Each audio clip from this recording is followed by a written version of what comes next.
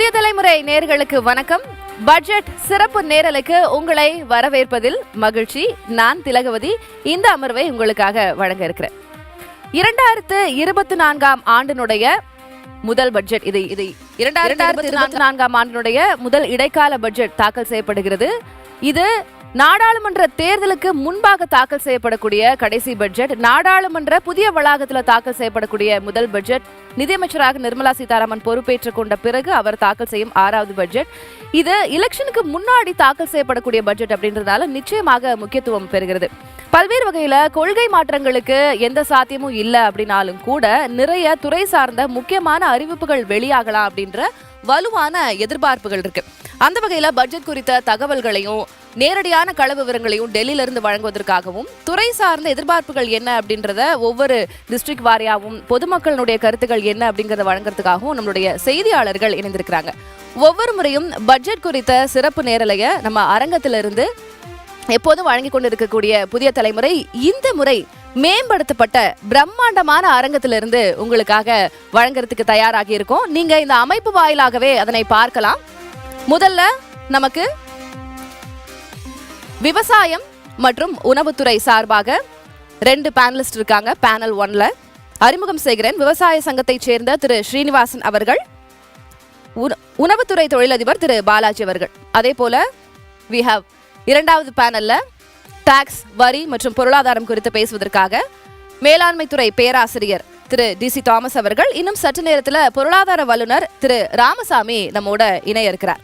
அதே போல we have panel 3 இங்க இண்டஸ்ட்ரியல் செக்டார்ல இருந்து நமக்கு பேசுறதுக்காக MSME செக்டார் சிறு குறு தொழில் நிறுவனம் சார்பாக திரு வேர்ச்செழியன் அவர்கள், அதே போல தொழிலதிபர் திரு கணபதி அவர்களும் நம்மோட இணைந்திருக்கிறாங்க.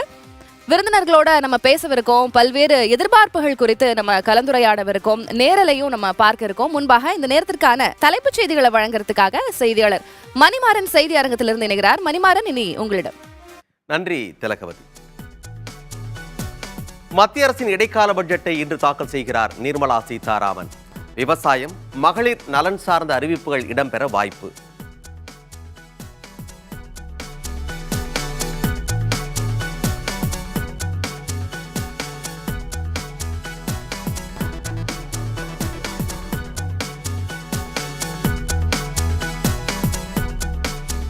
செல்போன் தயாரிப்பில் பயன்படும் உதிரி பாகங்கள் மீதான இறக்குமதி வரி 10 விழுக்காடாக குறைப்பு.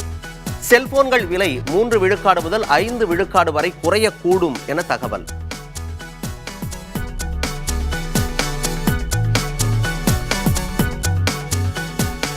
வணிக பயன்பாட்டுக்கான சமையல் எரிவாயு உருளையின் விலை உயர்வு. 12 ரூபாய் அதிகரித்து 1937 ரூபாய்க்கு விற்பனை.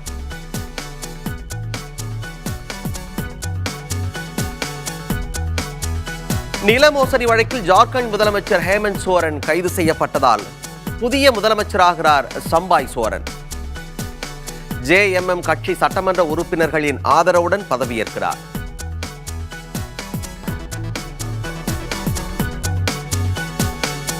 ஹேமந்த் சோரன் கைது செய்யப்பட்ட நிலையில் இந்தியா கூட்டணி கட்சிகளின் முக்கிய தலைவர்கள் ஆலோசனை. காங்கிரஸ் தலைவர் மல்லிகார்ஜுன கார்கே, சோனியா காந்தி, TR பாலு, சரத்பவார், சீதாராம் யெச்சூரி உள்ளிட்டோர் பங்கேற்பு.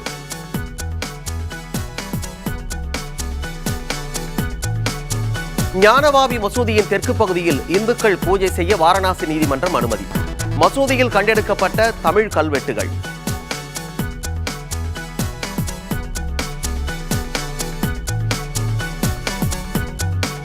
சண்டிகர் மேயர் தேர்தல் முடிவுகளுக்கு தடை விதிக்க பஞ்சாப், ஹரியானா உயர்நீதிமன்றம் மறுப்பு.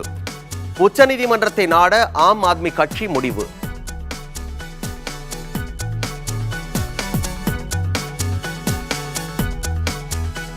மதுபான கொள்கை முறைகேடு வழக்கில் டெல்லி முதலமைச்சர் அரவிந்த் கெஜ்ரிவாலுக்கு 5வது முறையாக அழைப்பாணை. நாளை விசாரணைக்கு ஆஜராகுமாறு அமலாக்கத்துறை அழைப்பு.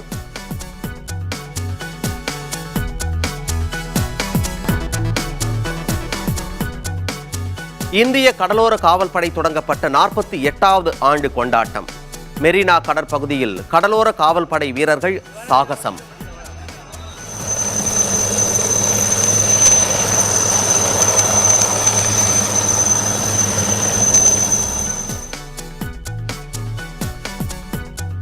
இந்தியாவின் விளையாட்டு தலைநகராக தமிழ்நாடு மாற அனைத்து தகுதிகளும் உள்ளன. கேலோ இந்தியா நிறைவு விழாவில் அமைச்சர் உதயநிதி ஸ்டாலின் பேச்சு.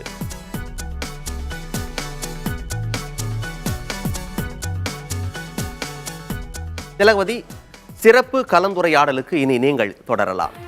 நன்றி மணிமாறன். 2024ஆம் ஆண்டினுடைய இடைக்கால பட்ஜெட் இன்ட்ரிம் பட்ஜெட் செஷன்ல நம்ம இருக்கோம். 11 மணிக்கு சரியாக நாடாளுமன்ற வளாகத்துல, புதிய நாடாளுமன்ற வளாகத்துல நிதியமைச்சர் நிர்மலா சீதாராமன் அதனை தாக்கல் செய்ய இருக்கிறாங்க. பட்ஜெட் எக்ஸ்பெக்டேஷன் குறித்தெல்லாம் நம்ம எக்ஸ்பர்ட்ஸ் கிட்ட பேச போறோம். முன்பாக நமது மூத்த செய்தியாளர் கணபதி டெல்லியிலிருந்து இணைந்திருக்கிறார். நாடாளுமன்ற வளாகத்துல என்ன கள நிலவரம் அப்படின்றத அவர்கிட்ட நம்ம கேட்டு பெறலாம்.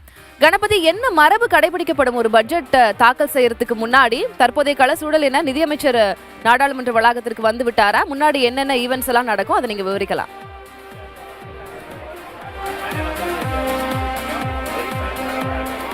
இப்போது நான் இருக்கும் இடம் நிதி அமைச்சகத்தின் பிரதான நுழைவாயில். நிதியமைச்சர் நிர்மலா சீதாராமன் காலையிலேயே இறுதிக்கட்ட பட்ஜெட் பணிகளை மேற்பார்வை செய்வதற்காக அவருடைய அலுவலகத்துக்கு வந்துவிட்டார். அங்கே பணிகளை மேற்பார்வை செய்து கொண்டிருக்கிறார். இப்போது திடீரென டெல்லியிலே மழை பலுத்திருக்கிறது. இப்போது நீங்கள் பார்க்கலாம் இந்த பகுதியிலே எப்படி தொடர்ச்சியாக மழை பெய்து கொண்டிருக்கிறது என்பதை. இதனால்தான் நிதியமைச்சர் நிர்மலா சீதாராமன் இன்னும் வெளியே வரவில்லை. இன்னும் சற்று நேரத்திலேயே அவர் வெளியே வந்து இந்த புறம் இருக்கும் குடியரசுத் தலைவர் இல்லத்துக்கு செல்ல வேண்டும். இப்போது நீங்கள் பார்ப்பது குடியரசுத் தலைவர் இல்லம்.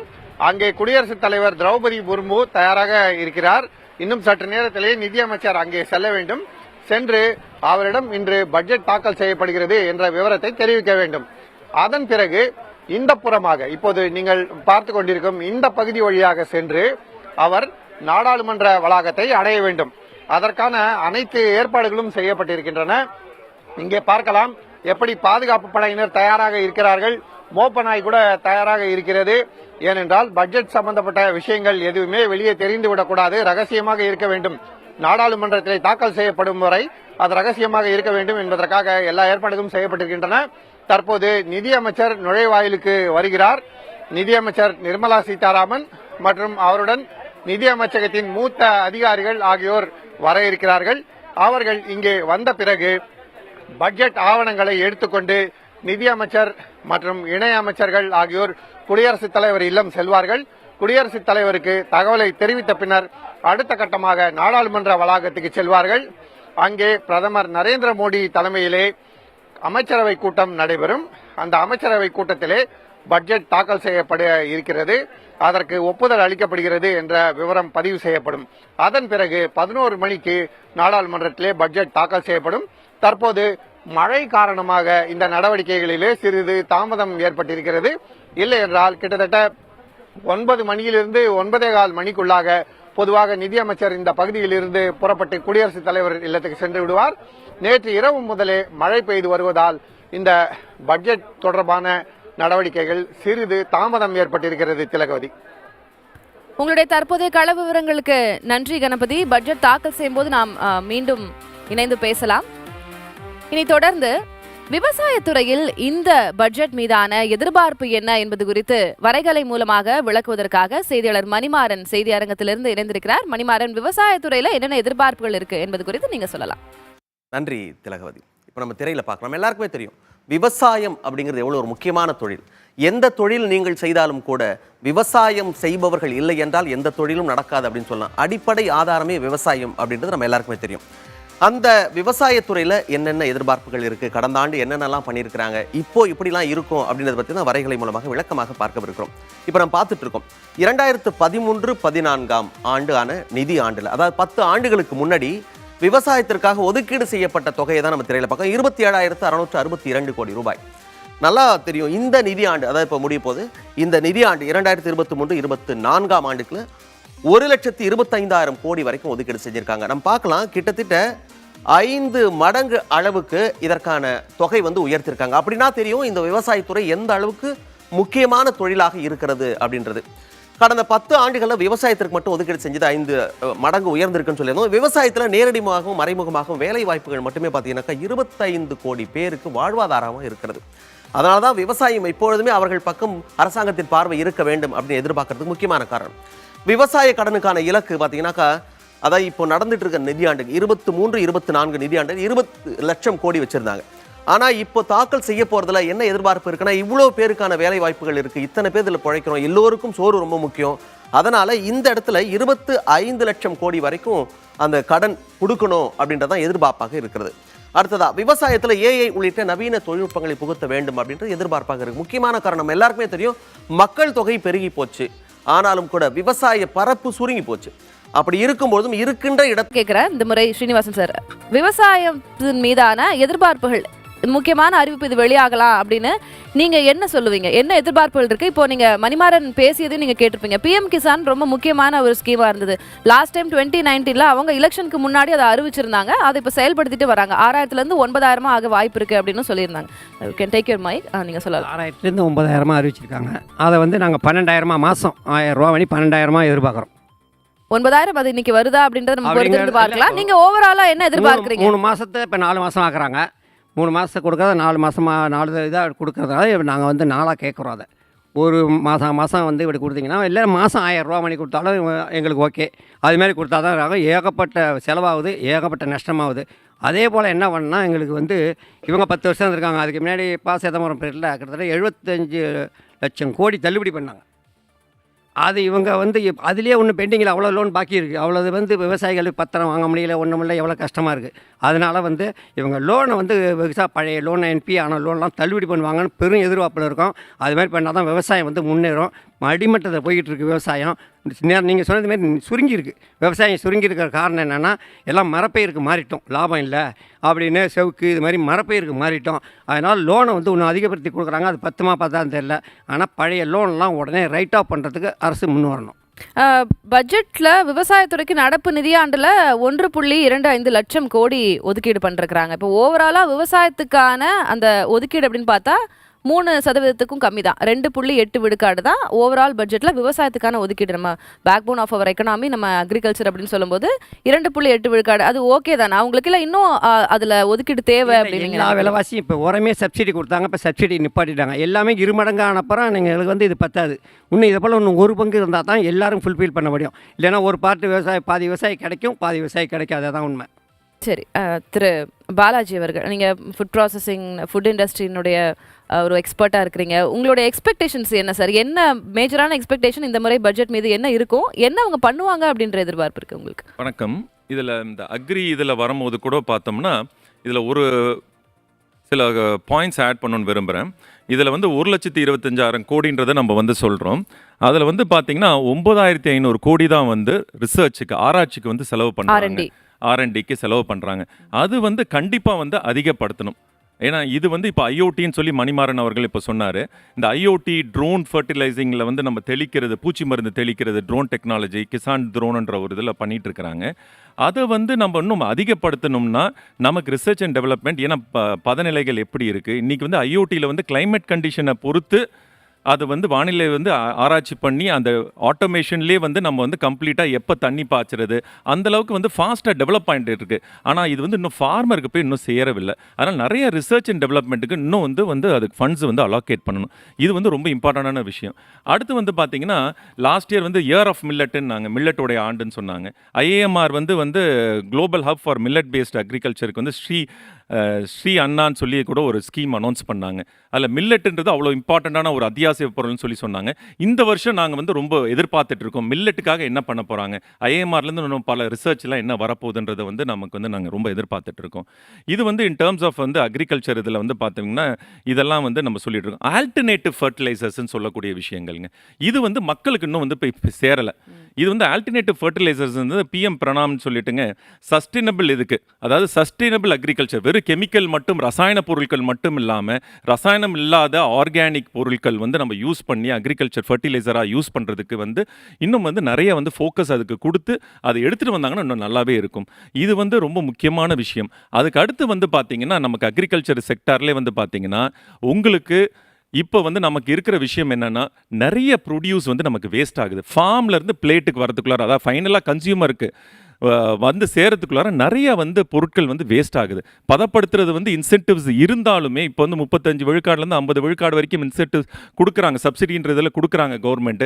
இன்னும் வந்து அதுக்கு வந்து இன்னும் நிறைய ஆண்டர்பிரினர்ஸ் வந்து அதை வந்து செய்யணும்னு நினைக்கல. அது வந்து இன்னும் கொஞ்சம் அங்கங்கே வந்து ரூரல் ஏரியாவில் சின்ன சின்ன கேப்டிவ் சென்டர்ஸ் தான் வச்சு நம்ம வந்து அங்கே எடுத்துகிட்டு வந்தோம்னா கண்டிப்பாக வந்து இது வந்து ஒரு பெரிய விஷயமா இருக்கும். ஏன்னா இது வந்து கேபிட்டல் இன்டென்சிவ் மட்டும் இல்லை, அதுக்கப்புறம் ரன்னிங் காஸ்ட் நிறையா இருக்கிறனால இது வந்து ஒரு பெரிய பிரச்சனையாக இருக்குது. ஸோ அதோடைய சப்சிடி இன்னும் கூட கொஞ்சம் இன்க்ரீஸ் பண்ணால் இன்னும் நிறைய பேர் வருவாங்க. நமக்கு ஃபுட் வேஸ்டேஜ் தான் இப்போ இருக்கிற ஒரு பெரிய விஷயம். நம்ம வேர்ல்டு பாப்புலேஷனில் ஆல்மோஸ்ட் 20% இஸ் இந்தியன் பாப்புலேஷனுங்க. ஸோ அந்த இந்தியன் பாப்புலேஷனுக்கு நம்ம வந்து கண்டிப்பாக கொடுக்கணும்னா நமக்கு பதப்படுத்துறதுன்றது ரொம்ப ரொம்ப முக்கியமான விஷயம். At the source. ஏன்னா நம்ம திருப்பி ஃபேக்ட்ரிக்கோ எங்கேயோ எடுத்தால் நம்ம பண்ணோம்னா ஃபுட் ப்ராசஸிங்க்கு நியூட்ரிஷன் வேல்யூஸ் எல்லாமே போயிடுது, இடையில நிறைய வேஸ்டேஜும் வந்துடுது. ஸோ அந்த இடத்துல எங்க பாயிண்ட் ஆஃப் கல்டிவேஷன் எங்க வந்து நம்ம அறுவடை பண்றோமோ அங்க வந்து நம்ம எடுத்துட்டு வந்தோம்னா சிறப்பா இருக்கும். ரொம்ப நுணுக்கமான விஷயங்கள் நீங்க சொல்லிருக்கீங்க. பட் வேறஸ் அது வந்து ரொம்ப தேவையான விஷயம் அப்படின்றதும் புரிகிறது. இன்ட்ரம் பட்ஜெட் தான் அப்படிங்கும்போது அதுல பெரிய அளவுல எந்த அறிவிப்புகளும் இருக்காது. ஆனா அது இதுக்கான திட்டங்கள் வகுத்து அந்த அறிவிப்பு கொடுக்கலாம் அப்படின்றது அப்படி நான் புரிஞ்சுக்கலாமா? கண்டிப்பாங்க, அப்படிதான் எடுத்துக்கணும். ஏன்னா நான் அது முதவே எல்லாருமே நீங்க சொல்லிட்டனால தான் நான் திரும்பி ரிப்பீட் பண்ணல. இது கண்டிப்பா இன்ட்ரம் பட்ஜெட் தான். பட் இது எல்லாமே சில விஷயங்கள் எல்லாமே வந்து ஸ்கீம்ஸ் எல்லாம் இருக்கு, அது இன்னும் மேன்மைப்படுத்துறதுக்கு நல்லா இருக்கும். அதுதான் எங்களுடைய ஒரே குறிக்கோள். நன்றி திரு பாலாஜி. அதே மாதிரி பத்தி அடுத்து வரும்போது நம்ம பேசலாம். நிச்சயமா நிச்சயமா. ஸ்ரீனிவாசன் சார் உங்களுக்கும் நன்றி. இப்போ டெல்லியில இருந்து நமது செய்தியாளர் கணபதியும் இணைந்திருக்கிறார். கணபதி, நம்ம சற்று நேரத்திற்கு முன்பாக பேசணும் என்ன கள சூழல் அப்படின்னு விளக்கி இருந்தீங்க. தற்போதைய அப்டேட் என்ன? பட்ஜெட் ஈவெண்ட்ஸ் அடுத்தடுத்து என்ன நிகழ்ந்து கொண்டு இருக்கிறது? உங்களுடைய விவரம் என்னன்னு நீங்க பதிவு பண்ணலாம். தற்போது நிதியமைச்சர் நிர்மலா சீதாராமன் மழையும் பொருட்படுத்தாமல் நிதியமைச்சகத்திலிருந்து புறப்பட்டு குடியரசுத் தலைவர் இல்லம் சென்று கொண்டிருக்கிறார். அவருடைய வாகனங்கள், அவருடன் உள்ள அதிகாரிகள் ஆகியோருடைய வாகனங்கள் சற்று நேரத்துக்கு முன்னால் தான் இங்கிருந்து புறப்பட்டு சென்று குடியரசுத் தலைவர் இல்லத்துக்குள் நுழைந்திருக்கின்றன. அங்கே குடியரசுத் தலைவருக்கு மரபுப்படி இன்று பட்ஜெட் நாடாளுமன்றத்தில் தாக்கல் செய்யப்படுகிறது என்கிற விவரத்தை தெரிவித்த பின்னர் அவர் அங்கிருந்து புறப்பட்டு நாடாளுமன்ற வளாகத்துக்கு வருவார். நாடாளுமன்ற வளாகத்துக்கு அவர் வரும்போது அந்த சமயத்திலே பட்ஜெட் சம்பந்தப்பட்ட ஆவணங்களையும் அவர் தன்னுடன் எடுத்துச் செல்வார். ஆகவே அதற்கு ஏற்றாற்போல் அங்கு தயாரான ஏற்பாடுகள் செய்யப்பட்டிருக்கு. இப்போது நாம் பார்க்கலாம் வாகனங்கள் இங்கிருந்து புறப்பட்டு செல்வதை. நிதி அமைச்சகத்தை சேர்ந்த அதிகாரிகள் மற்றும் நிதி அமைச்சர், இணை அமைச்சர்கள் ஆகியோர் ஒவ்வொருவராக இங்கிருந்து கடும் மழையிலே புறப்பட்டு சென்று கொண்டிருக்கிறார்கள். இந்த வாகனங்கள் ஒவ்வொன்றாக குடியரசுத் தலைவர் இல்லம் நோக்கி சென்று கொண்டிருக்கின்றன. நிதியமைச்சர் நிர்மலா சீதாராமனின் இந்த இடைக்கால பட்ஜெட்டிலே மிகவும் முக்கியமாக பெண்கள், இளைஞர்கள், ஏழை எளிய மக்கள் மற்றும் விவசாயிகளுக்கு தேவையான முக்கிய நலத்திட்டங்கள் தொடர்பான அறிவிப்புகள் வெளியாகும் என எதிர்பார்ப்பு இருக்கிறது. ஏற்கனவே உள்ள நலத்திட்டங்கள் தொடரவும் புதிதாக திட்டங்களை அறிவிக்கவும் இந்த பட்ஜெட்டிலே நடவடிக்கைகள் எடுக்கப்பட்டிருக்கிறது என அதிகாரிகள் தெரிவித்திருக்கிறார்கள். ஆகவே அதன்படியே பட்ஜெட் இப்போது நிதி அமைச்சகத்தை விட்டு புறப்பட்டு விட்டது. அடுத்ததாக 11 மணிக்கு நாடாளுமன்றத்திலே அதன் விவரங்கள் என்ன என்பதை நாம் பார்க்கலாம். திலகவதி. நன்றி கணபதி. என்ன நிகழ்வுகள் அப்படின்னு விளக்கியிருக்கீங்க. அதே போல அந்த 11 மணி எப்போ ஆகும், இன்ட்ரம் பட்ஜெட் எப்போ தாக்கல் செய்யப்படுவாங்க, என்ன முக்கியமான அறிவிப்பு அப்படின்ற எதிர்பார்ப்புலாம் நமக்கு பம்ப் ஆயிட்டே இருக்கு. நம்ம தொடர்ந்து பார்க்கலாம். உங்களுடைய தற்போது விவரங்களுக்கு நன்றி. பட்ஜெட் சிறப்பு நேரலையில் இணைந்திருக்கிறோம். சிறப்பு விருந்தினர்களாக வல்லுநர் குழு நம்மோடு இருக்கிறாங்க. என்றைக்கும் இல்லாம இது போல ஒரு மிகப்பெரிய பிரம்மாண்டமான அரங்கத்துல துறை வாரியாக அந்த அரங்கம் அமைக்கப்பட்டு ஒவ்வொரு துறைசார் வல்லுநர் குழு நம்ம கூட இருக்கிறாங்க. அக்ரிகல்ச்சர், டாக்ஸஸ், அதே போல இண்டஸ்ட்ரி அப்படின்னு 3 துறை சார்ந்த 6 வல்லுநர் குழு நம்மளோட இருக்காங்க. நம்ம அடுத்தடுத்த துறைசார் வல்லுநர்களிடமும் பேசலாம். ஒரு சிறிய இடைவேளைக்கு பிறகு பட்ஜெட் சிறப்பு நேரலை தொடரும்.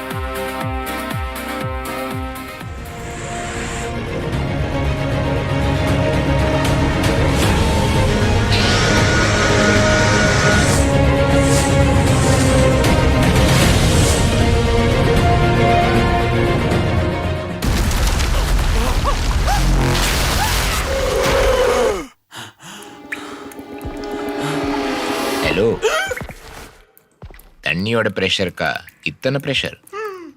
இண்டிகோ லீக் ப்ரூஃப் எமல்ஷன் வீட்டோட கூரை மேலே அதிக பிரஷரோட விழற தண்ணியை மற்ற பெயிண்ட் பிராண்ட்ஸ் விட அதிகம் தாங்கிக்கும்.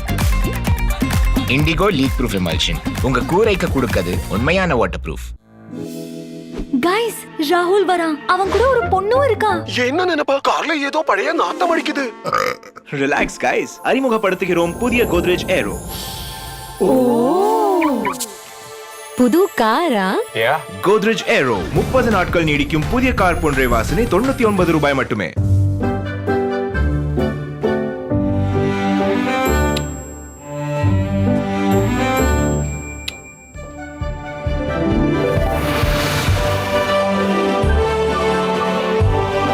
Pure Wash Electronic Seat by Kohler.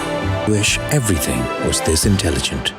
எல்லா பிரச்சனைக்கும் கூடவே நின்று எல்லா வெற்றிக்கும் முதல் காரணமா இருக்கும் என்னோட நண்பன் இன்ட்ரா. புதிய டாடா இன்ட்ரா V50 பிக்கப்ல இருக்கு பெரிய லோடிங் ஏரியா, தரமான என்ஜின் பவர், அதிக கிரவுண்ட் கிளியரன்ஸ், வேற லெவல் டிரைவிங் கம்ஃபர்ட். அது மட்டும் இல்ல, பல வருஷங்கள் கழிச்சும் கிடைக்கும் அதிக resale value. Tata Intra V50 pickup எதையும் தாங்கும், என்றும் வெல்லும்.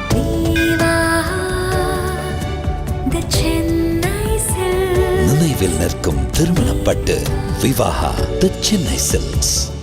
இந்திய வரலாற்றிலேயே முதன்முறையாக சென்னை தீவுத்திடலில் 48வது சுற்றுலா பொருட்காட்சியில் மரணக்கிணறு மற்றும் விமானம் தாங்கிய கப்பல் அறிமுகப்படுத்தப்பட்டுள்ளது. விடுமுறை நாட்களில் காலை 10 மணி முதல் இரவு 10 மணி வரை, மற்ற நாட்களில் மாலை 3 மணி முதல் இரவு 10 மணி வரை. மிஸ் பண்ணாதீங்க, அப்புறம் வருத்தப்படுவீங்க.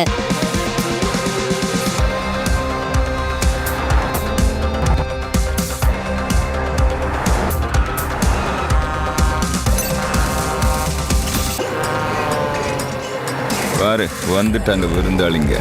ஸ்விட்ச். இப்போ அவங்களை கவனிக்கணும்ல.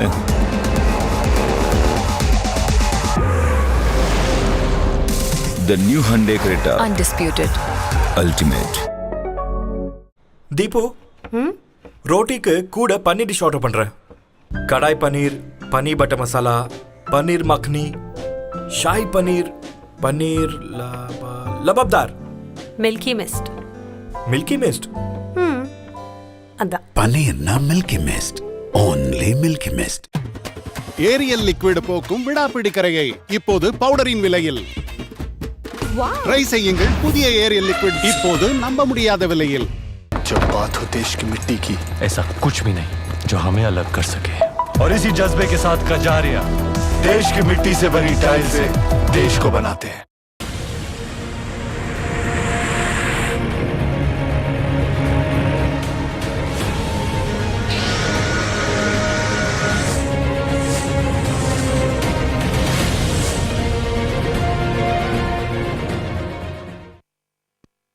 பட்ஜெட் சிறப்பு நேரலையில் இணைந்திருக்கிறோம். செய்தி அரங்கத்திலிருந்து செய்தியாளர் மணிமாறன் இணைகிறார். வருமான வரி தொடர்பான எதிர்பார்ப்புகள் என்ன என்பதை வரைகலை மூலமாக வழங்குவதற்காக இணைந்திருக்கிறார். மணிமாறன், நீங்க அதை வழங்கலாம். நன்றி திலகவதி. ஒரு நாட்டை வலுவாக கட்டமைக்க வேண்டும் அப்படின்னு சொன்னா நிதி ரொம்ப ரொம்ப முக்கியம். அதை பொறுத்து தான் நாட்டின் அடுத்த கட்ட வளர்ச்சி இருக்கிறது. இது போன்ற சூழல நம்ம தேசத்துடைய நிதி நிலைமை எப்படி இருக்கிறது அப்படிங்கிறத இப்போ நம்ம வரைகலை மூலமாக விளக்கமாக பார்க்கவிருக்கிறோம். வரி வருவாய், இது நேரடியாக மறைமுகமாக வருகின்ற வரி வருவாய் இலக்கு வச்சது 33.6 லட்சம் கோடி ரூபாய். ஆனால் வாய்ப்பு 34.4 லட்சம் கோடி ரூபாய். அதாவது இலக்கு வச்சதை விட கூடுதலாக வருகிறது. இப்போ நம்ம இந்த நடந்துட்டு இருக்கிற நிதியாண்டில் இந்த அளவுக்கு உயர்ந்திருக்கு அப்படின்னா 80,000 கோடி அளவுக்கு கூடுதலாக வரி கிடைச்சிருக்கு. இது ரொம்ப ரொம்ப சாதகமாக பார்க்கப்படுகின்ற விஷயம். அடுத்ததான் நம்ம பார்க்குறோம் வரி அல்லாத வருவாய். அது என்ன வரி அல்லாத வருவாய் அப்படின்னா, பொதுத்துறை நிறுவனங்கள் மூலமாக, பொதுத்துறை வங்கிகள் இருக்கு, NLC இருக்கு, பெல் நிறுவனம் இருக்கு. இதெல்லாம் மத்திய அரசாங்கம் நேரடியாக நடத்துகின்ற நிறுவனங்கள். அவங்க வரி செலுத்த மாட்டாங்க, ஆனால் அவங்க கிடைக்கிற லாபத்தை எல்லாம் மத்திய அரசாங்கத்துக்கு கொடுக்குறாங்க. அதன் இலக்கு வச்சது 3 லட்சம் கோடி ரூபாய். ஆனால் வாய்ப்பு 3.5 லட்சம் கோடி ரூபாய். அப்படி பார்க்கும்போது கூடுதலாக அரசாங்கத்திற்கு 50,000 கோடி வரைக்கும் வர்றதுக்கான வாய்ப்பு இருக்கு அப்படின்னு எதிர்பார்க்குறாங்க. அடுத்ததை நம்ம பார்க்குறோம், ஒட்டுமொத்தமாக வரி வருவாய் எப்படி அதிகரித்தது அப்படின்னா, வரி ஏய்ப்புகள் நிறைய நடந்தது. அதை எப்படி தடுக்கிறதுன்னு அரசாங்கம் யோசிச்சாங்க, நவீனமயமாக்கினாங்க, டிஜிட்டலைஸ் ஆகினாங்க. அதன் காரணமாக வரி ஏய்ப்புகள் குறைஞ்சது. அதன் மூலமாக வரி வருவாய் அதிகரிச்சது. இது மட்டும்தான் காரணமா? அப்படி இல்லை.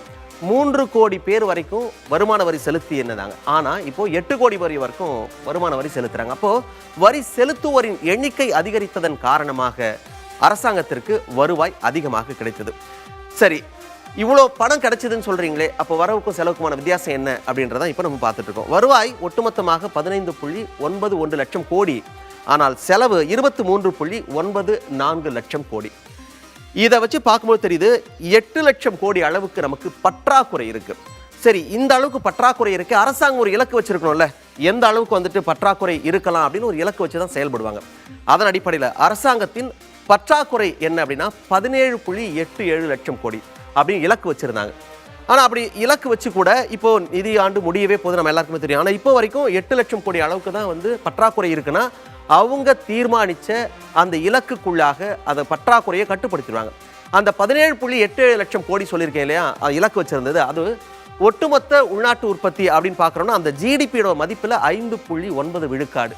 இதுதான் அவங்க நினைச்ச மாதிரியே கட்டுப்படுத்த முடியுன்றதுக்கு சான்று. அப்போ நம்ம என்ன பார்க்குறோன்னா இந்தியாவுடைய நிதி நிலைமை அவங்க நினைச்ச அவங்க எந்த எதிர்பார்ப்பு வச்சிருந்தாங்களோ அதை நோக்கி போய் கொண்டிருக்கிறது என்பதைத்தான் இந்த புள்ளி விவரங்கள் சொல்கின்றன. திலகவதி, மற்ற செய்திகளுக்கு இனி நீங்கள் தொடரலாம். நன்றி மணிமாறன். எக்ஸ்பர்ட்ஸ் 2 பேர் இன்னைக்கு நம்ம கூட இருக்கிறாங்க. திரு ராமசாமி சார், நீங்கள் இப்போ அவர் வழங்கின அந்த எக்ஸ்பிளைன் நீங்கள் கேட்டிருந்திருப்பீங்க.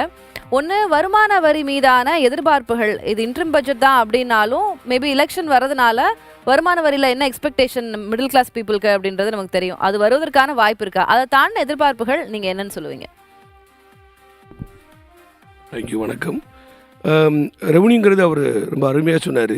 த bloodline of India's economy, அதான் இந்த ரெவன்யூ. ஸோ அதனால் ரெவன்யூ வந்து நம்ம வந்து 3 கோணலில் பார்க்கணும், நம்ம 3 கோணலில் பார்க்கணும். Number 1, revenue in terms of income. அப்போ revenue in terms of generation of employment opportunity, அது ரொம்ப இம்பார்ட்டண்ட்டு. 3வது வந்து revenue in terms of internal external sector. இந்த 3 விஷயத்தில் ரொம்ப பிரம்மாண்டமாக இன்ஃபர்மேஷன் கொடுத்தாரு. இப்போ ரெவன்யூ எடுக்கும் பொழுது நம்ம வந்து டேக்ஸில் எந்த மாதிரி ரெவன்யூ கொண்டு வர முடியும், ஜிஎஸ்டியில் எந்த மாதிரி கொண்டு வர முடியும், டைரக்ட் டேக்ஸில் எப்படி கொண்டு வர முடியும், இன்டெரக்ட் டேக்ஸில் எப்படி கொண்டு வர முடியும், அது ரொம்ப இம்பார்ட்டன்ட். இப்போ ஜிஎஸ்டி வந்து நமக்கு ரொம்ப ஃபேண்டாஸ்டிக் ஸ்கீம், நமக்கு ஃபைனஸ்ட் ஸ்கீம். அது வந்து நம்ம என்னன்னு கேட்டால் இன்ஃப்ராஸ்ட்ரக்சர் டெவலப் பண்ணுறதுக்கு ரொம்ப யூஸ்ஃபுல்லாக இருக்குது. ஸோ அதனால் நம்ம டைரக்ட் டேக்ஸஸ் மூலமாக கிடைக்கிற ரெவன்யூஸு, இன்டெரக்ட் டேக்ஸ் மூலமாக கிடைக்கிற ரெவன்யூஸ் ரொம்ப ரொம்ப யூஸ்ஃபுல்லாக இருக்கும். இப்போ வர்ற பட்ஜெட்டில் பார்த்தீங்கன்னா இன்ஃப்ராஸ்ட்ரக்சர் டெவலப்மெண்ட்டையும் அர்பன் டெவலப்மெண்ட், ரூரல் டெவலப்மெண்ட்டை ரொம்ப ஃபோக்கஸ் பண்ணி பார்க்குறாங்க. அதே சமயத்தில் தெர் ஆர் 7 செக்டர்ஸ் நம்ம ரெவன்யூ பற்றி ரொம்ப கேர்ஃபுல்லாக பார்க்கணும். ஒன்று வந்து அக்ரிகல்ச்சர், அப்புறம் வந்து எப்படி ரெவன்யூ வந்து ஹெல்த்தில் டெவலப் பண்ணி கொண்டு போகலாம், எஜுகேஷன், இன்ஃப்ராஸ்ட்ரக்சர், அப்புறம் வந்து எம்ப்ளாய்மெண்ட் ஆப்பர்ச்சுனிட்டிஸ். அப்போ ரெவன்யூ மாடல் வச்சு எப்படி சோஷியல் செக்யூரிட்டி, டிஃபென்ஸ் ரொம்ப important revenue model. So therefore நம்ம வந்து revenue not only income revenue plus also outflow revenue ரெண்டுமே ரொம்ப கேர்ஃபுல்லாக அனலைஸ் பண்ணணும். நீங்கள் ஓவராலாக இப்போ நம்மளோட நிதி நிலைமை என்ன, இன்டைரக்ட் டேக்ஸ், டைரக்ட் டேக்ஸில் எப்படியெல்லாம் ரெவன்யூ ஜென்ரேட் பண்ண முடியும் அப்படின்றது நீங்கள் சொல்லியிருக்கீங்க சார். நான் வந்து ஒரு சாமானிய மக்களுடைய எதிர்பார்ப்புலேருந்து கேட்குறேன். இன்கம் டேக்ஸ் வேவ் ஆஃப் பண்ணுறதோ இல்லை அதனுடைய அந்த ரேஞ்ச் குறைக்கிறதுக்கான அதற்கான வாய்ப்புகள் ஏதாவது இருக்குமா? யூஸ்வலாக இன்டர்மில் அது பண்ண மாட்டாங்க. எலெக்ஷன்ஸ் இருக்கிறதுனால அது வருமா அப்படின்ற ஒரு எக்ஸ்பெக்டேஷன் நமக்கு இருக்கு. ஏதாவது இருக்குமா சார்? அருமையாக கேட்டீங்க, ஸ்டார்டிங்லேருந்து அதை சொல்லிட்டு இருக்கீங்க. அதை நம்ம கண்டிப்பாக வியூ சொல்லணும். பட்ஜெட் அண்ட் இன்ட்ரீம் பட்ஜெட் பயங்கர டிஃப்ரென்ஸ் இருக்காது. ஸோ அதனால் நீங்கள் அடிக்கடி அந்த வார்த்தை சொல்கிறது வந்து மக்களுக்கு ரொம்ப யூஸ்ஃபுல்லாக இருக்கும். ஓவரால் பட்ஜெட் வந்து காம்ப்ரிஹென்சிவ் பட்ஜெட், 5 இயர்ஸ் ஒரு பிளானிங் போர்டு மிஷினோட கொண்டு போகிறது, அப்புறம் எவ்ரி இயர்ஸ் அதை மாற்றிக்கிட்டு இருப்பாங்க. ஆனால் இது இன்ட்ரீம் பட்ஜெட். இந்த இன்ட்ரீம் பட்ஜெட்டில் வந்து ரொம்ப ஷார்ட்டாக, ரொம்ப கிளியராக எப்படி மக்களுக்கு யூஸ்ஃபுல்லாக இருக்கும். ஏன்னா ஜூன் ஜூலையில் திரும்ப ஃபார்மேஷன் பண்ண போகிறாங்க. அந்த வித்தின் அந்த அந்த ஒரு விஷனரி தான் இது. Interim budget is a visionary budget, ஒரு விஷனரி பட்ஜெட். அதனால் வந்து ரொம்ப ட்ரமாட்டிக்காக சேஞ்சஸ் இருக்காது. ரொம்ப சிம்பிளாக சொல்ல போனால் மேஜர் செக்டர்ஸை கவர் பண்ண போகிறாங்க. Health, education, employment opportunity, agri, housing, இந்த மாதிரி ஒரு மேஜர் செக்டரை மட்டும் தான் எடுத்து பண்ணுவாங்க இன்ட்ரீம் பட்ஜெட்டில். நம்ம வரி விகிதங்கள், வருமான வரி விகிதங்கள்லாம் இருக்குல்ல sir, last time old scheme, new scheme, அந்த மாதிரி சேஞ்சஸ் எல்லாம் இருந்தது. இது இன்ட்ரிம் பட்ஜெட் அப்படின்றனால அதில் சேஞ்சஸ் அந்த மாதிரி எதுவும் அறிவிக்கப்பட வாய்ப்பு இருக்குமா, இருக்காதா? ஏன்னா நான் எலெக்ஷன்ஸை மனசில் வச்சு கேட்குறேன். அவங்க ஃபுல் பட்ஜெட் தாக்கல் பண்ணுறதுக்கு முன்னாடி ஒரு இனிஷியேஷனாவோ இல்லை தேர்தலுக்கான ஒரு வாக்குறுதியை இதில் அவங்க ஒரு சமிக்கையாக தெரிவிக்கிற மாதிரி இடம்பெறுவதற்கான வாய்ப்பு இருக்கான்னு நான் கேட்குறேன். Thank you so much. இது ரொம்ப ரொம்ப பர்டிகுலர் கேள்வி. இது வந்து பொலிட்டிக்கல், நான் பொலிட்டிக்கல் கேள்வி. அஸ் எக்கனாமிஸ்ட் நான் பதில் சொல்ல கேட்டால், இந்த பட்ஜெட் வந்து ஏற்கனவே உள்ள பட்ஜெட்டுடைய continuity. It won't be a new budget, it's a continuity. ஏன்டா ஒரு மிகப்பெரிய சிறப்பான ஒரு மிஷனில் போயிட்டு இருக்கு பாருங்கள். என்றைக்குமே பட்ஜெட்டை வந்து 22, 23 பார்க்கக்கூடாது, 23, 24 பார்க்கக்கூடாது, 2014 பார்க்கணும். ஏன்னா இந்த கவர்மெண்ட் ஃபார்மேஷன் வந்து 2014 ஆரம்பிச்சிருக்கு. 2014 இருக்கிற மிஷன், இந்த மிஷன் இன்னும் போயிட்டே இருக்குது, கண்டினியூஸ் ஆகிட்டே இருக்குது. So 2024 budget is a interim budget, continuation of 2014, 15, 16, 17 கொண்டு வரணும். அப்படி பார்த்தீங்கன்னா இந்த 2022, 23 நடந்த மிகப்பெரிய மிஷினரி. அந்த மிஷினை வந்து எப்படி ஃபர்தர் கொண்டு போகிறதா பார்க்குறாங்க. அதனால தான் சொன்னேன், இந்த இன்ட்ரீம் பட்ஜெட்டில் மெயின் ஃபோக்கஸ் எப்படின்னு கேட்டால் அக்ரிகல்ச்சர். லாஸ்ட் டைம் டிஸ்கஷன் அருமையாக இப்போ சொன்னீங்க. Agriculture, education, infrastructure, employment opportunity எப்படி கொண்டு போகிறது, அது ரொம்ப முக்கியம். Plus security. இந்த defence sector going to be very important. இந்த இடைக்கால பட்ஜெட் இருந்தால் கூட defence security is important. 2 security, social security, defence security, இந்த 2ஐயும் ஃபோக்கஸ் பண்ணுவாங்க, கண்டிப்பாக பண்ணுவாங்க. சோஷியல் செக்யூரிட்டி ஏன் இம்பார்ட்டன்ட் கேட்டால், இந்த இடைக்கால பட்ஜெட்டில் கூட பில்லியன் பாப்புலேஷன் எப்படி வந்து கொண்டு போகிறது பாருங்களா. இப்போ பிரைம் மினிஸ்டர் ஒரு முக்கியமான ஹிண்ட் கொடுத்துருக்காரு. பவர்ட்டி அலிவியேஷனை கம்ப்ளீட்டாக எராடிகேட் பண்ண சொல்கிறாரு. அது இன்ட்ரீம் பட்ஜெட்டை ஃபோக்கஸ் பண்ணுவோம். ஃப்ரம் தேர் ஐ திங்க் நான் வந்து தாமஸ் சார் கிட்ட கேட்க விரும்புகிறேன். மைக் யூ கேன் பாஸ் அந்த மைக் சார். பவர்ட்டி வந்து ஒழிப்போம் அது சொல்லிருக்கிறாங்க. வேற கடந்த ஒரு 5 இல்லைனா 10 வருடங்கள் அதனுடைய முடிவில் நம்ம பார்த்தோம்னா நிறைய பணக்காரர்கள் அதிகமாக இன்னும் பணக்காரர்கள் ஆகி கொண்டு போகிறார்கள். ஏழைகளுடைய ஸ்டேட்டஸ் ஒன்றும் பெருசாக உயர்ந்ததாக தெரியவில்லை அப்படின்ற ரிசல்ட்ஸும் நமக்கு இருக்கு. இந்த முறை நாட்டுக்கான ஓவரால் ஜிடிபி growth இல்லை நாட்டினுடைய பொருளாதார வளர்ச்சி அதையெல்லாம் அவங்க ஃபோக்கஸ் பண்ணுறது ஒரு புறம். இந்த பாவர்ட்டி ஒழிக்கிறதுக்கான மிடில் கிளாஸ் பீப்புளுக்கான அறிவிப்புகள் வருவதற்கான இல்லை அவங்க கொடுப்பதற்கான இல்லை அதுக்கான சமிக்கைக்கான வாய்ப்பு இருக்குமா சார் தாமஸ் சார்? இந்த கவர்மெண்ட்டில் அந்த ப்ரோக்ராம் வந்து ஏற்கனவே ஸ்டார்ட் பண்ணி சார் அந்த அருமையாக சொன்னார். அதை 2014 நம்ம பார்க்கணுன்னு நானும் அதை வந்து முழுமையாக ஒத்துக்கிறேன். அதுக்கு முன்னாடி நம்ம ஒரு 2-3 விஷயத்தை மட்டும் பார்த்துடலாம். ஒன்று வந்து உங்களுடைய நிருபர் வந்து எக்ஸ்பிளைன் பண்ணது பற்றாக்குறை வந்து 8 லட்சம் கோடி, ஆனால் நம்ம எதிர்பார்த்தது வந்து 17 லட்சம் கோடி. ஸோ அந்த இடத்துல வந்து ஒரு ப்ரூடண்ட் மேனேஜ்மெண்ட், அதை வந்து நம்ம கண்டிப்பாக கவர்மெண்ட்டை வந்து பாராட்டியே ஆக வேண்டும். அதனால் வரி வருவாயை வந்து அவங்க எல்லா இடத்துலேருந்தும் கரெக்டாக அவங்க வந்து ரெஜிஸ்டர் பண்ணியிருக்காங்க. இந்த க்ரோத் வந்து கரெக்டாக இருந்திருக்கு. இன்னொன்று அதுக்கு முன்னாடி இந்த நீங்கள் கேட்டீங்க இந்த எப்படி இந்த ஆக்ஸ்ஃபாம் ரிப்போர்ட்டு படி நம்மளுடைய இது பணக்காரர்களுக்கும் ஏழைக்கும் உள்ள வித்தியாசம் வந்து அதிகரிச்சுட்டே போகுது. அது இருக்கத்தான் செய்யுது, உலகம் ஃபுல்லாக இந்த இது இருக்குது. ஆனால் ஆக்ஸ்ஃபாம் ரிப்போர்ட்டை நம்ம கண்டிப்பாக அப்படியே எடுத்துக்கணும்னு அவசியம் இல்லை. ஏன்னா அந்த ரிப்போர்ட் அவங்க எப்படி தயார் பண்ணுறாங்க எந்த ஒரு விதமும் நமக்கு இது இல்லை. ஆனால் அந்த குறை வந்து இருக்குது, இல்லைன்னு நான் சொல்லலை. ஆனால் இதுக்கு ஏற்ற மாதிரி கவர்மெண்டோட வருவாயும் நம்ம வந்து பார்க்கணும் எப்படி இருக்குது. இந்த வருஷம் பார்த்திங்கன்னா இந்த 23-24 பார்த்தீங்கன்னா 17% உயர்ந்திருக்கு. அதாவது நெட்டு டைரக்ட் கலெக்ஷன் வந்து 20%, அட்வான்ஸ் டேக்ஸ் கலெக்ஷன் வந்து 19.94%. இதை தவிர வந்து வரியல் செலுத்துவோரோட நம்பர்ஸும் அதிகமாக இருக்குது. அது என்ன காட்டுதுன்னா நமக்கு வந்து வேலைவாய்ப்பு உயர்ந்திருக்கு. அதுதான் அதோட டைரக்ட் இது. வேலைவாய்ப்பு உயர்ந்தால் தான் வரி செலுத்துவோரோட அல்லது டேக்ஸ் ஃபைல் பண்ணுறவங்களோட எண்ணிக்கை வந்து அதிகரிக்கும். இது ரெண்டுமே வந்து ரொம்ப முக்கியமாக பார்க்கணும். அதுக்கப்புறம் பார்த்திங்கன்னா டிவிடெண்ட் இன்கம், அதாவது பொதுத்துறை நிறுவனங்கள். இதுக்கு முன்னாடி பார்த்திங்கன்னா பொதுத்துறை நிறுவனங்கள் பலதும் வந்து நஷ்டத்தில் இயங்கும். இப்போ பார்த்திங்கன்னா வங்கிகளாக இருக்கணும், ஸ்டேட் பேங்க் ஆஃப் இந்தியா, இல்லைன்னா இந்த Bank of Baroda or Hindustan Aeronautics போன்ற நிறுவனங்கள், Chennai Petroleum, IOC, Cochin Shipyard, இந்த மாதிரி நிறுவனங்கள் வந்து அதிகமாக லாபம் ஈட்டுகிறது. அந்த லாபம் ஈட்டுகிறதுனால சார் சொன்னபடி அவங்களுக்கு வந்து டிவிடெண்ட் இன்கமும் வந்து கவர்மெண்ட்டுக்கு வந்து அதிகமாகுது. ஸோ நம்ம எப்படி வந்து நம்ம அந்த இதை டிஃப்ரென்ஸை குறைக்கிறதுனா கவர்மெண்ட்டுக்கு வந்து ஃபஸ்ட்டு செலவினத்தை வந்து கட்டுப்படுத்தி அதே மாதிரி வருவாயை வந்து உயர்த்துறதுக்கான வாய்ப்பு இருக்கணும். இதில் பார்த்திங்கன்னா நம்ம மெயினாக பார்க்க வேண்டியது ரொம்ப ஒரு விஷயம் என்னன்னு கேட்டிங்கன்னா ஒரு பாவர்ட்டி எலிவேஷன். அது வந்து தொடர்ந்து நடைபெற்று வந்துக்கிட்டே தான் இருந்திருக்கு. ஆனால் இருந்தாலும் சில ட்ரெடிஷ்னல் அப்ரோச்சஸ் வந்து எப்பொழுதுமே நமக்கு வந்து இடம் கொடுக்காது.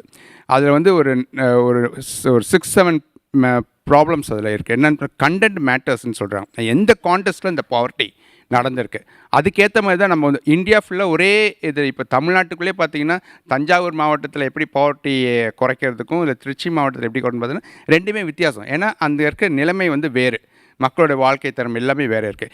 அப்புறம் ரெண்டாவது விஷயம் சொல்லி behaviour insight, how poor people make decision, எந்த மாதிரி அந்த டெசிஷன் அவங்க எடுக்கிறாங்க.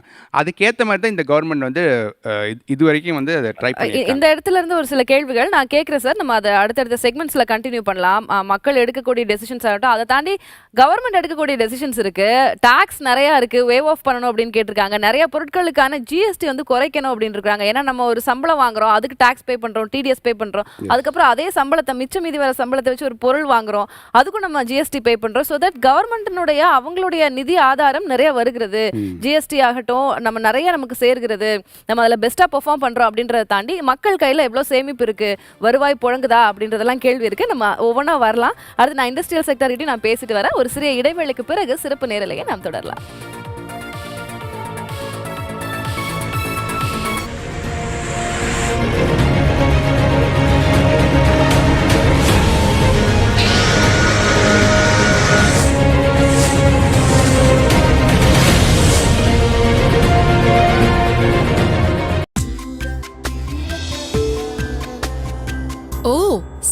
ஸ்டார்ட் ஆயிடுச்சா அப்ப சத்யாவுக்கு போய் ஏசி வாங்கணும். உங்கள் சத்யாவில் இப்போது ஏசி வாங்கும்போது ரூபாய் 6000 மதிப்புள்ள கிளாஸியான 4 சேர்கள் ஃப்ரீ. ஜெயிக்கிறதுக்கு தேவை அதிர்ஷ்டமோ ஆர்ப்பாட்டமோ இல்ல, நம்பிக்கை. என் மேல எனக்கு இருக்க நம்பிக்கை இப்போ 2 மடங்கா அதிகமா இருக்கு. அதுக்கு ஒரே காரணம் Intra. Tata Intra V30 pickup, India's fastest selling pickup. இதுல இருக்கு வலிமையான என்ஜின், பெரிய லோடிங் கெபாசிட்டி, அதிக மைலேஜ் மற்றும் அதிக லாபம். டாடா இன்ட்ரா V30 பிக்கப் எதையும் தாங்கும், என்றும் வெல்லும்.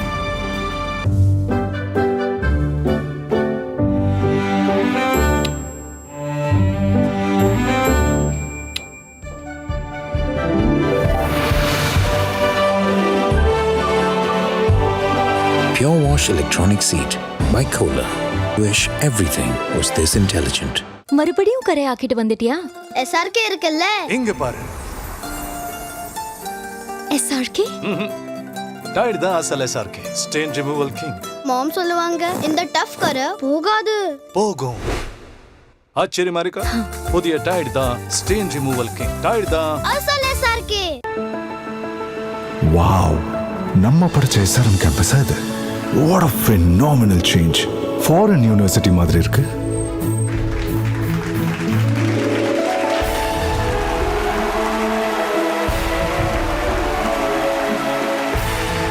என்னுடைய வெற்றி பயணம் இங்க தான் துவங்கிச்சு.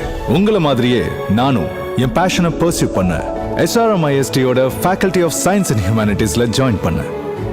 இங்க இருக்கிற unique courses, faculty, international campus கல்ச்சர்னு எல்லாமே எனக்கு சூப்பர் கான்ஃபிடன்ஸ் கொடுத்துச்சு. டாப் கம்பெனிஸ், குளோபல் பிராண்ட்ஸ்னு கேம்பஸ் பிளேஸ்மெண்ட்ல நிறைய ஆஃபர்ஸ் வந்துச்சு. நான் ஸ்மார்ட்டா மூவ் பண்ணேன். இன்னைக்கு நான் ஒரு MNCயோட CEO. SRM IST faculty of science and ஹியூமனிட்டிஸ்ல உங்க கனவுக்கு சிறகுகள் வளரும். And you will surely fly. SRM IST Faculty of Science and Humanities Kattankulathur. உங்கள் கனவுகளுக்கு சிறகுகள் வளரும். ஐஸ்கிரீமோ இல்லை ரொம்ப சில்லுன்னு வாயில் போட்ட உடனே சுல்லுன்னு இங்கே அந்த பல் கூச்சம் எனக்கு ஃபீல் ஆக ஆரம்பிச்சிது. அதுக்கு நான் சரியாக கவனம் கொடுக்கல. அந்த ஏர்லி மார்னிங் காஃபி எப்போ அஃபெக்ட் பண்ண ஆரம்பிச்சதோ அப்போ சரி, இதுக்கு மேலே இந்த பிரச்சனையை நம்ம விட முடியாதுன்னு தோணுச்சு. என்னோட டென்டிஸ்ட் என்ன சென்சிடைன் யூஸ் பண்ண சொன்னார். It definitely works. Say hi to a world where everything leads to exploration. Every journey, every adventure, even that school reunion. Celebrate your journeys with a bold new companion, Škoda Kushaq. Škoda. Viva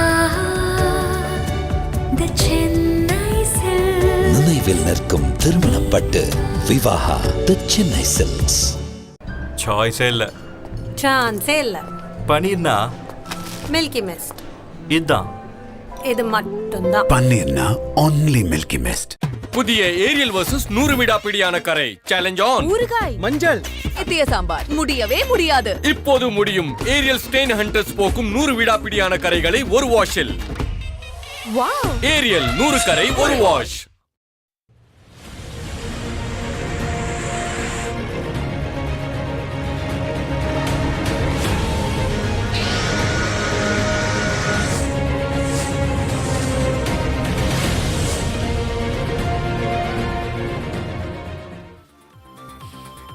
budget சிறப்பு நேரலில் இருக்கிறோம். 2024 இடைக்கால budget இன்னும் சற்று நேரத்தில் 1 மணி நேரத்து அளவில் தாக்கல் செய்யப்படவிருக்கு. முன்பாக ஒவ்வொரு துறை சார்ந்த எதிர்பார்ப்புகள் என்ன அப்படின்னு நம்ம வல்லுநர்களோட பேசிக்கிட்டு இருக்கோம். செய்தி அரங்கத்திலிருந்து மணிமாறன் இணைந்திருக்கிறார். மணிமாறன், இப்போ நீங்க தொழில்துறை சார்ந்த எதிர்பார்ப்புகள் குறித்து வரைகலை மூலமாக சொல்ல இருக்கிறீங்க, நீங்க அதை விளக்கலாம். நன்றி திலகவதி. நாட்டை இன்னும் கூட அடுத்த கட்ட வளர்ச்சிக்கு கொண்டு செல்ல வேண்டும் அப்படின்னா சிறு குறு தொழில் நிறுவனங்களின் பக்கம் மத்திய அரசாங்கத்தின் பார்வை எப்போதுமே இருந்து கொண்டே இருக்க வேண்டும். அவர்களை வளர்த்தெடுப்பதன் மூலமாக நாடு வளரும் என்பதில் எந்த விதமான மாற்று கருத்தும் இருக்கவே முடியாது. அவர்களுடைய எதிர்பார்ப்புகள் என்னென்ன அப்படின்றதான் இப்போ நம்ம புள்ளி விவரங்களோடு பார்க்க போகிறோம். சிறு குறு தொழில் நிறுவனங்கள் இந்திய பொருளாதாரத்துடைய முதுகெலும்பு. அப்படின்னா எந்த அளவுக்கு முக்கியமான ஒரு இடத்துல இருக்கிறாங்க அப்படின்றத பார்க்க முடியுது. அடுத்ததாக இவர்கள் எந்த மாதிரியான ஒரு பங்கை வகிக்கிறார்கள் அப்படின்னு நம்ம அடுத்தடுத்து பார்க்க போகிறோம். சிறு குறு தொழில் நிறுவனங்களில் கிட்டத்தட்ட 11 கோடி பேருக்கு வேலை வாய்ப்பு கிடைக்குது. அப்படின்னா எவ்வளோ பேருக்கு வாழ்வாதாரமாக இருக்கிறது, அவர்கள் அடுத்த கட்டத்தை நோக்கி போவதற்கு சிறு குறு தொழில் நிறுவனங்கள் எந்த அளவுக்கு உதவியாக இருக்குது அப்படின்றது பார்க்குறோம். அடுத்த கட்டமாக ஜிடிபியில், அதாவது ஒட்டுமொத்த உள்நாட்டு உற்பத்தியில் 30 விழுக்காடு அளவுக்கு சிறு குறு தொழில் நிறுவனங்களின் பங்கு இருக்குது அப்படின்னா அவர்களுடைய முக்கியத்துவத்தை நாம் புரிந்து கொள்ள முடியும். அடுத்ததாக, சிறு குறு தொழில் நிறுவனங்கள் துறையோட பங்கை 2030க்குள்ள 30 விழுக்காடாக இருக்குன்னு சொன்ன இல்லையா, அந்த ஒட்டுமொத்த உள்நாட்டு உற்பத்தியில் 30 விழுக்காடாக இருக்கிறது. அதை 50 விழுக்காடாக ஆக்க வேண்டும் அப்படிங்கிற ஒரு இலக்கை அரசாங்கம் கொண்டிருக்கிறாங்க. தொழில் மேம்பாட்டுக்கு கடன் உதவி திரட்டுவதில் பெரிய சவால் இருக்குது. இது முக்கியமாக நம்ம அவசியம் பேசியாக வேண்டிய ஒரு முக்கியமான விஷயம். நம்ம எல்லாருக்குமே தெரியும், தொழிலை வளர்த்தெடுக்க வேண்டும் அப்படின்னு நினைக்கிறவங்க போயிட்டு வங்கியில் கடன் கேட்கும் பொழுது ரொம்ப சீக்கிரத்தில் கிடைக்கிறதில்ல. ஏராளமான நடைமுறைகள் இருக்குது. அதை அந்த கடனை திரட்டுவதில் அவங்களுக்கு பெரிய சவால் இருக்குது. இந்த சவால் இல்லாத அளவுக்கு இந்த பிரச்சனைகளை களைய வேண்டிய பொறுப்பு இருக்கிறது அரசாங்கத்திற்கு. அடுத்து, குறைவான வட்டியில் எளிதாகவும் விரைவாகவும் கடன் கொடுக்கும். நான் ஏற்கனவே சொன்ன மாதிரி நடைமுறைகள் அதிகமாக இருக்கிறதுனால சீக்கிரமாக அவங்களால் வாங்க முடியல. இன்னொன்று, கடன் கொடுக்கறதுக்கு தாமதம் ஆகும்பொழுது, இப்போ 6 மாதமோ அல்லது ஓராண்டோ காத்திருக்காங்க அப்படின்னா, இந்த ஓராண்டு வரைக்கும் காத்திருக்கிற அந்த காலம் இருக்கு இல்லையா, அது விரயமாகுது. அதன் காரணமாக தொழிலை அடுத்த கட்டத்துக்கு கொண்டு செல்ல முடியல, விரிவாக்கம் செய்ய முடியல. அந்த இடத்துல ஒரு சுணக்கம் இருக்கு. இதையும் களைந்தெறிந்த வேண்டிய அவசியம் இருக்கிறது. உற்பத்தி சார்ந்த ஊக்கத்தொகை, அதாவது இப்போ நீங்கள் எந்த அளவுக்கு உற்பத்தி செய்கிறீங்களோ ஊக்கத்தொகை கொடுக்க தான் செய்கிறாங்க, அது இல்லைன்னு சொல்லலை. ஆனாலும் கூட இது பல்வேறு துறைகளுக்கும் விரிவாக்கம் செய்தால் பல தரப்பினரும் உயர்வார்கள், தொழில் விருத்தி அடையும். அதன் மூலமாக நாடு அடுத்த கட்டத்தை நோக்கி வளருவதற்கான வாய்ப்பு இருக்கிறது. அடுத்ததா, புதிய தொழில்நுட்ப வசதிகளை பெற உதவிகள் தேவை. அதாவது இப்போ சிறு குறு தொழில் நிறுவனங்கள் ஏராளமான பேர் வேலை கிடைக்குது, எல்லாமே சரிதான். ஆனாலும் கூட எல்லா வேலைகளையுமே மனிதர்களாலேயும் முடியுமா, மனித சக்தியால் மட்டுமே எல்லாமே சாத்தியமா அப்படின்னா சிரமம் இருக்கு. பல நாடுகள் இந்த சிறு குறு தொழில் நிறுவனங்கள் அடுத்த கட்ட போனதுக்கு முக்கியமான காரணம் புதிய தொழில்நுட்ப வசதிகளை பெற்றதான். நம்மகிட்ட இல்லைன்னெலாம் கிடையாது, அதை இன்னும் கூட அதிகமாக பயன்பாட்டுக்கு கொண்டு வந்து அவர்களுக்கு அதற்கான வசதியை ஏற்படுத்தி கொடுத்தால் அவர்களும் அடுத்த கட்டத்துக்கு போவதற்கான வாய்ப்பாகவும் வசதியாகவும் இருக்கும். அடுத்ததாக, காமர்ஸ் தளங்கள் நம்ம எல்லாமே பார்க்குறோம். மின்னணு இணையம் இருக்குல்ல, மின்னணு பொருள், அதாவது ஒட்டுமொத்தமாக காமர்ஸ் தளங்கள், மின்னணு தளங்கள் அப்படின்னு சொல்கிறோம். நிறைய பார்த்தீங்கன்னா இணையம் மூலமாக பொருள்களை வாங்குறது பழக்கமாக இருக்குது. ஆனால் சிறு குறு தொழில் நிறுவனங்கள் ஒட்டுமொத்தத்தில் பார்க்கும்பொழுது 6 விழுக்காடை சேர்ந்தவர்கள் மட்டும்தான் இந்த காமர்ஸ், அதாவது மின்னணு தளங்களை பயன்படுத்துகிறாங்க. இந்த விழுக்காடு உயர்ந்ததுன்னா கண்டிப்பாக அவர்களுக்கு அது பலனை தரும். ஆன்லைன் சந்தை விற்பனைக்கு ஊக்கம் தேவை. அதாவது நீங்கள் இந்த மின்னணு தளங்களை எந்த அளவுக்கு பயன்படுத்திக்கணும், அதன் மூலமாக என்னென்ன நன்மைகள் கிடைக்கும் அப்படிங்கிறத அரசாங்கம் சிறு குறு தொழில் நிறுவனங்களுக்கு எடுத்து சொல்ல வேண்டிய கட்டாயம் இருக்கிறது. அதை செஞ்சாங்கன்னா நிறைய பேர் இதுக்குள்ளே வருவாங்க. அது அவர்களுக்கும் பலனாக இருக்கும், நாட்டுக்கும் பலனாக இருக்கும். சமீப நாட்களில் பார்த்தீங்கன்னாக்கா சின்ன சின்ன விஷயங்களில் கூட சிறு குறு தொழில் நிறுவனங்கள் நாங்கள் பாதிப்படைகிறோம், ஏராளமான சிக்கல்கள் இருக்குது, களைந்தறிய வேண்டும் அப்படின்னு கேட்குறாங்க. ஒவ்வொரு நாளும் சிக்கல்களை சந்திக்கின்ற அந்த சிறு குறு தொழில் நிறுவனங்களை வளர்த்திருக்க வேண்டிய பொறுப்பு மத்திய அரசாங்கத்திற்கு இருக்கிறது. அவர்களுக்கு இவ்வளவு எதிர்பார்ப்புகள் இருக்கிறது, என்னவெல்லாம் பூர்த்தியாக போகிறது என்பதை பொறுத்திருந்து பார்க்க வேண்டும். இனி சிறப்பு விவாதத்திற்கு நீங்கள் தொடரலாம். திலகவதி. நன்றி மாரிமாறன். பல்வேறு அம்சங்கள் குறித்து விளக்கிருக்கீங்க. நாங்கள் இண்டஸ்ட்ரி செக்டாருக்காக 2 பேனலிஸ்ட் இன்னைக்கு நம்ம கூட இருக்கிறாங்க. ரொம்ப முக்கியமாக கோவின் ஆப் அப்படின்னு டெவலப் பண்ண கம்பெனியினுடைய ஹெட் இவர். நம்ம கோவிடை ரொம்ப சிறந்த முறையில் நம்ம கையாண்டோம் அப்படின்னா அதுக்கு கோவின் ஆப் ஒரு மிகப்பெரிய காரணம். சிக்கினுடைய முன்னாள் தலைவர் Thiru Ganapathi is here with us as an industrialist. அதே போல் லகு உத்யோக் பாரதி டிஎன் ஸ்டேட் அதனுடைய தலைவர் டாக்டர் திரு வேர்ச்செழியன் நம்ம கூட இருக்கிறார். Ganapathi sir, I will start from you. இப்போ என்னென்ன எக்ஸ்பெக்டேஷன்ஸ் அப்படின்றத நீங்கள் கேட்டுருந்துருப்பீங்க. எம்எஸ்எம்இ ஆகட்டும், பெரிய இண்டஸ்ட்ரியலிஸ்ட் ஆகட்டும், இந்த இன்ட்ரம் பட்ஜெட் மீதான உங்களுடைய எதிர்பார்ப்புகள் என்ன? இப்போ இந்த எக்ஸ்பிளைனர்லேருந்து நீங்கள் எடுத்து ஆளக்கூடிய அம்சங்கள் என்னவாக இருக்கும்? இது முதல்ல இன்ட்ரம் பட்ஜெட்டு நீங்கள் சொல்கிறதுக்கு ஒரு டு லைட்டன் தி கான்டெக்ஸ்ட். இது முந்தி பழைய காலத்தில் before all these apps game and banking was much simpler. ஒரு வீட்டில் ஒருத்தர் தலைவர் வெளிநாடு ஒரு 6 மாதம் ஒரு தொழில் இதுக்காக சென்றார்னா வீட்டில் பணத்தை கொடுத்துட்டு இதை நான் ஊர்லேருந்து வர வரைக்கும் மேனேஜ் பண்ணு அப்படின்னு சொல்லுவாங்க. Interim budget is like that. Till the budget comes out, this is only empowering the government to spend money for its ongoing schemes and current expenditure till the budget is passed. அதனால் எதிர்பார்ப்புன்னு ஒன்றும் கிடையாது. But at the same time ஒரு policy என்ன வரும் அப்படின்ற ஒரு கான்டெக்ஸ்டில் அவங்க சில டச் பாயிண்ட்ஸ் இருக்கும். இதில் முக்கியமாக எடுத்திங்கன்னா இன்ஃப்ராஸ்ட்ரக்சர், அடுத்தது என்னோட செக்டருக்கு நான் ஃபோக்கஸ் பண்ணுறேன் because there are already experts who touched upon other sectors. Technology, education, because education today is linked with technology. Yes. Healthcare, again, healthcare today is linked to the hips with technology, and BFSI and energy. முதல்ல நான் வந்து சொல்கிறேன், government வந்து நான் ஒரு வெளிநாட்டு ஃபோரத்தில் ஒரு முறை சொன்னேன், India got into this problem in Covid from a historical low, while the rest of the world got into COVID from a historical high. But கேர்ஃபுல்லாக வந்து வீட்டு பட்ஜெட்டை மேனேஜ் பண்ணுவாங்க இந்த middle income and the lower income group. And அதுலேயும் வந்து வர சுருக்க இன்கமில் சேவ் பண்ணி நல்ல பசங்களுக்கு எஜுகேஷன்லாம் வாங்கி தருவாங்க. அது மாதிரி India manage it's resources extremely well. அதாவது எப்படின்னாக்க சுகர் இது கேட்பரி சாக்லேட் டேபிளில் வைக்கிறீங்க, that is the incentive that were given during the Covid. But at the same time அந்த கேட்பரி சாக்லேட்டை வித்ட்ரா பண்ணிங்க. குவிக்காக வித்ட்ரா பண்ணாலும் தப்பு, லேட்டாக வித்ட்ரா பண்ணாலும் தப்பு. அது மாதிரி what government did was the quantitative easing, as we call it in economics, was the correct amount.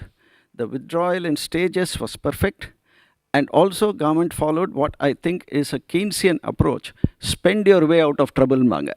அது மாதிரி பணத்தை வந்து கவர்மெண்ட் ப்ராஜெக்ட் இன்ஃப்ராஸ்ட்ரக்சர் அதுக்கெல்லாம் நிறைய வீசி எறிஞ்சு they kept the tempo of the economy going. இதில் ஒன்று நீங்கள் சொல்லலாம், ப்ரைவேட் கேபெக்ஸே இம்ப்ரூவ் ஆகலைன்னு. நார்மலாக private capex will improve when capacity utilisation reaches about 80-85%. அதுக்கப்புறம் தான் எக்ஸ்பேண்ட் பண்ணுவாங்க. அது ஆகலை. அது வந்து பல காரணங்கள் இருக்குது. This is not the forum for it because we are focusing on budget. அதனால் நான் என்ன நினைக்கிறேன்னா, budget but at the same time interim பட்ஜெட்டில் நாங்கள் திருப்பி ஆட்சிக்கு வந்தால் என்ன செய்வோம் அப்படின்றத ஒரு கான்டெக்ட் செட் பண்ணுவாங்க. அதில் நீங்கள் பார்த்தீங்கன்னா the focus will be on infrastructure and அதுலேயும் பர்டிகுலர்லி வந்து it will be on housing sector and on improving urban infrastructure. Smart சிட்டிஸில் நிறையா செய்ய வேண்டி இருக்குது. அதே மாதிரி ஹவுசிங்கில் public private partnership is of paramount importance to get it going. And rural infrastructure, நீங்கள் மன்ரேகா அதெல்லாம் பார்த்தீங்கன்னா there is still lot of stress in the rural employment. So அதிலையும் ஃபோக்கஸ் பண்ணுறதுக்கு நிறையா வாய்ப்பு இருக்குது. அண்ட் இந்தியாவில் one of the greatest things that has been achieved in India is the digital penetration. இது and in the fastest possible time அந்த பாரத் ப்ராட்பேண்டுனால அதனால் digital இன்ஃப்ராஸ்ட்ரக்சரும் create பண்ணணும். And in my opinion best quality education is possible through delivering education virtually. Covid போது நீங்கள் வந்து first question என்னோடய வீட்டில் வேலை செய்கிறவங்க கேட்டாங்க, என்னோடய குழந்தையோட படிப்பு என்ன ஆகும்னு.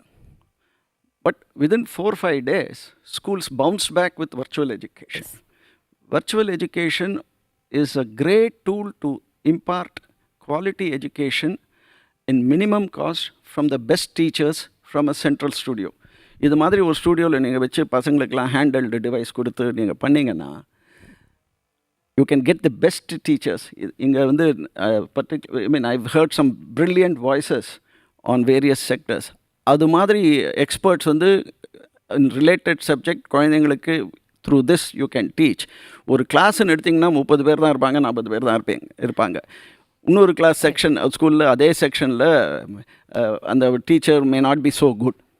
இது மாதிரிலாம் நீங்கள் பார்த்தீங்கன்னா the best thing is to have a hybrid form of education where people are brought into school and people are given the best technically the digitalaana விஷயங்கள் infrastructure இன்னும் அதுல இன்வெஸ்ட் பண்ணனும்னு சொல்லிருக்கீங்க. எஸ் சார், நம்ம ஒரு பாயிண்ட் என்னன்னா energy storage thing has to go up. Okay. And particularly இந்தியால வந்து எல்லாரும் பேசுறாங்க ஒரு point which is not given the necessary focus. If you want to grow at 9% per year on year, my question is, will the world allow you to grow at 9%? Because of the green energy gases that you will be burning for that. So there is a lot of social pressure that will start coming to you. அதனால தான் நான் என்ன சொல்கிறேன், we have to focus and invest hugely in alternate energy. Right, நம்ம பார்க்கலாம் அதுக்கான இனிஷியேஷன்ஸ் எடுப்பாங்களா. அது full of course this is not a full budget. நம்ம இன்டர்ம் பட்ஜெட் அதுக்கான இனிஷியேஷன்ஸ் இருக்குமா அப்படின்ற அந்த எதிர்பார்ப்பு இருக்குது. நீங்கள் என்ன ஃபோக்கஸ் பண்ணணும் அப்படின்றதையும் ரொம்ப அழகாக சொல்லியிருக்கிறீங்க. நம்ம தொடரலாம். நான் திரு வேர்ஷெழியன் அவர்கிட்டையும் அவருக்கு ஒரு ஃபுல் செக்மெண்ட் நம்ம கொடுக்க வேண்டியிருக்கு. So we are going for a break. ஒரு சிறிய இடைவேளைக்கு பிறகு நாம் திரு டாக்டர் வேர்ஷெழியன் அவர்களோடு தொடரலாம்.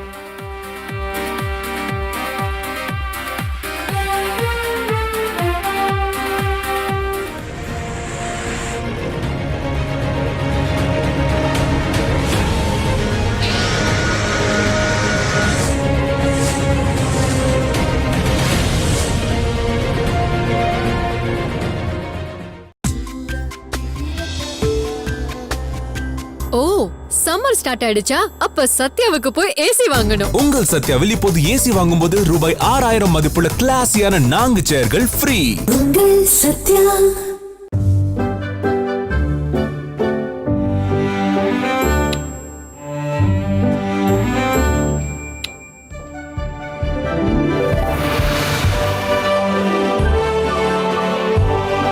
Pure Wash Electronic Seat by Kohler. Wish everything was this intelligent. நேர்கொண்ட பார்வை நேரான வாழ்க்கை நெஞ்சை நிமிர்த்து வெட்டி உடுத்து நின் மைந்தர்களுக்கு மணிராஜ் காட்டன் வேட்டிகள் ஷர்ட்டுகள். जब बात हो देश की मिट्टी की, ऐसा कुछ भी नहीं जो हमें अलग कर सके. और इसी जज्बे के साथ कजारिया देश की मिट्टी से बनी टाइल से देश को बनाते हैं. ஐஸ்கிரீமோ இல்லை ரொம்ப சில்லுன்னு வாயில் போட்ட உடனே சுல்லுன்னு இங்கே அந்த பல் கூச்சம் எனக்கு ஃபீல் ஆக ஆரம்பிச்சிது. அதுக்கு நான் சரியாக கவனம் கொடுக்கல. அந்த ஏர்லி மார்னிங் காஃபி எப்போ அஃபெக்ட் பண்ண ஆரம்பிச்சதோ அப்போ சரி இதுக்கு மேலே இந்த பிரச்சனையை நம்ம விட முடியாதுன்னு தோணுச்சு. என்னோட டென்டிஸ்ட் என்ன சென்சிடைன் யூஸ் பண்ண சொன்னார். It definitely works. Say hi to a world where everything leads to exploration. Every journey, every adventure, even that school reunion. Celebrate your journeys with a bold new companion, Skoda Kushaq. Skoda. இன்னைக்கு தங்க விலை கூடி இருக்கு. தங்க நகைய அதிக விலைக்கு விற்பனை செய்யணுமா? பெஸ்ட் மணி கோல்டுக்கு வாங்க. உங்க நகைய மார்க்கெட் விலைக்கே விற்பனை செய்து ரெட்டிப்பு லாபம் பெறுங்க. ஆனா பைப் தாங்கும். சூப்பர் தாத்தா. Finolex pipes. தலைமுறைகள் மாறும் ஆனா பைப்பு மாறாது.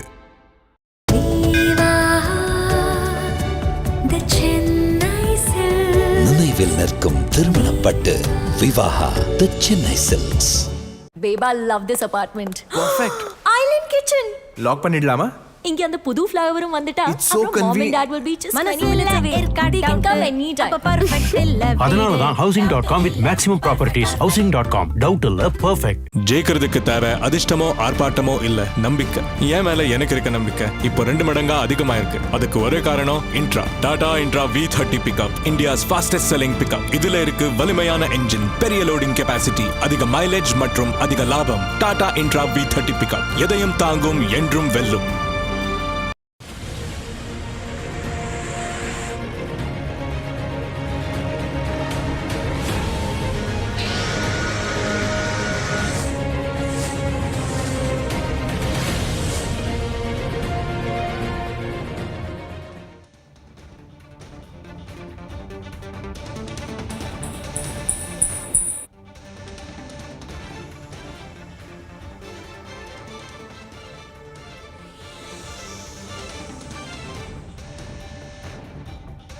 அண்மை செய்தி ஒன்றை பார்க்கிறோம்.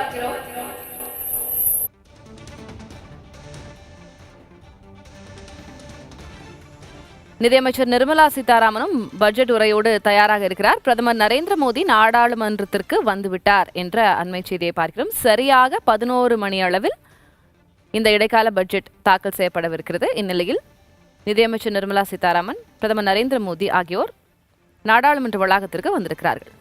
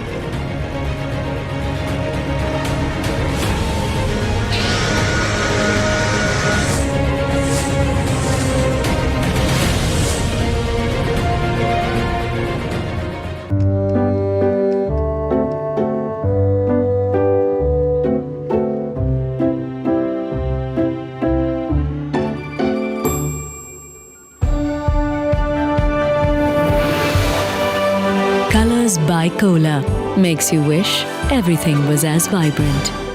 ஜெயிக்கிறதுக்கு தேவை அதிர்ஷ்டமோ ஆர்ப்பாட்டமோ இல்ல, நம்பிக்கை. என் மேல எனக்கு இருக்க நம்பிக்கை இப்போ 2 மடங்கா அதிகமா இருக்கு. அதுக்கு ஒரே காரணம் Intra. Tata Intra V30 pickup, India's fastest selling pickup. இதுல இருக்கு வலிமையான என்ஜின், பெரிய லோடிங் கெபாசிட்டி, அதிக மைலேஜ் மற்றும் அதிக லாபம். டாடா இன்ட்ரா V30 பிக்கப் எதையும் தாங்கும், என்றும் வெல்லும். जब बात हो देश की मिट्टी की, ऐसा कुछ भी नहीं जो हमें अलग कर सके। और इसी जज्बे के साथ कजारिया देश की मिट्टी से बनी टाइल से देश को बनाते हैं। When the dreams are high and they touch the sky, grow wings to fly. SRM, SRM, we build the future. SRM, SRM, we build the future. We are passionate, we innovate, we create and excel. SRM, SRM, we build the future. We build the future. SRM, SRM, we build the future. The best face to science and technology. All you wanna be, you can see yourself shooting through the galaxies. You can get them, overtake them, 'cause you are from SRM. Where the dreams are high and they touch the sky, grow wings to fly. SRM, SRM, we build the future. We build the future. SRM Institute of Science and Technology. Your future begins here. So glad you like the apartment, and this is our swimming pool. மனசுல இருக்க doubt பாருங்க வேற வீடு. ஆனா இவ்வளவு பிரஷர்ல எப்படி இருக்க முடியும்? இங்க இருக்கு மேக்ஸிமம் ப்ராப்பர்ட்டிஸ் housing.com. டவுட் இல்ல, perfect. Download now. Ariel liquid போக்கும் விடாப்பிடி கரையை இப்போது பவுடரின் விலையில். ட்ரை செய்யுங்கள் புதிய ஏரியல் லிக்விட், இப்போது நம்ப முடியாத விலையில். ஆனா பைப் தாங்கும். சூப்பர் தாத்தா. Finolex pipes.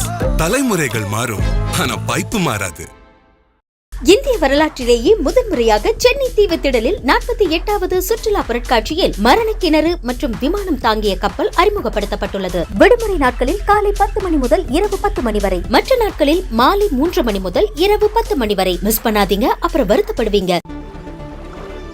இன்றைய நிகழ்ச்சிகள் அனைத்தையும் வழங்குபவர்கள் ஆன்லைன் பார்ட்னர் housing.com. டவுட் இல்ல, பெர்ஃபெக்ட். Download now.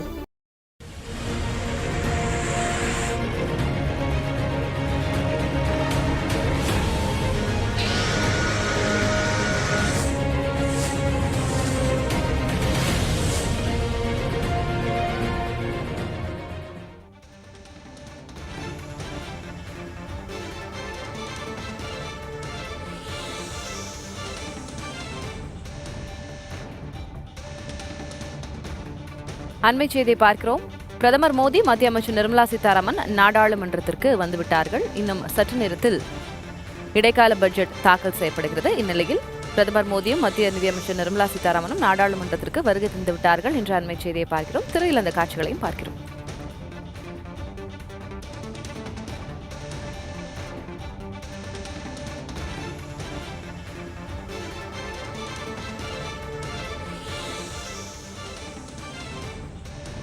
மத்திய அமைச்சரவை கூட்டம் தொடங்கி இருக்கிறது. சரியாக 11 மணிக்கு இடைக்கால நிதிநிலை அறிக்கை தாக்கல் செய்யப்படக்கூடிய வேளையில் பிரதமரும் மத்திய நிதியமைச்சரும் நாடாளுமன்றத்திற்கு வந்திருக்கிறார்கள்.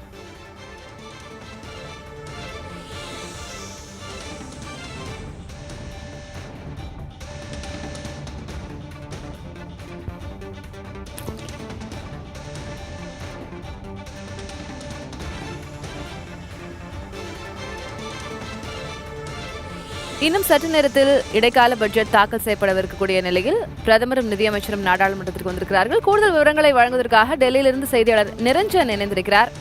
நிரஞ்சன், தற்போதைய நிகழ்வுகள் என்ன? நாடாளுமன்றத்தில் இந்த பட்ஜெட் மீதான எதிர்பார்ப்புகள் அதிகமாக இருக்கிறது. இன்றைய நாளுடைய முக்கியத்துவம் குறித்து சொல்லு.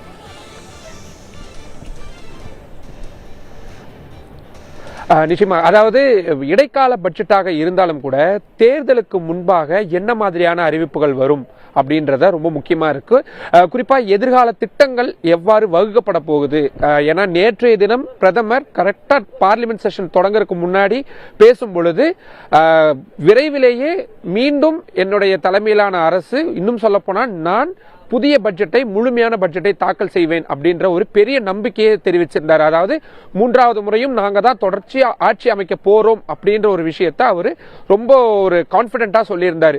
ஸோ அந்த கான்பிடென்ட் லெவல் இன்னைக்கு இந்த இன்ட்ரீம் பட்ஜெட்டுக்கான அந்த ஸ்பீச்ல முக்கியமான அறிவிப்புகள்ல வெளியாகும் அப்படின்னு எதிர்பார்க்கப்படுது. அப்கோர்ஸ் நீங்க அங்க அரங்கத்திலிருந்து நிறைய பொருளாதார நிபுணர்களுடைய நிறைய துறை சார்ந்த வல்லுநர்களோட பேசிட்டு இருக்கிறீங்க. ஸோ நம்ம அப்கோர்ஸ் இதுல இருந்து கொஞ்சம் டிஃபரன்ஸ் ஆகணும் அப்படின்னா நம்ம பாலிடிக்ஸ் பேச வேண்டியதா இருக்கு. ஏன்னா இந்த நேரத்தில் இந்த பட்ஜெட்டுக்கு எதிர்க்கட்சிகள் எப்படி வந்து ரியாக்ட் பண்ண போறாங்க அப்படின்றத இன்னைக்கு நாள் ஃபுல்லா நம்ம வேற ஒரு கோணத்துல இருந்து நம்ம பார்க்க போக வேண்டிய முக்கியமான விஷயமா இருக்கு. ஸோ அதுக்கு முன்னாடி இந்த பட்ஜெட் எப்படி ப்ரொசீஜர் ஆகும் அப்படின்னா, இப்போ அந்த பட்ஜெட் தாக்கல் செய்யப்பட்டு நிதியமைச்சகத்திலிருந்து வெளியே வந்து குழு புகைப்படம் எடுத்துக்கிட்டாங்க. அதுக்கப்புறம் குடியரசுத் தலைவர்கிட்ட நிர்மலா சீதாராமனும் சரி மற்ற நிதித்துறை சேர்ந்த மூத்த அமைச்சர்களும் அதிகாரிகளும் போய் நேரில் பார்த்து குழு புகைப்படம் எடுத்துக்கிட்டாங்க. இப்போ அவங்க பார்லிமெண்ட்டுக்கு வந்திருக்காங்க. இதுக்கப்புறமா மத்திய அமைச்சரவை கூட்டம் நடைபெறும். பிரதமர் தலைமையில் நடக்கக்கூடிய அந்த மத்திய அமைச்சரவை கூட்டத்தில் மூத்த மத்திய அமைச்சர்களா இருக்கக்கூடிய அமித்ஷா, ராஜ்நாத் சிங் உள்ளிட்ட நிறைய பேர் கலந்துக்குவாங்க. அதுல இந்த பட்ஜெட்டுக்கான ஒப்புதல் கிடைக்கப்படும். அதாவது இன்னைக்கு தாக்கல் செய்யப்படக்கூடிய இன்னைக்கு டேபிள் ஆகக்கூடிய இந்த பட்ஜெட்டுக்கு இன்னைக்கு ஒப்புதல் அப்படின்றது கொடுக்கப்படும். அதுக்கப்புறம் நேரா அங்கிருந்து நிதியமைச்சர் பார்லிமெண்ட்டுக்கு போவாங்க. சரியா 11 மணிக்கு அந்த டேபிள் லே பண்ணி பட்ஜெட்ல என்னென்ன விஷயங்கள்லாம் இருக்கு அப்படின்றத சொல்லுவாங்க. இன்னைக்கு எக்கனாமிக் சர்வே வராது அப்படின்ற ஒரு விஷயம் சொல்லப்பட்டிருக்கு. அப்கோர்ஸ் இன்ட்ரீம் பட்ஜெட்ஸ்ன்றப்போ அடுத்த ஒரு 2-3 மாதங்களுக்கு தேவையான நிதி சுமை, நிதி தேவை, இதுக்கு முன்னாடி என்னென்னலாம் நடந்திருக்கு அப்படின்ற விஷயங்களுக்கான விவரங்கள் எல்லாமே அதுல வந்துரும் அப்படின்றதுனால செப்பரேட்டா இந்த எக்கனாமிக் சர்வே அப்படின்றது வராது. அப்கோர்ஸ் எதிர்க்கட்சிகள் என்ன பண்ண போறாங்க, ஏன்னா ஒரு பக்கம் பொலிட்டிக்கலா வந்து எதிர்க்கட்சிகளுடைய விஷயங்கள் அப்படின்றது ரொம்ப தீவிரமா பேசப்பட்டு இருக்கு. அவங்களுடைய இந்தியா கூட்டணி, அடுத்தடுத்து முதல்வர்களுடைய கைது, விசாரணை வளையம் இப்படின்ற நிறைய விஷயம் போய்கிட்டு இருக்கு. கடந்த முறை நாடாளுமன்றம் கூட்டத்தொடர் நடந்த பொழுது ஏற்பட்ட அந்த அசம்பாவித சம்பவங்கள், 150க்கும் அதிகமான நாடாளுமன்ற உறுப்பினர்கள் இடைநீக்கம் செய்யப்பட்டது, இப்படின்னு நிறைய விஷயங்கள் கையில இருக்கு. இது எல்லாத்தையும் கையில வச்சு பட்ஜெட்ல வரக்கூடிய விஷயங்களை நீங்க இன்றைக்கு நிதிநிலை இடைக்கால நிதிநிலை அறிக்கையிலிருந்து சற்று டிவேட் பண்ணி ஒரு சில அரசியல் சார்ந்த விஷயங்கள் குறித்தும் அது இதனோட டிபெண்டன்சி என்ன அப்படின்றது குறித்து விளக்கி இருக்கிறீங்க. நன்றி. நம்ம பட்ஜெட் தாக்கல் செய்யும்போது தொடர்ந்து பேசலாம். டாக்டர் திரு வேர்ச்செழியனோட நம்ம கேள்வி கேட்டுட்டு இருந்தோம் முன்னதாக. சார், எம்எஸ்எம்இ செக்டர் இப்போ கடந்த கோவிட் அப்போ அதிகமாக பாதிக்கப்பட்ட செக்டர் எம்எஸ்எம்இ செக்டர் தான். இப்போ ஒரு ஸ்டேட் நல்லா இருக்கணும், இல்ல ஒரு இண்டஸ்ட்ரி ஓரியன்டா இருக்கக்கூடிய ஒரு நாடு நல்லா இருக்கணும், எம்எஸ்எம்இ சிறு குறு தொழில்கள் முன்னேற வேண்டியது அவசியமாகிறது. இந்த முறை இந்த இன்டர் பட்ஜெட்ல என்ன இனிஷியேஷன் எடுப்பாங்க, இல்ல இது சார்ந்த முக்கியமான அறிவிப்புகள் ஏதாவது இருக்கும் நீங்க எதிர்பார்க்கிறீங்களா? எக்ஸ்பிளைனர்ல நீங்க பல்வேறு அம்சங்களை பார்த்திருப்பீங்க. உங்களுடைய கருத்துக்களை நீங்க எடுத்து சொல்லலாம். நன்றி திலகவதி மேடம். இந்த அரங்கில் இருக்கின்ற அத்தனை பேருக்கும் பார்த்து கொண்டிருப்பவர்களுக்கும் என்னுடைய பணிவான மகிழ்வான கனிவான காலை வணக்கங்கள். முதலாவதாக 2வதாக எனக்கு நம்முடைய மாண்புமிகு நிதியமைச்சர் அவர்களுக்கு 6வது முறையாக இந்த பட்ஜெட் தாக்கல் செய்கிறாங்க. லகு உத்யோக் பாரதி சார்பாக என்னுடைய உள்ளம் நிறைந்த வாழ்த்துக்களை இங்கே தெரிவிச்சுக்கிறேன். முதல்ல வந்து ஒரு செய்தி என்று வரும்பொழுது பாசிட்டிவ் பாயிண்ட்ஸையும் நம்ம டிஸ்கஸ் பண்ணணும், அதே மாதிரி எக்ஸ்பெக்டேஷன் என்னன்றதையும் டிஸ்கஸ் பண்ணணும். ஸோ ரெண்டுமே இப்போ சொல்லலாம்னு நினைக்கிறேன் இந்த அரங்கத்தில். முதல்ல வந்து இந்த வளர்ச்சி என்ற வார்த்தையும் ஜிடிபி க்ரோத் என்பதும் இந்த இந்தியாவில் மட்டும்தான் இருக்கிறது. இதில் எந்த விதமான மாற்று கருத்தும் இல்லை. காரணம் என்ன அப்படின்னா, நம்முடைய நாடு வந்து பாரத நாடு வந்து மோஸ்ட் ஸ்டெபிளைஸ்டு கண்ட்ரியாக இருக்குது, மோஸ்ட் பொலிட்டிக்கல் ஸ்டேபிள்டாக இருக்குது, அதேமாதிரி ஹையஸ்ட் ஜிடிபி க்ரோத் இன் வேர்ல்டுன்னு இருக்குது. அதேமாதிரி நம்மக்கிட்ட தான் வந்து யங்கஸ்ட் பாப்புலேஷன் இன் இந்தியா வந்து நிறையா இருக்குது. ஸோ இதெல்லாம் வந்து நம்முடைய நாட்டுடைய வளர்ச்சிக்கு ஒரு முதுகெலும்பாக இருக்குது. நம்முடைய திரு மணிமாறன் அவர்கள் ரொம்ப தெளிவாக எங்களுடைய எதிர்பார்ப்புகளை நல்லா அருமையாக எடுத்துரைச்சாங்க. அதுக்கு முதல்ல மணிமாறன் அவர்களுக்கு இந்த நல்ல நேரத்தில் நன்றி தெரிவிச்சுக்கிறேன். இதில் வந்து பார்த்திங்கன்னா, நாங்கள் கொரோனாவில் ரொம்ப கஷ்டப்பட்டு இருக்கும்போது நம்முடைய மத்திய நிதி அமைச்சரும் சரி, நம்முடைய மாண்புமிகு பாரத பிரதமர் அவர்களும் சரி, இம்மிடியேட்டாக ஒரு எமர்ஜென்சி கிரெடிட் லோன் கொடுத்து ஒரு இந்தியா அந்த இருக்கின்ற அத்தனை பாரத தேசத்தில் இருக்கின்ற இந்த எம்எஸ்எம்இ செக்டார்ஸும் அடுத்த நகர்வுக்கு போகும் பொழுது கிட்டத்தட்ட 20% வந்து ஒரு லோன் கொடுத்து, அதே மாதிரி அடுத்த ஒரு 6 மாதத்தில் அந்த கொரோனா தொடரும் போது மீண்டும் ஒரு 10% லகு உத்யோக் பாரதியுடைய கோரிக்கையை ஏற்று உடனடியாக மாண்புமிகு நிதியமைச்சர் அவர்கள் இங்கே வந்து எங்களோட டிஸ்கஸ் பண்ணிவிட்டு ஒரு வாரத்திலே போயிட்டு அந்த ஸ்கீமையும் எங்களுக்கு அனௌன்ஸ் பண்ணி ரொம்ப ஒரு பாசிட்டிவாக பண்ணி கொடுத்தாங்க. அதுக்கு இந்த அரங்கத்தில் இந்த நல்ல நேரத்தில் நான் நன்றியை தெரிவிச்சுக்கிறேன். அதுமாதிரி எண்ணற்ற ஸ்கீம்ஸ் வந்துட்டு இந்த 10 ஆண்டு காலத்தில் வந்து எம்எஸ்எம்இக்கு வந்திருக்கு. அதில் வந்து எந்த விதமான மாற்று கருத்தும் இல்லை. ஏனென்றால் 1 crore 5 crores வந்துட்டு கொலாட்ரல் இல்லாமல் ஒரு லோன்ஸை வந்துட்டு இன்றைக்கி பாரத நாடு வந்து வழங்கிட்டு இருக்கு எம்எஸ்எம்இக்கு.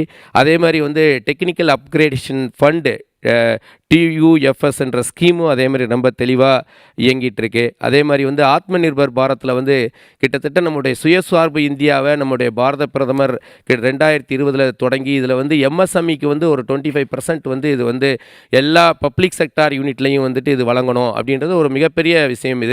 இதுக்கு வந்து எல்லா MSME செக்டாருக்கும் அவங்களுடைய குவாலிட்டி தரத்தை உயர்த்துவதற்காக ஜீரோ டிஃபெக்ட் அண்ட் ஜீரோ எஃபெக்ட்ன்ற ஒரு சர்டிஃபிகேஷன்ஸை இன்ட்ரோடியூஸ் பண்ணி இந்த 5 ஆண்டு காலமாக மத்திய அரசும் சரி இதில் மாநில அரசும் இன்றைக்கு இணைந்து அது செயலாற்றி கொண்டிருக்கார். இதனால் வந்து நிறைய பாசிட்டிவ் பாயிண்ட்ஸ்ன்னு சொல்லலாம். At the same time our expectation also is there. எந்த ஒரு கவர்மெண்ட்டுமே வந்து ஃபுல் எக்ஸ்பெக்டேஷனை வழங்க முடியலைனாலும் இது வந்து எல்லாமே எங்களுக்கு இப்போ இமீடியட்டாக தேவைப்படக்கூடிய எக்ஸ்பெக்டேஷன் தான் நாங்கள் கருதுகிறோம். இதை வந்து நாங்கள் வந்து மத்திய அரசிட்ட எடுத்துரைச்சிருக்கோம். எங்களுடைய ரெப்ரசன்டேஷனாக லகு உத்யோக் பாரதி மூலமாக கொடுத்துருக்கோம். என்ன எக்ஸ்பெக்டேஷன் அப்படின்னா இப்போ ஜிஎஸ்டி வந்துட்டு கண்டிப்பாக நாட்டுக்கு தேவை, இதில் எந்த மாற்று கருத்தும் இல்லை. இதில் வந்து ஜிஎஸ்டி ஆரம்பிக்கும் போது நிறைய பேர் எதிர்த்தாங்க. இப்போ ஜிஎஸ்டியுடைய உணர்வுபூர்வமான நாட்டின் வளர்ச்சிக்கு ஜிஎஸ்டி தேவை அப்படின்றத எல்லாருமே தெளிவாக உணர்ந்துருக்கிறோம். கண்டிப்பாக தேவை. பட் MSME செக்டாருக்கு ஜிஎஸ்டி வந்துட்டு நாங்கள் இப்போ பில்லிங் பண்ணிவிட்டு அடுத்த 20 நாளில் அந்த ஜிஎஸ்டி அமௌண்ட்டை வந்து நாங்கள் கவர்மெண்ட்டுக்கு செலுத்த வேண்டியிருக்கு. அந்த செலுத்தலை அப்படின்னா இப்போ வந்து நிறைய பெனால்ட்டி கிளாஸு நிறையா வந்து அதுக்கு இம்மிடியட்டாக ஜிஎஸ்டி அடுத்த நகருக்கு நாங்கள் இவே பில்லே போட முடியாமல் பிளாக் பண்ணுறது.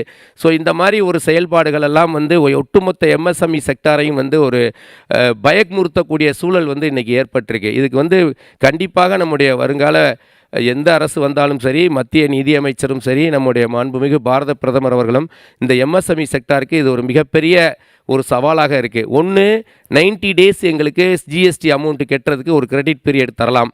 அப்படி இல்லை அப்படின்னா இந்த ஜிஎஸ்டி ரிவர்ஸ் சேஞ்ச் மெக்கானிசம் சொல்லுவாங்க. கஸ்டமரே வந்து அந்த ஜிஎஸ்டியை வந்து பே பண்ணிவிட்டு எங்களுக்கு டெபிட் பண்ணிட்டோம். இது ரெண்டுமே வந்து கண்டிப்பாக பண்ணக்கூடிய ஒரு சூழல் தான். இன்றைக்கி நம்ம மணிமாறன் பேசும்போது ரொம்ப தெளிவாக எடுத்துரைச்சாங்க. 11 crores வந்து இன்றைக்கி வேலைவாய்ப்பு தர்றோம். 30% வந்து ஜிடிபி வளர்ச்சிக்கு வந்து MSME தான் இருக்கின்றது. எந்த விதமான மாற்று கருத்தும் இல்லை. அடுத்து 2030க்குள்ளே 50% நோக்கி அரசு எதிர்பார்க்கிறதுன்னு ரொம்ப தெளிவாக சொன்னாங்க.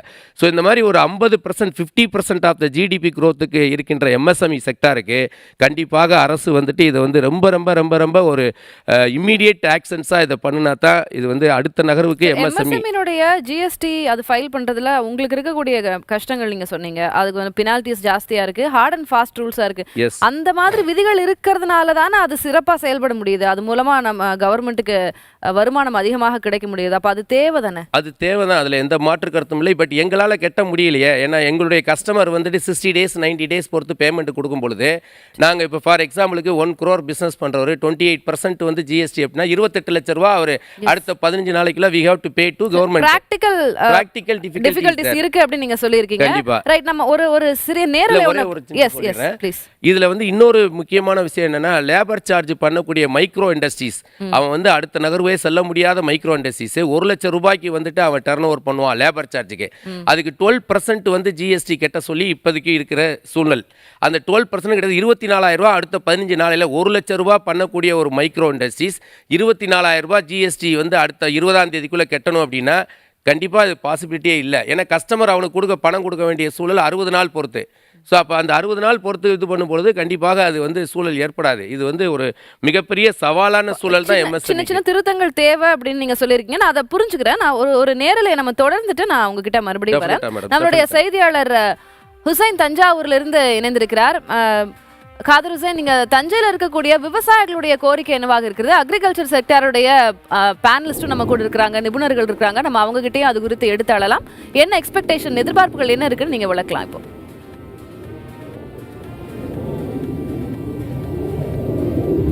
அதாவது திலகவதி, டெல்டா மாவட்ட விவசாயிகளை பொறுத்தவரை, அது மட்டுமல்ல ஒட்டுமொத்த விவசாயிகளை பொறுத்தவரை இந்த ஆண்டு நாடாளுமன்ற தேர்தல் வருவதையொட்டி இடைக்கால பட்ஜெட்டில் விவசாயிகளுக்கு எதிர்பார்ப்பு ஓரளவு பூர்த்தி செய்யப்படும் என விவசாயிகள் எதிர்பார்க்கிறார்கள். குறிப்பாக சொல்ல வேண்டும் என்றால் உற்பத்தி செலவு என்பது பன்மடங்கு அதிகரித்துள்ள நிலையில மத்திய அரசு வழங்கக்கூடிய உற்பத்தி பொருளுக்கான ஆதரவு விலை என்பதை உயர்த்தி தர வேண்டும் என தொடர்ந்து கோரிக்கை வைக்கிறார்கள்.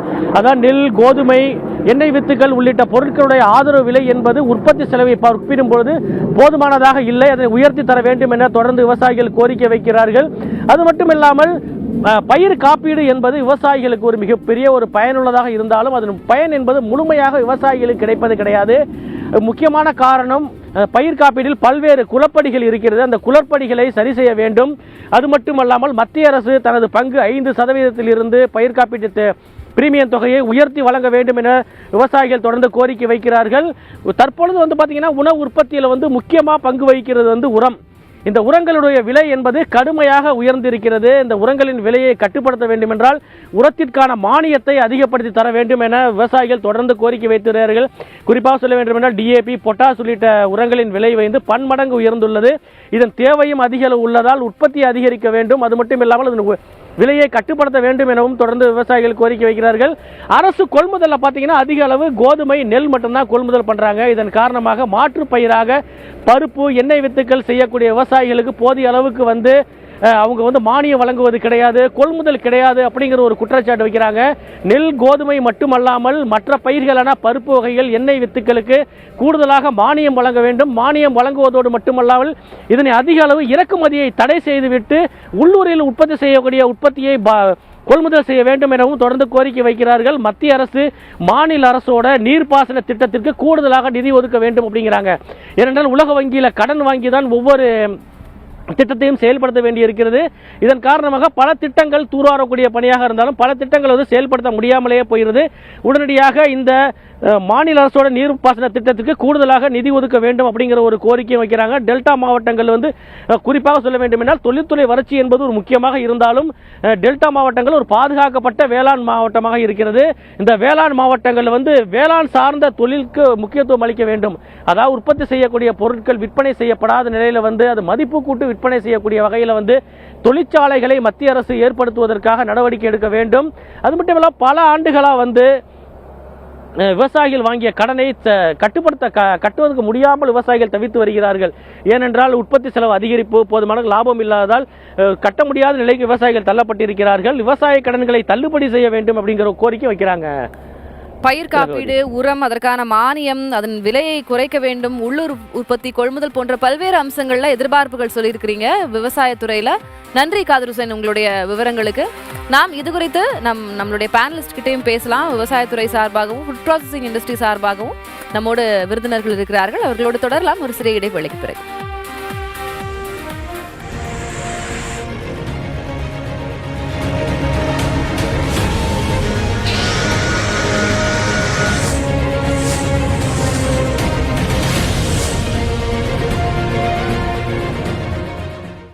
எல்லா பிரச்சனைக்கும் கூடவே நின்று எல்லா வெற்றிக்கும் முதல் காரணமா இருக்கும் என்னோட நண்பன் இன்ட்ரா. புதிய டாடா இன்ட்ரா V50 பிக்கப்ல இருக்கு பெரிய லோடிங் ஏரியா, தரமான என்ஜின் பவர், அதிக கிரவுண்ட் கிளியரன்ஸ், வேற லெவல் டிரைவிங் கம்ஃபர்ட். அது மட்டும் இல்ல, பல வருஷங்கள் கழிச்சும் கிடைக்கும் அதிக resale value. Tata Intra V50 pickup எதையும் தாங்கும், என்றும் வெல்லும். உங்களுக்கான லேட்டஸ்ட் என்டர்டெயின்மெண்ட். மூச்சு இருக்கிற வரைக்கும் விசுவாசம் அழியாது. தோல்விங்கிறது டைகருக்கு கிடையாது. பிள்ளையாச்ச, ஆனா அவனை கொன்னவ சந்தோஷமா இருக்கா. எப்படி? அதான் முடிச்சிட்டேன். அவங்க எவிடன்ஸை ரீஓபன் பண்றதுக்கு பெட்டிஷனை ஃபைல் பண்ணிருக்காங்க. அதுல க்ரூவல்டின் எல்லாம் போட்டிருக்கேன். காணுங்கள் டைகர் 3 ஜெயிலா காதல் தி கோர் உங்கள் பிரைம் வீடியோவில். நெஞ்சில கையில இருக்கிற நரமுடிக்கு கலர் பண்ண முடியாம கஷ்டப்பட்டீங்கல்ல, இனி கவலை இல்ல. VIP hair colour shampoo. டைக்கு பாய் சொல்லுங்க, விஐபி ஹேர் கலர் ஷாம்புக்கு மாறுங்க.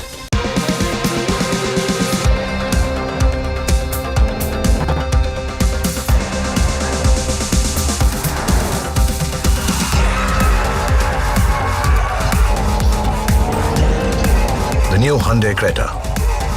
Undisputed. Ultimate. ஐஸ்கிரீமோ இல்லை ரொம்ப சில்லுன்னு வாயில் போட்ட உடனே சுல்லுன்னு இங்கே அந்த பல் கூச்சம் எனக்கு ஃபீல் ஆக ஆரம்பிச்சிது. அதுக்கு நான் சரியாக கவனம் கொடுக்கல. அந்த ஏர்லி மார்னிங் காஃபி எப்போ அஃபெக்ட் பண்ண ஆரம்பிச்சதோ அப்போ சரி, இதுக்கு மேலே இந்த பிரச்சனையை நம்ம விட முடியாதுன்னு தோணுச்சு. என்னோட டென்டிஸ்ட் என்ன சென்சிடைன் யூஸ் பண்ண சொன்னார். It definitely works. ஷிங்கிள்ஸ் வலியை, அதாவது ஊசி குத்துவது போன்ற உணர்வை தாங்கிக் கொண்டு அல்லது தாங்க முடியாத எரிச்சல் போன்ற உணர்வை ஒவ்வொரு நொடியும் அனுபவிக்க வேண்டி இருக்கிறதா? 50 வயது மற்றும் அதற்கும் மேற்பட்டவர்களில் 90% ஷிங்கிள்ஸ் வைரஸ் முதலிலிருந்தே உடலில் காணப்படும். தடுப்பூசி மூலம் ஷிங்கிள்ஸில் இருந்து பாதுகாத்துக் கொள்வது மிகவும் சுலபம். ஷிங்கிள்ஸ் பற்றி அறியவும் அதிலிருந்து தப்பவும் இன்று உங்கள் மருத்துவரை அணுகுங்கள். மறுபடியும் கரையாக்கிட்டு வந்துட்டியா? SRK இருக்குல்ல, இங்க பாரு. SRK டைடு தான் அசல் SRK, stain removal king. Mom சொல்லுவாங்க இந்த டஃப் கரை போகாது. போகும். ஆச்சரியமா இருக்கா? புதிய டைடு தான் ஸ்டெயின் ரிமூவல் கிங். டைடு தான் அசல் SRK.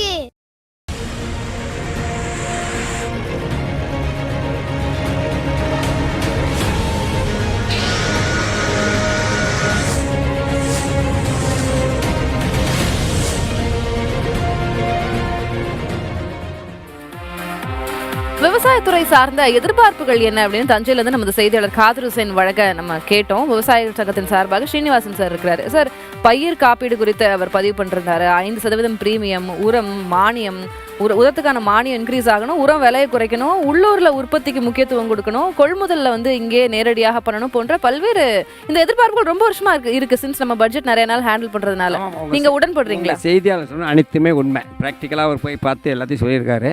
நம்ம உரம் நீங்கள் மானியம்னு சொல்கிறத விட இப்போ அயல் நாட்டில் தான் எல்லாமே கம்பேர் பண்ணி ஒன்றா செஞ்சிட்ருக்கீங்க.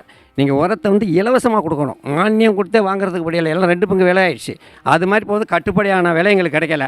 இதை நாங்கள் நெல்லையோ அரிசியோ ஏற்றினோம்னா பொதுமக்கள் வாங்க கஷ்டப்படுறாங்கன்னு விவசாய பொருள் எதுவுமே உற்பத்தி பண்ணுற பொருள் விலை ஏற்றுறதுல அரசு. ஏன்னா பொதுமக்களுக்காக இது ஒரு சர்வீஸ் ஓரியன்டட் தான் விவசாயமே நடக்குது. அப்படிங்கிறப்ப நாங்கள் ப்ராஃபிட்டே எதிர்பார்க்கல. இந்த இன்சூரன்ஸ் ஒன்று தான் எங்களுக்கு ஒரு பெரிய இதாக பாரமாக இல்லாமல் உங்களுக்கு தலை தூக்கும்னு பார்த்தா அதில் ஏகப்பட்ட குளறுபடிகள்.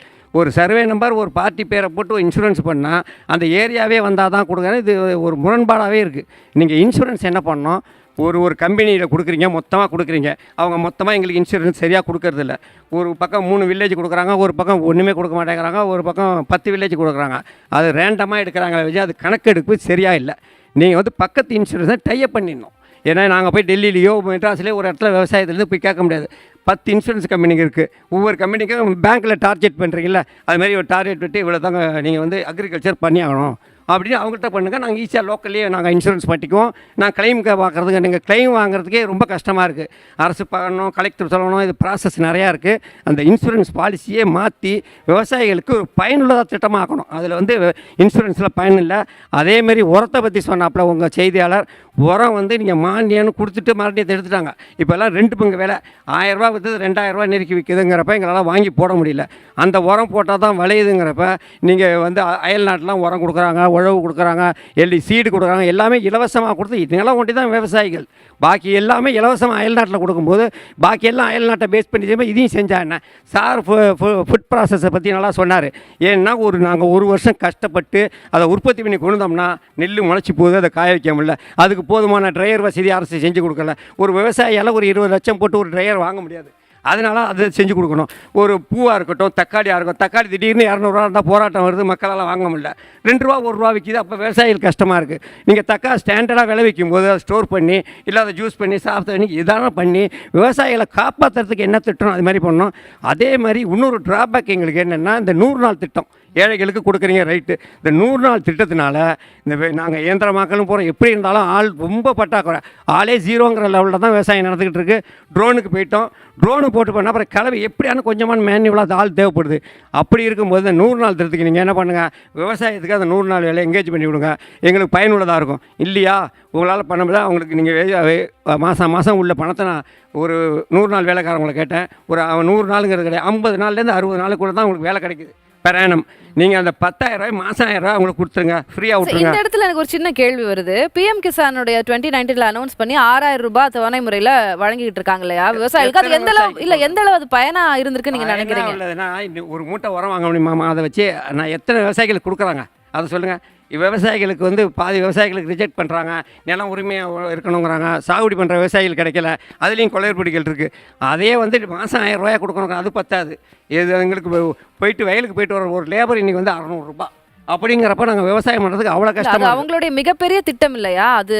மிகப்பெரிய அவங்களுக்கு எலெக்ஷனுக்கும் அவங்களுக்கு உதவுச்சு இல்லையா? அதனால கேட்குறேன், எவ்வளோ பெரிய திட்டமாக இருந்தாலும் அது எங்களுக்கு ஒரு சிறிய தொகையாக தானே இருக்குது.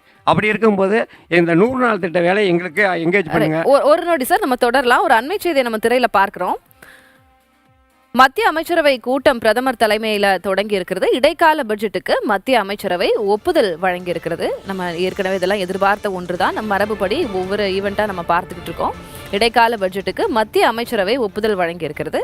இன்னும் சற்று நேரத்தில், இன்னும் ஒரு அரை மணி நேரத்திற்கு நேரத்தில் மத்திய நிதியமைச்சர் நிர்மலா சீதாராமன் நிதிநிலை அறிக்கையை தாக்கல் செய்வார். மத்திய அமைச்சரவை கூட்டம் நிதிநிலை அறிக்கைக்கு ஒப்புதல் கொடுத்திருக்கிறது அப்படின்ற அந்த அண்மை செய்தியை நம்ம திரையில பார்க்கிறோம். நம்ம தொடர்ந்து பேசலாம் சார். நான் திரு பாலாஜி அவர்கள்கிட்டையும் கேள்விகள் கேட்க வேண்டியது. இப்போ ஐயா பேசுனது நீங்கள் கேட்டுருப்பீங்க.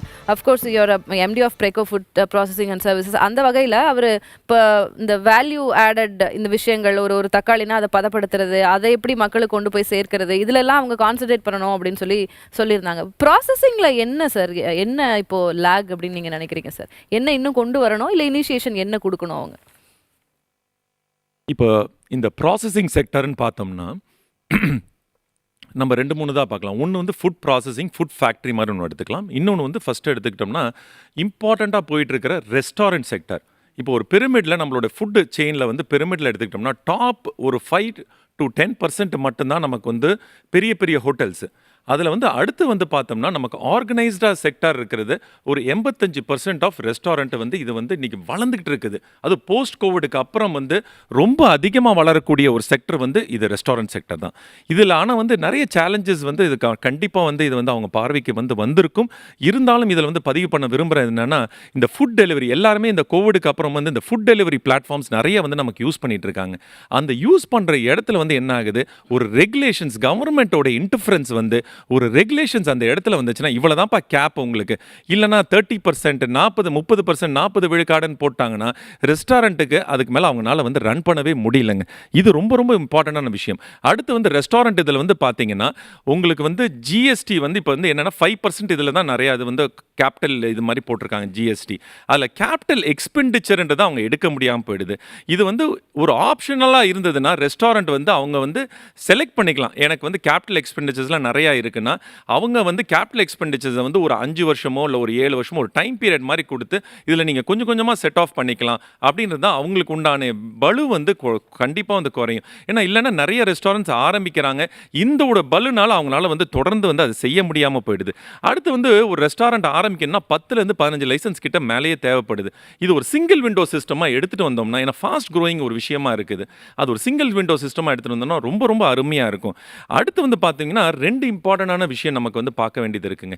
ஒன்று ஃபுட் செக்யூரிட்டி, அடுத்தது வந்து ஃபுட் சேஃப்டி. இப்போ ஃபுட் செக்யூரிட்டின்னு பார்த்தோம்னா நமக்கு வந்துங்க 5 கிலோ நெல் இல்லை கோதுமை, அப்புறம் ஒரு இதை கரீப் கல்யாண் அன்ன யோஜனா ஸ்கீமில் வந்து கொடுக்குறாங்க. அது வந்து இன்னும் வந்து சத்து மாவுகள், மேல் நியூட்ரிஷன்ஸ் இன்னும் வந்து ஒரு பெரிய சேலஞ்சாக இருக்குது. அந்த மேல் நியூட்ரிஷனுக்கு யூஸ் பண்ணுற மாதிரி மில்லட் பேஸ்டு சத்து மாவுகள்லாம் இன்னும் அதில் கொஞ்சம் எடுத்துகிட்டு வந்தாங்கன்னா அந்த ஃபுட் செக்யூரிட்டி ஆஸ்பெக்ட்ன்றது ரொம்ப ரொம்ப இம்பார்ட்டண்ட்டாக நமக்கு வந்து அட்டாக் பண்ணக்கூடிய நம்ம சிறுதானியங்களும் உயர்றதுக்கான அதுக்கான ஃபோக்கஸும் கிடைக்கும். வேற ரைஸ், வீட் அப்படின்றத தாண்டி மில்லட்ஸ்ல கான்சென்ட்ரேட் பண்ணணும். அண்ட் நீங்கள் அந்த சிறுதானியம் சொல்லும் போது திரும்பவும் வந்து போன வருஷம் நமக்கு 800 கோடி கொடுத்துருக்காங்க. இந்த வருஷம் கண்டிப்பாக அது வந்து டபுள் பண்ணாங்கன்னா ரொம்பவே அது வந்து மக்களுக்கு வந்து பயனடையும். ஏன்னா உடம்புக்கு வந்து ரொம்ப ஆரோக்கியமான ஒரு உணவு வந்து சிறுதானியங்கள். அதனால தான் இயர் ஆஃப் மில்லட்ஸ்ன்னு லாஸ்ட் இயர் நமக்கு வந்து இதில் அனௌன்ஸ் பண்ணியிருக்காங்க. அடுத்து வந்து ஃபுட் சேஃப்டின்னு பார்த்தீங்கன்னா ஒரு ஸ்கீமில் வந்து component of Deendayal Antyodaya Yojana national ஸ்கீம்னு ஒன்று வச்சுருக்காங்க. அதில் வந்து என்ன பண்ணியிருக்காங்க, 1 கோடி ஒரு டிஸ்ட்ரிக்ட்டுன்ற வாரியில் இந்த ஸ்ட்ரீட் ஃபுட், தெரு உணவுகள், தெருவுகளில் இருக்கிற கடைகளில் இருக்க உணவு, அதுதான் நம்மளுடைய இந்தியாவின் பேக் போனுங்க. ஏன்னா அங்கே தான் நம்ம நேட்டிவிட்டி ஃபுட்டு, நேட்டிவிட்டி டேஸ்ட்டு எல்லாமே இருக்கும். சாமானியன் போய் அங்கே போய் சாப்பிட்றான். அவனுக்கு உண்டான விஷயத்தில் அந்த ஃபுட் சேஃப்டி வந்து இருக்கா, இது வந்து எஃப்எஸ்எஸ்ஐயை நம்ம வந்து இன்னும் வலுப்படுத்திட்டு அவங்களுக்கு உண்டான எஜுகேஷன் சிஸ்டம் பண்ணணும். வெறும் 100 கோடி 100 டிஸ்ட்ரிக்ட்னு போட்டிருக்காங்க, ட்ரையல் பைலட் ஸ்கேலில் பண்ணியிருக்காங்க லாஸ்ட் இயர். அது எந்த அளவுக்கு வந்து அமலாக்கம் ஆயிருக்கு, ஏன்னா தமிழ்நாட்டில் என்டையர் தமிழ்நாடுக்கே 4 கோடி தான் கொடுத்துருக்காங்க. அது இந்த வருஷம் இன்னும் மேம்படுத்தினாங்கன்னா இந்த தெரு உணவுகள், தெரு சார்ந்த உணவுகள், நம்ம பாரம்பரிய உணவுகள், அந்த ஒரு நேட்டிவிட்டி டேஸ்ட்டை வந்து இன்னும் நல்லா எடுத்துகிட்டு வரலாம். எல்லாருக்கும் உணவுன்ற மாதிரி ஈட் ரைட் கான்செப்டை வந்து இன்னும் வந்து விரிவாக்கம் பண்ணலாம். இது வந்து இன் டேர்ம்ஸ் ஆஃப் ஃபுட் சேஃப்டின்றது வந்து பார்த்தோம்னா அதில் வருதுங்க. அடுத்து வந்து பார்த்தீங்கன்னா ஃபுட் செக்டர்ன்ற வரும்போதுங்க ரொம்ப இம்பார்ட்டண்டான ஒரு விஷயம் பார்த்தீங்கன்னா ப்ரிப்பரேஷன், பேக்கேஜிங், என்ரிச்மெண்ட், இது மாதிரி நிறைய ஸ்டெப்ஸ் இருக்குது நமக்கு ஃபுட் செக்டரில். ரொம்ப வேகமாக வளர்ந்துட்டு இருக்குது. இப்போ வந்து 80 விழுக்காடு வந்து இன்னைக்கு ஹோம் க்ரோன் பிராண்ட்ஸ்ன்னு சொல்கிற மாதிரி நம்ம இதில் வந்து ஆரம்பிக்கிறப்பட்ட பிராண்ட்ஸ் வந்து இப்போ கடையில் போய் பார்த்து வாங்குறாங்க. ஏன்னா நமக்கு டெக்னாலஜி வளர்ந்துருச்சு, நம்ம கண்ட்ரியில் வளர்ந்துட்டு இருக்கு, பேக்கேஜிங்கோட கான்செப்ட் நல்லா வளர்ந்துருச்சு. ஸோ அந்த பேக்கேஜிங்க்கு உண்டான இது வந்து இன்னும் வந்து இன்சென்டிவ் ஸ்கீம்ஸ்லாம் இன்னும் கொஞ்சம் நிறைய வந்து அனௌன்ஸ் பண்ணுறாங்க. வர இதில் வந்து நமக்கு கண்டிப்பாக வந்து இது நம்ம எடுத்துட்டு போவோம். கண்டிப்பா. ஏன்னா நம்மளுடைய எக்ஸ்பெக்டேஷன் எதிர்பார்ப்புகள் அப்படின்றது நிச்சயமா நிறைய இருக்கு. ட்ரக் லோடு நமக்கு எதிர்பார்ப்புகள் இருக்கு. வேற இது இன்ட்ரம் பட்ஜெட் அப்படிங்கும்போது அதனுடைய ரிசல்ட் என்ன வரப்போகுது அறிவிப்பு அப்படின்றது அது நான் முன்னாடி சொன்ன மாதிரி நம்ம நிதியமைச்சருடைய அந்த சின்ன குட்டி சிவப்பு கலர் என்வெலப்புக்குள்ள இருக்கு. நம்ம பார்க்கலாம் என்ன அவங்க அறிவிப்புகள் வெளியிட்டிருக்காங்க. நம்ம இந்த நேரலை தொடரலாம். ஒரு சிறிய இடைவெளி கிடைக்கும்.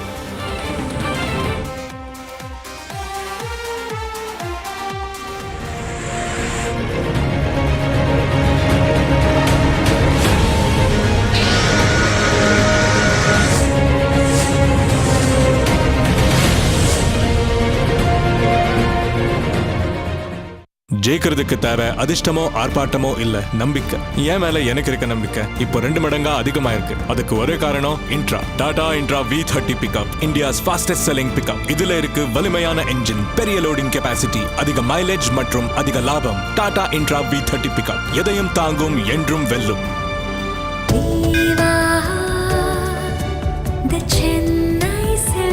நினைவில் நிற்கும் திருமணப்பட்டு Vivaha the Chennai silks.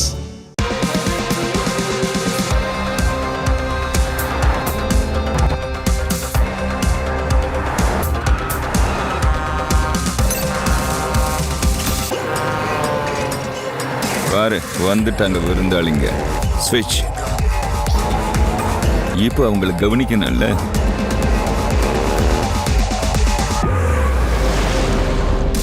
The new Hyundai Creta Undisputed Ultimate. உங்களுக்கு அவசரமா பணம் தேவையா? பழைய தங்க நகைய நல்ல விலைக்கு விற்கணுமா? பெஸ்ட் மணி கோல்டுக்கு கால் பண்ணுங்க 97502 97502. जब बात हो देश की मिट्टी की, ऐसा कुछ भी नहीं जो हमें अलग कर सके। और इसी जज्बे के साथ कजारिया देश की मिट्टी से बनी टाइल से देश को बनाते हैं. புதிய ஏரியல் வர்சஸ் 100 விடாப்பிடியான கரை சேலஞ்ச் ஆன். ஊறுகாய், மஞ்சள், இத்திய சாம்பார் முடியவே முடியாது. இப்போது முடியும். ஏரியல் ஸ்டெயின் ஹண்டர்ஸ் போக்கும் 100 விடாப்பிடியான கரைகளை ஒரு வாஷில். வாவ்! ஏரியல் 100 கரை ஒரு wash. Say hi to a world where everything leads to exploration. Every journey, every adventure, even that school reunion. Celebrate your journeys with a bold new companion, Skoda Kushaq. Skoda. Ana pipe தாங்கும். Super தாத்தா. Finolex pipes. தலைமுறைகள் மாறும், ஆனா pipe மாறாது.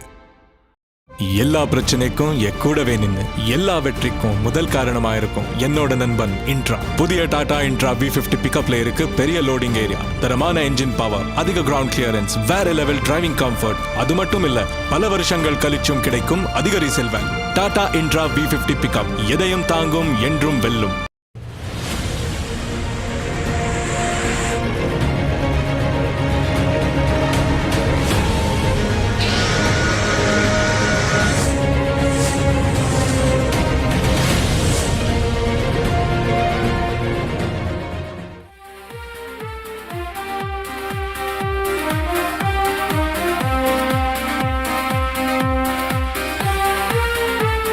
Budget சிறப்பு நேரலையில் இணைஞ்சிருக்கிறோம். வல்லுநர்களோட பேசிட்டு இருக்கோம். எக்கனாமிஸ்ட் இருவர் நம்மோடு இருக்கிறாங்க. திரு தாமஸ், நான் உங்ககிட்ட கேட்க விரும்புகிறேன் சார். எல்லாருடைய மேஜர் எக்ஸ்பெக்டேஷன், மிடில் கிளாஸ் பீப்புளோட எக்ஸ்பெக்டேஷன் அந்த வரி வருமானம், அதில் டாக்ஸேஷனில் ஏதாவது ஸ்லாப்ஸில் வேரியேஷன் இருக்குமா, குறைப்பாங்களா இல்லை வேவ் ஆஃப் பண்ணுவாங்களா அப்படின்றது முக்கியமான பாயிண்ட்டாக இருக்குது. இது இன்ட்ரம் பட்ஜெட் தான், அதில் வரதுக்கு வாய்ப்பு இல்லை, கொள்கையில் மாறுபாடெலாம் இருக்காது அப்படின்லாம் நிறையா சொல்கிறாங்க. பட் எலெக்ஷன் வரதுனால அதில் இருக்குன்றது ஒரு எக்ஸ்பெக்டேஷன். உங்களுடைய பார்வை என்ன? மிடில் கிளாஸ் மெயினாக எதிர்பார்க்குறது என்னன்னு கேட்டிங்கன்னா, அவங்களுக்கு இந்த ஸ்டாண்டர்ட் டிடக்ஷன் வந்து 50,000 ரூபாய் வந்து பல வருடங்களாக அப்படியே இருக்குது. அது வந்து மாற்றலை. அது வந்து அவங்களுக்கு கொஞ்சம் வருத்தமாக தான் இருக்கும். இப்போ வந்து 2 வருடத்துக்கு முன்னாடி வந்து நம்ம நியூ ரெஜிம் அண்ட் ஓல்டு ரெஜிம்னு 2 இப்போ இருக்குது. இப்போ மக்களுக்கு பல பேருக்கும் குழப்பமாக இருக்கும், எந்த ரெஜிமில் நம்ம போகலாம், புதுசில் போகலாமா இல்லை பழசில் போகலாமா, புதுசில் போயிட்டோன்னா நம்ம திரும்ப பழகுக்கு வர முடியாதா, இந்த மாதிரி குழப்பங்கள்லாம் மக்களுக்கு நிறைய பேருக்கு இருக்குது. என்னை பொறுத்த வரைக்கும் இந்த புதிய ரெஜிமுக்கு கவர்மெண்ட் வந்து கூடுதல் இம்பார்ட்டன்ஸ் கொடுக்கணும். ஏன்னு கேட்டிங்கன்னா, அது வந்து ஒரு ஃபேரான மெத்தட்ஸ் இருக்குது, ஈஸியாக நம்ம ஃபைல் பண்ணலாம், அதிக குழப்பம் இருக்காது. இன்னொன்று என்னன்னு கேட்டிங்கன்னா, அதில் வந்து அதை அட்ராக்ட் பண்ணுறதுக்கு இந்த ஸ்டாண்டர்ட் டிடக்ஷன் வந்து 50,000ன்றது 1,00,000ஆகவோ இல்லைன்னா அட்லீஸ்ட் 75,000ஆவது ஆக்க வேண்டும். இன்னொன்று பார்த்திங்கன்னா, இந்த ஒரே அதில் எந்த டிடக்ஷன் நம்ம கிளைம் பண்ண முடியாது இருந்தாலும் ஒரு டிடக்ஷன் மட்டும் கவர்மெண்ட் அதில் இன்க்ளூட் பண்ண வேண்டியது என்னன்னு கேட்டிங்கன்னா, இந்த என்பிஎஸ் இன்வெஸ்ட்மெண்ட். அந்த 50,000 இப்போ இருக்குது அந்த 80 CCD மூலமாக. அதை வந்து 50,000 இல்லைன்னா 1,00,000 ரூபாய் அப்படியா 3 லட்சம் ஆக்கணும் அப்படின்லாம் அது வந்து இருக்கு. அது இருக்குது. பட் என்பிஎஸ்ல நான் சொல்ல இப்போதைக்கு 50,000 இருக்கிறத வந்து ஒரு 1,00,000 ஆக்கலாம். அப்போ வந்து நிறைய பேர் வந்து நியூ ரெஜிம்க்கு வருவாங்க. இந்த ஓல்டு ரெஜிமில் இருக்கிறவங்க வந்து என்ன பார்க்குறாங்கன்னா, இந்த எந்த ஒரு டிடக்ஷனும் அது இல்லாமல் போயிடும். 80Cயும் கிடையாது, 80Dயும் கிடையாது. அதனால இது வந்து நமக்கு எல்லாருக்கும் எளிதா புரியறதுக்காக கேக்குறேன் சார். இப்போ புதிய நடைமுறையில 15 லட்சத்துக்கு மேல இருந்தா 30% டாக்ஸ் அப்படின்றது இருக்கு. ஒருவேளை 20 லட்சத்துக்கு மேலான வருவாய்க்கு 30% அப்படின்னு வரதுக்கான வாய்ப்பு இருக்கு. அதான் எக்ஸ்பெக்டேஷன் அதுவா தான் இருக்கும். அதை நம்ம அப்படியே 30% எடுத்துக்கூடாது. ஒவ்வொரு ஸ்லாப்லையும் என்ன ரேட் வருது அதுதான் அவங்களுக்கு வரப்போகுது. 30% ஒரு 22% அப்படி தான் வரும். ஆனால் ஒரு 10 லட்சத்துக்கு மேலே வருமானம் உள்ளவர்கள், வீட்டுக்கடன் இல்லாதவர்கள் நியூ ரெஜிம்க்கு போகிறது தான் நல்லது. ஏன்னா அதில் வந்து உங்களுக்கு பெனிஃபிட் இதுல வேரியேஷன் வருமா நான் கேக்குறேன் சார். 3 லட்சம் வரைக்கும் டாக்ஸ் இல்ல, 3 to 6 lakhs 5%, 6 lakhல இருந்து 9 லட்சம் 10%, 9ல இருந்து 12 15%. இதுல அத வந்து உயர்த்துவாங்களா? இதுல வேரியேஷன் அதுல வந்து கண்டிப்பாக உயர்த்தணும் தான் எதிர்பார்க்கறேன். பட் இதுல இந்த பட்ஜெட்ல உயர்த்த மாட்டாங்க. புதிய அடுத்த ஆட்சியில் வந்து அந்த கண்டிப்பாக ஆமாம் இப்போதைக்கு அது மாற்றத்துக்கான வாய்ப்புகள் குறைவு. ஆனால் அதற்கான பாதை வந்து வகுப்பட்டது. இன்னும் ஒரே ஒரு விஷயத்தை மட்டும் சொல்லிடுறேன். கவர்மெண்ட்டில் வந்து மெயினாக இப்போ நடந்திருக்கிறது மூலதன செலவினம். அதுதான் முக்கியமாக ஒரு நாட்டின் வளர்ச்சி அதில் தான் மெயினாக இருக்குது. இது பார்த்தீங்கன்னா 2015 வந்து 5.6 லட்சம் கோடி வந்து செலவு பண்ணியிருக்காங்கன்னா 2024 அது வந்து மிக அதிகமாக வளர்ந்து 18.6 லட்சம் கோடி. இதுதான் நாட்டின் முக்கியமான வளர்ச்சி காரணமே. இந்த ஜிடிபி growth விட்டு இப்போ இந்தியாவில் வேர்ல்டுலேயே பார்த்தீங்கன்னா இந்தியா தான் ஃபாஸ்டஸ்ட் க்ரோயிங் நேஷன் இந்த வேர்ல்டு. கிட்டத்தட்ட 7%. மற்ற நாடுகள்லாம் 2%, 1.5% தொடர்றதுக்கே மிகவும் கஷ்டப்பட்டுட்டு இருக்கும்போது நம்ம இந்த 7% தொடரோம்னா அது வந்து மிகப்பெரிய அச்சீவ்மெண்ட்டு. இன்னொரு விஷயம் என்னென்னு கேட்டால் இந்த production linked incentive for the companies. அதில் வந்து நிறைய வேலைவாய்ப்புகள், புதிய தொழில் துவங்குறாங்க, புதிய முதலீடுகள் வருது.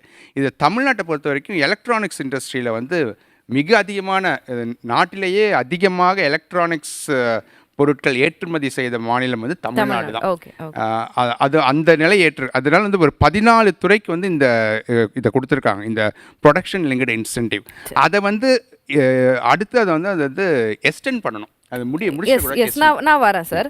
நான் திரு ராமசாமி அவர்கள்கிட்டயும் கேட்க வருவேன். நேற்று குடியரசுத் தலைவருடைய உரை இடம்பெற்றது சார். அவங்க 4 விஷயங்கள் ரொம்ப சக்திகளாக, அவங்க தான் பவர் சென்டர்ஸ் ஆஃப் இந்தியா அப்படின்னு அவங்க மென்ஷன் பண்ணியிருந்தாங்க. பெண்கள், இளைஞர்கள், விவசாயிகள், ஏழைகள். அப்போ இவங்களை முன்னிறுத்தி அவங்களுடைய எலெக்ஷன் கேம்பெயினும் இருக்கும். அதுக்கு முன்னாடி இந்த இன்டர்ம் பட்ஜெட்ல அவங்க முக்கியத்துவம் கொடுத்துருப்பாங்க அப்படிங்கிறது நம்மளுடைய புரிதலா இருக்கு. இப்போ இந்த 4 செக்டர், பெண்கள், இளைஞர்கள், விவசாயிகள், ஏழைகள், அவங்களுக்கான மேஜரான அனௌன்ஸ்மெண்ட்ஸ் இருக்குமா? நான் எல்லா ஒரு சாமானிய மக்களுக்கும் புரியுற வகையில நீங்க சொல்லணும் அப்படின்னு நான் கேட்கிறேன். ஃபேண்டாஸ்டிக், அருமையான கேள்வி. Thank you so much. அதான் வந்து ஒரு விஷனை கொடுத்துட்டு போயிருக்காங்க பிரசிடென்ட். அந்த விஷன் நோக்கி தான் இந்த பட்ஜெட் கண்டிப்பாக இருக்கும். அதுக்கு முன்னாடி ஒரு சின்ன ஸ்மால் ஃபேக்டை சொல்லி விரும்புகிறேன். After Morarji Desai former prime மினிஸ்டருக்கு அப்புறம் ஈக்குவல் ரெக்கார்டை உடைச்சது நம்ம current finance minister. 6 state budget, மிகப்பெரிய ரெக்கார்ட். இந்தியாவில் முதல் பெண்மணி நம்முடைய நிர்மலா சீதாராமன் மேம் தான் 6 பட்ஜெட்டை ஸ்ட்ரெயிட்டாக கொடுக்குறது. ஃபுல் டைம் உட்காந்த first woman finance minister. Small facts. So honourable பிரசிடென்ட்டுடைய விஷனை வச்சு தான் இந்த பட்ஜெட் வந்து எக்ஸ்பேண்ட் பண்ண முடியும். நீங்கள் ரைட்டாக சொன்னீங்க. Women, children together we call it as a youth. அதுக்கப்புறம் very important aspect is education. அதில் ஒரு மிகப்பெரிய மாற்றங்கள் கொண்டு வராங்க. பர்டிகுலர்லி நியூ எஜுகேஷன் பாலிசியை கண்டினியூட்டி கொண்டு வராங்க. நியூ எஜுகேஷன் பாலிசி தான் எல்லா எஜுகேஷனும் டச் பண்ணுது. School, higher education, research education, technology education and so on. நான் இன்னும் என்னோட அந்த क्वेश्चனை நான் சிம்பிளிஃபை பண்ணி இன்னும் நான் ஃபோக்கஸ் பண்ண விரும்புறேன். ஓகே. இப்போ இளைஞர்கள், பெண்கள், அவங்க இப்போ இளைஞர்கள்னு வச்சுக்கலாம். அவங்களுக்கு வந்து டாக்ஸேஷன் அதுல அந்த அறிவிப்பு இருக்க வாய்ப்பு இருக்கா? இன்னொன்று விவசாயிகள் வந்து 6,000 ஆல்ரெடி PM கிசான்ல போயிட்டு இருக்கு. அது 9,000 இருக்கலாம் அப்படின்ற ஒரு பேச்சு இருக்கு. அது அப்படி வரதுக்கு 9,000 அப்படின்னு உயர்த்தி வழங்க வாய்ப்பு இருக்கா? இது ரொம்ப டைரக்ட் क्वेश्चंस. நான் உங்களோட வியூ கேக்குறேன். Thanks. Income tax regime slabs இருக்குல்ல, அது இன்ட்ரீம் பட்ஜெட்ல ஸ்லாப்ல ரெடி பண்ண மாட்டாங்க, தொட மாட்டாங்க. நிச்சயமா முடியாது. காரணம் வந்து இது வந்து ஜஸ்ட் 2-3 மந்த்ஸ் தான். ஜூன் ஜூலையில் அப்புறம் அது ஃபார்மேஷன் கவர்மெண்ட் பண்ண போகிறாங்க. அதுக்கப்புறம் காம்ப்ரிஹென்சிவ் பட்ஜெட் போடுவாங்க. இது நான் மார்னிங்கே சொன்னேன், ஸ்டார்டிங்லேயே சொன்னேன், இந்த பட்ஜெட் வந்து ஒரு எக்ஸ்பேன்ஷன், ஏற்கனவே நடக்கிற கூட எக்ஸ்பேன்ஷன். இதை கொஞ்சம் ஒரு குயிக்காக ஒரு ஓவரால் சொல்லி வர்றேன்.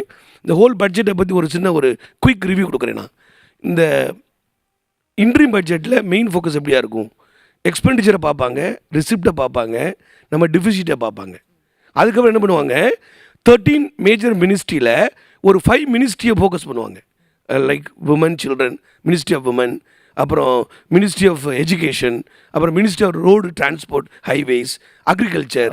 ஒரு சிறிய குறுக்கீடு சார், நீங்கள் பேசிக்கிட்டு இருக்கும்போதே நம்ம திரையில் பார்க்கக்கூடிய காட்சிகளை நான் விளக்கணும் அப்படின்னு நினைக்கிறேன்.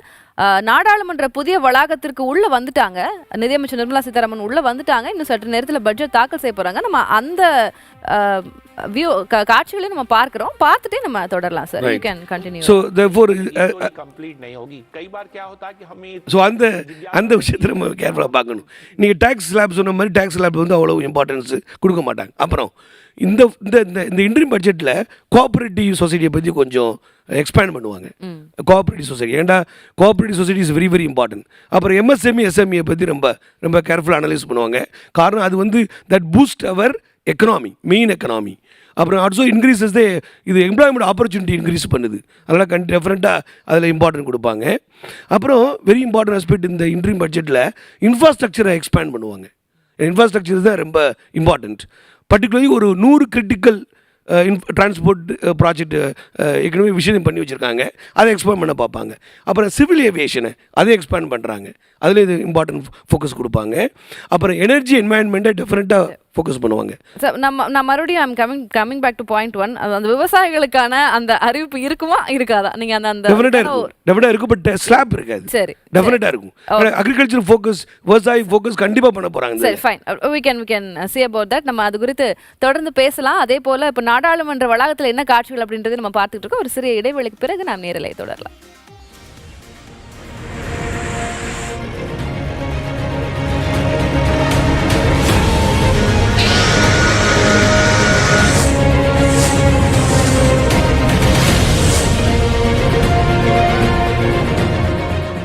எல்லா பிரச்சனைக்கும் கூடவே நின்று எல்லா வெற்றிக்கும் முதல் காரணமா இருக்கும் என்னோட நண்பன் இன்ட்ரா. புதிய டாடா இன்ட்ரா V50 பிக்கப்ல இருக்கு பெரிய லோடிங் ஏரியா, தரமான என்ஜின் பவர், அதிக கிரவுண்ட் கிளியரன்ஸ், வேற லெவல் டிரைவிங் கம்ஃபர்ட். அது மட்டும் இல்ல, பல வருஷங்கள் கழிச்சும் கிடைக்கும் அதிக resale value. Tata Intra V50 pickup எதையும் தாங்கும், என்றும் வெல்லும்.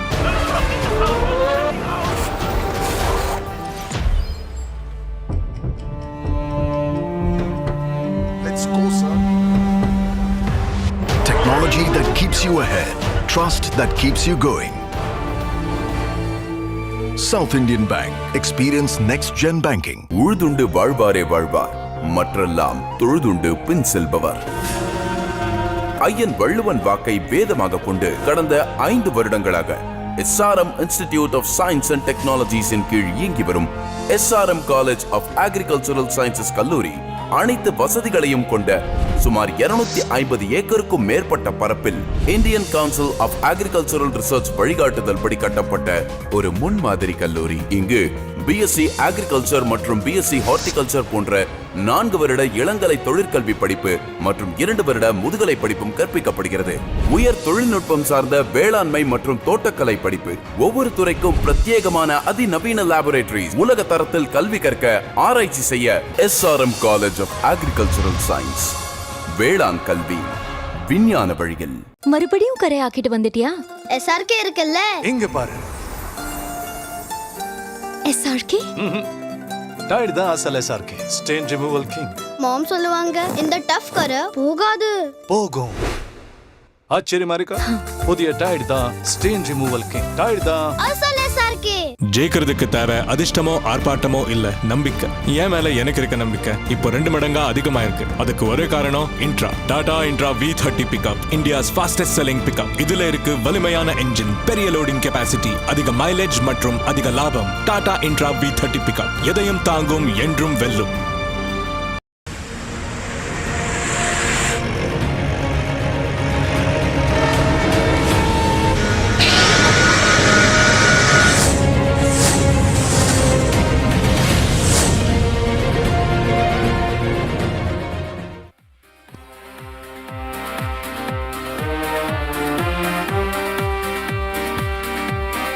இடைக்கால பட்ஜெட் நேரலையில் இணைந்திருக்கிறோம். பல்துறை சார்ந்த வல்லுநர்களோட நம்ம பேசிக்கிட்டு இருக்கோம்.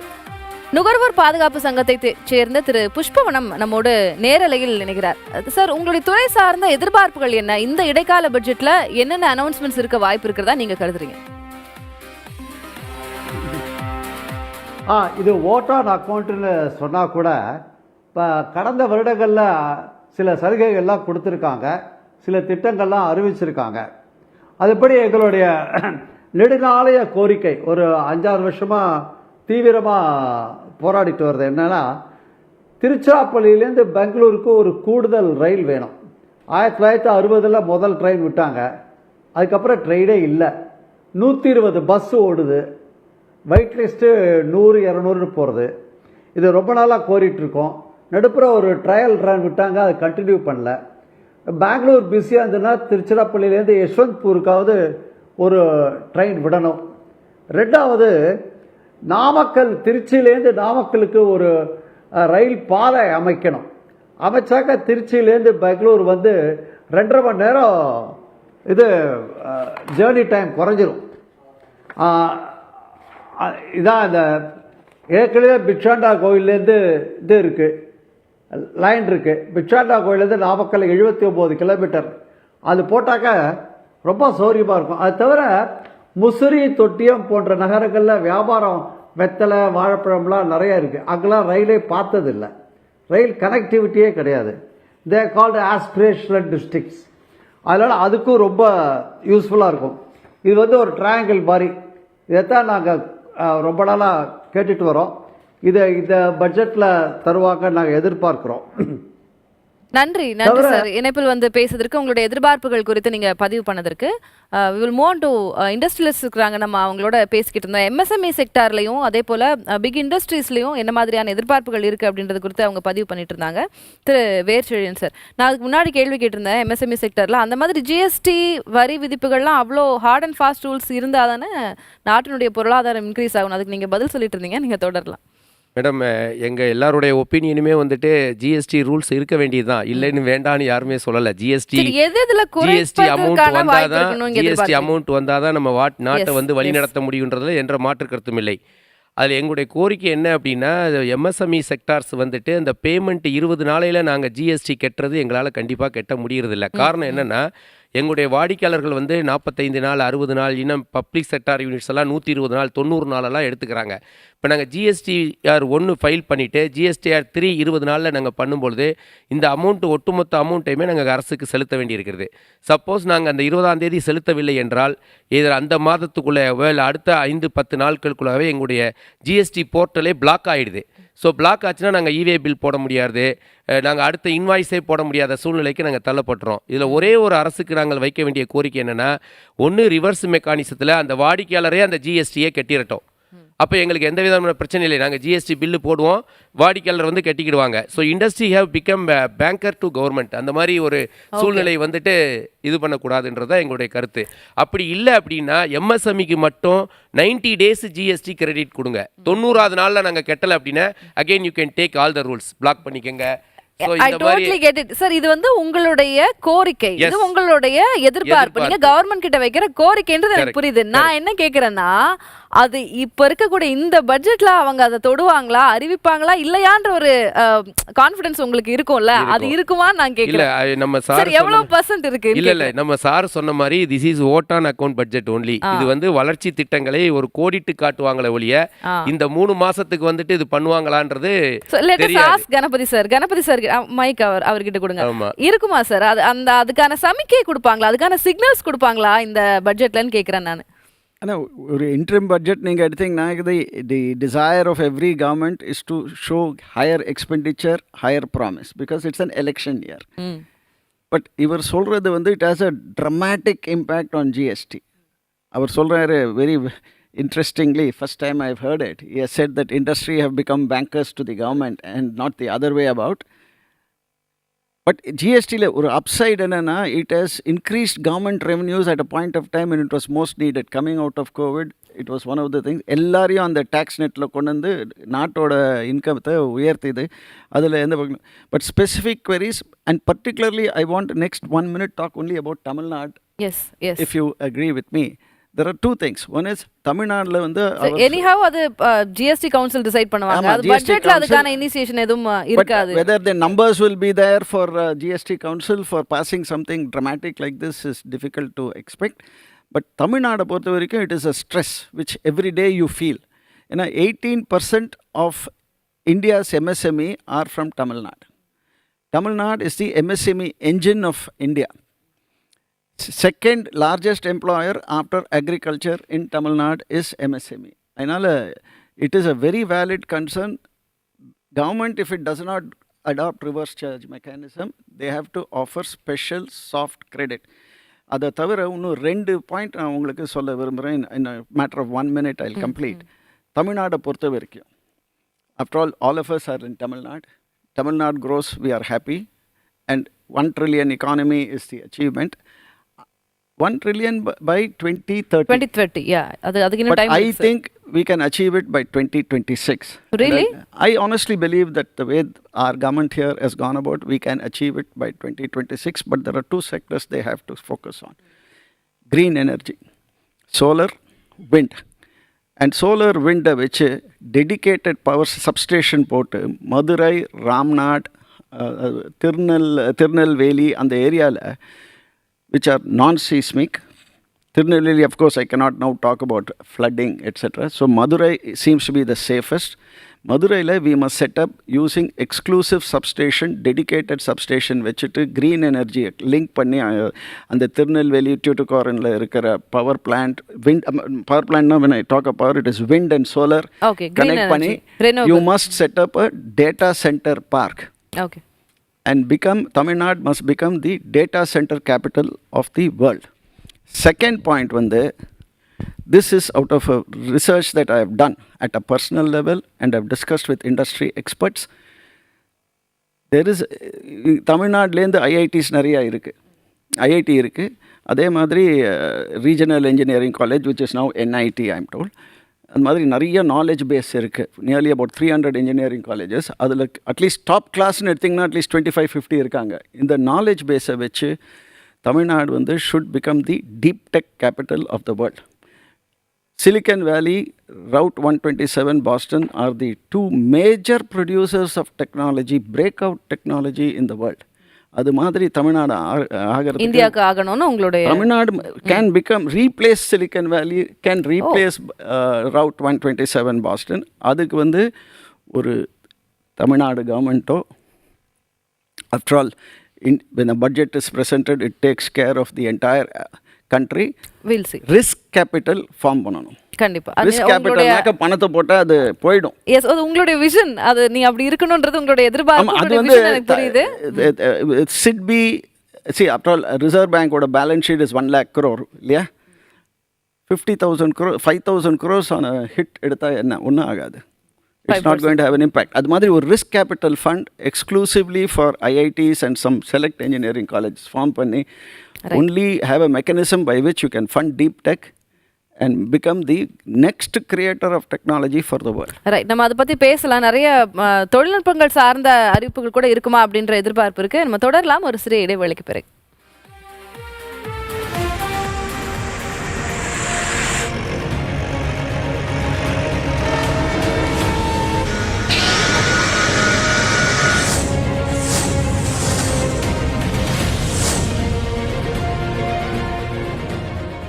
வெள்ள முடி லாஸ்ட் டைம் யூஸ் பண்ண ஷாம்பு கலர் கூட அந்த 15 ரூபாய் கோத்ரேஜ் செல்ஃபி இல்ல, முடிய சாஃப்டா ஷைனியா காட்டுமே அது அந்த 15 ரூபாயோட தான். அரே இதேதான் Godrej selfie shampoo hair colour 5 நிமிஷத்துல முடி தெரியும். நேச்சுரல் பிளாக் மற்றும் ஷைனியா.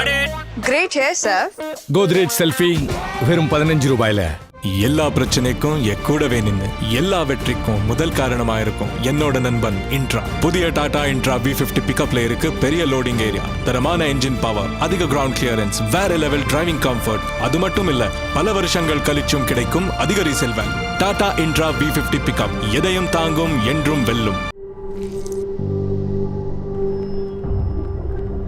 பல்கூச்சத்திலிருந்து உடனடி நிவாரணம் பெறுங்கள் சென்சோடைன் ராபிட் ரிலீஃபுடன்.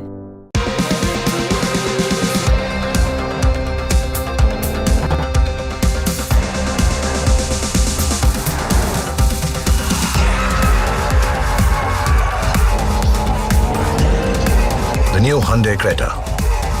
Undisputed. Ultimate. உலகம் பூரா எவ்வளவு சண்டைகள் நடக்குது. நிதி சந்தையில பெரும் சரிவு ஏற்பட்டா என்ன செய்யறது? உங்க நிதி முதலீடுகளோட நிலையற்ற தன்மையை பத்தி நீங்க பயப்படுறீங்கன்னா அப்ப புட் ஆப்ஷன் மூலமா உங்க போர்ட்ஃபோலியோவை ஹெட்ஜ் பண்ணிக்கலாமே. ஒருவேளை மார்க்கெட் பிக்கப் ஆயிட்டா ஒரு சிறிய பிரீமியம் கொடுத்து புட் ஆப்ஷன் வாங்குனீங்கன்னா மார்க்கெட் விலை அதிகமானா போர்ட்ஃபோலியோவோட முழு வருமானமும் உங்களுக்கு கிடைக்கும். மார்க்கெட் வீழ்ச்சி அடைஞ்சா ஸ்ட்ரைக் பிரைஸுக்கு கீழே புட் ஆப்ஷன் உங்க போர்ட்ஃபோலியோல வர்ற நஷ்டத்தை ஈடு செய்யும். ஜெயிக்கிறதுக்கு தேவை அதிர்ஷ்டமோ ஆர்ப்பாட்டமோ இல்ல, நம்பிக்கை. என் மேல எனக்கு இருக்க நம்பிக்கை இப்போ 2 மடங்கா அதிகமாயிருக்கு. அதுக்கு ஒரே காரணம் Intra. Tata Intra V30 pickup, India's fastest selling pickup. இதுல இருக்கு வலிமையான என்ஜின், பெரிய லோடிங் கெபாசிட்டி, அதிக மைலேஜ் மற்றும் அதிக லாபம். டாடா இன்ட்ரா V30 பிக்கப் எதையும் தாங்கும், என்றும் வெல்லும். ஏரியல் லிக்விட் போக்கும் விடாப்பிடி கரையை இப்போது பவுடரின் விலையில். ட்ரை செய்யுங்கள் புதிய ஏரியல் லிக்விட் இப்போது நம்ப முடியாத விலையில். இன்றைய நிகழ்ச்சிகள் அனைத்தையும் வழங்குபவர்கள் ஆன்லைன் பார்ட்னர் housing.com. டவுட் இல்ல, பர்ஃபெக்ட். Download now.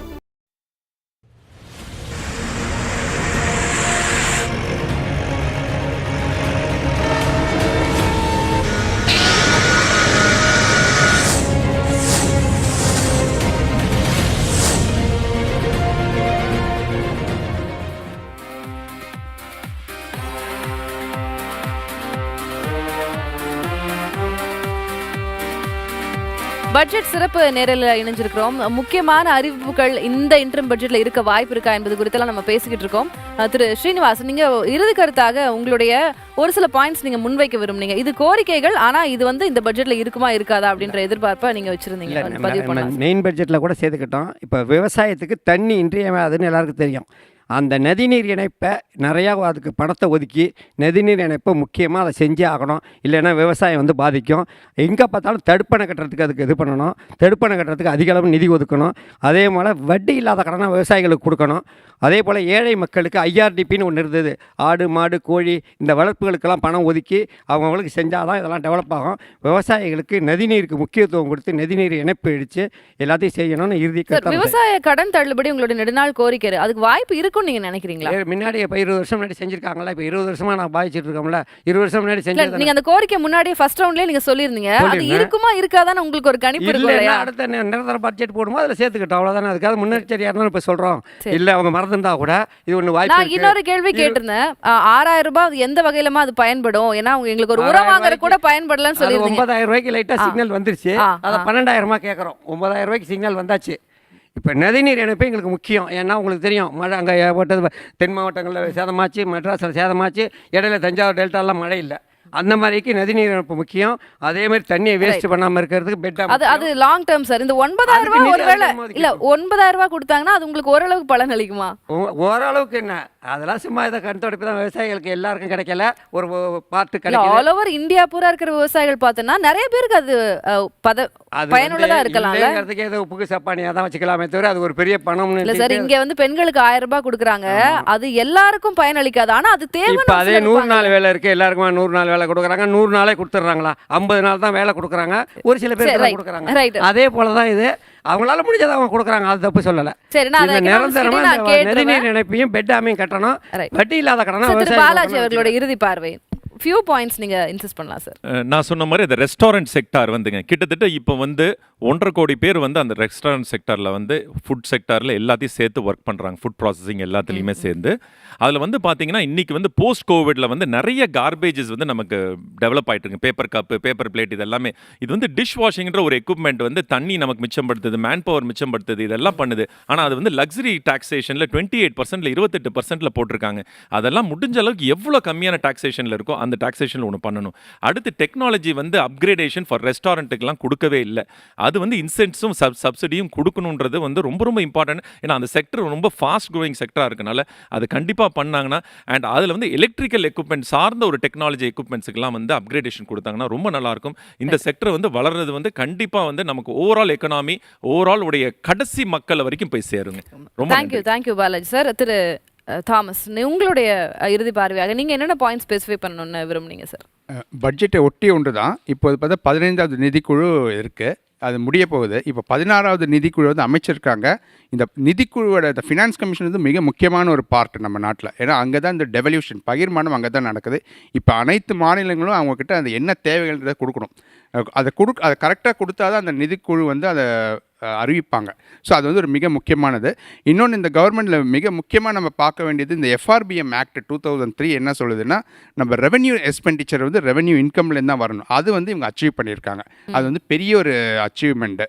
அதனால் வந்து நமக்கு கேபெக்ஸ் அதாவது மூலதன முதலீட்டில் வந்து அதிகமாக இருக்கும். அது it is because of technology digitisation வருவாய் prudent management of the finance. இன்னும் ஒரு லாஸ்ட் பாயிண்ட் மட்டும் என்ன சொல்கிறேன்னா, குஜராத்தில் கிஃப்ட் சிட்டின்னு ஒன்று ஆரம்பிச்சிருக்காங்க.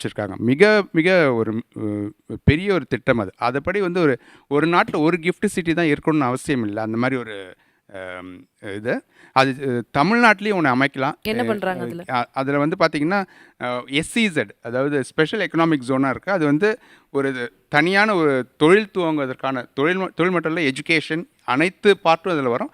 அது வந்து தமிழ்நாட்டிலையும் ஒன்று அந்த மாதிரி அந்த மாடலில் ஒன்று ஆரம்பிச்சாங்கன்னா நல்லா. ரைட். நான் திரு ராமசாமி அவர்கள்கிட்ட சார் எக்ஸ்பெக்டேஷன்ஸ் நிறைய இருக்கு. இந்த PM கிசான் ஆகட்டும், அதில் அது லோன் தள்ளுபடி ஆகட்டும், இன்கம் டேக்ஸ் ரிஜிம் ஆகட்டும், இதுக்கெல்லாம் நம்ம கிட்ட வரி இருக்கு. ஐ மீன் பண வருவாய் இருக்கா, நிதி வருவாய் அப்படின்றது இருக்கு. நதிநீர் திட்டம் டெஃபினட்டாக கோயிங் டு பி பைப்லைன். நிச்சயமாக அதில் எந்த மாற்றமும் இல்லை. அது லாங் டேர்ம் பிளானில் கண்டிப்பாக வரப்போகுது. 6,000 to 9,000 அந்த மாதிரின்னு சொல்கிறாங்க இல்லையா, அது வந்து பைப் லைன் தான் இருக்குது. டெஃபினட்டாக அது வந்து வெற்றி நடை போட போகுது. சிக்னல்ஸ் இருக்கும். ஆமாம். நம்பர் 1. நம்பர் 2. நம்பர் 3, இந்த ஹோல் ஆஸ்பெக்ட்ஸ் ஆஃப் இந்த இன்ட்ரீம் பட்ஜெட்டில் இன்ஃப்ராஸ்ட்ரக்சர் வந்து ஹெவியாக கான்சன்ட்ரேட் பண்ண போகிறாங்க. அர்பன் டெவலப்மெண்ட் கான்சன்ட்ரேட் பண்ணுவாங்க, ரூரல் டெவலப்மெண்ட், அப்புறம் agriculture, education, energy, environment, R&D அங்கே கூட கான்சன்ட்ரேட் பண்ண போகிறாங்க. பாலாஜி சார் சொன்னார் இப்போ ஃபுட் ப்ராசஸிங்ல R&Dயே இல்லை அப்படின்னு சொல்லி. இல்லை, R&D தான் இந்த பேக் போன் ஆஃப் இந்த என்டையர் இந்த மோடி கவர்மெண்ட். R&D தான். ஒரு சின்ன எக்ஸாம்பிள் அக்ரிகல்ச்சர் கேட்குறேன். அக்ரிகல்ச்சரில் பாருங்க, அட்டல் இன்னோவேஷன் மிஷன் ஆரம்பிச்சிருக்காங்க ஸ்கூலில். அமெரிக்கா, ஆஸ்திரேலியா, ஸ்விஸ் இந்த 3 கண்ட்ரியில் இந்த இன்னோவேஷன் மிஷன் இருக்குது. India is the second country in the world. அங்கே என்ன பண்ணுறாங்க, குழந்தைகளுக்கு ஃபுட் ப்ராசஸிங் கற்றுக் கொடுக்குறாங்க, இனோவேஷன் கற்றுக்குறாங்க. இப்போ இந்த மாதிரி ஃபுட் இண்டஸ்ட்ரியில் AI பேஸ்ட் டெக்னாலஜி எல்லாம் பயன்படுத்துறதா, அந்த இனிஷியேஷன் அதெல்லாம் ஃபீஸிபிளா சார்? 100% ஃபீஸிபிள். ஏங்க, food production, food safety, food security, judiciary எல்லாத்தையும் கொண்டு வராங்க AI, ஆர்டிஃபிஷியல் இன்டெலிஜென்ஸ். புரியுதுங்களா? R&D வந்து நம்ம இந்த கவர்மெண்ட்டுடைய focus, backbone. Technology with AI ரொம்ப பயங்கரமான ஃபோக்கஸாக இருக்க போகுது. இந்த பாருங்க, இந்த பட்ஜெட்லையும் பாருங்களேன், AI going to be main focus. Yes, நான் திரு அப்புறம் லாஸ்ட் ஒரு பாயிண்ட், இந்த பட்ஜெட்ல வந்து governance going to be main focus. Right. Governance, transparency, accountability. Yes sir, நான் உங்களோட இறுதி பார்வை எடுத்துக்கிறேன். one லைன் சார், நம்ம பட்ஜெட்டுக்கான நேரம் ஆயிடுச்சு. இதில் வந்து பார்த்தீங்கன்னா இந்த எலக்ட்ரிக்கல் வெஹிக்கிள் டெக்னாலஜி அப்கிரேடேஷனுக்கு நம்ம அரசு சிறப்பான செயல்களை எல்லாம் செய்யணும். தொடர்ந்து சொல்லப்போனால் என்னுடைய துவக்க சொன்ன மாதிரி இந்த மத்திய அரசு இடத்துல 10 ஆண்டு காலத்தில் எண்ணற்ற செயல்பாடுகளை MSME செஞ்சுருக்காங்க. அதில் எந்த விதமான மாற்று கருத்தும் இல்லை. இப்போ நான் சொல்லப்போன இந்த GST உடைய இதுவும் ப்ளஸ் அது இல்லாமல் MSME வளர்ச்சிக்கு தொடர்ந்து செய்வார்கள் என்ற நம்பிக்கை கண்டிப்பாக லகு உத்யோக் பாரதிக்கு இருக்கிறது. ஒவ்வொரு முறையும் எங்களுடைய ரெப்ரசன்டேஷனை ரொம்ப உன்னிப்பாக அதனுடைய செயல்பாடுகளை செஞ்சுட்டு வராங்க. இந்த நல்ல நேரத்தில் அரங்கம் நிறைந்த எனக்கு நன்றியை தெரிவிச்சுக்கிறேன். நன்றி, வணக்கம். Ganapathi sir. Employment is the key. அதுதான் பட்ஜெட் ஃபோக்கஸ் பண்ணணும். Or rather unemployment is the key. அதனால் there are few things that we can do. Focus on infrastructure, அப்புறம் ஹெல்த் அண்ட் எஜுகேஷன், இது ரெண்டுத்துக்கும் டெக்னாலஜி உபயோகிக்கணும். அதை தவிர வந்து சைனா +1ன்னு கேள்விப்பட்டிருக்கோம். ஆனால் நம்ம வளரணும்னா சைனா +2 ஆகணும். சைனாலேருந்து வர்றது நம்ம ஃபுல்லாக பயன்படுத்த முடியல. வியட்நாம் அவங்கெல்லாம் கொஞ்சம் ஃபார்வர்டில் இருக்காங்க. யூரோப் குறையிறதுல நம்ம வாய்ப்பு இருக்குது. அதனால் we must quickly move in to areas being vacated by Europe. இந்தியாவோட strength services. Focus on services. வேலை வாய்ப்புகள் ஜாஸ்தியாகும். Don't try to become the manufacturing hub of the world, but become the service sector provider of the world. That is our strength. Human resources is our strength. Ma'am, India is the third largest economy. China defeat பண்றதுக்கு கொஞ்சம் நாள் தான் இருக்கு நமக்கு. இல்ல sir, ஒரு பொருளாதார தரவரிசையில இப்போ எங்களுக்கு கிடைச்ச India is the third largest economy, ma'am. அப்ப 2025-6ல 5 trillion economy கொண்டு வர போகுது. US அடிக்க போறோம். Let's have the fact. Chinese economy வந்து ரொம்ப flexibility. எனக்கு ஒரு டேட்டா இருக்கு. பொருளாதார தரவரிசை அப்படின்ற அடிப்படையில் அமெரிக்கா, சீனா, ஜப்பான், ஜெர்மனி, இந்தியா அப்படின்னு இருக்கு. வேற 2028ல கணிப்பு அமெரிக்கா, சீனா, இந்தியா தேர்ட்ல இருக்கும். But per capita is important. Per capita. It's a matter of 1 trillion economy the backward இருக்கும். இல்ல அது என்ன ஃபேக்டர்ஸ் அடிப்படையில் அது ஒரு சில வகையில ஃபேக்டர்ஸ் மாறும். இந்த ஃபேக்டர்ல தேர்ட், இந்த ஃபேக்டர் படி நம்ம பொருளாதாரத்தை கணிச்சோம்னா 5th அப்படின்னு இருக்கு. சோ நம்ம அது கன்சாலிடேட்டா கொடுக்க முடியாது. Human resourceல we are defeating China and Japan. Yes. Human allocationல, human resourceல, yes. அப்புறம் educationல, infrastructureல, more important researchல. Yeah. We are going to be number 1. Right. இப்போ நமக்கு நம்ம நாடாளுமன்ற வளாகத்துல என்ன माननीय सदस्यगण, आपको बुलेटिन भाग 2 के माध्यम से पहले ही सूचित किया गया है कि माननीय वित्त मंत्री जी के बजट भाषण की प्रतियां आपको हार्ड कॉपी के रूप में उपलब्ध कराई जाएगी। अतः बजट प्रस्तुत हो जाने के पश्चात माननीय सदस्य बजट भाषण की प्रति प्रकाशन काउंटर से प्राप्त कर सकते हैं। आपको ये भी सूचित किया जाता है कि माननीय मंत्री द्वारा बजट प्रस्तुत किए जाने के पश्चात उसे मेंबर पोर्टल पर भी उपलब्ध करा दिया जाएगा। माननीय वित्त मंत्री जी,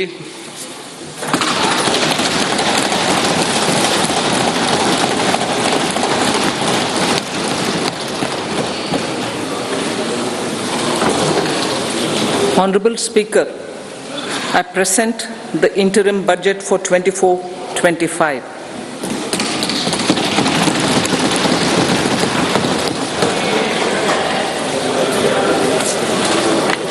The Indian economy has witnessed profound positive transformation in the last 10 years. The people of India are looking ahead to the future with hope and optimism. With the blessings of the people, when our government under the visionary and dynamic leadership of Honorable Prime Minister Shri Narendra Modi assumed office in 2014, the country was facing enormous challenges. With Sabka Saath, Sabka Vikas as its mantra, the government overcame those challenges in right earnest. Structural reforms were undertaken. Pro-people programs were formulated and implemented promptly. Conditions were created for more opportunities for employment and entrepreneurship. The economy got a new vigor. The fruits of development started reaching the people at scale. The country got a new sense of purpose and hope. Naturally, the people blessed the government with a bigger mandate. In the second term, our government under the leadership of Honorable Prime Minister doubled down on its responsibilities to build a prosperous country with comprehensive development of all people and all regions. Our government strengthened its mantra to Sabka Saath, Sabka Vikas and Sabka Vishwas. Our development philosophy covered all elements of inclusivity, namely social inclusivity through coverage of all strata of the society, and geographical inclusivity through development of all regions of the country. With the whole of nation approach of Sabka Prayas, the country overcame the challenges of once in a century pandemic, took long strides towards Atmanirbhar Bharat, committed to Panch Pran, and laid solid foundations for the Amrit Kal. As a result, our young country has high aspirations, pride in its present, and hope and confidence for a bright future. We expect that our government, based on its stupendous work, will be blessed again by the people with a resounding mandate. Inclusive development and growth. Our humane and inclusive approach to development is a marked and deliberate departure from the earlier approach of provisioning up to village level. Development programs were thus provisioned. In the last 10 years, however, have targeted each and every household and individual through housing for all, Har Ghar Jal, electricity for all, cooking gas for all, bank accounts and financial services for all in record time. The worries about food have been eliminated through free ration for 80 crore people. Minimum support prices for the produce of Annadata are periodically increased appropriately. These and the provision of basic necessities have enhanced real income in the rural areas. Their economic needs could be addressed, thus spurring growth and generating jobs. Social justice. Our government is working with an approach to development that is all-round, all-pervasive and all-inclusive. Sarvangin, Sarvasparshi or Sarvasamaveshi. It covers all castes and people at all levels. We are working to make India a Vikasit Bharat by 2047. For achieving that goal, we need to improve people's capability and empower them. Previously, social justice was mostly a political slogan. For our government, social justice is an effective and necessary governance model. The saturation approach of covering all eligible people is the true and comprehensive achievement of social justice. This is secularism in action, reduces corruption and prevents nepotism, prevents Bhai Bhatijawad. There is transparency and assurance that benefits are delivered to all eligible people. The resources are distributed fairly. All, regardless of their social standing, get access to opportunities. We are addressing systemic inequalities that had plagued our society. We focus on outcomes and not on outlays so that the social economic transformation is achieved. As our Prime Minister firmly believes, we need to focus on 4 major castes. They are Garib, Mahilaye, Yuva and Annadata. Their needs, their aspirations and their welfare are our highest priority. The country progresses when they progress. All 4 require and receive government support in their quest to better their lives. Their empowerment and well-being will drive the country forward. Garib Kalyan, Desh Ka Kalyan. We believe in empowering the poor. The earlier approach of tackling poverty through entitlements had resulted in very modest outcomes. When the poor became empowered partners in the development process, government's power to assist them also increases manifold. With the pursuit of Sabka Saath, in these 10 years, the government has assisted 25 crore people to get freedom from multi-dimensional poverty. Our government's efforts are now getting synergized with energy and passion of such empowered people. This is truly elevating them from poverty. Direct benefit transfer of 34 lakh crore rupees from the government using PM Jan-Dhan accounts has led to savings of 2.7 lakh crores of rupees for the government. This savings has been realized through avoidance of leakages prevalent earlier. The savings have helped in providing more funds for Garib Kalyan.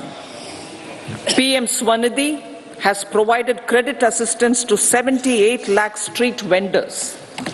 From that total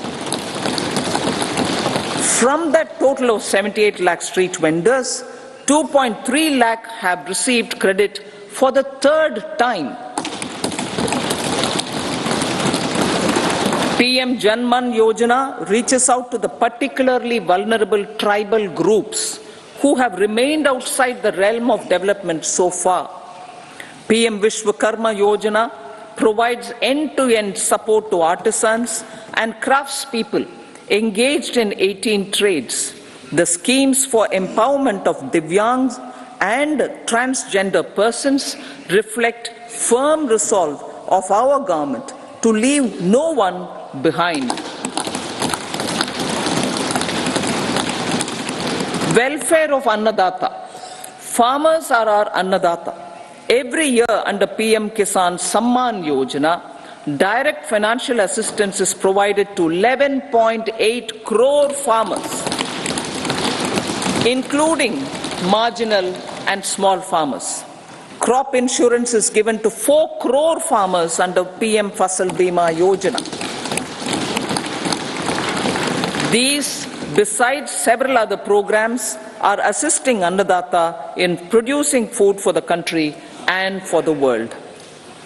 Electronic National Agricultural Market has integrated 1,361 mandis and is providing services to 1.8 crore farmers with trading volume of 3 lakh crores of rupees. The sector is poised for inclusive, balanced, higher growth and productivity.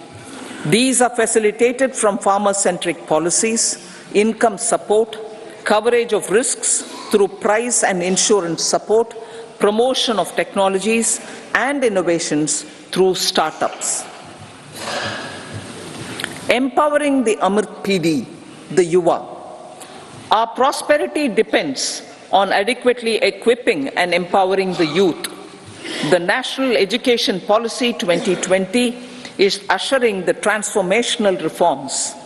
PM Schools for Rising India, PM Shri, are delivering quality teaching and nurturing holistic and well-rounded individuals. The Skill India mission has trained 1.4 crore youth,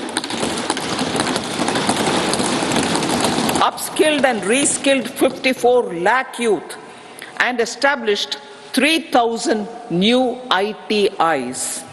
A large number of institutions of higher learning, namely 7 IITs, 16 triple ITs, 7 IIMs, 15 AIMS, and 390 universities have been set up. PM Mudra Yojana has sanctioned 43 crore loans aggregating to 22.5 lakh crores of rupees for entrepreneurial aspirations of our youth. Besides that, Fund of Funds, Startup India and Startup Credit Guarantee schemes are assisting our youth. They are also becoming Rozgar Data. The country is proud of our youth scaling new heights in sports. The highest ever medal tally in Asian Games and Asian Para Games in 2023 reflects a high confidence level.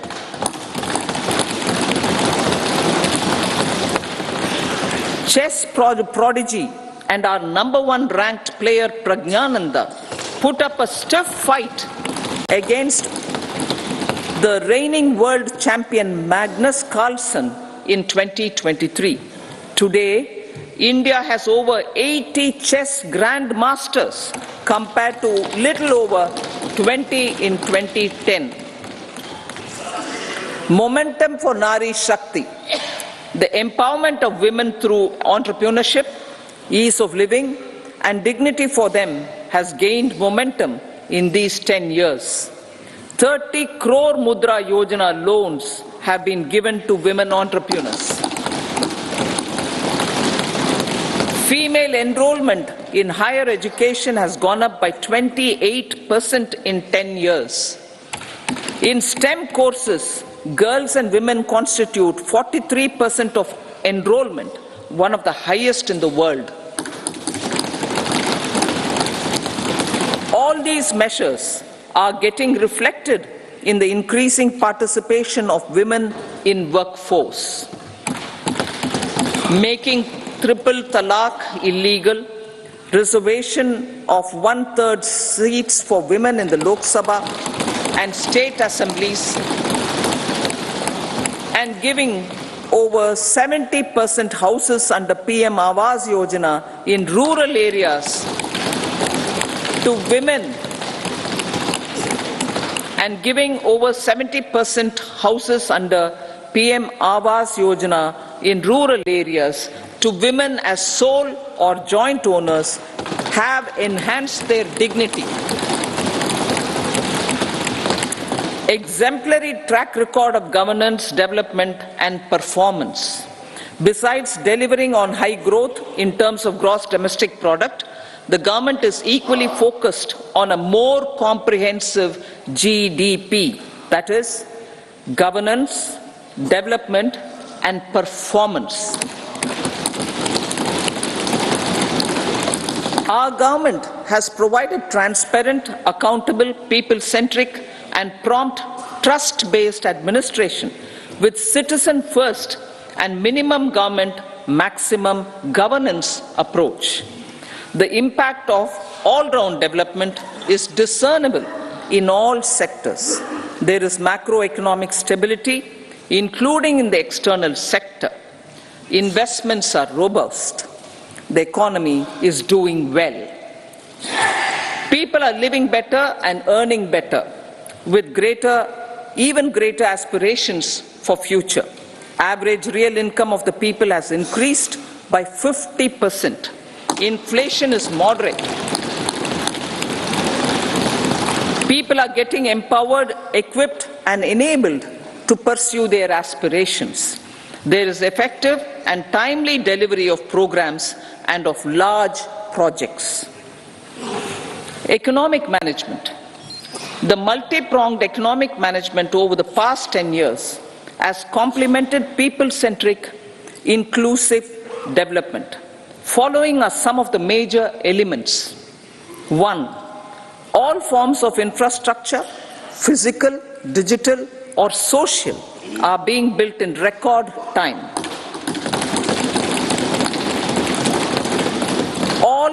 Number 2, all parts of the country are becoming active participants in economic growth.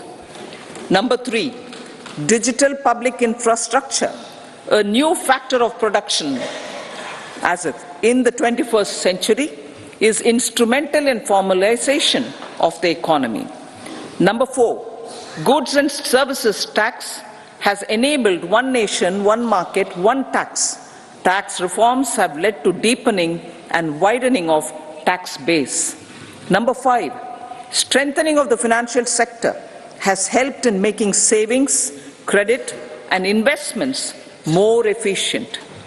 Number 6, GIFT, IFSC and the Unified Regulatory Authority, IFSCA, are creating a robust gateway for global capital and financial services for the economy. Number 7, proactive inflation management has helped keep inflation within the policy band. Now the global context, Honorable Speaker, sir. Geopolitically, global affairs are becoming more complex and challenging with wars and conflicts. Globalization is being redefined with reshoring and friendshoring, disruption and fragmentation of supply chains and competition for critical minerals and technologies. A new world order is emerging after the COVID pandemic. India assumed the G20 presidency during very difficult times for the world. The global economy was going through high inflation, high interest rates, low growth, very high public debt, low trade growth and climate changes.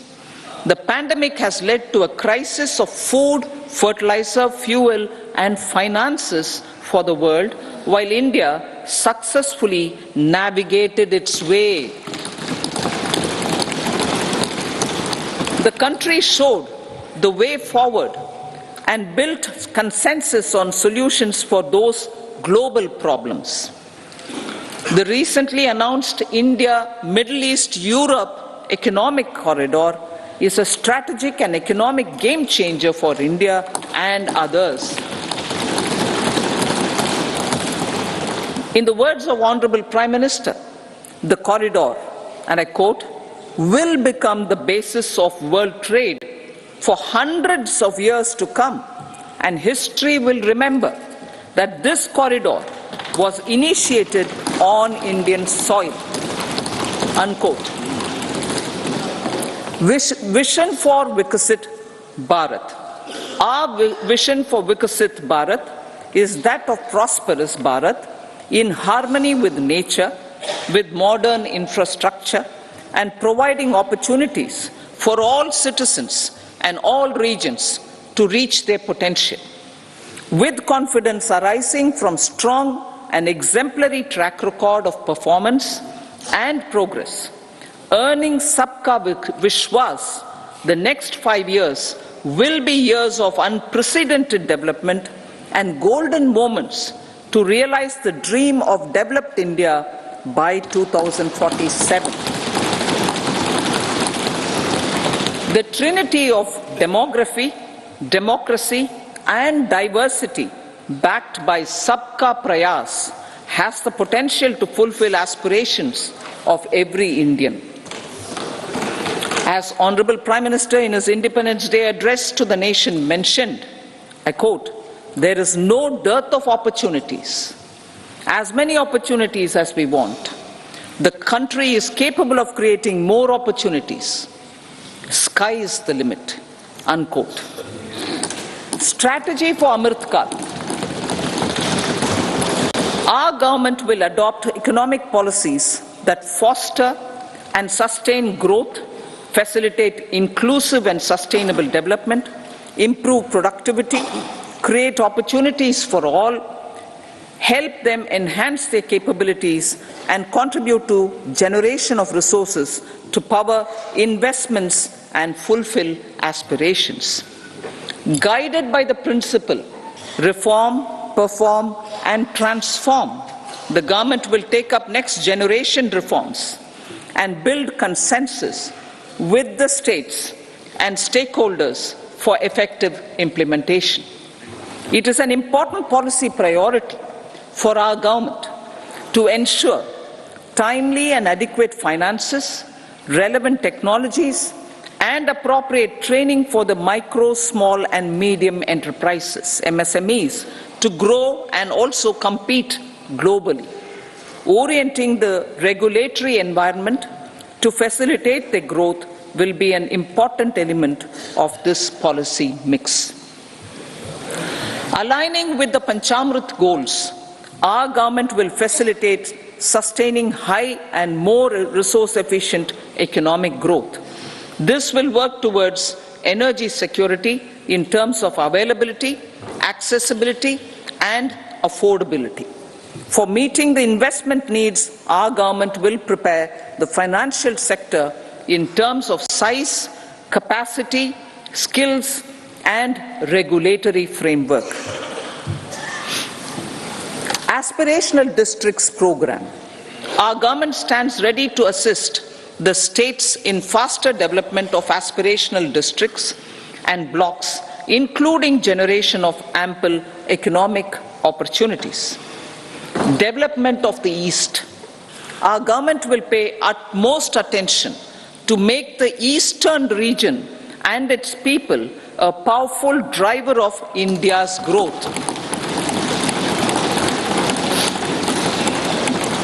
PM Awas Yojana Gramin.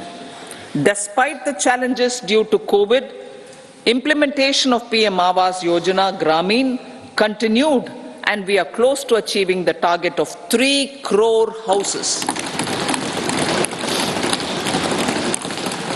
2 crore more houses will be taken up in the next 5 years to meet the requirement arising from increase in the number of families. Rooftop solarization and Muft Bijli.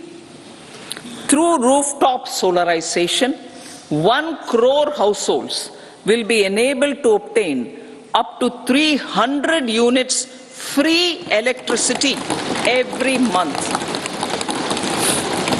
This scheme follows the resolve of Honorable Prime Minister on the historic day of consecration of Sri Ram Mandir in Ayodhya. Following benefits are expected. Savings up to 15 to 18,000 rupees annually for households from free solar electricity and selling the surplus to the distribution companies. Charging of electric vehicles.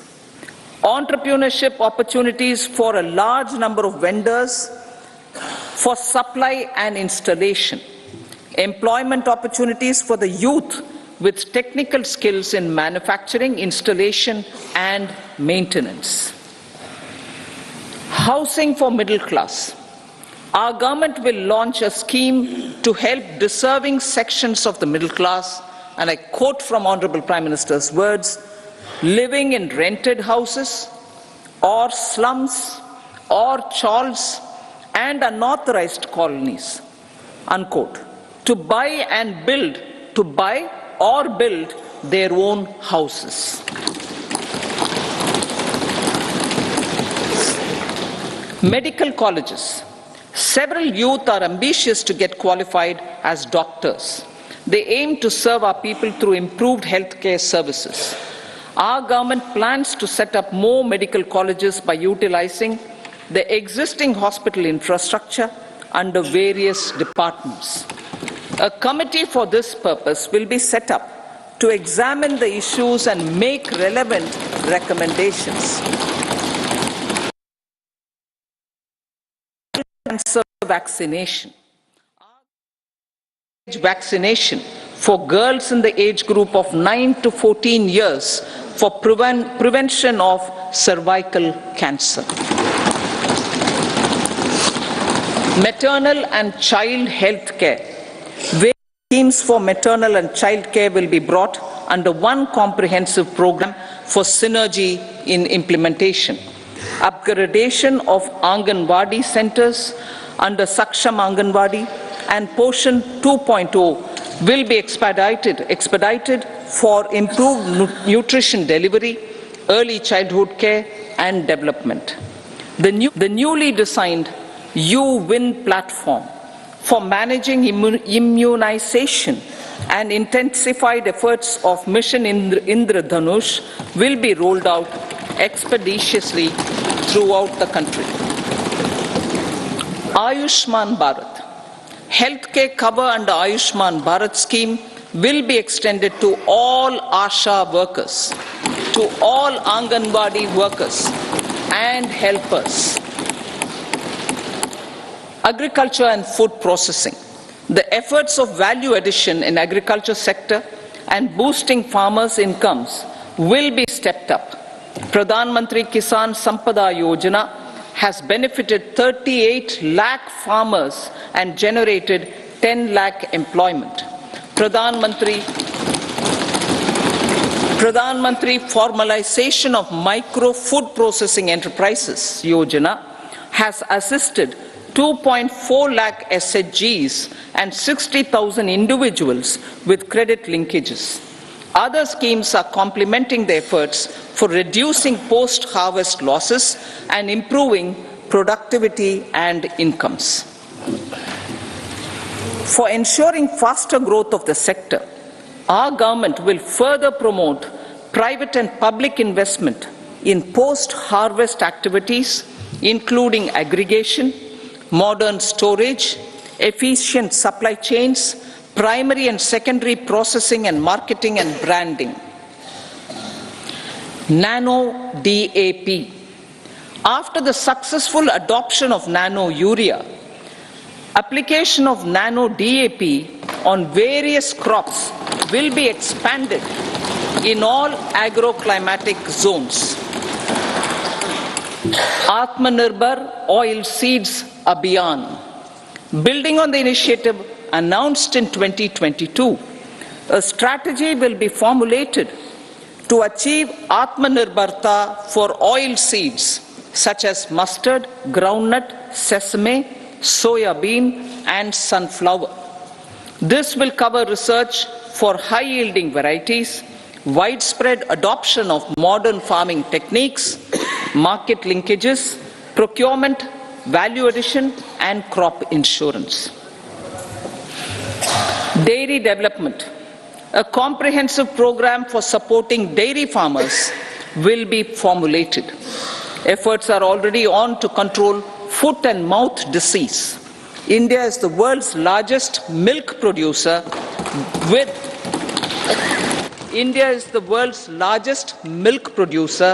but with low productivity of milch animals.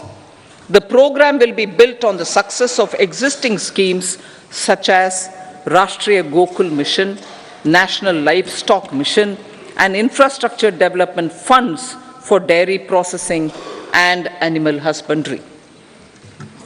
Matsya Sampada. It was a government which set up a separate department for fisheries, realizing the importance of assisting fishermen. This has resulted in doubling of both inland and aquaculture production. Seafood exports since 2013-14 has also doubled. Implementation of Pradhan Mantri Matsya Sampada Yojana will be stepped up to 1. Enhance aquaculture productivity from existing 3 to 5 tons per hectare. 2. Double exports to 1 lakh crore rupees, and 3. Generate 55 lakh employment opportunities in the near future. 5 integrated aqua parks will also be set up. Lakpati Didi.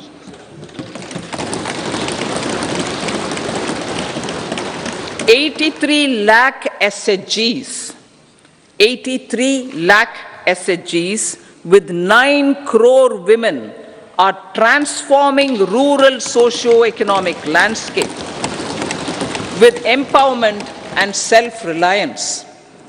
Honorable Speaker said, their success has assisted nearly 1 crore women to become Lakpati Didi already. They are an inspiration to others. Their achievements will be recognized through honoring them. Buoyed by the success, it has been decided to enhance the target for Lakpati Didi from 2 crores to 3 crores.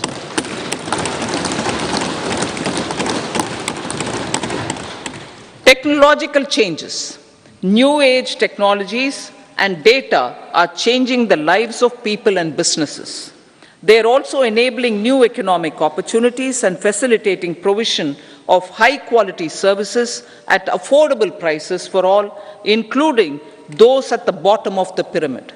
Opportunities for India at the global level are expanding. India is showing solutions through innovation and entrepreneurship of its people. Research and innovation for catalyzing growth, employment, and development. Prime Minister Lal Bahadur Shastri gave the slogan of Jai Jawan, Jai Kisan. Prime Minister Atal Bihari Vajpayee ji, made that Jai Jawan, Jai Kisan, Jai Vigyan.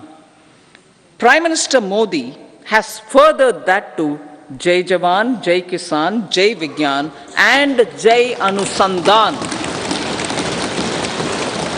as innovation is the foundation of development. For our tech-savvy youth, this will be a golden era. A corpus of 1 lakh crore rupees will be established with 50-year interest-free loan provided. The corpus will provide long-term financing or refinancing with long tenors and low and or nil I repeat that sentence, the corpus will provide long-term financing or refinancing with long tenors and low or nil interest rates. This will encourage the private sector to scale up research and innovation significantly in sunrise domains. We need to have programs that combine the powers of our youth and technology. A new scheme will be launched for strengthening deep tech technologies for defense purposes and expediting Atmanirbharta. Infrastructure development.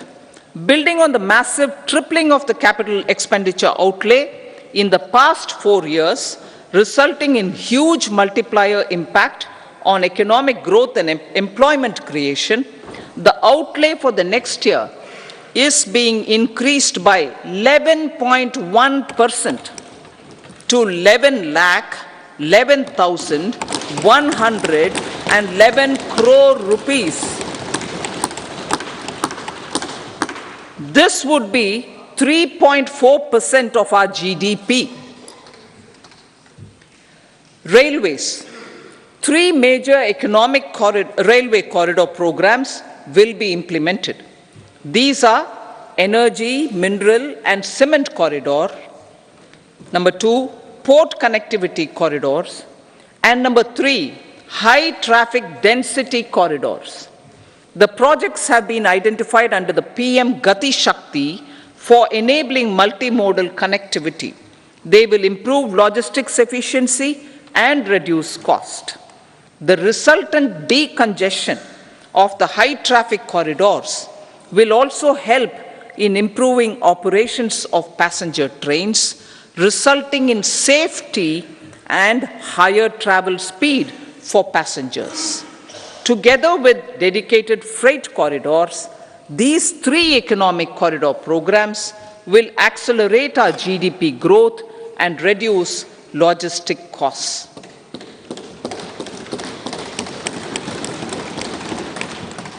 40,000 normal rail bogies will be converted to Vande Bharat standards to enhance safety, convenience and comfort of passengers. Aviation sector. The aviation sector has been galvanized in the past 10 years. Number of airports have doubled to 149. Rollout of air connectivity to Tier 2 and Tier 3 cities under UDAN scheme has been widespread. 517 new routes are carrying 1.3 crore passengers. Indian carriers have proactively placed orders for over 1,000 new aircrafts. Expansion of existing airports and development of new airports will continue expeditiously. Metro and Namo Bharat. We have a fast expanding middle class and rapid urbanization is taking place. Metro rail and Namo Bharat can be the catalyst for the required urban transformation.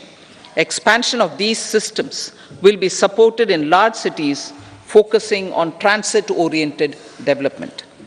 Green energy.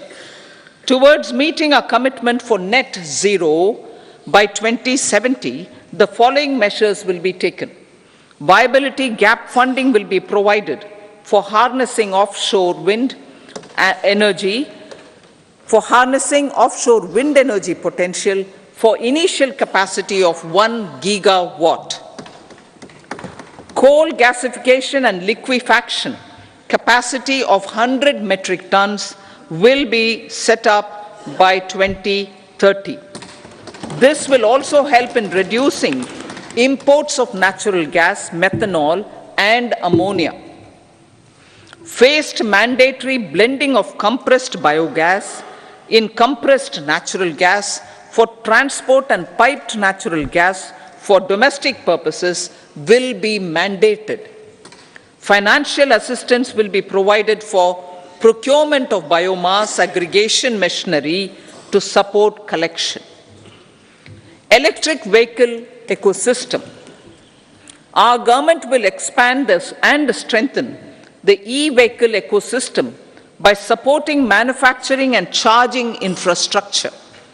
Greater adoption of e-buses for public transport networks will be encouraged through payment security mechanism. Biomanufacturing and biofoundry.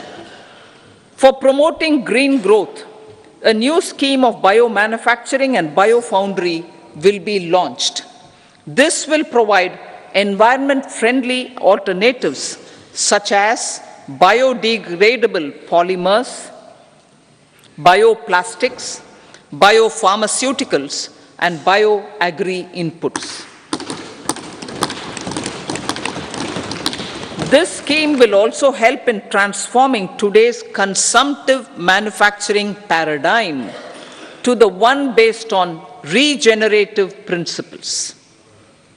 Blue Economy 2.0. For promoting climate resilient activities for Blue Economy 2.0, a scheme for restoration and adaptation measures and coastal aquaculture and mariculture with integrated and multi-sectoral approach will be launched. Comprehensive development of tourist centers.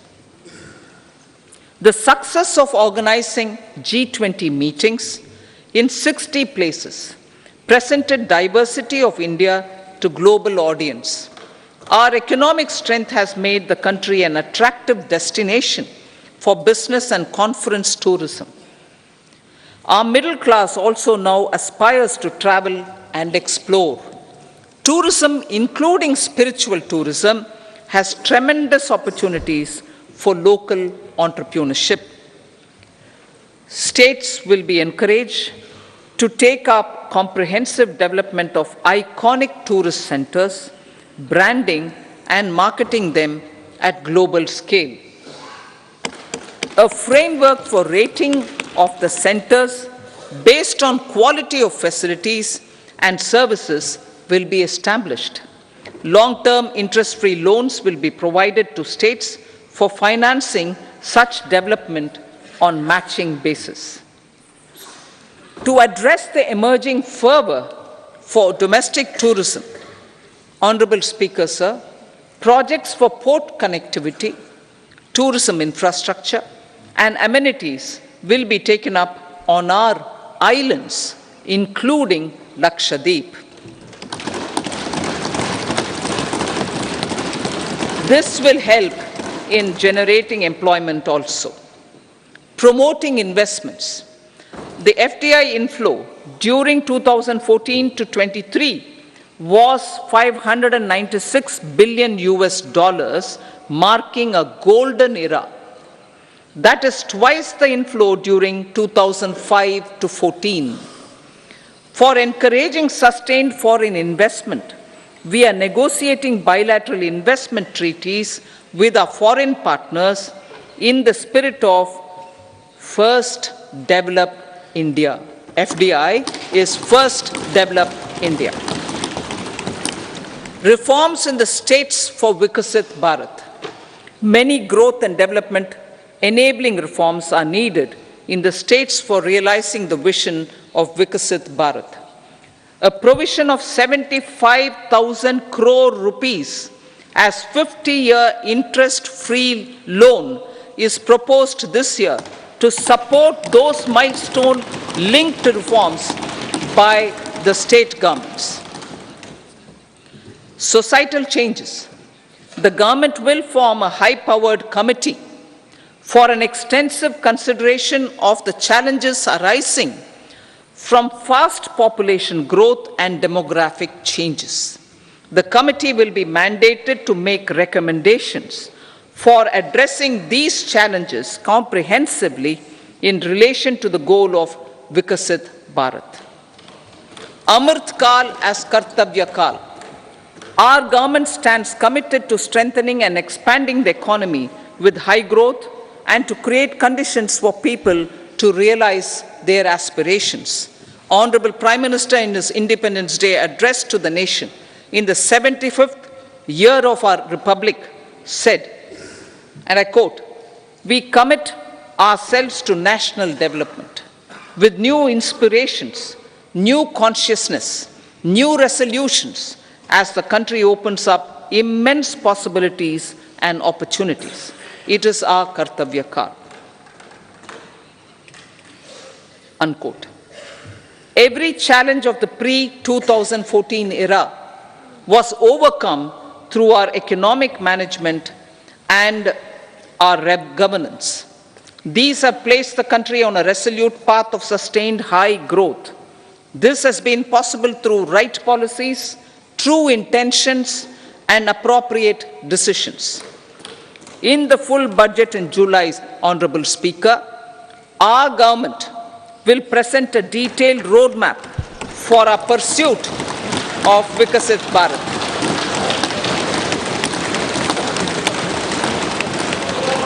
Revised estimates of 2023-24. The revised estimate of the total receipts other than borrowings is 27.56 lakh crores of rupees, of which the tax receipts are 23.24 lakh crore rupees. The revised estimate of total expenditure is 44.90 lakh crore rupees. The revenue receipts at 30.03 lakh crore rupees are expected to be higher than the budget estimate, reflecting strong growth momentum and formalization in the economy. The revised estimate of the fiscal deficit is 5.8% of GDP, improving on the budget estimate, notwithstanding moderation in the nominal growth estimates. Budget estimates for 2024-25. Coming to the year 2024-25, the total receipts other than borrowings and total expenditure are estimated at 30.80 and 47.66 lakh crore rupees respectively. The tax receipts are estimated at 26.02 lakh crore rupees. The scheme of 50-year interest-free loan for capital expenditure to states will be continued this year with an outlay of 1.3 lakh crore rupees. We continue on the path of fiscal consolidation as announced in my budget speech of 2021-22 to reduce fiscal deficit below 4.5% by 25-26. The fiscal deficit in 2024-25 is estimated to be 5.1% of GDP, adhering to that path. So the gross and net market borrowings through dated securities during 24-25 are estimated at 14.13 lakh crore rupees and 11.75 lakh crore respectively. Both will be less than that in 23-24. Now that the private investments are happening at scale, the lower borrowings by the central government will facilitate larger availability of credit for the private sector. Vote on account. I'll be seeking vote on account approval of the Parliament through the appropriation bill for a part of the financial year 2024-25. I will now move to Part B. Honorable Speaker, sir, over the last 10 years, the direct tax collections have more than trebled and the return filers swelled 2.4 times. I would like to assure the taxpayers that their contributions have been used wisely for the development of the country and welfare of its people. I appreciate the taxpayers for their continued support. The government has reduced and rationalized tax rates. Under the new tax scheme, there is now no tax liability for taxpayers with income up to 7 lakh rupees, up from 2.2 lakh rupees in the financial year 2013-14. The threshold for presumptive taxation for retail businesses was increased from 2 crores to 3 crores. Similarly, the threshold for professionals eligible for presumptive taxation was increased from 50 lakh rupees to 75 lakh rupees. Also, corporate tax rate was decreased from 30% to 22% for existing domestic companies and to 15% for certain new manufacturing companies. Honorable Speaker, sir, in the last 5 years, our focus has been to improve taxpayer services. The age-old jurisdiction-based assessment system was transformed with the introduction of faceless assessment and appeal, thereby imparting greater efficiency, transparency, and accountability. Introduction of updated income tax returns, a new Form 26AS, and pre-filling of tax returns have made filing of tax returns simpler and easier. Average processing time of returns has been reduced from 93 days in the year 2013-14 to a mere 10 days this year, thereby making refunds faster. Indirect taxation. By unifying the highly fragmented indirect tax regime in India, the GST has reduced the compliance burden on trade and industry. The industry has acknowledged the benefits of GST. According to a recent survey conducted by a leading consulting firm, 94% of industry leaders view the transition to GST as largely positive. According to 80% of the respondents, it has led to supply chain optimization, as elimination of tax arbitrage and octroi has resulted in disbanding of checkposts at the state and city boundaries. At the same time, tax base of GST more than doubled, and the average monthly gross GST collection has almost doubled to 1.66 lakh crores this year. States too have benefited. States' SGST revenue, including compensation released to states in the post-GST period of 2017-18 to 2022-23, has achieved a buoyancy of 1.22. In contrast, the tax buoyancy of state revenues from subsumed taxes in the pre-GST 4-year period of 2012-13 to 2015-16 was a mere 0.72. The biggest beneficiaries are consumers, as reduction in logistic cost and taxes have brought down prices of most goods and services. We have taken a number of steps in customs to facilitate international trade. As a result, the import release time declined by 47% to 71 hours at inland container depots, by 28% to 44 hours at air cargo complexes, and by 27% to 85 hours at seaports over the last 4 years since 2019, when the national time release studies were first acted. Tax proposals. As for tax proposals, in keeping with the convention, I do not propose to make any changes relating to taxation and propose to retain the same tax rates for direct and indirect taxes, including import duties. However, certain tax benefits to startups and investments made by sovereign wealth or pension funds, as also tax exemption on certain income of some IFSC units, are expiring on 31/3/2024.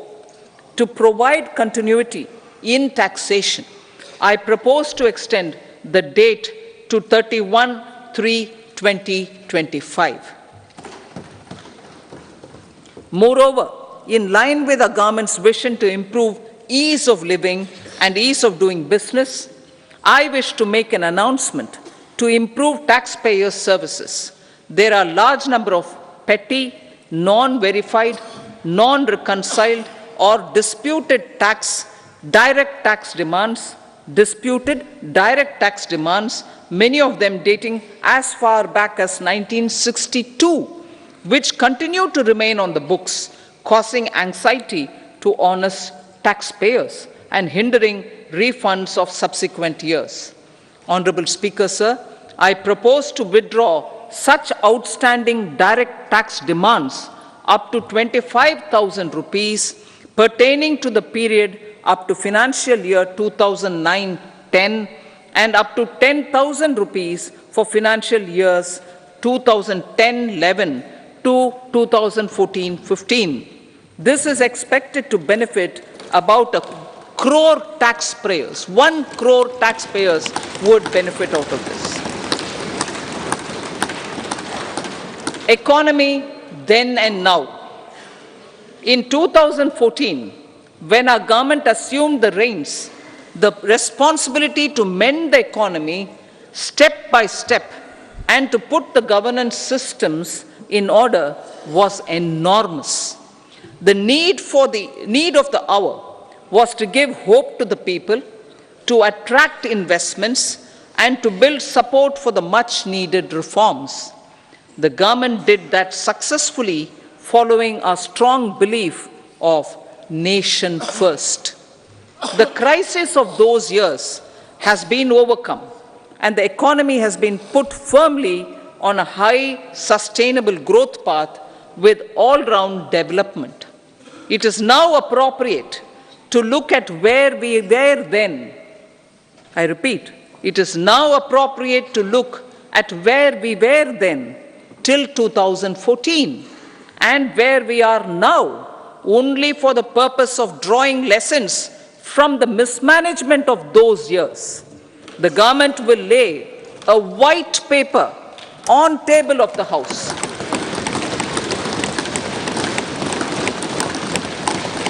The exemplary track record of governance, development and performance, effective delivery and Jan Kalyan has given the government trust, confidence and blessings of the people to realize whatever it takes, the goal of Vikasit Bharat, with good intentions, true dedication and hard work in the coming years and decades.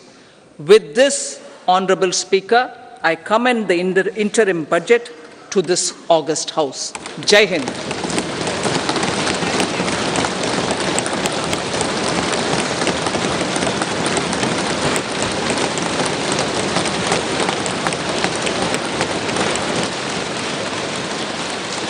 Item number 2 Shrimati Nirmala Sitharaman जी।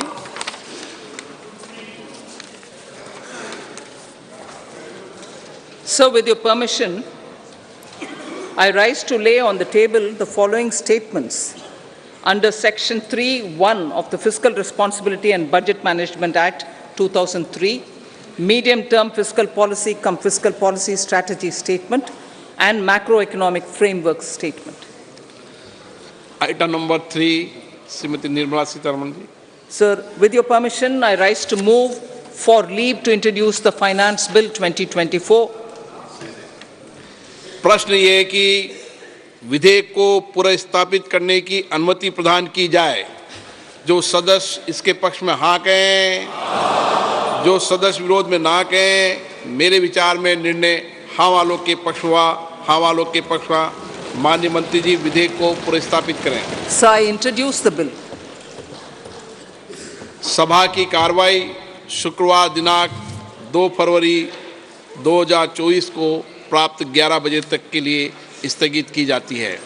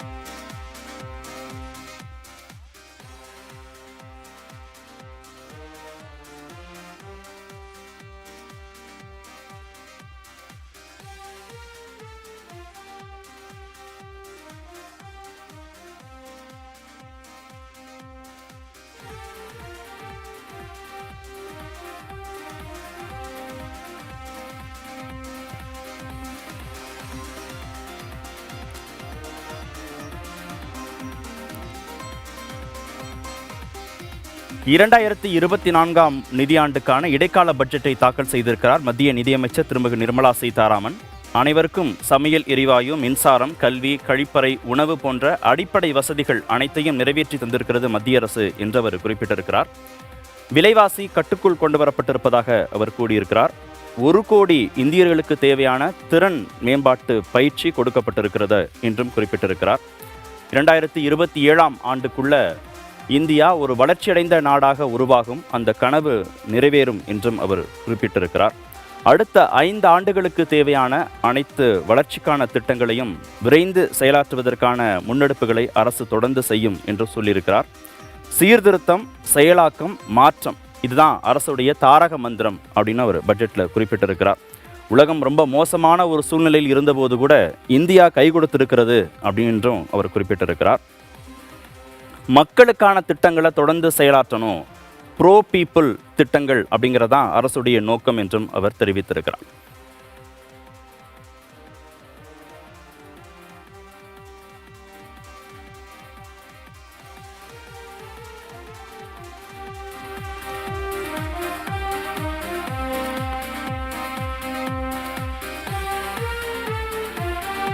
வரி விகிதங்களில் எந்த விதமான மாற்றத்தையும் நிதியமைச்சர் அறிவிக்கவில்லை.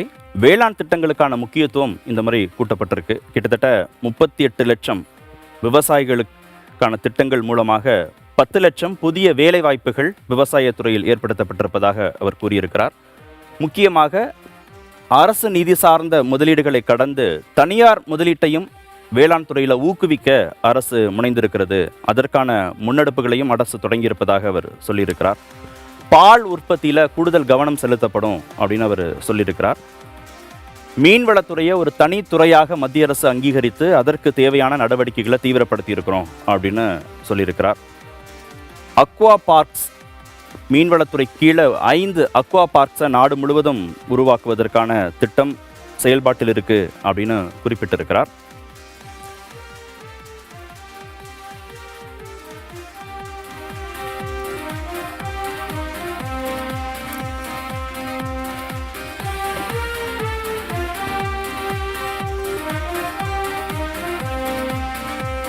பெண்களுக்கு பல்வேறு திட்டங்கள் செயல்படுத்தப்பட்டிருக்கிறது அப்படிங்கிறதும் மத்திய நிதியமைச்சருடைய பட்ஜெட் அறிவிப்பில் இருந்தது.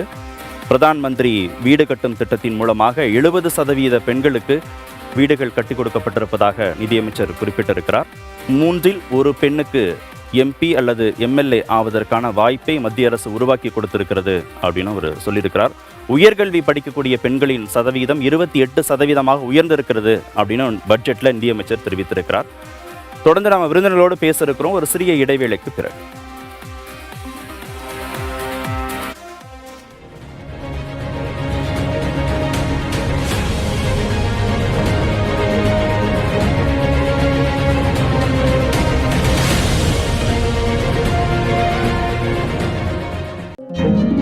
வாழ்க்கையில் என்ன ஆகப் போகிறோம் என்பதற்கான முதல் படி +2 தேர்வு. அதிக மதிப்பெண்களை வெல்வதற்கான வழிமுறைகள், அனுபவம் மிக்க ஆசிரியர்களின் ஆலோசனைகள், +2 முடித்த பிறகு படிப்பதற்கான புதிய பாடப்பிரிவுகள், அதற்கான வேலை வாய்ப்புகள் பற்றிய தகவல்கள். Right information at right time சொல்லலாம். உங்கள் வாழ்க்கையின் முதல் படியை வெற்றிப்படியாக்க புதிய தலைமுறையின் வெற்றிப்படிகள் 2023-24 நடைபெறும் இடம் பிப்ரவரி 2, saint Britto higher secondary school, Arappalayam, Madurai. புதிய தலைமுறையின் வெற்றிப்படிகள் 2023-24 வழங்குபவர் SRM குளோபல் ஹாஸ்பிட்டல்ஸ். இணைந்து வழங்குபவர்கள் SRM institute of science and Technology, SRM Public School, SRM College of Agricultural Sciences. District sponsors PSNA College of Engineering and Technology, Dindigul. ஆசை, கோபம், வன்மம்,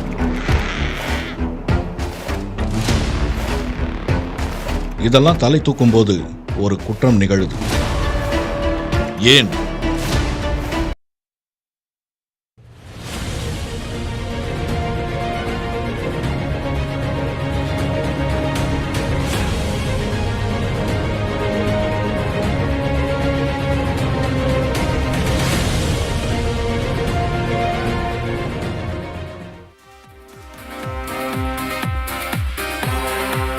2024 நிதியாண்டுக்கான இடைக்கால பட்ஜெட்டை தாக்கல் செய்திருக்கிறார் மத்திய நிதியமைச்சர் திருமிகு நிர்மலா சீதாராமன்.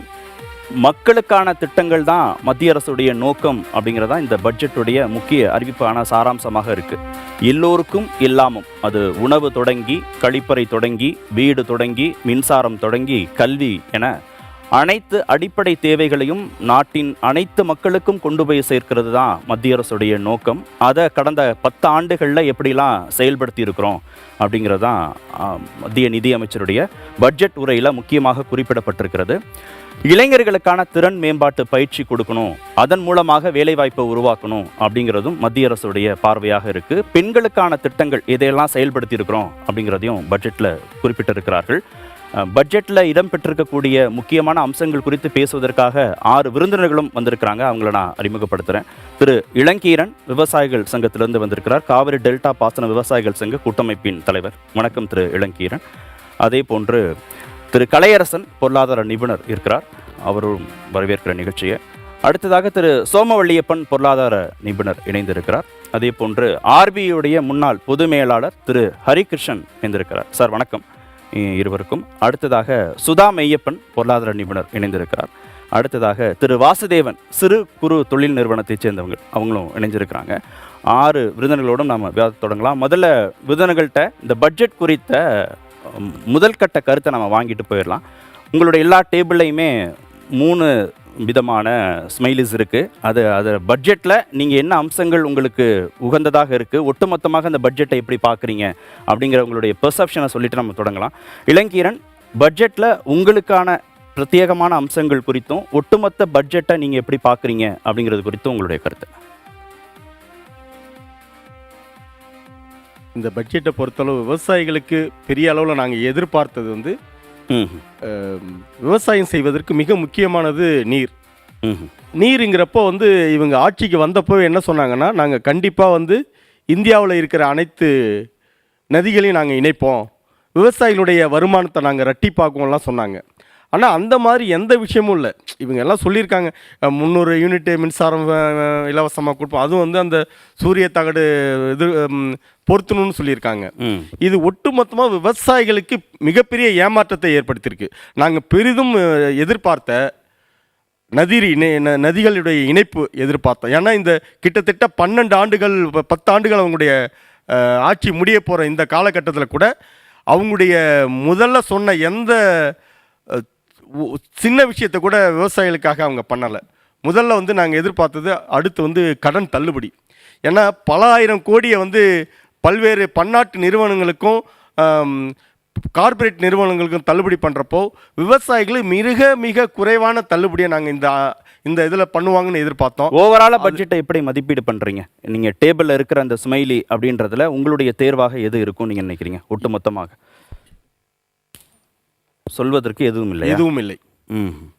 சரி, திரு கலையரசன், ஒட்டுமொத்த பட்ஜெட் அறிவிப்பு தொடர்பான உங்களுடைய மதிப்பீடு. இந்த பட்ஜெட் வந்து நம்ம வந்து ஒரு கான்டெக்ட்ல பார்க்கணும். இது interior budget, election year budget அப்படின்னு போகும்போது ஒரு கண்டினியூட்டி இருக்குது. டெஃபினட்டாக அவங்க 2014 தொடர்ச்சியாக நம்ம இந்த கவர்மெண்ட் வந்ததுலேருந்து பார்த்தோம்னா அது என்ன கண்டினியூட்டினா, ஒரு வகையான சப்ளை சைடுன்னு சொல்லுவாங்க எக்கனாமிஸ்ட், அதாவது பெரிய இன்ஃப்ராஸ்ட்ரக்சர் கட்டி உள்கட்டமைப்பு கட்டி அது வழியாக ஒரு க்ரோத் கொண்டு வர்றது. அதில் என்ன பிரச்சனை இருக்குன்னா, சோஷியல் செக்டர் வந்து பெரிய அளவில் அட்டென்ஷன் கொடுக்கப்படுறதில்ல அந்த ஃப்ரேம் ஆஃப் பட்ஜெட்டில். உதாரணமாக நீங்கள் health, education, hospitals, unemployment, specific targeted குரூப்னு சொல்லுவோம் இல்லையா, சோஷியல் செக்டர், பெண்கள், அந்த விஷயங்களில் வந்து பெரிய அளவில் இதில் இம்பார்ட்டன்ஸ் கிடையாது. It's actually very important aspect. அதாவது நீங்கள் பட்ஜெட் வந்து எந்த பட்ஜெட் தொடக்க உரையிலேயே இந்தியாவில் இருக்கிற அனைத்து சாமானிய மக்களுக்கும் எல்லா அடிப்படை வசதிகளையும் கொண்டு போய் சேர்க்கிறதா அரசுடைய முக்கியமான நோக்கம்ன்றாங்க. அந்த அப்ரோச் இருக்கு இல்லைங்களா, அந்த அப்ரோச் என்னன்னா அதை நோக்கி நகரல. அந்த அப்ரோச் வந்து இவர்களுடைய அப்ரோச் வந்து ஒரு பெரிய உள்கட்டமைப்பு கட்டி அது வழியாக ஒரு மாற்றங்கள் கொண்டு வரணுன்றது. அது வந்து அதுதான் சப்ளை சைடு. டிமாண்ட் சைடு அப்படின்னு சொல்கிறது இப்போதைக்கு என்ன பிரச்சனை, உலக அளவில் ரிகவரின்னு சொல்கிறோம் இல்லையா, ரிகவரி ஒரு குளோபல் பிரச்சனை இருக்குது, உக்ரைன் வார் இருக்குது, பேண்டமிக் வந்தது, அதுக்கப்புறம் இஸ்ரேல் வார் இருக்குது. இந்த கான்டெக்ஸ்டில் மெயின் பிரச்சனை மக்களுடைய வாங்கும் திறனை அதிகரிப்பதற்கான என்ன இதில் முயற்சிகள் இருக்குது. அப்படின்ற அடிப்படையில் பார்க்கும்பொழுது it's more of the continuity of the ஏற்கனவே இவங்க கடந்த ஆண்டு அதுக்கு முன்னாடி இருக்க ஆண்டுடைய கண்டினியூட்டியாக தான் இருக்குது. ஒரே ஒரு டிஃப்ரென்சஸ் என்னென்னா, since it is an election year, இந்த மேல எலெக்ஷன் வர்றதுனால நிறைய ப்ராமிசஸ் இருக்குது.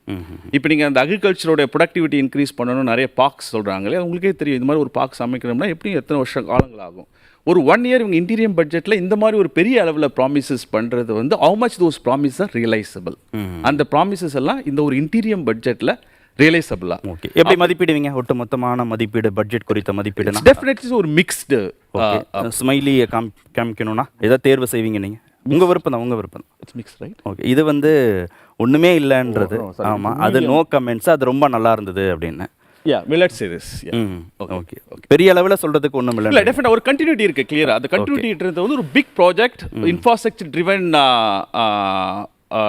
எக்கனாமி அப்படின்னு சொல்லும்போது டைரக்டா இன்னைக்கு மக்களுடைய பிரச்சனைகளை அணுகிறதுக்கு, அன்எம்ப்ளாய்மெண்ட், சோஷியல் செக்டர், ஒரு நீண்ட கால திட்டமா இருக்கு. மக்களுடைய உடனடி பிரச்சனைகளை, அந்த நீள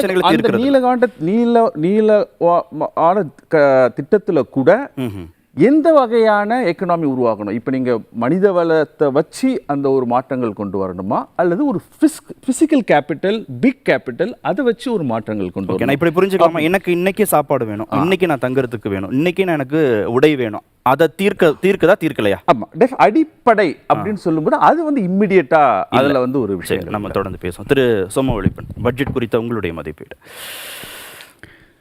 இது பட்ஜெட் அப்படின்னு சொல்கிற போது கூடவே இதை வந்து இன்டீரியர் பட்ஜெட், இடைக்கால பட்ஜெட்னு சொல்கிறோம். இடைக்கால பட்ஜெட் அப்படின்னு சொன்னால் இது வந்து இவர்களுடைய ஏப்ரல், மே, ஜூன், ஜூலை 4 மாதத்திற்கான ஒரு பட்ஜெட் தான் இது. அப்படி அதுக்கப்புறம் எலெக்ஷனுக்கு அப்புறம் எந்த ஆட்சி வரும் என்று தெரியாது என்கிற நிலையில் இப்போ ஆட்சியில் இருக்கிறவங்க தொடர்ந்து அவர்கள் என்ன செலவு செய்ய போகிறாங்க, எப்படி வரவு உண்டாக்க போகிறாங்கங்கிறதுக்கான ஒரு குறிப்பிட்ட அளவு தான் இவர்கள் செய்ய முடியும். ஆனால் பிரதமருக்கும் நிதியமைச்சருக்கும் நாம் மீண்டும் ஆட்சி பொறுப்புக்கு வந்து திட்டங்களை அறிவிச்சுக்கலாங்கிற நம்பிக்கை இருக்குது.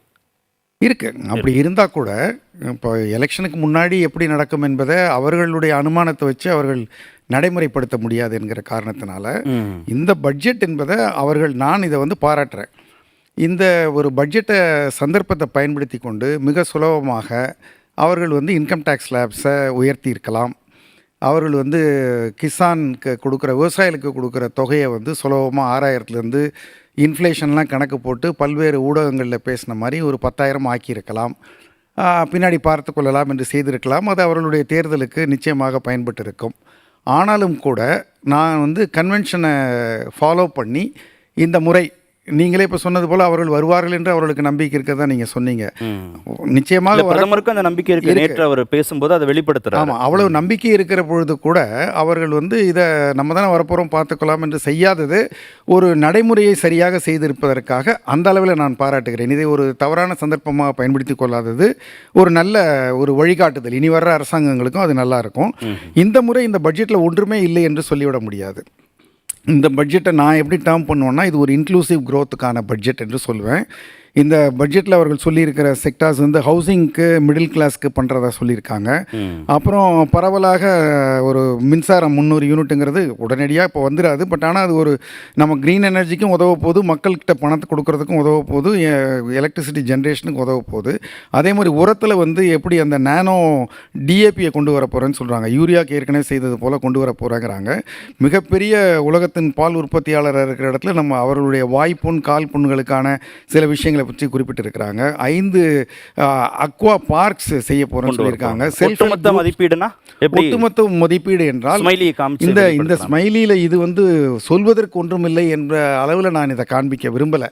அதனால இதை தவிர்த்து விட்டு இவர்கள் வந்து அந்த கன்வென்ஷனை ஃபாலோ பண்ணதுனாலையும் ஒரு இன்க்ளூசிவ் growth 4 மாதமாக இருந்தால் கூட சில திட்டங்களை இவர்கள் செய்திருக்கிற காரணத்தினால நான் இதை காட்ட விரும்புகிறேன். ஓரளவுக்கு வரவேற்கிறீங்க நீங்க இந்த பட்ஜெட். அவர்களுடைய நடந்து கொண்ட முறை வந்து இந்த சந்தர்ப்பத்தை பயன்படுத்தி கொள்ளாததை பாராட்டுகிறேன். ஒரு தீவிரமாக யோசித்து அவர்களுடைய இப்போ ஃபிஸ்கல் டெபிசிட்டை 5.1 குறைச்சிருக்கதை பாராட்டுறேன். இன்ஃப்ராஸ்ட்ரக்சருக்கு அவங்க 11% 11 lakh crore கொண்டு வரதை பாராட்டுறேன். லாஸ்ட் இயர் வந்து 10 lakh crore பாராட்டணும். இதெல்லாம் நேரடி வேலை வாய்ப்புகளோட சம்பந்தப்பட்டதா இருக்கு, பெரிய அளவில். நம்ம பேசுவோம். அது கலையரசன் சார் அதில் கொஞ்சம் முரண்பட்டாரு. நம்ம அது குறித்து நம்ம பேசலாம். நம்ம அதுக்கப்புறம் திரு ஹரிகிருஷ்ணன் சார், உங்களுடைய பட்ஜெட் மதிப்பீடு. இந்த பட்ஜெட்டை பொறுத்த வரையில் முதல்ல வந்து நமக்கு ஒரு ஐடியாவை கொடுத்துட்டு தான் ஆரம்பிச்சிருக்காங்க. அதாவது ஒரு இன்டரிம் பட்ஜெட் தான். இதில் பெரிய மாற்றங்கள் டேக்ஸ் ஸ்ட்ரக்சரில் வராதுங்கிறது வந்து நம்ம ஏற்கனவே இப்போ ஊடகங்கள் வாயிலாக தெரிஞ்சுக்கிட்டோம். ஆனால் வந்து ஒரு ஸ்ட்ரக்சரல் சேஞ்சஸுக்கான எந்த வித ஒரு அறிவிப்பும் இதில் இல்லை. சில அறிவிப்புகள் வந்து ஒரு முன்னேற்றத்திற்கான ஒரு சில துறைகள் இருக்கே தவிர, இப்போ 1 lakh crore வந்து இன்ஃப்ராஸ்ட்ரக்சர் இது டெக்னாலஜி இன்னோவேஷனுக்காக சொல்லியிருக்காங்க. அதில் வந்து பார்த்தீங்கன்னா நீங்கள் டிஜிட்டல் இன்ஃபர்மேஷன், டிஜிட்டல் டிரான்ஸ்ஃபர்மேஷன் இதையும் பார்க்கணும். வந்து இப்போ இன்றைக்கி பார்த்தீங்கன்னா நாம் கரன்சி அப்படின்னு சொன்னிங்கன்னா வந்து இன்னும் வந்து நம்ம 14% ஜிடிபியில் 14% கரன்சி லெவல் இந்தியாவில் இருந்துக்கிட்டு தான் இருக்குது. இது வந்து நம்ம உலக அளவிலாக நாடுகளை பார்க்கும்போது ரொம்ப அதிகம். இன்னும் நம்ம வந்து முழுமையாக டிஜிட்டலுக்கு மாறலை. ஸோ இதற்கான ஒரு முன்னெடுப்புகள் என்ன இருக்கும் அப்படிங்கிறது தெரியல. அது பற்றிய ஒரு அறிவிப்பு இதில் இல்லை. எஃப்டிஐ சொன்னாங்க, $596 பில்லியன் எஃப்டிஐ வந்திருக்கு அப்படின்னு சொன்னாங்க. ஸோ அதற்காக சில திட்டங்கள் வந்து ஏற்கனவே அறிவித்தபடி இந்த எக்கனாமிக் ஜோன் ஐஎஃப்எஸ்சின்னு சொல்லல, இன்டர்நேஷ்னல் ஃபினான்ஷியல் சர்வீஸ் சென்டர், குஜராத்தில் கிஃப்ட் சிட்டிங்கிற இதில் ஆரம்பிச்சிருக்காங்க. பட் ஆனால் வந்து இதை சவுத்தில், அதாவது தென் பகுதியில் வந்து இந்த மாதிரி ஒரு ஸ்பெஷல் எக்கனாமிக் ஜோனை ஒரு ஐஎஃப்எஸ்சியாக மாற்றுறதுக்கான முயற்சி எதுவும் இல்லை. அதை பற்றி ஒரு அனௌன்ஸ்மெண்ட் பண்ணியிருக்கலாம் இந்த பட்ஜெட்டில். இது மாதிரி இதுவும் ஒன்று ஒரு விரிவுபடுத்தப்படும் அப்படிங்கிற மாதிரி எதுவும் சொல்லலை இந்த பட்ஜெட்டில். டேக்ஸ் ரேட்டை பொறுத்தவரையில் நமக்கு அதில் ஏமாற்றம் தான். இன்னும் வந்து அந்த பழைய டேக்ஸ் ரெஜிம் வந்து இன்னும் அதிகப்படியான ஒரு பேர்டன் தான் வந்து சேலரிட் எம்ப்ளாயி. ஓவரால் மதிப்பீடுனா என்ன? ஓவரால் மதிப்பீடு அப்படின்னா கொடுப்பீங்க வந்து இந்த ஒரு சுமாரான பட்ஜெட் அப்படின்னு தான் கொடுப்பேன். சுமாரான பட்ஜெட். சரி, சுதாமையப்பன் மேடம். Thank you sir. ஒர்க் ஆகும். ஒர்க் ஷார்ட்டாக சொல்லிடுறேன். இது ரொம்ப கான்ஃபிடென்ட் பட்ஜெட். ஓகேங்களா? ரொம்ப confident. Government is very confident they're going to get re-elected. கண்டிப்பாக நம்ம தான் பவருக்கு வருவோம்னு உங்களுக்கு தெரியுது. இப்போ நம்ம பவருக்கு வரோம் அப்படின்னு கான்ஃபிடென்ட்டாக இருந்தால் தான் எல்லாத்துக்கும் சேர்ந்த மாதிரி அவங்க பேண்டர் பண்ண மாட்டாங்க. நான் உங்களுக்கு இந்த சலுகை தரேன், உங்களுக்கு இவ்வளோ காசு தரேன், உங்களுக்கு இதில் நான் வந்து உங்களுக்கு சலுகை தரேன், அதெல்லாம் சொல்ல மாட்டாங்க. இந்த மெசேஜ் அவங்க இதுக்கு முன்னாடியே சொன்னவங்க மாதிரி இந்த மெசேஜ் வந்து கண்டினியூ ஆகுது. லாஸ்ட் 3 பட்ஜெட்ஸாக இதே தான் அவங்க ஃபோக்கஸ் பண்ணிட்டு இருக்காங்க. அதாவது ஒரு எக்கானமி வளரணும்னா 2 ரீசன். ஒன்று இன்வெஸ்ட்மெண்ட் ஜாஸ்தி ஆகும், இன்னொன்று வந்து கன்சம்ஷன் ஜாஸ்தி ஆகும். நம்ம கன்சியூம் பண்ணுறது. இந்தியாவில் பார்த்தீங்கன்னா கன்சம்ஷன் ஜாஸ்தி. Already it is on a high percentage. அது நல்லபடியாகவும் போயிட்டு இருக்கு. கலையரசன் சார் அங்கதான் முரண்பட்டார். ஆமா, அது individual opinion. Consumption is very strong macro economically in India. உயர்ந்திருக்கு, ஸ்ட்ராங்காகவும் இருக்கு, இன்னும் ஸ்ட்ராங் ஆகலாம். அது ஸ்ட்ராங் பண்ணணும்னா லாஸ்ட் இயரே டாக்ஸ் ரேட் அவங்க வந்து இது பண்ணிட்டாங்க, குறைச்சிட்டாங்க, right? So that was a sign. அப்போ சைன் கொடுத்தாங்க, நெக்ஸ்ட் இயர் நாங்கள் ரீஎலெக்ஷனுக்கு வருவோம், இப்போவே நாங்கள் வந்து உங்க கன்சம்ஷன் ஜாஸ்தி பண்ணுறோன்னு. போன வருஷத்துலேருந்தே இன்வெஸ்ட்மெண்ட் ஜாஸ்தி பண்ணுறதுக்கு ட்ரை பண்ணிட்டு இருக்காங்க, பண்ணிட்டும் இருக்காங்க. கேபெக்ஸ், அதாவது இது லாங் டேர்ம் க்ரோத்துக்காக அவங்க போடுற இன்ஃப்ராஸ்ட்ரக்சர். ஒரு கண்ட்ரியோட இன்ஃப்ராஸ்ட்ரக்சர், அதாவது ஃபிசிக்கல் இன்ஃப்ராஸ்ட்ரக்சர், டிஜிட்டல் இன்ஃப்ராஸ்ட்ரக்சர் எல்லாம் இருந்தால் தான் அந்த ரோட் டு எக்கனாமிக் டெவலப்மெண்ட் ஸ்ட்ராங்காக இருக்கும். அதுதான் அவங்க கன்ஸ்ட்ரக்ட் பண்ணுறாங்க. This is the message. எப்போவுமே நம்ம ஒரு பட்ஜெட்டை வந்து இதுதான் கவர்மெண்ட் கம்ப்ளீட்டாக அவங்க ஃபாலோ பண்ணுவாங்கன்னு சொல்ல முடியாது. கவர்மெண்ட்லாம் எங்கே நிற்கிறேன் அப்படின்னு சொல்லிருக்கு, நான் கான்ஃபிடென்ட்டாக இருக்கேன், உனக்கு ஹெல்ப் பண்ணுவேன், எல்லாத்தையும் இன்க்ளூட் பண்ணுவேன். This is the message. Okay, எப்படி மதிப்பீடு? It's a good budget. I mean, there's nothing to complain. Okay, வரவேற்கிறீங்க. Yeah, it's fine. Vasudevan sir. முதல்ல அவங்களுடைய 6வது பட்ஜெட்டு, அதுக்கு நம்ம வாழ்த்துக்களை தெரிவிச்சுப்போம். பட் இது இன்டர்வியூம் பட்ஜெட் அப்படின்னா கூட எலெக்ஷனுக்கு முன்னாடியான பட்ஜெட் அப்படின்ற வகையில் கொஞ்சம் சோப்ஸ் இருக்கும் அப்படின்னு சொல்லி ஆஸ் இண்டஸ்ட்ரியலிஸ்ட்டாக வந்து கொஞ்சம் எதிர்பார்த்தோம். பட் அது இல்லை. டைரெக்டாக இன்கம் டேக்ஸில் எந்த பெனிஃபிட்டும் முத்ரா லோன் நம்பர்ஸ்லாம் இன்க்ரீஸ் பண்ணியிருக்கோன்றாங்க, மகிழ்ச்சி இல்லையா? முத்ரா லோன் வந்து ட்ரேடர்ஸ்க்கு கொடுக்குறது, மேனுஃபேக்சரர்ஸ்க்கு, இண்டஸ்ட்ரீஸ்க்கு கொடுக்குற லோன். அந்த இது பார்த்தீங்கன்னாக்கா லோன்றதை விட வந்து ஸ்கீம்ஸ் எதுவும் இல்லை. ஒரு ஃபஸ்ட்டு இப்போ பாசிட்டிவ் பாயிண்ட்னு சொல்ல போனால் 2 விஷயம். ஒன்று வந்து இன்ஃப்ராஸ்ட்ரக்சருக்கு வந்து 11 லட்சம் கோடிக்கு மேலே பண்ணி வைக்குவாங்க. அது ரொம்ப பாசிட்டிவான விஷயம். ஏன்னா வேர்ல்டு பேங்க் கொடுத்த ரிப்போர்ட்டில் பார்த்தீங்கன்னா 2036, அதாவது 2036 வந்து பார்த்தீங்கன்னா 67 லட்சம் கோடி இந்தியாவில் இன்ஃப்ராஸ்ட்ரக்சருக்கு இன்வெஸ்ட் பண்ண வேண்டியது இருக்கும்னு சொல்லி இண்டிகேட் பண்ணாங்க. அதை விட அதிகமாகவே அவங்க வந்து பண்ணியிருக்காங்க. ஸோ அது ஒரு நல்ல விஷயம். இன்ஃப்ராஸ்ட்ரக்சர் பண்ணது. R&Dயில் வந்து 1 lakh இது பண்ணி வைக்குவாங்க, அலோகேட் பண்ணி வைக்குவாங்க. அதுவும் ஒரு நல்ல விஷயம். பட் இதை தவிர்த்துட்டு பார்த்தோம் அப்படின்னாக்கா எம்எஸ்எம்இயோட நீண்ட நாள் கோரிக்கை இப்போ வந்து கார்பரேட் டேக்ஸ், அதை வந்து திரு மஹிந்த அருண்ஜேட்லி அவங்க இருக்கும்போது பார்த்தீங்கன்னாக்கா 22%, அதாவது 25% கொண்டு வந்தார். லார்ஜ் இண்டஸ்ட்ரீஸ்க்கு வந்து 30% ஆகும், எம்எஸ்எம்இக்கு 75% ஆகும் இருந்தது. இந்த எம்எஸ்எம்இ ரீக்ளாசிஃபிகேஷன் பண்ணும்போது பார்த்தீங்கன்னாக்கா எதிர்பார்ப்பு என்னன்னா மைக்ரோக்கு 15%, ஸ்மாலுக்கு வந்து 70%, மற்ற மீடியம் லார்ஜ் இண்டஸ்ட்ரீஸ்க்கு வந்து 75% இருக்கணும் அப்படிங்கிறது பொதுவான எதிர்பார்ப்பாக இருந்தது. அந்த மாதிரியான எந்த ஒரு அறிவிப்பும் இதில் இல்லை. எல்லாருக்குமே லார்ஜ் ஸ்மால் எல்லாருக்குமே மைக்ரோ எல்லாருக்குமே வந்து ஃப்ளாட்டாக வந்து 75% இருக்கு. இன்ஃபேக்ட் சொல்லப்போனால் இந்த மைக்ரோ இண்டஸ்ட்ரீஸ் தான் அதிகம், 98% மொத்தம் எம்எஸ்எம்இல. அதில் பார்த்தீங்கன்னாக்கா ப்ரொப்ரைட்டர்ஷிப் கன்சர்ன் வந்து ரொம்ப ரொம்ப அதிகம். ஸோ அவங்கெல்லாம் பார்த்தீங்கன்னாக்கா இண்டிவிஜுவல் ஸ்லாப் ரேட்டில் இருக்காங்க, 30% ஸ்லாப் அவங்களுக்கு. கார்பரேட்டிவ் தான் அவங்களுக்கு அதிகமாக இருக்குது. ஸோ அதெல்லாம் அவங்களெல்லாம் மனசில் வச்சுக்கிட்டு, ஏன்னா இங்கே family business orient business micro companies அதுதான் இங்கே வந்து அதிகம். நம்மளுடைய ஸ்ட்ரென்த்தோ அதுதான், இந்தியாவோட இதுவும் ஸ்ட்ரென்த்தோ அதுதான். ஸோ அவங்களுக்கு ஓவரால் எஸ்டிமேஷன்னா என்ன வெளிப்படுத்தினா இப்போ ஸ்பெசிஃபிக்காக நான் இந்த ஒரு விஷயத்த சொல்லணும்னு நினைக்கிறேன். ஏன்னா உங்களுக்கு வந்து எம்எஸ்எம்இ பற்றி எந்த அறிவிப்பும் இல்லை. ஒரு தடவை எம்எஸ்எம்இன்னு சொன்னாங்க, சரி, பட் எவ்வளோ அலோகேட் பண்ணியிருக்காங்க என்ன அப்படின்ற விஷயம் அதில் இல்லை.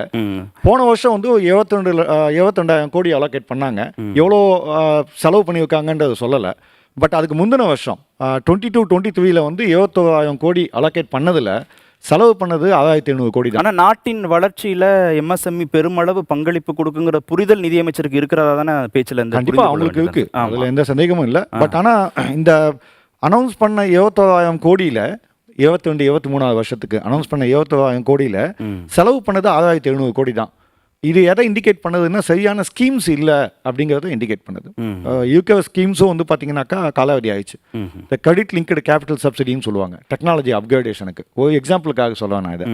ஸோ அந்த ஸ்கீம்ஸில் பார்த்தீங்கன்னாக்கா எப்பவுமே வந்து எம்எஸ்எம்இ வந்து அவங்களுடைய டெக்னாலஜி அப்கிரேட் பண்ணுறதுக்கு ரொம்ப முக்கியம் இல்லையா? இப்போ போட்டியும் தேவை, நம்ம கம்பிட்டன்சியை வளர்த்துக்கணும்னா டெக்னாலஜி அப்கிரேட் பண்ணணும். இந்த எம்எஸ்எம்இக்கு இது அஃபோர்டபுள் இல்லை. லார்ஜ் இண்டஸ்ட்ரீஸ் பார்த்தீங்கன்னா அவங்களுக்கு வந்து இது அஃபோர்டபுள், சிறு குறு நிறுவனங்களுக்கு இது அஃபோர்டபுள் இல்லை. இங்கே அரசாங்கத்தின் உதவி எதிர்பார்க்குறீங்க? உதவி வந்து இருந்தது ஏற்கனவே, அது வந்து இல்லை இப்போ. ஸோ அதுலலாம் வந்து கொஞ்சம் அனௌன்ஸ்மெண்ட் பண்ணியிருக்கலாம் அப்படிங்கிறது அதில் மிஸ் ஆன விஷயம். சரி, எப்படி மதிப்பீடு செய்யும்? இன்டர்வியூ பட்ஜெட் தான், அதனால பெரிய இது ஒன்றும் இல்லை. அதான் வருத்தத்தெல்லாம் சொல்லிட்டீங்களே, அதுக்கப்புறம் அதுதான் காமிப்பீங்கிற எதிர்பார்ப்பும் இருந்தது. கலையரசன் சார், அவரோட திரு சோமவள்ளியப்பன், திருமிகு சுதாமையப்பன், 2 பேருமே ஒரு புள்ளியில் மாறுபட்டீங்க. வாங்கும் திறன், இன்ஃப்ராஸ்ட்ரக்சர் மூலமாக ஒரு இன்க்ளூசிவ் குரோத்தை சாத்தியப்படுத்தியிருக்கிறாங்கன்னு. ஆனால் அதில் போதாமல் இருக்குன்னு நீங்கள் சொல்லியிருந்தீங்க கலையரசன் சார். அதில் அவங்க 2 பேரும் உள்வாங்கினது, அவங்க சொன்னதுலேருந்து உள்வாங்க முடிஞ்சது வந்து வாங்கும் திறன் கூடியிருக்கு, இன்ஃப்ராஸ்ட்ரக்சரை அதிகப்படுத்துவதன் மூலமாக தான் நிறைய வேலை வாய்ப்புகளை எல்லோருக்கும் கொண்டு போய் சேர்க்க முடியும்னு. அது நீங்கள் ஒரு இன்வெஸ்ட்மெண்ட் ட்ரிவன், இன்ஃப்ராஸ்ட்ரக்சர் ட்ரிவன்னா அந்த இன்ஃப்ராஸ்ட்ரக்சரோட இன்வெஸ்ட்மெண்ட்டை நீங்கள் பிரேக் டவுன் பண்ணி பாருங்கள். எங்கே போகுது investment? Port, digital, roads, railway, இதெல்லாம் வெரி இம்பார்ட்டண்ட்டான விஷயம். உள்கட்டமைப்பு வசதிகள்னு சொல்கிறது ஒரு அடிப்படையான விஷயம்.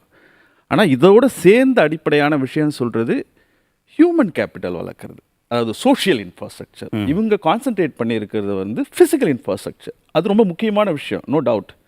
ஆனால் சோஷியல் இன்ஃப்ராஸ்ட்ரக்சர் இல்லாமல் ஒரு நாடோ ஒரு எக்கனாமியோ இன்க்ளூசிவ் வளர்ச்சி அடைய முடியாது. வேர்ல்டில் அதுக்கு எந்த எக்ஸாம்பிள்ஸும் கிடையாது. இல்லை, ஒன்றுக்கு ஒன்று தொடர்பு இல்லையா? டெஃபினட்டாக தொடர்பு இருக்குல்ல. அந்த தொடர்பில் இவங்க என்னென்ன இன்டர்வென்ஷனில் சோஷியல் இன்ஃப்ராஸ்ட்ரக்சரில் பண்ணியிருக்காங்க நம்ம பார்க்கணும் தனித்தனியாக. ஸோ அதை நம்ம ஐடென்டிஃபை பண்ணாமல் வெறும் ஃபிசிக்கல் இன்ஃப்ராஸ்ட்ரக்சரை மட்டும் வச்சு ஒரு இன்க்ளூசிவ் எக்கனாமி உலகத்தில் எங்கேயுமே நடந்ததும் கிடையாது, கொண்டு வரவும் முடியாது. ப்ராமிசஸ் இருக்கலாம், கொண்டு வர முடியாது. ஒரு எளிய உதாரணம் மூலமாக விளக்கம். எளிய உதாரணம், எனக்கு இப்போ ரோடு போடுறாங்க, இல்லை எல்லா இன்ஃப்ராஸ்ட்ரக்சரும் போடுறாங்க, அதன் மூலமாக நான் என்ன புரிஞ்சுக்கிறேன்னா வேலை வாய்ப்புகள் உருவாகுது, தனிமனித வருமானம் உருவாகுது. இப்போ ரெண்டுக்கும் தொடர்பு. ஒரு எக்ஸாம்பிள் சொல்கிறேன். நீங்கள் இப்போ அதோடைய வேலை வாய்ப்பு உருவாகுதுன்னு சொல்கிறோம் இல்லையா? அந்த வேலை வாய்ப்பு என்ன செக்டரில் உருவாகும்? ஃபார்மலாக எம்ப்ளாய்மெண்ட் இருக்குமா? பயலோ டெஃபினேஷன் ஒன்று இருக்குது, ஃபார்மல் எம்ப்ளாய்மெண்ட்னு சொல்லி. இப்போ இந்த இன்ஃப்ராஸ்ட்ரக்சர் கொடுக்கறது ஒரு ஃபார்மல் எம்ப்ளாய்மெண்ட், ஒரு டீசென்ட் இன்கமோட, சோஷியல் செக்யூரிட்டியோட அந்த ஜாப் அங்கே உருவாக்குமா? அப்படி உருவாக்குறதாக இருந்தால் அந்த ஜாபை எடுக்கிற அளவுக்கு நம்மகிட்ட படித்த இளைஞர்கள், திறனோட இருக்கிற இளைஞர்கள் இருக்காங்களா? நம்முடைய ஸ்கூல் எஜுகேஷன் சிஸ்டம் எப்படி இருக்குது? அதனுடைய லேர்னிங் அவுட்கம் எப்படி இருக்குது? இப்போ நீங்கள் பார்த்துருப்பீங்க, ரீசெண்டாக ஒரு அசர் ரிப்போர்ட் வந்துச்சு. ஸ்கூல் எஜுகேஷனை அவ்வளோ இன்டேக் அதிகமாக இருக்குது. நம்ம எல்லா குழந்தைங்களையும் நம்ம ஸ்கூலுக்கு கொண்டு போயிட்டோம். அதனுடைய லேர்னிங் திறன், மொழித்திறன், எல்லா கணிதத்திறன் எல்லாமே குறைஞ்சலைகளாக இருக்குது. ஆமாம். அதே மாதிரி நீங்கள் ஹையர் எஜுகேஷன்லையும் பார்க்கலாம். ஸ்கில் டெவலப்மெண்ட் ரிப்போர்ட் ரீசெண்டாக வந்திருக்கு. ஆல்மோஸ்ட் 55% ஆஃப் இது இளைஞர்கள் வந்து படித்ததுக்கு அவங்க வேலை செய்கிறதுக்கு சம்மந்தம் இல்லை, அவர்களுக்கு எந்த திறனும் இல்லை அப்படின்னு இருக்குது.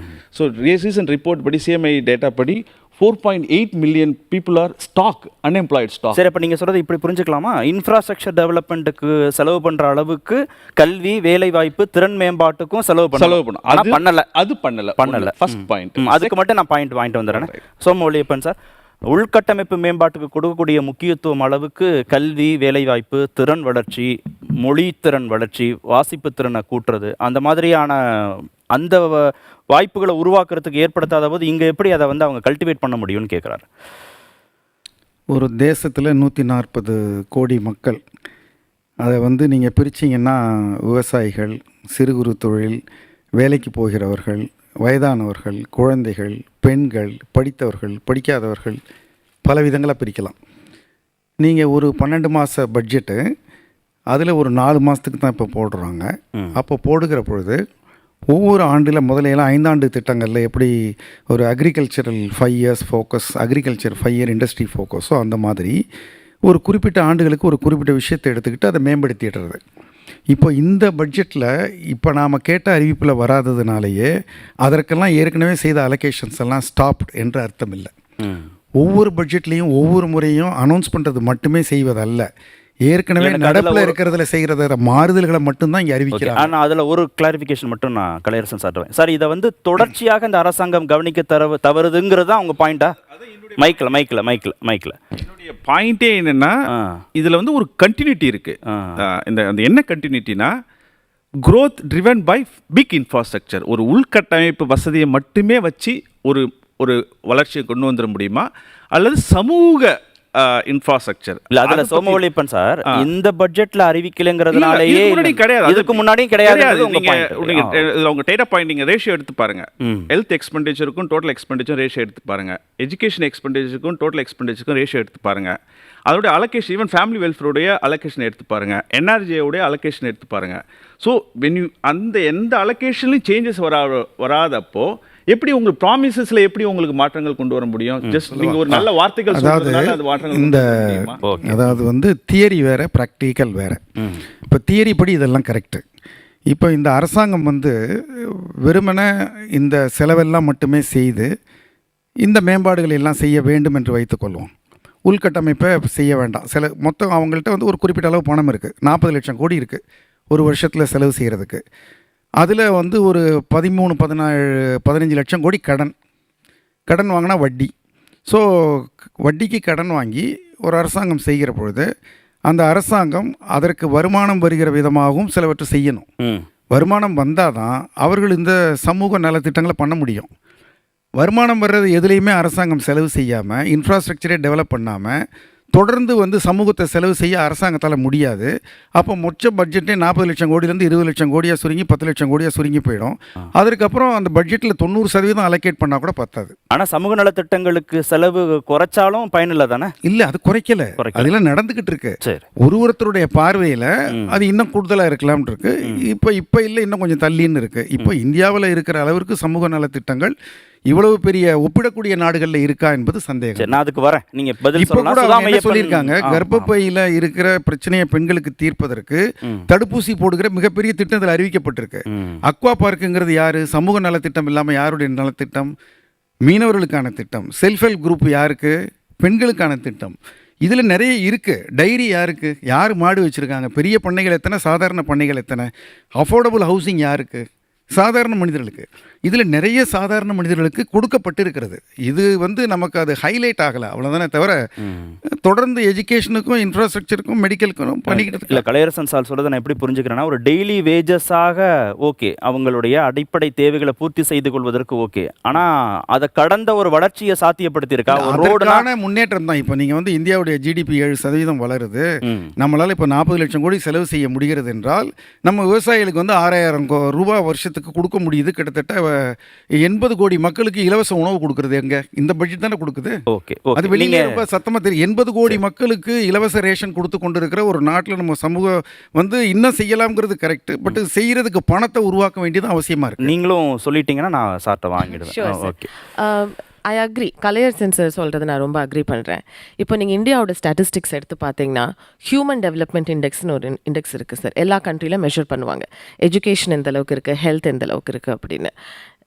ஹோல் ஆஃப் இந்தியா நம்ம ஸ்டாட்டிஸ்டிக்ஸ் நீங்கள் பார்த்தீங்கன்னா நம்ம லெவல் அது வந்து ஹோல் ஆஃப் ஆஃப்ரிக்காவோட லெவல் இருக்குது.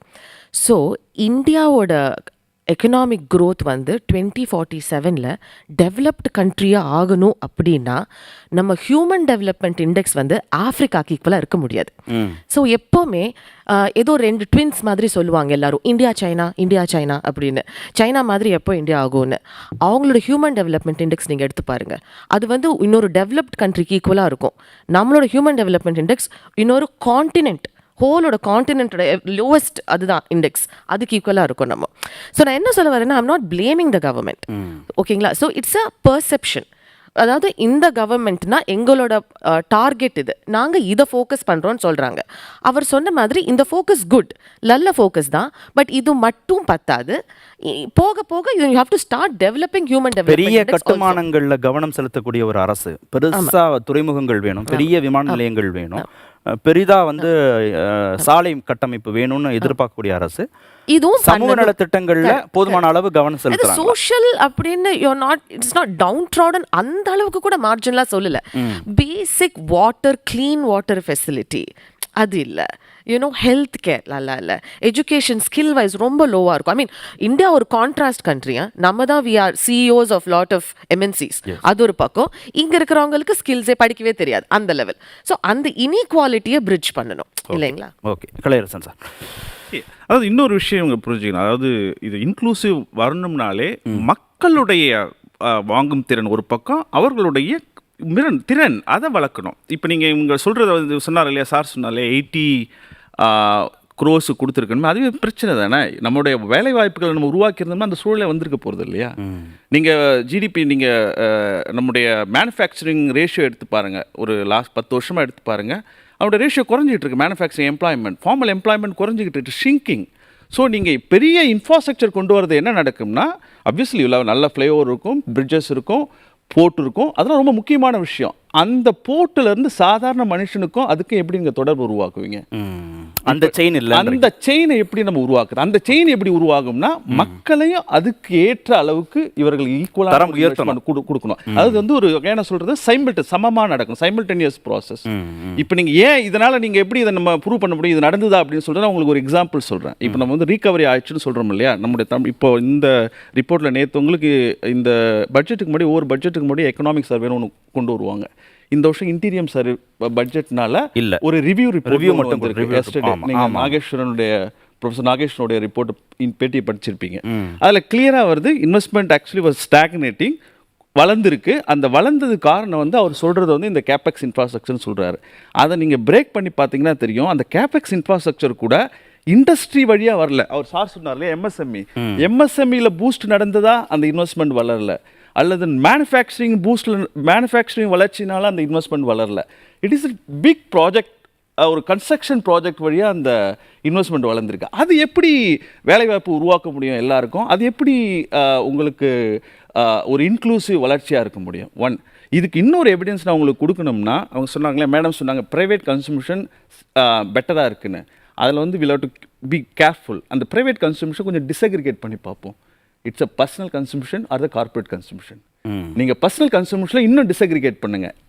அந்த லேயரில் எந்த தளத்திலேருந்து அந்த பர்சனல் கன்சம்ஷன் வளர்ந்துருக்கு. நீங்கள் பாட்டம் செக்ஷனை எடுத்து ஒரு 50% செக்ஷனோட கீழே மேலே இருக்கிறவங்களோ மிடில் கிளாஸோ இல்லையா? இல்லை, பிரச்சனை. நீங்களுடைய பர்சனல் க்ரோத் அந்த கீழே இருக்க 50% உடைய இன் கன்சம்ஷன் க்ரோத் பார்த்தீங்கன்னா இட்ஸ் மாடரேட். அப்போது நீங்கள் வளர்ச்சின்னு சொல்கிறது இது வந்து இட் ஹேஸ் டு கோ, எல்லா லெவல்லையும் போகணும் இல்லையா? இன்னொரு எக்ஸாம்பிள் சொல்கிறேன். நீங்கள் போய் வெளியில் போய்ட்டு ஒரு ஷாப்பில் கேளுங்க, கார் கம்பெனியில் போயிட்டு கார் டீலர்கிட்ட லாஸ்ட் 2 இயர்ஸாக எத்தனை % ஆஃப் காஸ்ட் வெளியில் போயிருக்கு அப்படின்னு கேளுங்க. போயிட்டு எஃப்எம்ஜி கூட்ஸு விற்கிறவர்கிட்ட போயிட்டு ஆவரேஜ் சேல்ஸ் என்னன்னு கேளுங்க. எஃப்எம்ஜி கூட்ஸ் மக்கள், சாதாரண மக்கள், எளிய மக்கள் பயன்படுத்துகிற கூட்ஸு, இதனுடைய க்ரோத் ரேட்டையும் நீங்கள் கம்பேர் பண்ணி பாருங்கள். அப்போ ஃபிசிக்கல் நீங்கள் பர்சனல் கன்சம்ஷன்னா இது எல்லாமே பர்சனல் கன்சம்ஷன் அடங்கி போயிடும். இல்லை, 25 கோடி மக்களை நாங்கள் வறுமையிலிருந்து மீட்டுட்டோம்னால கார்லாம் வாங்குறாங்க. அதில் பெரிய பிரச்சனையே என்னென்னா, அது வந்து அது மட்டுமே ஒரு பெரிய டாபிக். இதை நம்ம பேசியே ஆகணும். ஏன்னா இதை பற்றின ஒரு விவாதம் இருக்குது குளோபல் லெவல், அகடமிஷியன்ஸ் மத்தியில், எக்கனாமிக்ஸ் மத்தியில். இந்த 25 கோடி பேரை வறுமையிலிருந்து மீட்டதுன்றது வந்து மெத்தடாலஜிக்கல் சேஞ்சஸா அல்லது ரியல் சேஞ்சஸா? ஏன்னா இந்த கால்குலேஷன் அவங்க கொண்டு வந்தது ஒரு கம்ப்ளீட்டாக டிஃப்ரெண்ட் மெத்தட் கொண்டு வந்திருக்காங்க கால்குலேஷன் பண்ணுறதுக்கு. நீங்கள் அந்த கால்குலேஷன் படி பார்த்தீங்கன்னா தமிழ்நாட்டினுடைய பாவர்ட்டி ரேஷியோ வந்து 1%. சார் சொன்னார், இப்போ பேசிகிட்டு இருக்கும்போது சொன்னார், எங்கள் ஊரில் இன்னும் பல பேர் கஷ்டப்பட்டு இருக்காங்க பேசிக் விஷயத்துக்கே. நம்ம தமிழ்நாட்டில் வந்து 1% நம்ம வந்து பாவர்ட்டி லைன் சொல்ல முடியுமா? தமிழ்நாடு வளர்ந்த ஸ்டேட், நோ டவுட். அதே ரிப்போர்ட்டை படி பார்த்தீங்கன்னா யூபி, பீகார், மத்திய பிரதேஷ் மட்டும் 13 கோடி பேரை பாவர்ட்டிலேருந்து கொண்டு வந்திருக்காங்கன்னு சொல்கிறாங்க. அது என்ன பேசிஸில் இவங்க ஐடென்டிஃபை பண்ணுறாங்க? If you have a Jan Dhan account, you are out of poverty. If you have a Swachh Bharat indicator, you are out of மத்திய அரசோட ஏதாவது ஒரு ஸ்கீமை நீங்க பயன்படுத்தினாலும் அந்த ஸ்கீம் அதுல ஒரு சேஞ்சஸ் இருக்கு. அதுல இன்னொரு இவங்க என்ன லேயர்ஸ் கொண்டு வராங்கன்னா விசிபிளான கூட்ஸை வந்து இவங்க வந்து கொண்டு வந்து ஒரு இமேஜ் உருவாக்கி இருக்காங்க. அதாவது இது முன்னாடி நீங்கள் பாவர்ட்டி அவங்க சொன்னாங்க இல்லையா, பாவர்ட்டின்றது வந்து இட்ஸ் ஹியூமன் ஃபங்க்ஷனல். ஒரு சாதாரண மனுஷனுக்கு அடிப்படை உணவு, உறைவிடம், ஹெல்த், எஜுகேஷன் ஃபங்க்ஷனலாக ஆகிறதுக்கான ஒரு பேசிக் கூட்ஸ். இந்த பேசிக் கூட்ஸில் இந்தியா எந்த நிலைமையில் இருக்குது? ஓகே, அதை நம்ம பார்க்காம இந்த மாதிரி ஒரு டேஞ்சிபிள் கூட்ஸ் இவங்க சொல்கிறாங்களே, சிலிண்டர் வச்சுருந்தா யூஆர் அவுட் ஆஃப் பவர்ட்டி, நீங்கள் ஜன்தன் பேங்க்கில் அக்கௌண்ட் வச்சுருந்தா out of poverty, it's nowhere is accepted. சரி, அந்த இடத்துல நிறுத்திக்கணும். நம்ம அந்த விவாதத்தை மீண்டும் தொடரணும். நான் விவசாயத்துக்கும் போயிட்டு வந்துடுறேன். இளைஞரன் சார், எதெல்லாம் விவசாயம் சார்ந்து அடிப்படையாக எதிர்பார்க்கப்பட்டது? ஏன்னா இடைக்கால பட்ஜெட் பெரிய அறிவிப்புகள் வராதுன்றது, ஆனால் உங்களுக்கு அதில் நிறைய வருத்தங்கள் இருக்குது அறிவிப்பு வரலன்றது. இல்லை, அறிவிப்பு வரலைங்கிறது இருந்தாலும் கூட அவங்க முதல்ல ஆட்சிக்கு வர்றப்பவே என்ன சொன்னாங்க, நாங்கள் வந்து MS சுவாமிநாதன் கமிஷன் படி உங்களுக்கு வந்து கட்டுப்படி ஆகின்ற விலை வந்து C+2 தரேன்னு சொல்லியிருந்தாங்க. அதுக்கான கிட்டத்தட்ட 10 ஆண்டுகள் முடிந்து கூட அதுக்கான திட்டத்தை நாங்கள் கூட உண்மையிலே என்ன நினச்சோன்னா, சரி அடுத்தும் நம்ம தான் வரணும், விவசாயிகளுடைய வாக்கு வந்து இங்கே வந்து கவர்ற மாதிரி சில அறிவிப்புகள் இருக்கும்னு நினச்சோம். அதெல்லாம் இல்லாதது எங்களுக்கு பெரிய ஏமாற்றம். நாங்கள் இன்னும் முக்கியமாக சொல்ல வேண்டியது, இப்போ அவங்க மேடம் கூட சொன்னாங்க இது வரவேற்கிற பட்ஜெட்னு. அதை எந்த விதத்தில் சொல்கிறாங்கன்னு தெரியல. கிட்டத்தட்ட நாங்கள் வந்து விவசாயிகள் நிறைந்த கிட்டத்தட்ட 70% நிறைஞ்ச நாடு இந்தியா போன்ற நாடுகள். இந்த 70% விவசாயிகள் இந்த மக்களுக்கான பட்ஜெட் தான் இருக்கணும். நீங்கள் தொழிலும் வளரணும். அதே மாதிரி ஒரு கிராமத்தில் ஒரு பழமொழி சொல்லுவாங்க, சுவர் இருந்தால் தான் சித்திரம் எழுத முடியும்னு சொல்லுவாங்க. நீங்கள் சுவரே இல்லாமல் சித்திரத்தை மட்டும் எப்படி எழுத முடியும்? 38 லட்சம் விவசாயிகள் மூலமா 10 லட்சம் வேலை வாய்ப்புகளை உருவாக்கி இருக்கிறோம் அப்படின்னு சொல்லியிருக்காங்க. அதான் எந்த மாதிரி என்ன செக்டாரில் கொண்டு வந்திருக்காங்க? ஒன்று விவசாயிகளுடைய வாழ்வாதாரம் உயர்ந்திருக்கணும், அதுவும் இல்லை விவசாயத்துக்கு நாங்கள் வந்து முக்கியத்துவம் கொடுக்குறோன்னு சொல்லியிருக்காங்க. முக்கியத்துவம் என்ன கொடுத்துருக்கீங்க? எங்களுக்கு கொடுக்க வேண்டிய உரமானியத்தை வந்து கட் பண்ணிட்டீங்க. கிட்டத்தட்ட பார்த்தீங்கன்னா உரமானியத்தை பல லட்சம் கோடியை வந்து அந்த கம்பெனிகள் கொடுக்காம என்ன பண்ணிட்டாங்க, ஸ்பிக் இந்த நிறுவனங்கள்லாம் வந்து இப்போ உர தட்டுப்பாடே ஏற்படுது. ஏன்னா அவங்க தயாரிப்பை நிறைய நிறுத்திட்டதுனால. நாங்கள் என்ன சொல்கிறோன்னா, விவசாயம் சார்ந்த நாட்டுக்கு விவசாயத்துக்கு முக்கியத்துவம் கொடுக்காம நீங்கள் யாருக்கு முக்கியத்துவம் கொடுத்து இந்த நாடு வளரும்னு நினைக்கிறீங்க? அதுதான் என்னுடைய கேள்வி. சரி, நம்ம ஹரிகிருஷ்ணன் சார்ட்டையும் பேசுவோம். வங்கிகள் வந்து விவசாயிகளுக்கும் அரசுக்குமான பாலமாக இருக்கிறாங்க. ஆனால் அதில் எங்கே அவங்களுக்கான போதாமைகள் இருக்குங்கிறத நம்ம தொடர்ந்து பேசலாம். ஒரு சிறிய இடைவேளைக்கு பிறகு சிறப்பு வாதம் தொடரும்.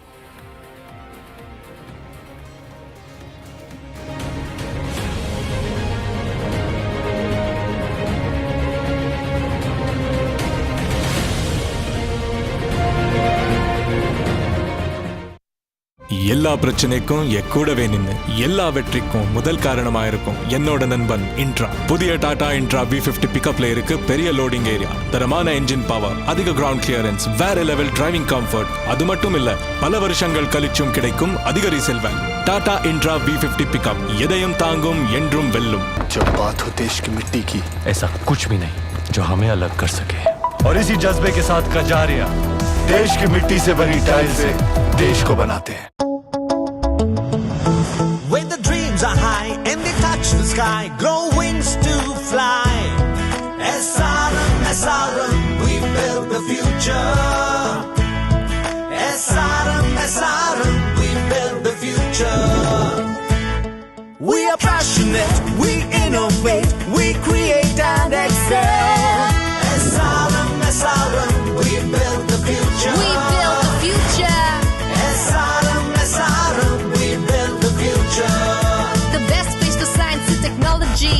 All you wanna be, you can see yourself shooting through the galaxies.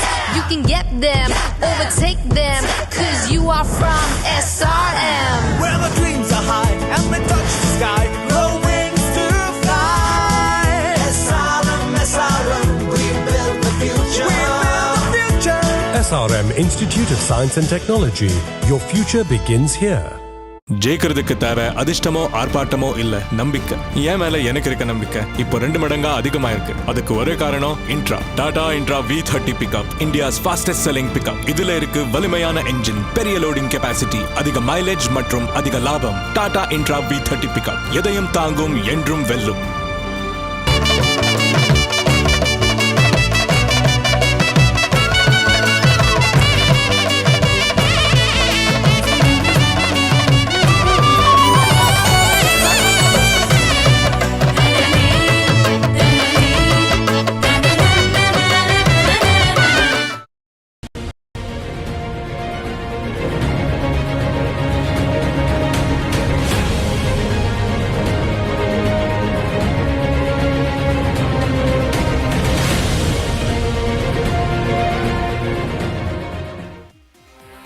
இரண்டாயிரத்தி 24ஆம் நிதியாண்டுக்கான இடைக்கால பட்ஜெட்டை தாக்கல் செய்திருக்கிறார் மத்திய நிதியமைச்சர் திருமிகு நிர்மலா சீதாராமன். அது குறித்து நம்ம பேசிட்டு இருக்கோம். ஹரிகிருஷ்ணன் சார், விவசாயிகளுக்கான அறிவிப்புகளில் அவருக்கான போதாமைகள் இருந்தது, அதை தான் அவர் தொடர்ந்து வலியுறுத்திட்டு இருக்கார். அவங்களுக்கான அடிப்படை வருமானம் உயராகிற போது அவங்களுக்கான தனிநபர் வருமானமும் உயரப்போறதில்ல, வாங்கும் சக்தியும் உயரப்போறதில்ல. எங்கே சிக்கல் இருக்கு?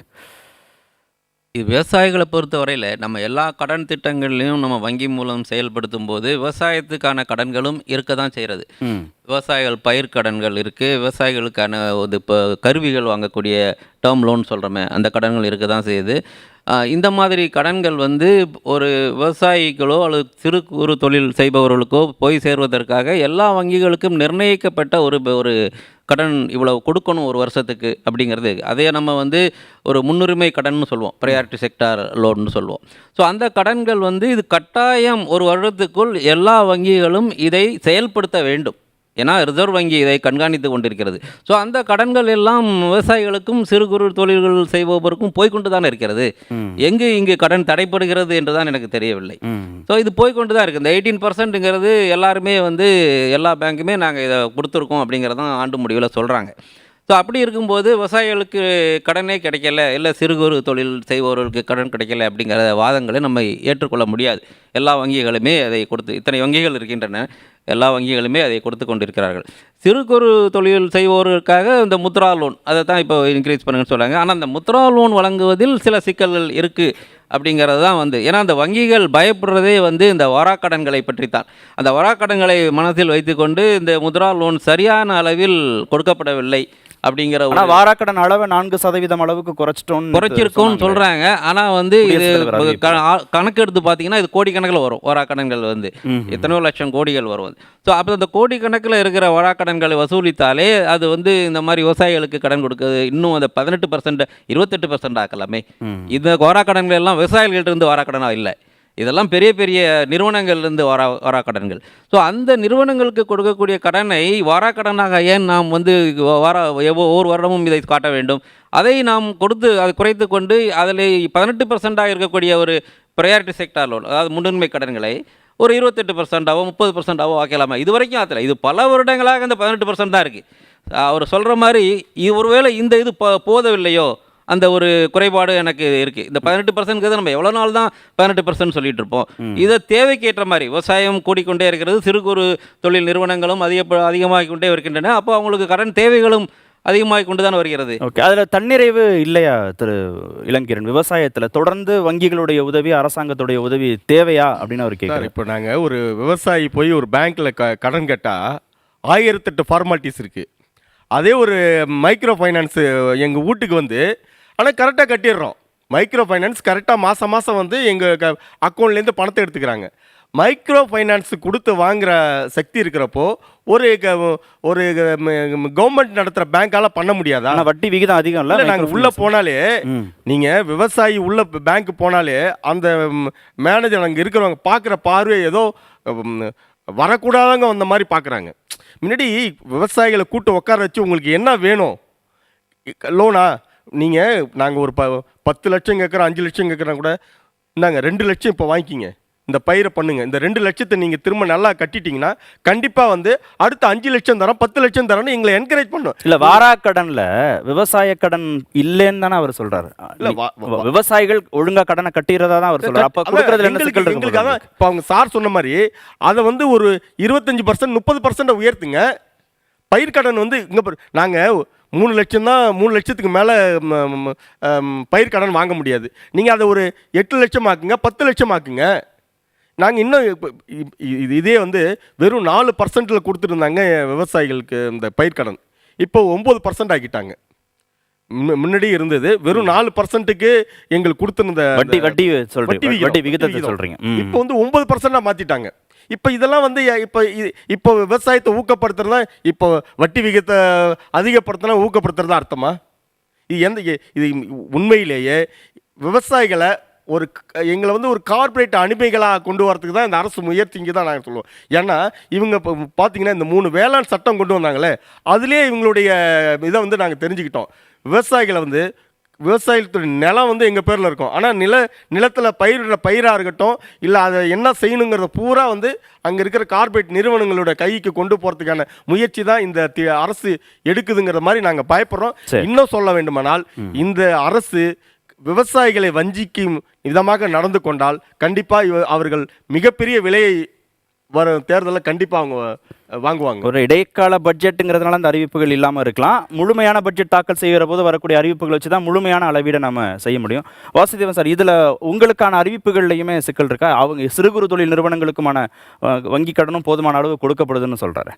இல்லை, அதாவது இதில் வந்து சிறு குறு தொழில்களுக்கு சிஜிடிஎம்எஸ்சி கிரெடிட் கேரண்டி ட்ரஸ்ட் ஸ்கீம்னு இருக்குது. அதாவது பிணையில்லா கடன். இப்போ அது வந்து பார்த்தீங்கன்னாக்கா கொடுக்குவாங்களான்னு பார்த்தா சும்மா நேம் செக்குக்கு இங்கே ஒன்று அங்கே ஒன்று தான் பண்ணுறாங்களே தவிர இப்போ அது கம்பல்சரி கொடுக்கணுன்ற அந்த வாட்ச் மெக்கானிசம் கிடையாது. இப்போது ஆர்பிஐ கூட இங்கே பார்த்தீங்கன்னா சென்னையில் மீட்டிங் இது பண்ணுவாங்க, எல்லா பேங்கர்ஸ் வச்சு இது பண்ணுவாங்க. அதில் வந்து சிஜிடிஎம்எஸ்சி மூலிமா எத்தனை கோடி கடன் கொடுத்துருக்கீங்க, எத்தனை பேருக்கு கொடுத்துருக்கீங்கன்னு பார்த்தீங்கன்னாக்கா ரொம்ப ரொம்ப கம்மியாக இருக்கும். ஸோ அது வந்து ஒரு விஷயம்.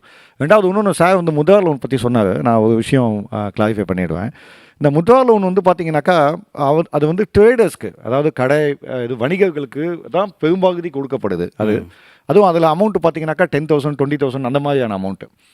இப்போ இதில் வந்து சமீபத்தில் வந்து உதயம் ரிஜிஸ்ட்ரேஷன் அப்படின்னு ஒன்று கொண்டு வந்தாங்க எம்எஸ்எம்இக்கு. பட் அதில் வந்து ட்ரேடர்ஸும் ரிஜிஸ்டர் பண்ணிக்கலாம்னு சொல்லி, அதாவது வந்து முதல்ல வந்து மேனுஃபேக்சரிங் இருந்தது, மேனுஃபேக்சரிங் அப்புறம் சர்வீஸ் கொண்டு வந்தாங்க. இப்போ என்னென்னா மேனுஃபேக்சரிங், சர்வீஸ் அண்ட் ட்ரேடு இது மூணுத்தையுமே வந்து உதயமில் ரிஜிஸ்டர் பண்ண வச்சு, ஸோ அதுக்கு வந்து முத்ரா லோன் வந்து கொடுத்தது வந்து எம்எஸ்எம்இக்குன்ற ஒரு தப்பாக பிம்பம் கட்டமைக்கப்படுது. அப்படி கிடையாது. இது முத்ரா லோன் வந்து பெரும்பகுதி வந்து வணிகர்களுக்கு கொடுக்கப்படுது. அது ஒன்று. ஸோ ரெண்டாவது வந்து பார்த்தீங்கன்னாக்கா ப்ரியாரிட்டி செக்டார் லெண்டிங் அப்படின்னு சொல்லி எம்எஸ்எம்இக்குன்னு சொல்லிட்டு அதில் வந்து உதயம் ரிஜிஸ்ட்ரேஷனில் இப்போ நீங்கள் ட்ரேடர்ஸையும் உள்ளே கொண்டு வந்ததுனால என்ன ஆகிப்போச்சு அப்படின்னா எம்எஸ்எம்இக்கான அந்த ப்ரிஃபரன்ஸ் வந்து ரொம்ப ரொம்ப கம்மியாக போச்சு. இப்போ ப்ரியாரிட்டி செக்டார் லெண்டிங் அப்படின்னா நான் என்னுடைய புரிதலுக்கு இப்போது நார்மல் பேங்க்கில் வந்து 10% 11% அப்படின்னாக்கா நீங்கள் வந்து ப்ரியாரிட்டி செக்டார் லெண்டிங்னா ஒரு 3% கம்மியாக இருக்கணும். அந்த மாதிரி ஏதாவது இருக்கானா? அந்த மாதிரி எதுவும் இல்லை. இப்போ இன்ட்ரெஸ்ட் ரிபேட்டுன்னு இருக்கும்.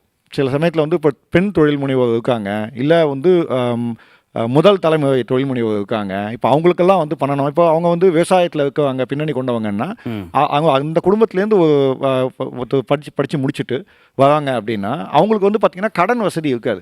ஒன்றும் சிஜிடிஎம்எஸ்சியில் கொடுக்கணும், இல்லை ப்ரியாரிட்டி செக்டார் லெண்டிங்னா அவங்களுக்கு வந்து கடன் சர்வீஸும் கம்மியாக கொடுக்கணும். ஆனால் ஸ்டார்ட் அப்புக்குன்னு தனியாக அறிவிச்சாங்கல்ல நிதியமைச்சர். இப்போ இந்த ஸ்டார்ட் அப்ன்ற பேரில் எனக்கு இது என்னுடைய தனிப்பட்ட நிறைய பெனிஃபிட்ஸ் இருக்கு ஸ்டார்ட் அப்புக்குன்னு சொன்னாங்களே. ஸ்டார்ட் அப்புக்கான அந்த கொள்கை இருக்குப்பாங்க. அதில் வந்து ஒரு ஸ்டார்ட் அப்னா ஸ்கேலபிலிட்டின்னு இருக்குது. அதான் நீங்கள் ஸ்டார்ட் பண்ண உடனே நிறைய வேலைவாய்ப்பு உருவாக்கணும் அப்படின்லாம் இருக்குது. அதுக்குண்டான கண்டிஷன்ஸ் நிறைய இருக்குது. ஸோ அது வந்து அதுவும் எம்எஸ்எம்இல அப்படின்னு வச்சா கூட இது வந்து ஸ்டார்ட் அப்ன்ற பேரில் நம்ம எக்ஸிஸ்டிங் ஏற்கனவே தொழில் பண்ணிட்டு இருக்கவங்களுக்கான ப்ரியாரிட்டி நம்ம மறந்துடுவோமோன்ற ஒரு எண்ணம் இருக்குது இதில். இப்போ பார்த்தீங்கன்னாக்கா கொரோனாவுக்கு அப்புறம் கடன் கொடுத்தோம். பட் அந்த கடன் வந்து பார்த்திங்கன்னா நம்ம இன்ட்ரெஸ்ட் ரிபேட் எதுவும் கொடுத்தோமான்னா இல்லை.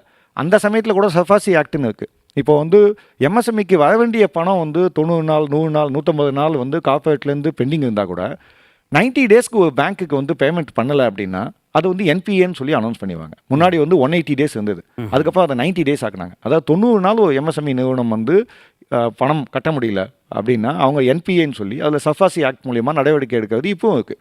ஸோ இது வந்து கொரோனா காலத்தில் கூட அதை வந்து ரிலாக்ஸ் பண்ணல. இன்ஃபேக்ட் இதில் பார்த்தீங்கன்னாக்கா என்சிஎல்டின்னு ஒன்று இருக்குது, நேஷனல் கம்பெனி லா ட்ரிபியூனல். அதில் வந்து இப்போது முன்னெல்லாம் எம்எஸ்எம்இயில் வந்தவங்க அவங்களுக்கு வந்து 2 லட்சம் 3 லட்சம் பேமெண்ட் வரலன்னா அதில் முறையிடறதுக்கான வசதி இருந்தது.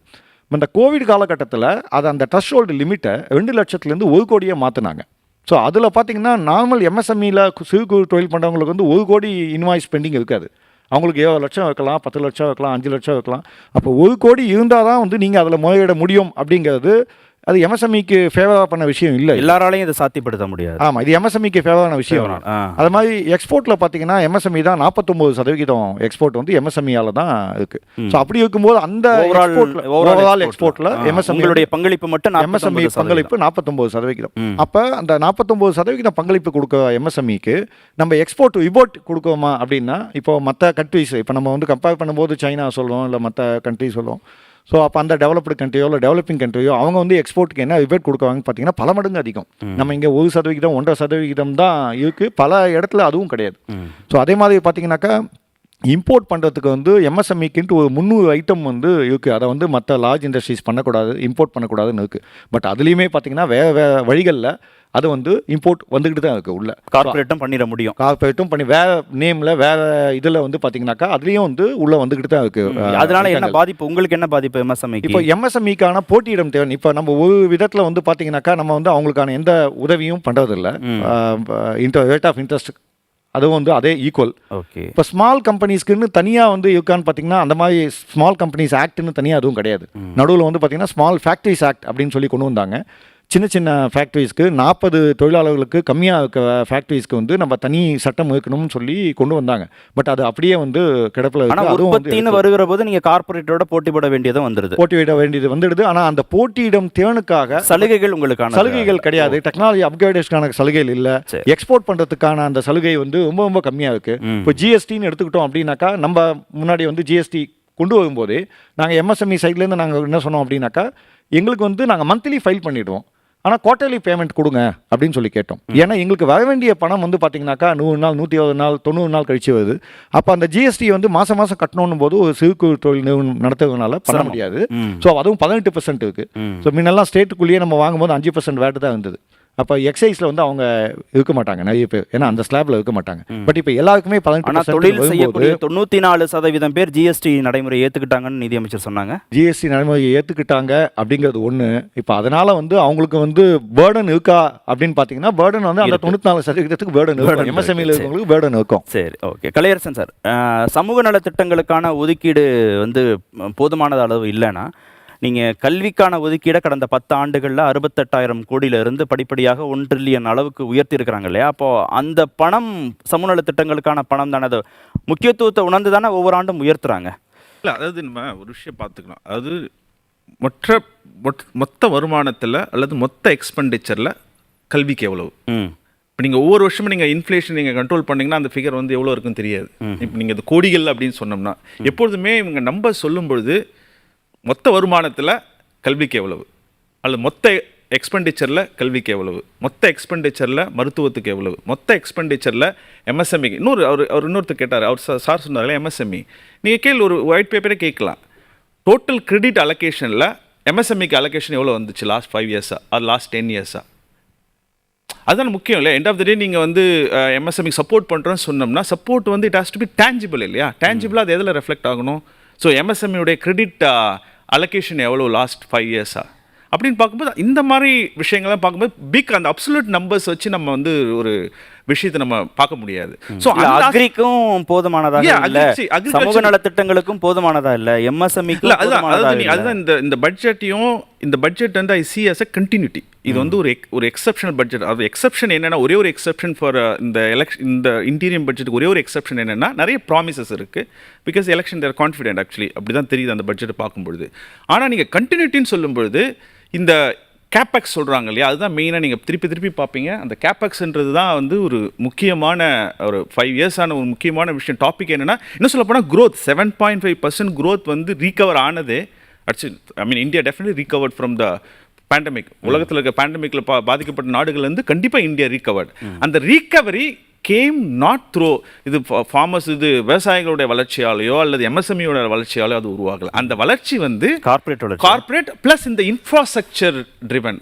அப்போ அதிலிருந்து உற்பத்தி சார்ந்து நிறைய அந்த பெர்சன்டேஜ் ரொம்ப கம்மி. அப்போ ஆமாம், ஃபேக்ட்ரிஸ் நிறைய உருவாக்கணும். இது எம்எஸ்எம்இ ஸ்ட்ரென்தன் பண்ணணும், விவசாயிகளுடைய ப்ரொடக்ஷன் இன்க்ரீஸ் ஆகணும், அவர்களுடைய ப்ரைஸ் கிடைக்கணும். இப்போ அவருடைய பிரச்சனை என்ன, விவசாயிகளுடைய பிரச்சனை என்ன, அவருக்கு டீசெண்டான இன்புட் கிடைக்கணும், ஃபெர்டிலைசர் சீப்பான இதில் கிடைக்கணும், எலக்ட்ரிசிட்டி வேணும், மழை அன்சர்டினிட்டி கடவுள் தான் அதுக்கு காப்பாற்றணும். பிறகு you need to get a right price. Okay, அப்போ அவர் கேட்டது வந்து எம்எஸ்எம் இது எம்எஸ் சுவாமிநாதனுடைய இம்ப்ளிமெண்ட் பண்ணாங்களா? It's been 15 years now. MS சுவாமிநாதனுடைய ரெக்கமெண்டேஷன் வந்து அது வந்து இன்னும் அது வந்து one of the demand for the farmers. இப்போ நீங்கள் டெல்லியில் இருந்த ஃபார்மர் ப்ரொட்டஸ்ட் அந்த விவசாயிகள் போராட்டத்துக்கான அது ஒரு முக்கியமான கோரிக்கை. அந்த எம்எஸ் சாமிநாதனுடைய ரெக்கமெண்டேஷன் இன்னும் it's not even discussion. Okay, நான் நிறைவு செய்கிறேன். சுதாமையப்பன் மேடத்தோட பெண்களுக்கான முக்கியத்துவத்தை கூட்டியிருக்கோங்கிறத நிதியமைச்சரோட முக்கியமான அறிவிப்பு. முத்தலாக் போன்ற திட்டங்களை கொண்டு வந்து நடைமுறைப்படுத்தியிருக்கோன்றதோ, 30 கோடி பெண்களுக்கு முத்ரா லோன் கொடுத்துருக்குறோம், அவ்வளவு கடன்கள் கொடுத்துருக்குறோம், பிரதமருடைய வீடு கட்டும் திட்டத்தின் மூலமாக 70% பெண்களுக்கு நாங்கள் வீடு கட்டியிருக்கோம், 3ல் 1 பெண் எம்எல்ஏ எம்பின்னு அரசியல் அதிகாரத்துக்கு வருவதற்கான முன்னெடுப்புகளை நாங்கள் வந்து செஞ்சுருக்கோம் அப்படின்னு சொல்கிறாங்க. இது என்ன கூட்ட போகிறோம், 28% பெண்கள் உயர்கல்வி படிப்பது உயர்ந்திருக்குன்னு அவங்க சொல்கிறாங்க. இதில் எந்த அளவுக்கு மத்திய அரசாங்கம் கவனத்தோடு இருக்குன்னு நினைக்கிறீங்க பெண்கள் வளர்ச்சியில் அந்த அறிவிப்புகள் மூலமாக? சார், இப்போ ஸ்கீம்ஸ்ன்னு பார்த்தீங்கன்னா எல்லாம் நல்லா தான் இருக்குது. ஆனால் நான் தப்பும் எதுவும் சொல்ல மாட்டேன். இவங்க எதுவுமே சரியாக பண்ணலை, இவங்க சொல்கிற அளவுக்கு எதுவும் பண்ணல, அந்த மாதிரிலாம் நான் சொல்ல போகிறதில்ல. ஏன்னா ஸ்கீம்ஸ் ஆர் குட், அப்டேக்கும் இருக்குது, பேப்பர்ஸில் மட்டும் இருக்கு. இல்லை தேவையான மேபி அந்த ஃபுல்லாக அது மாதிரி யூட்டிலைசேஷன் இருக்காங்கிறது ஸ்டடீஸ் தான் காட்டும். But it is on the right track. But ஆனால் ஒரே ஒரு ஸ்டாட்டிஸ்டிக் நான் விமனை பற்றி ஒன்று சொல்கிறேன் சார். எனக்கு இது ரொம்ப ஒரு இம்பார்ட்டன்ட் ஸ்டாட்டிஸ்டிக்காக தோணுது. நீங்கள் பார்த்தீங்கன்னா 1990 கிட்டத்தட்ட 2019 வரைக்கும் women's employment in work force, அதாவது அவங்க பங்கு எம்ப்ளாய்மெண்ட்லன்னு பார்த்தீங்கன்னா இந்தியாவில் 30% 15% ஆயிருக்கு. Almost half. உயர்கல்விக்கு போகிற அளவுக்கு ஒர்க் ஃபோர்ஸாக கன்வெர்ட் ஆகலை. சரிங்களா? ஆனால் இது எதுக்கு இந்த ஸ்டாட்டிஸ்டிக் ரொம்ப இம்பார்ட்டன்ட்னா, உலக அளவில் நீங்கள் எடுத்துட்டிங்கன்னா எந்தெந்த கண்ட்ரி எக்கனாமிக் க்ரோத் பார்க்குதோ அங்கே ஆட்டோமேட்டிக்காக ஒரு எஃபெக்ட்னால விமெனோட எம்ப்ளாய்மெண்ட் ரேட்டும் ஜாஸ்தி ஆகும். இந்தியாவில் மட்டும் பாதியாக இருக்கு. ஸோ நீங்கள் அதுவும் இல்லாமல் லேட் 1990s அப்புறம் தான் பயங்கர எக்கனாமிக் க்ரோத் இந்தியாவில். அப்போ இருந்து drastic fall in employment rate. இது வந்து இந்த கவர்மெண்ட்னால எக்கனாமிக் ரீசன்ஸ்னாலேன்ட்டு இல்லை, நிறைய சோஷியல் காசஸ், கல்ச்சுரல் ரீசன்ஸ் நிறைய இருக்குது பின்னாடி. ஸோ இந்த மாதிரி விமென் ஏன் இந்த மாதிரி ஒர்க் ஃபோர்ஸில் இல்லை, அவங்களுக்கு என்ன சப்போர்ட் பண்ணலாம்? So it's a larger issue. இங்கே ஒரு பட்ஜெட், ஒரு பட்ஜெட்ல everything cannot be solved. இந்த ஒரு கவர்மெண்டோட 10-year ரேஞ்சில் இவ்வளோ மெஜாரிட்டி, ஸ்டெபிலிட்டி, பொலிட்டிக்கல் பவரை வச்சுட்டு எந்த அளவுக்கு நீங்க எக்கனாமிக் டெவலப்மெண்ட் பண்ணிருக்கீங்க? மக்கள் தொகையில பாதி இருக்கக்கூடிய பெண்களுடைய ஒர்க் ஃபோர்ஸ் இன்கிரீஸ் பண்ணனும். This governments fault. இந்தியால அப்படியே இருக்கு. ஒரு கவர்மெண்ட்டை லாங் ரேஞ்சா பார்க்கணும், ஒரு பட்ஜெட்ல பார்க்க முடியாது. நன்றி. பட்ஜெட் தொடர்பான விவாதத்தில் பங்கேற்ற அனைத்து விருந்தினர்களுக்கும் நிறைவு பெற்றது பட்ஜெட் தொடர்பான விவாதம். மற்றொரு நிகழ்ச்சியில் சந்திக்கலாம். நன்றி. தேங்க்யூ.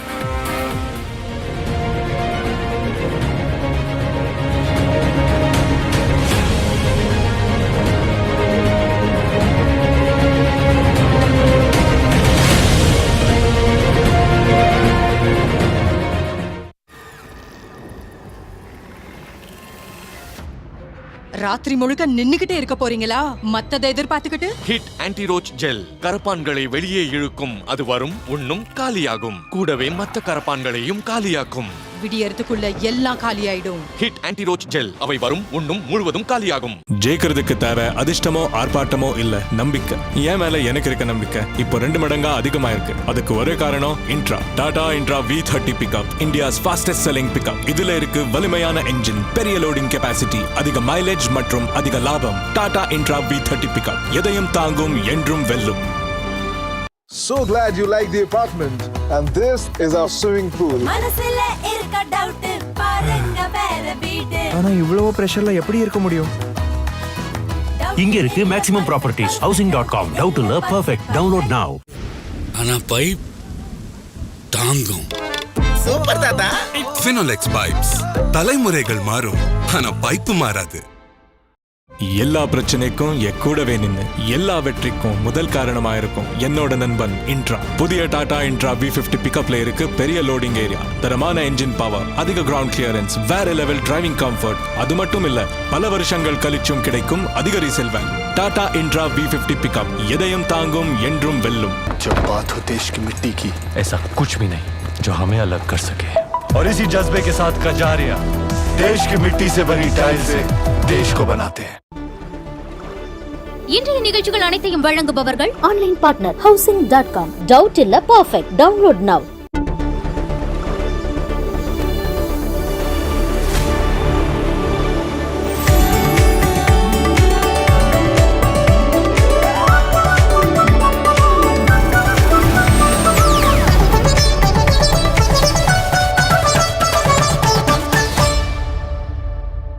தொடர் நேரலை இணைந்து வழங்குபவர்கள் SRM institute of science and Technology மற்றும் உணவே மருந்து ஆச்சி மசாலா.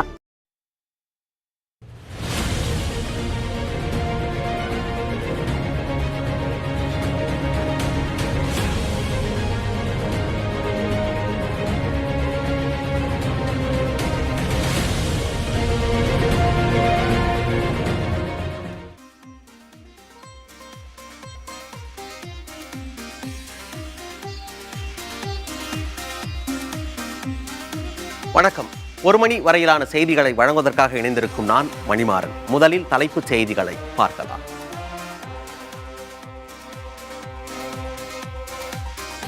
வருமான வரி விகிதங்களில் எந்த மாற்றமும் இல்லை, மத்திய நிதி அமைச்சர் நிர்மலா சீதாராமன் அறிவிப்பு. The exemplary track record of governance, development and performance, effective delivery and Jan Kalyan has given the government trust. கர்ப்பப்பை வாய் புற்றுநோயை தடுக்க தடுப்பூசி திட்டம் 14 வயதுக்குட்பட்ட சிறுமிகளின் நலனை கருத்தில் கொண்டு பட்ஜெட்டில் அறிவிப்பு.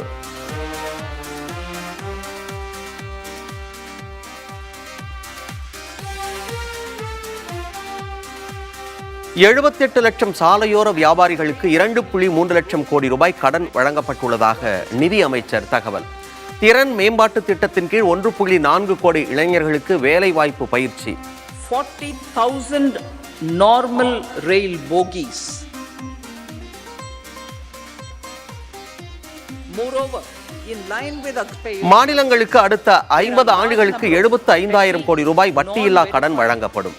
பட்ஜெட்டில் மத்திய நிதி அமைச்சர் நிர்மலா சீதாராமன் அறிவிப்பு.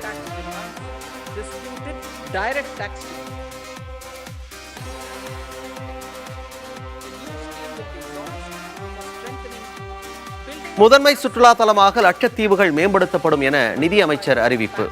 ஆன்மீக சுற்றுலாவும் மேம்படுத்தப்படும் என்றும் தகவல்.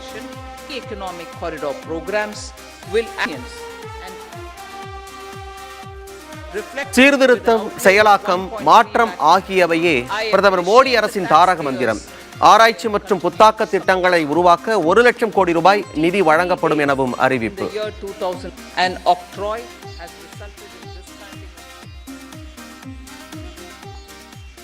மின்சார வாகன உற்பத்தி மற்றும் சார்ஜிங் மையங்கள் உருவாக்கப்படும். 40,000 ரயில் பெட்டிகள் வந்தே பாரத் ரயிலின் தரத்திற்கு உயர்த்தப்படும் என்றும் அறிவிப்பு.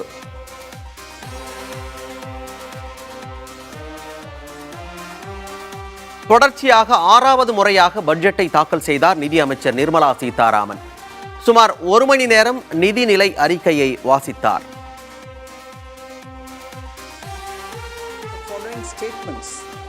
Under section 3(1) of the fiscal responsibility.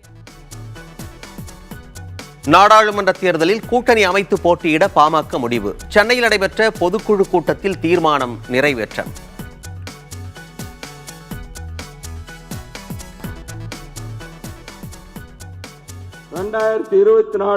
மக்களவைத் தேர்தலில் மாநில நலனிலும் தேசிய நலனிலும் அக்கறை கொண்ட கட்சிகளுடன் கூட்டணி அமைத்து போட்டியிட பாட்டாளி மக்கள் கட்சியின் சிறப்பு பொதுக்குழு கூட்டம் தீர்மானிக்கிறது. எந்த கட்சிகளுடன் கூட்டணி அமைப்பது என்பது குறித்து முடிவெடுக்கும் அதிகாரத்தை கட்சியின் நிறுவன தலைவர் மருத்துரையா அவர்களுக்கு அதிகாரம் வழங்குகிறது என்ற தீர்மானத்தை முன்மொழிகிறேன்.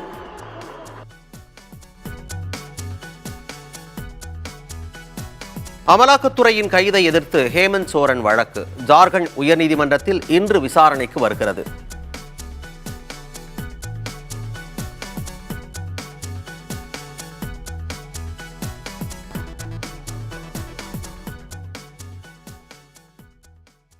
ஜார்க்கண்ட் முதலமைச்சராக இருந்த ஹேமந்த் சோரன் நில மோசடி வழக்கில் கைது செய்யப்பட்டார். இதை எதிர்த்து ஹேமந்த் சோரன் தொடர்ந்த வழக்கு இன்று மாலை விசாரணைக்கு வருகிறது. ஜார்க்கண்ட் முதலமைச்சரை காணவில்லை என்று அமலாக்கத்துறை கடந்த திங்கட்கிழமை அறிவித்தது. இது அந்த மாநிலம் மட்டுமின்றி இந்தியா முழுவதும் பூதாகரமாக வெடித்தது. ஹேமந்த் சோரன் தலைமறைவானாரா என்ற கேள்வியும் எழுந்தது. இப்படியாக ஜார்க்கண்ட் மாநிலத்தில் உச்சபட்ச பரபரப்பு நிலவிய நிலையில் ராஞ்சிக்கு செவ்வாய்க்கிழமை திரும்பினார் ஹேமந்த் சோரன். நில மோசடி, சுரங்க முறைகேடு என 3 பண மோசடி வழக்குகளில் ஹேமந்த் சோரனுக்கு தொடர்பு இருப்பதாக அமலாக்கத்துறை கூறி வருகிறது. பலமுறை விசாரணைக்கு ஆஜராக சம்மன் அனுப்பியும் ஹேமந்த் சோரன் ஆஜராக மறுத்த நிலையில் டெல்லியில் அவரது வீட்டில் சோதனையிட்ட அமலாக்கத்துறை BMW கார், 36 லட்சம் ரூபாய் பணம் மற்றும் முக்கிய ஆவணங்களை பறிமுதல் செய்தது. இதனைத் தொடர்ந்து புதன்கிழமை ராஞ்சியில் உள்ள அவரது வீட்டில் வைத்து அமலாக்கத்துறையினர் விசாரணையை தொடங்கினர். 6 மணி நேர விசாரணைக்கு பிறகு ஹேமந்த் சோரன் அமலாக்கத்துறை அதிகாரிகளுடன் ஆளுநர் மாளிகை சென்றார். ஆளுநர் CP ராதாகிருஷ்ணனை சந்தித்து தனது ராஜினாமா கடிதத்தை ஹேமந்த் சோரன் வழங்கிய பிறகு அமலாக்கத்துறையினர் அவரை கைது செய்தனர். இதனிடையே ஹேமந்த் சோரன் ராஜினாமாவை ஆளுநர் ஏற்றபோதும் அக்கட்சியினரை சந்திக்க மறுப்பு தெரிவித்தார். அமலாக்கத்துறை கைது குறித்து எக்ஸ் வலைதளத்தில் பதிவிட்டுள்ள ஹேமந்த் சோரன் தோல்வியாக இதனை கருதவில்லை, தொடர்ந்து போராடுவேன் என்று தெரிவித்துள்ளார். எதற்காகவும் சமரசத்தை எடுத்துக்கொள்ள மாட்டேன் என்றும், வெற்றி தோல்வி குறித்து அஞ்ச மாட்டேன் என்றும், என் மக்களின் வலியை வீணாக்க மாட்டேன் என்றும் குறிப்பிட்டுள்ள அவர் ஜெய் ஜார்க்கண்ட் என்று பதிவிட்டுள்ளார். காங்கிரஸ் முன்னாள் தலைவர் ராகுல் காந்தி வெளியிட்டுள்ள எக்ஸ் வலைதள பதிவில் CBI, அமலாக்கத்துறை, வருமான வரித்துறை ஆகியவை இனி அரசாங்கத்தின் விசாரணை அமைப்புகள், அரசியல் எதிரிகளுக்கு எதிராக பாஜக பயன்படுத்தும் அமைப்புகள் என விமர்சித்துள்ளார். அதிகார மோகத்தில் ஜனநாயகத்தை அழிக்கும் முயற்சியில் பாஜக ஈடுபட்டு வருவதாகவும் கண்டனம் தெரிவித்தார். இதனிடையே ஜார்க்கண்ட் முக்தி மோர்ச்சா கட்சி மற்றும் காங்கிரஸ் சட்டமன்ற உறுப்பினர்கள் கூட்டமும் நடைபெற்றது. இதில் ஜார்க்கண்ட் முக்தி மோர்ச்சா கட்சியின் சட்டமன்ற தலைவராக சம்பாய் சோரன் தேர்வு செய்யப்பட்டார். அதன்படி ஜார்க்கண்ட் மாநிலத்திற்கு அவர் முதலமைச்சராக உள்ளார். 3 வழக்குகளிலும் ஹேமந்த் சோரனுக்கு எதிரான ஆவணங்களை திரட்டி வரும் அமலாக்கத்துறை நில மோசடி வழக்கில் தற்போது கைது செய்திருக்கிறது. அமலாக்கத்துறையின் கைதை எதிர்த்து ஜார்க்கண்ட் உயர்நீதிமன்றத்தில் ஹேமந்த் சோரன் வழக்கு தொடர்ந்துள்ளார். இந்த வழக்கு இன்று விசாரணைக்கு வரவுள்ளது. அமலாக்கத்துறையின் நேற்றைய விசாரணை முதல் ஹேமந்த் சோரன் கைது செய்யப்பட்டது வரையில் ஜார்க்கண்ட் தலைநகர் ராஞ்சியில் நடந்தது என்ன பார்க்கலாம். ராஞ்சியில் உள்ள ஹேமந்த் சோரன் இல்லத்திற்கு ஆளுங்கட்சியான ஜார்க்கண்ட் முக்தி மோர்ச்சா மற்றும் கூட்டணி கட்சி MLAக்கள் சென்றனர். ஹேமந்த் சோரனின் இல்லத்தை சுற்றி பாதுகாப்புகள் பலப்படுத்தப்பட்டன. ஹேமந்த் சோரன் இல்லத்திற்கு சென்று அமலாக்கத்துறை அதிகாரிகள் விசாரணையை தொடங்கினர். ஹேமந்த் சோரன் அமலாக்கத்துறை விசாரணைக்கு ஒத்துழைப்பு அளிப்பதாக மாநில சுகாதாரத்துறை அமைச்சர் பன்னா குப்தா தெரிவித்தார். அமலாக்கத்துறை அதிகாரிகள் மீது துவாரகா காவல் நிலையத்தில் ஹேமந்த் சோரன் தரப்பில் புகார் அளிக்கப்பட்டது. ஹேமந்த் சோரன் கைது செய்யப்பட போவதை அறிந்ததால் போக்குவரத்து துறை அமைச்சர் சம்பாய் சோரன் அடுத்த முதலமைச்சராக தேர்வு செய்யப்பட்டார். சுமார் 8 மணி நேர விசாரணைக்கு பிறகு ஹேமந்த் சோரன் இல்லத்திலிருந்து அமலாக்கத்துறை அதிகாரிகள் புறப்பட்டனர். ஜார்க்கண்ட் முக்தி மோர்ச்சா மற்றும் கூட்டணி கட்சி தலைவர்கள் ஆளுநர் மாளிகைக்கு சென்றனர். ஜார்க்கண்ட் மாநில முதலமைச்சர் பதவியை ராஜினாமா செய்தார் ஹேமந்த் சோரன். அமலாக்கத்துறை கட்டுப்பாட்டில் ஹேமந்த் சோரன் இருப்பதாக ஜார்க்கண்ட் முக்தி மோர்ச்சா கட்சி தலைவர்கள் தெரிவித்தனர். ஜார்க்கண்ட் டைகர் என்று அழைக்கப்படும் சம்பாய் சோரன் ஜார்க்கண்ட் மாநில புதிய முதலமைச்சராக தேர்வு செய்யப்பட்டிருக்கிறார். அவரின் பின்னணி என்ன பார்க்கலாம்.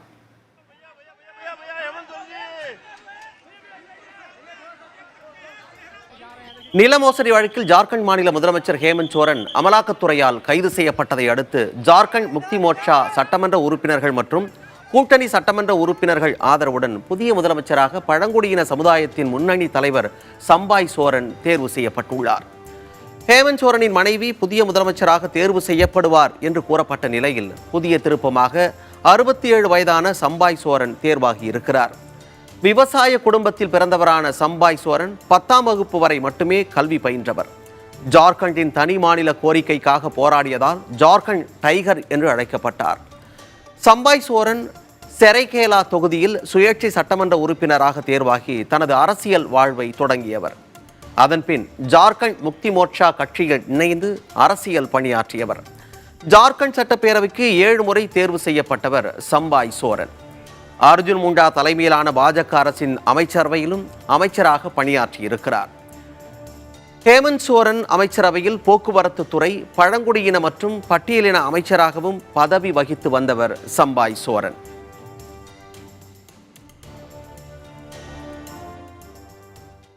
ஹேமந்த் சோரன் கைதை அடுத்து அவரது மனைவி கல்பனா ஜார்க்கண்ட் முதலமைச்சர் ஆவார் என்ற தகவல் பொய்யானதுக்கான காரணம் குறித்து பல்வேறு கருத்துகள் வெளியாகி இருக்கின்றன. அது குறித்து சற்று விரிவாக பார்க்கலாம்.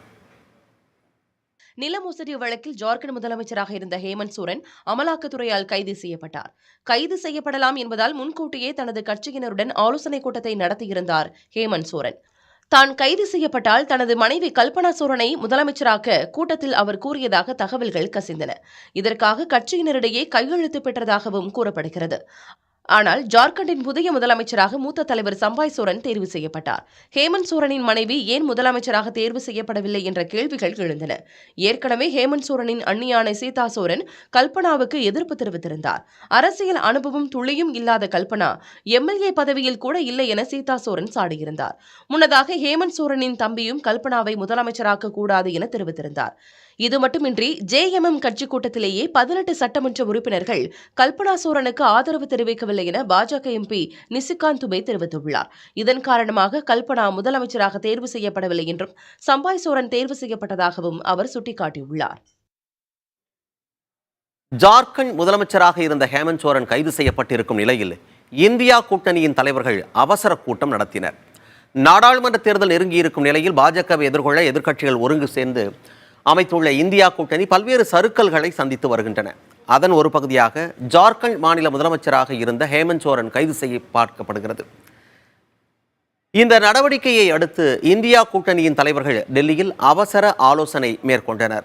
டெல்லியில் காங்கிரஸ் தலைவர் மல்லிகார்ஜுன் கார்கே வீட்டில் நடைபெற்ற இந்த கூட்டத்தில் சோனியா காந்தி, மார்க்சிஸ்ட் கம்யூனிஸ்ட் கட்சியின் பொதுச் செயலாளர் சீதாராம் யெச்சூரி, தேசியவாத காங்கிரஸ் கட்சியின் தலைவர் சரத்பவார், திமுக பொருளாளர் TR பாலு உள்ளிட்டோர் கலந்து கொண்டுள்ளனர்.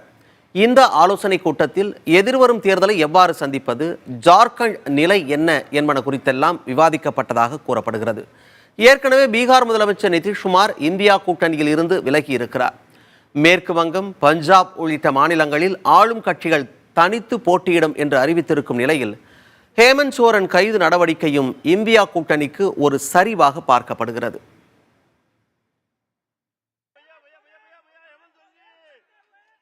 ராமநாதபுரம் மாவட்டம் பாம்பன் முந்தல்முனை அருகே இலங்கைக்கு கடத்தவிருந்த சுமார் 2 கோடி ரூபாய் மதிப்பிலான ஆம்பிட்டமைன் வகையைச் சேர்ந்த போதைப் பொருள் பறிமுதல் செய்யப்பட்டது.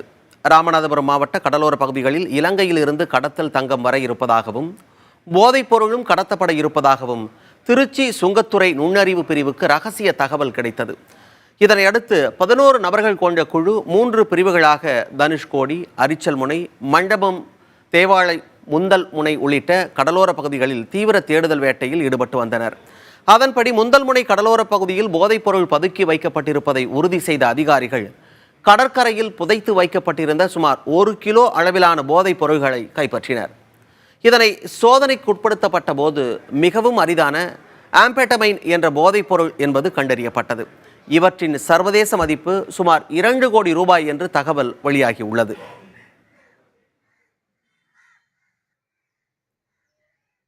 கிருஷ்ணகிரி மாவட்டத்தில் பதப்படுத்தப்பட்ட மருத்துவ கழிவுகளை சாலையோரங்களில் கொட்டிச் செல்லும் அடையாளம் தெரியாத நபர்களால் அப்பகுதி மக்கள் அச்சமடைந்திருக்கிறார்கள். போச்சம்பள்ளி அடுத்திருக்கும் சிப்காட்டை சுற்றியிருக்கும் கிராமங்களான மூங்கம்பட்டி, சின்னப்பாழ தோட்டம் ஆகிய கிராமங்களில் பதப்படுத்தப்பட்ட மருத்துவ கழிவுகளை அடையாளம் தெரியாத சிலர் இரவு நேரங்களில் கொட்டிவிட்டு செல்வதாக கிராம மக்கள் தெரிவிக்கின்றனர்.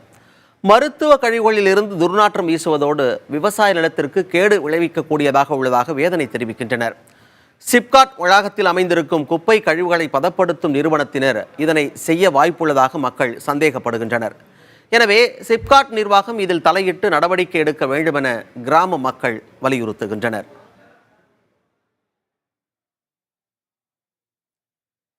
ராமநாதபுரம் வீட்டு வசதி வாரிய அலுவலகத்தில் லஞ்சம் வாங்கிய 3 அதிகாரிகளை லஞ்ச ஒழிப்புத்துறையினர் கைது செய்தனர். காரைக்குடியைச் சேர்ந்த பிரவீன் இறந்து போன தனது தந்தையில் பேரில் இருக்கும் வீட்டு வசதி வாரிய குடியிருப்பை தாயார் பேருக்கு மாற்ற அலுவலகத்தை நாடியிருக்கிறார். பெயர் மாற்றம் செய்ய நிர்வாக பொறியாளர் ரவிச்சந்திரன் 10,000 ரூபாய் லஞ்சம் கேட்டதாக கூறப்படுகிறது. அவர் சார்பாக ஒப்பந்த ஊழியர் பாலாமணி அந்த தொகையை பெற்றபோது அங்கு மறைந்திருந்த லஞ்ச ஒழிப்புத்துறையினர் பாலாமணியை கையும் களவுமாக பிடித்தனர். அவரிடம் மேற்கொண்ட விசாரணையில் அலுவலகத்தில் இருந்த எழுத்தர் பாண்டியராஜ், பொறியாளர் ரவிச்சந்திரன் உள்ளிட்டோரை லஞ்ச ஒழிப்புத்துறையினர் கைது செய்து விசாரணை மேற்கொண்டு வருகின்றனர்.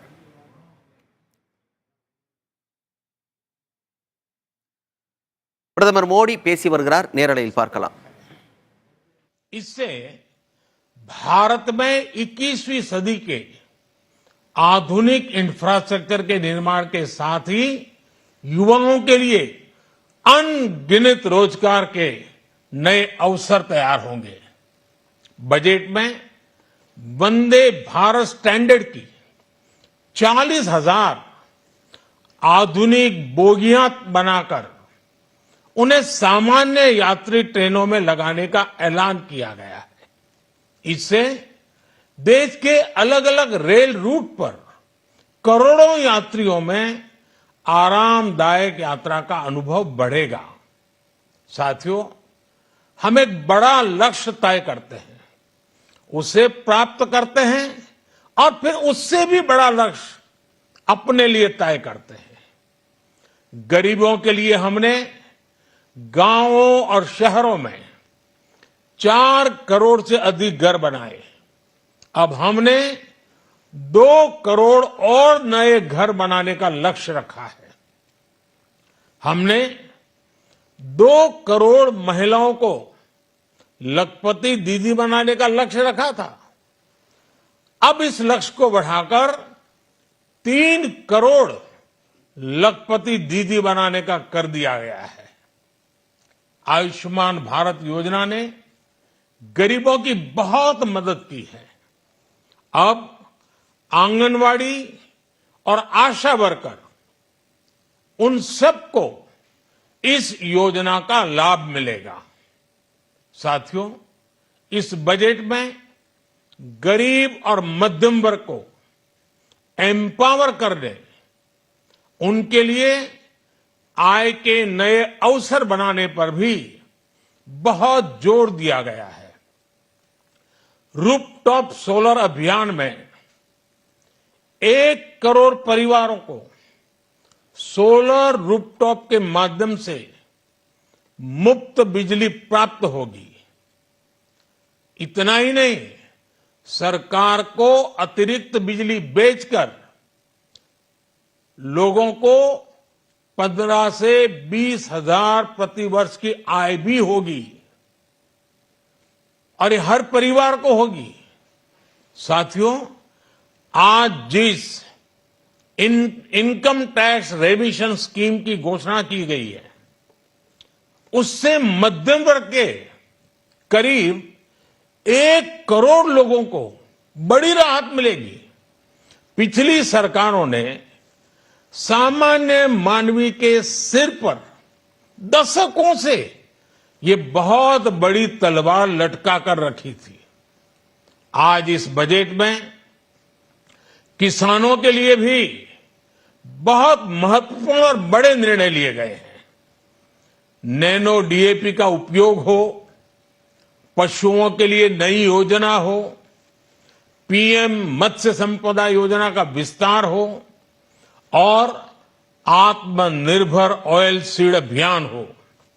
इससे किसानों की आय बढ़ेगी और खर्च कम होगा। मैं एक बार फिर सभी देशवासियों को इस ऐतिहासिक बजट के लिए शुभकामनाएं देता हूं। बहुत बहुत धन्यवाद।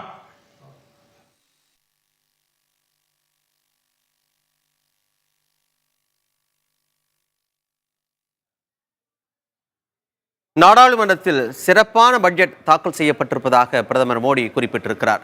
நடுத்தர வர்க்கத்தினருக்கு வீடு வழங்கும் திட்டத்தை கூடுதல் நிதி ஒதுக்கீடு செய்யப்பட்டிருப்பதாகவும் அவர் குறிப்பிட்டிருக்கிறார். பெண்களின் வளர்ச்சிக்காகவும் சாமானிய மக்களின் வளர்ச்சிக்காகவும் பல்வேறு திட்டங்கள் நிதிநிலை அறிக்கையில் இருப்பதாகவும் அவர் குறிப்பிட்டிருக்கிறார்.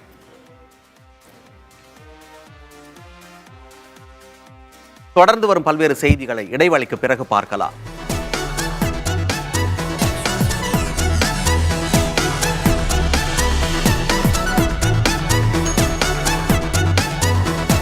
எல்லா பிரச்சனைக்கும் கூடவே நின்று எல்லா வெற்றிக்கும் முதல் காரணமா இருக்கும் என்னோட நண்பன் இன்ட்ரா. புதிய டாடா இன்ட்ரா V50 பிக்கப்ல இருக்கு பெரிய லோடிங் ஏரியா, தரமான என்ஜின் பவர், அதிக கிரவுண்ட் கிளியரன்ஸ், வேற லெவல் டிரைவிங் கம்ஃபர்ட். அது மட்டும் இல்ல, பல வருஷங்கள் கழிச்சும் கிடைக்கும் அதிக resale value. Tata Intra V50 pickup எதையும் தாங்கும், என்றும் வெல்லும். ஐஸ்கிரீமோ இல்லை ரொம்ப சில்லுன்னு வாயில் போட்ட உடனே சுல்லுன்னு இங்கே அந்த பல் கூச்சம் எனக்கு ஃபீல் ஆக ஆரம்பிச்சிது. அதுக்கு நான் சரியாக கவனம் கொடுக்கல. அந்த ஏர்லி மார்னிங் காஃபி எப்போ அஃபெக்ட் பண்ண ஆரம்பிச்சதோ அப்போ சரி, இதுக்கு மேலே இந்த பிரச்சனையை நம்ம விட முடியாதுன்னு தோணுச்சு. என்னோட டென்டிஸ்ட் என்ன சென்சிடைன் யூஸ் பண்ண சொன்னார். It definitely works.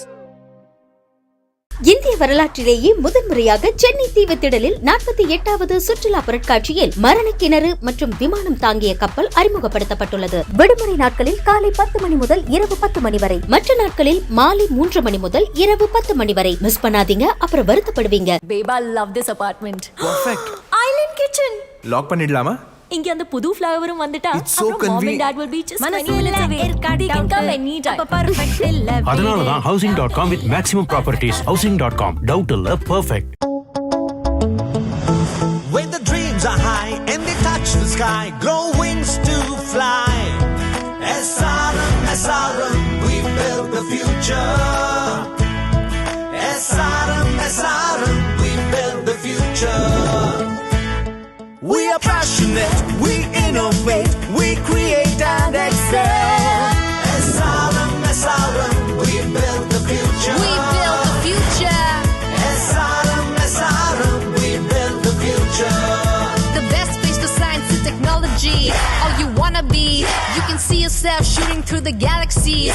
You can get them, overtake them, 'cause you are from SRM. Where the dreams are high and they touch the sky, grow wings to fly. SRM, we build the future. We build the future. SRM Institute of Science and Technology. Your future begins here. மறுபடியும் கரையாக்கிட்டு வந்துட்டியா? SRK இருக்குல்ல, இங்க பாரு. SRK? Tight தான் அசல் SRK. Stain removal king. Mom சொல்லுவாங்க இந்த tough கரை போகாது. போகும். ஆச்சரியமா இருக்கா? புதிய டைட் தான் ஸ்டெயின் ரிமூவல் கிங். டைட் தான் அசல் SRK. நீ புது வழியாய், பூங்குழியாய், பனிமொழியாய், நீர்ச்சுழியாய், தீத்துளியாய், கரும்புழியாய், கையொழியாய், சகஜோழியாய், தாய்ப்பாடியாய்.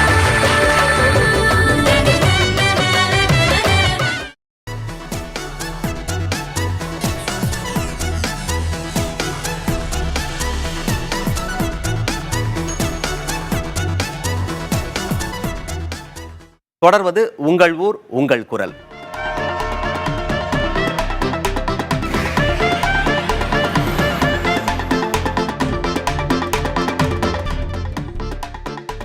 கடலூர் மாவட்டம் வேப்பூர் அருகே சட்டவிரோதமாக பெண்களுக்கு கருக்கலைப்பு செய்து வந்த 4 பேரை காவல்துறையினர் கைது செய்தனர்.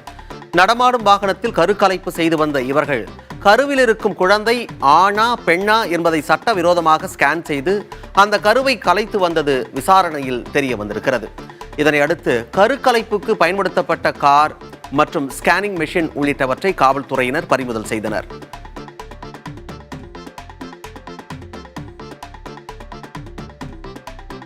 மதுரை மாவட்ட ஆட்சியர் அலுவலகத்தை முற்றுகையிட்டு தமிழ்நாடு அனைத்து வகை மாற்றுத்திறனாளிகள் போராட்டத்தில் ஈடுபட்டனர்.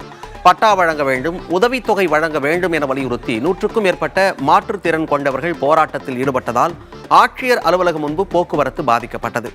போராட்டக்காரர்களிடம் காவல்துறையினர் பேச்சுவார்த்தை நடத்தினர்.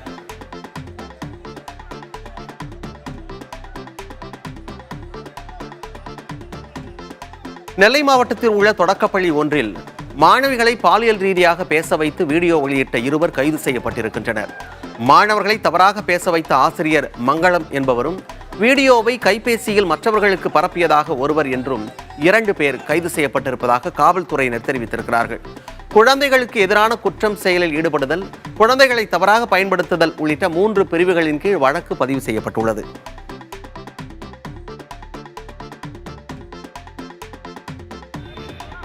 திருப்பத்தூர் அருகே பாஜக மாநில தலைவர் அண்ணாமலை வருகையை முன்னிட்டு கட்டப்பட்ட கொடிக்கம்பம் மற்றும் பேனர் திடீரென கவிழ்ந்து விழுந்ததில் தலையில் ஒருவருக்கு பலத்த காயம் ஏற்பட்டது.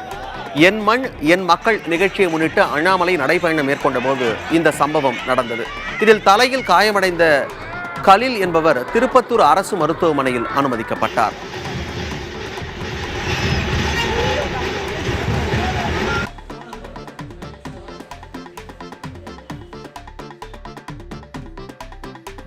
ஈரோடு மாவட்டம் சத்தியமங்கலம் அருகே தலமலை சாலையில் உள்ள நீரோடையில் சிறுத்தை படுத்திருந்ததை பேருந்து பயணிகள் வீடியோ எடுத்தனர். திம்பத்திலிருந்து தலமலைக்கு பயணிகள் ஏற்றுக்கொண்டு அரசு பேருந்து சென்று கொண்டிருந்தது. அப்போது வன ஓடையில் சிறுத்தை படுத்திருப்பதை பார்த்து மக்கள் கைபேசியில் படம் பிடித்தனர். தலமலை சாலையில் சிறுத்தை நடமாட்டம் உள்ளதால் இருசக்கர வாகன ஓட்டிகள் கவனமாக செல்லுமாறு வனத்துறையினர் அறிவுறுத்தியுள்ளனர்.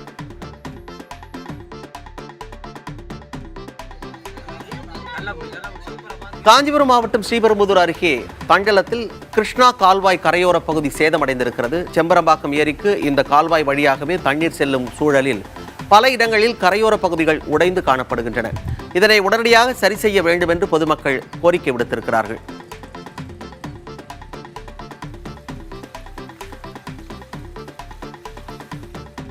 பழனி முருகன் கோவில் உண்டியல் காணிக்கையாக சுமார் 3 கோடி ரூபாய் கிடைத்திருப்பதாக கோவில் நிர்வாகம் தெரிவித்திருக்கிறது. தைப்பூச திருவிழாவை முன்னிட்டு பழனிக்கு பக்தர்களின் வருகை அதிக அளவில் இருந்த நிலையில் பக்தர்கள் செலுத்திய உண்டியல் காணிக்கை தரம் பிரித்து எண்ணப்பட்டது. அதில் சுமார் 3 கோடியே 4 லட்சம் ரூபாய் ரொக்கமும் 221 கிராம் தங்கமும் மற்றும் 9326 கிராம் வெள்ளியும் கிடைத்திருப்பதாக கோவில் நிர்வாகம் தரப்பில் தெரிவிக்கப்பட்டது.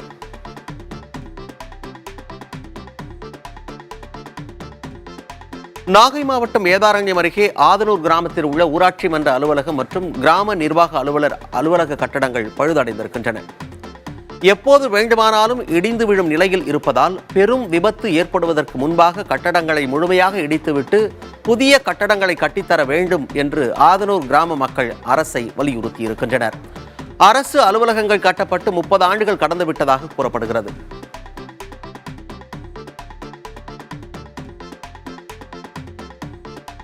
கடலூரில் 163 கிலோமீட்டர் தூரத்திற்கு கடலில் நீந்தி ஆட்டிசம் சிறுவர்கள் சாதனை படைத்திருக்கிறார்கள். ஆட்டிசம் பாதிக்கப்பட்ட 9 வயது முதல் 19 வயது வரை உள்ள 14 குழந்தைகள் கடலூர் வெள்ளி கடற்கரையில் இருந்து சென்னை மெரினா கடற்கரை வரை 163 கிலோமீட்டர் ரிலே முறையில் கடலில் நீந்தி வருகின்றனர். இன்று தொடங்கி வருகின்ற 4ஆம் தேதி மெரினா கண்ணகி சிலை அருகே இந்த பயணம் முடிகிறது.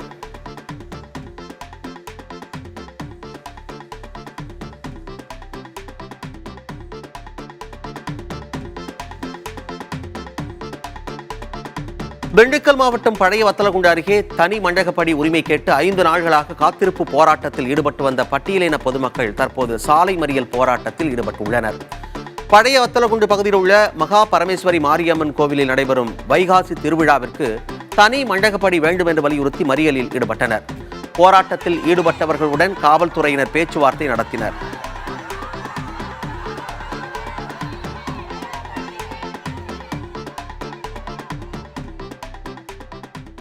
தொடர்ந்து வரும் பல்வேறு செய்திகளை இடைவெளிக்கு பிறகு பார்க்கலாம்.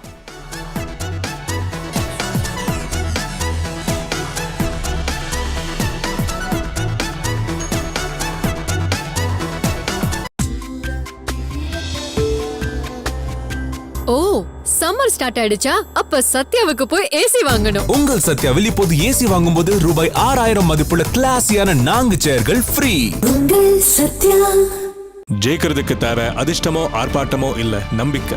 என் மேல எனக்கு இருக்க நம்பிக்கை இப்போ 2 மடங்கா அதிகமா இருக்கு. அதுக்கு ஒரே காரணம் Intra. Tata Intra V30 pickup, India's fastest selling pickup. இதுல இருக்கு வலிமையான என்ஜின், பெரிய லோடிங் கெபாசிட்டி, அதிக மைலேஜ் மற்றும் அதிக லாபம். டாடா இன்ட்ரா V30 பிக்கப் எதையும் தாங்கும், என்றும் வெல்லும்.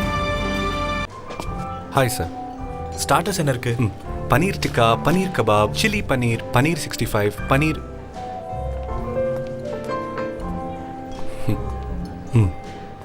Milky Mist paneer tikka, Milky Mist paneer chilli, Milky Mist paneer 65. பனீர்னா Milky mist, only milky mist.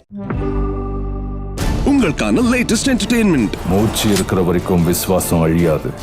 தோல்விங்கிறது டைகருக்கு கிடையாது. பிள்ளையாச்ச ஆனா அவனை கொன்னவ சந்தோஷமா இருக்கா? எப்படி? அதான் முடிச்சிட்டேன். அவங்க எவிடன்ஸை ரீஓபன் பண்றதுக்கு பெட்டிஷனை ஃபைல் பண்ணிருக்காங்க. அதுல க்ரூவல்ட்டின்னு எல்லாம் போட்டிருக்கேன். காணுங்கள் டைகர் 3 ஜெயிலா காதல் தி கோர் உங்கள் பிரைம் வீடியோவில். ஐஸ்கிரீமோ இல்லை ரொம்ப சில்லுன்னு வாயில் போட்ட உடனே சுல்லுன்னு இங்கே அந்த பல் கூச்சம் எனக்கு ஃபீல் ஆக ஆரம்பிச்சிது. அதுக்கு நான் சரியாக கவனம் கொடுக்கல. அந்த ஏர்லி மார்னிங் காஃபி எப்போ அஃபெக்ட் பண்ண ஆரம்பிச்சதோ அப்போ சரி இதுக்கு மேலே இந்த பிரச்சனையை நம்ம விட முடியாதுன்னு தோணுச்சு. என்னோட டென்டிஸ்ட் என்ன சென்சிடைன் யூஸ் பண்ண சொன்னார். It definitely works. ஆனால் பைப் தாங்கும். சூப்பர் தாத்தா. Finolex pipes.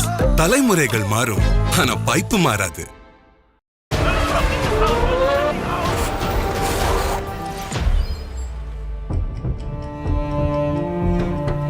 Let's go, sir. Technology that keeps you ahead.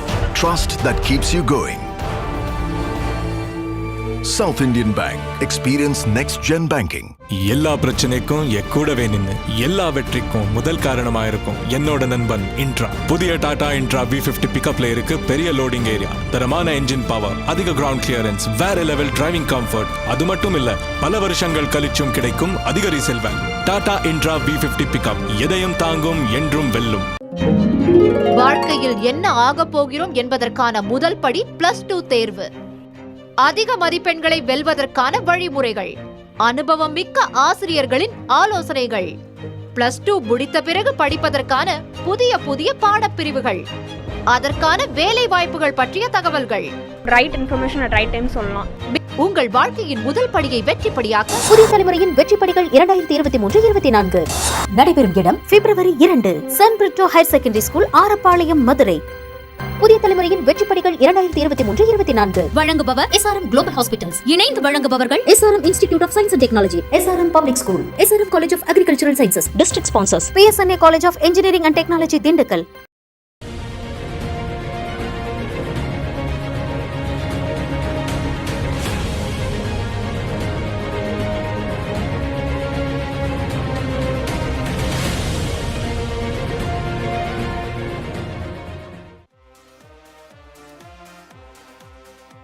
நாடாளுமன்றத்தில் இடைக்கால பட்ஜெட் தாக்கல் செய்யப்பட்டிருக்கும் நிலையில் இது தொடர்பாக விவாதிக்க அதிமுகவின் முன்னாள் அமைச்சர் மாஃபா பாண்டியராஜன் நம்மோடு இணைந்திருக்கிறார்.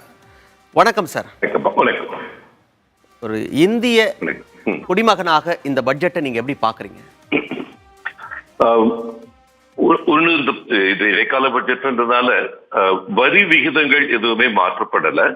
அது நல்ல விஷயம் நினைக்கிறேன். இதுக்குன்னு கொடுக்கப்பட்ட வரி சலுகைகள் எதுவுமே திருப்பி எடுக்கப்படல. ஆனா ஒரு எலெக்ஷனுக்கு முன்னால வரக்கூடிய ஒரு பட்ஜெட் நம்ம சொல்றப்போ அதற்கு என்ன பெனிஃபிட் இருக்குன்னு பாத்தீங்கன்னா ஒரே ஒரு பெனிஃபிட் தான் நான் பாக்குறேன். அதாவது ஒரு 1 கோடி டாக்ஸ் பேயர்ஸுக்கு இன்னைக்கு ஒரு 25,000 ரூபாய் வரைக்கும் டாக்ஸ் டிமாண்ட் இது வரைக்கும் எழுப்பப்பட்டிருக்கிறத அவங்க விலக்கிக்கிறேன்னு சொல்லியிருக்காங்க. இது ஒரு நல்ல விஷயம் நினைக்கிறேன். அவங்க கொடுத்திருக்கிற ஒரே டாக்ஸ் பெனிஃபிட் அப்படின்னு சொன்னா இதுதான். இந்த இதுல மற்றபடி எல்லா வரி விதிகளும் ஒன்னா அதேதான் இருந்திருக்கு. இது ஒரு சிறு டாக்ஸ் பேயர்ஸுக்கு இது ஒரு பெரிய பெனிஃபிட்டா இருக்கும்னு நினைக்கிறேன். அதோட இரண்டாவது நல்ல விஷயம் நான் நினைக்கிறது மாநிலங்களுக்கான இந்த 50 ஆண்டு கால வட்டியில்லா கடன் அது ஒரு 75,000 கோடி உயர்த்தி இன்னைக்கு 1.3 லட்சம் கோடியாக உயர்த்தப்பட்டிருக்கிறது. அது ரொம்ப நல்ல விஷயம் நினைக்கிறேன். மாநிலங்களுடைய நிதி நிலைமை பல மாநிலங்கள்ல கவலைக்கிடமாக இருக்கு. குறிப்பா தமிழகத்திலையும் உங்களுக்கு தெரியும், இந்தியாவிலே அதிக கடன் வாங்கிய மாநிலம் என்ற பெருமையை பெற்றிருக்கிறது. இந்த 3 ஆண்டுகள்ல தமிழகம் கிட்டத்தட்ட 3 லட்சம் கோடி அதிகமாக கடன் வாங்கியிருக்கோம்.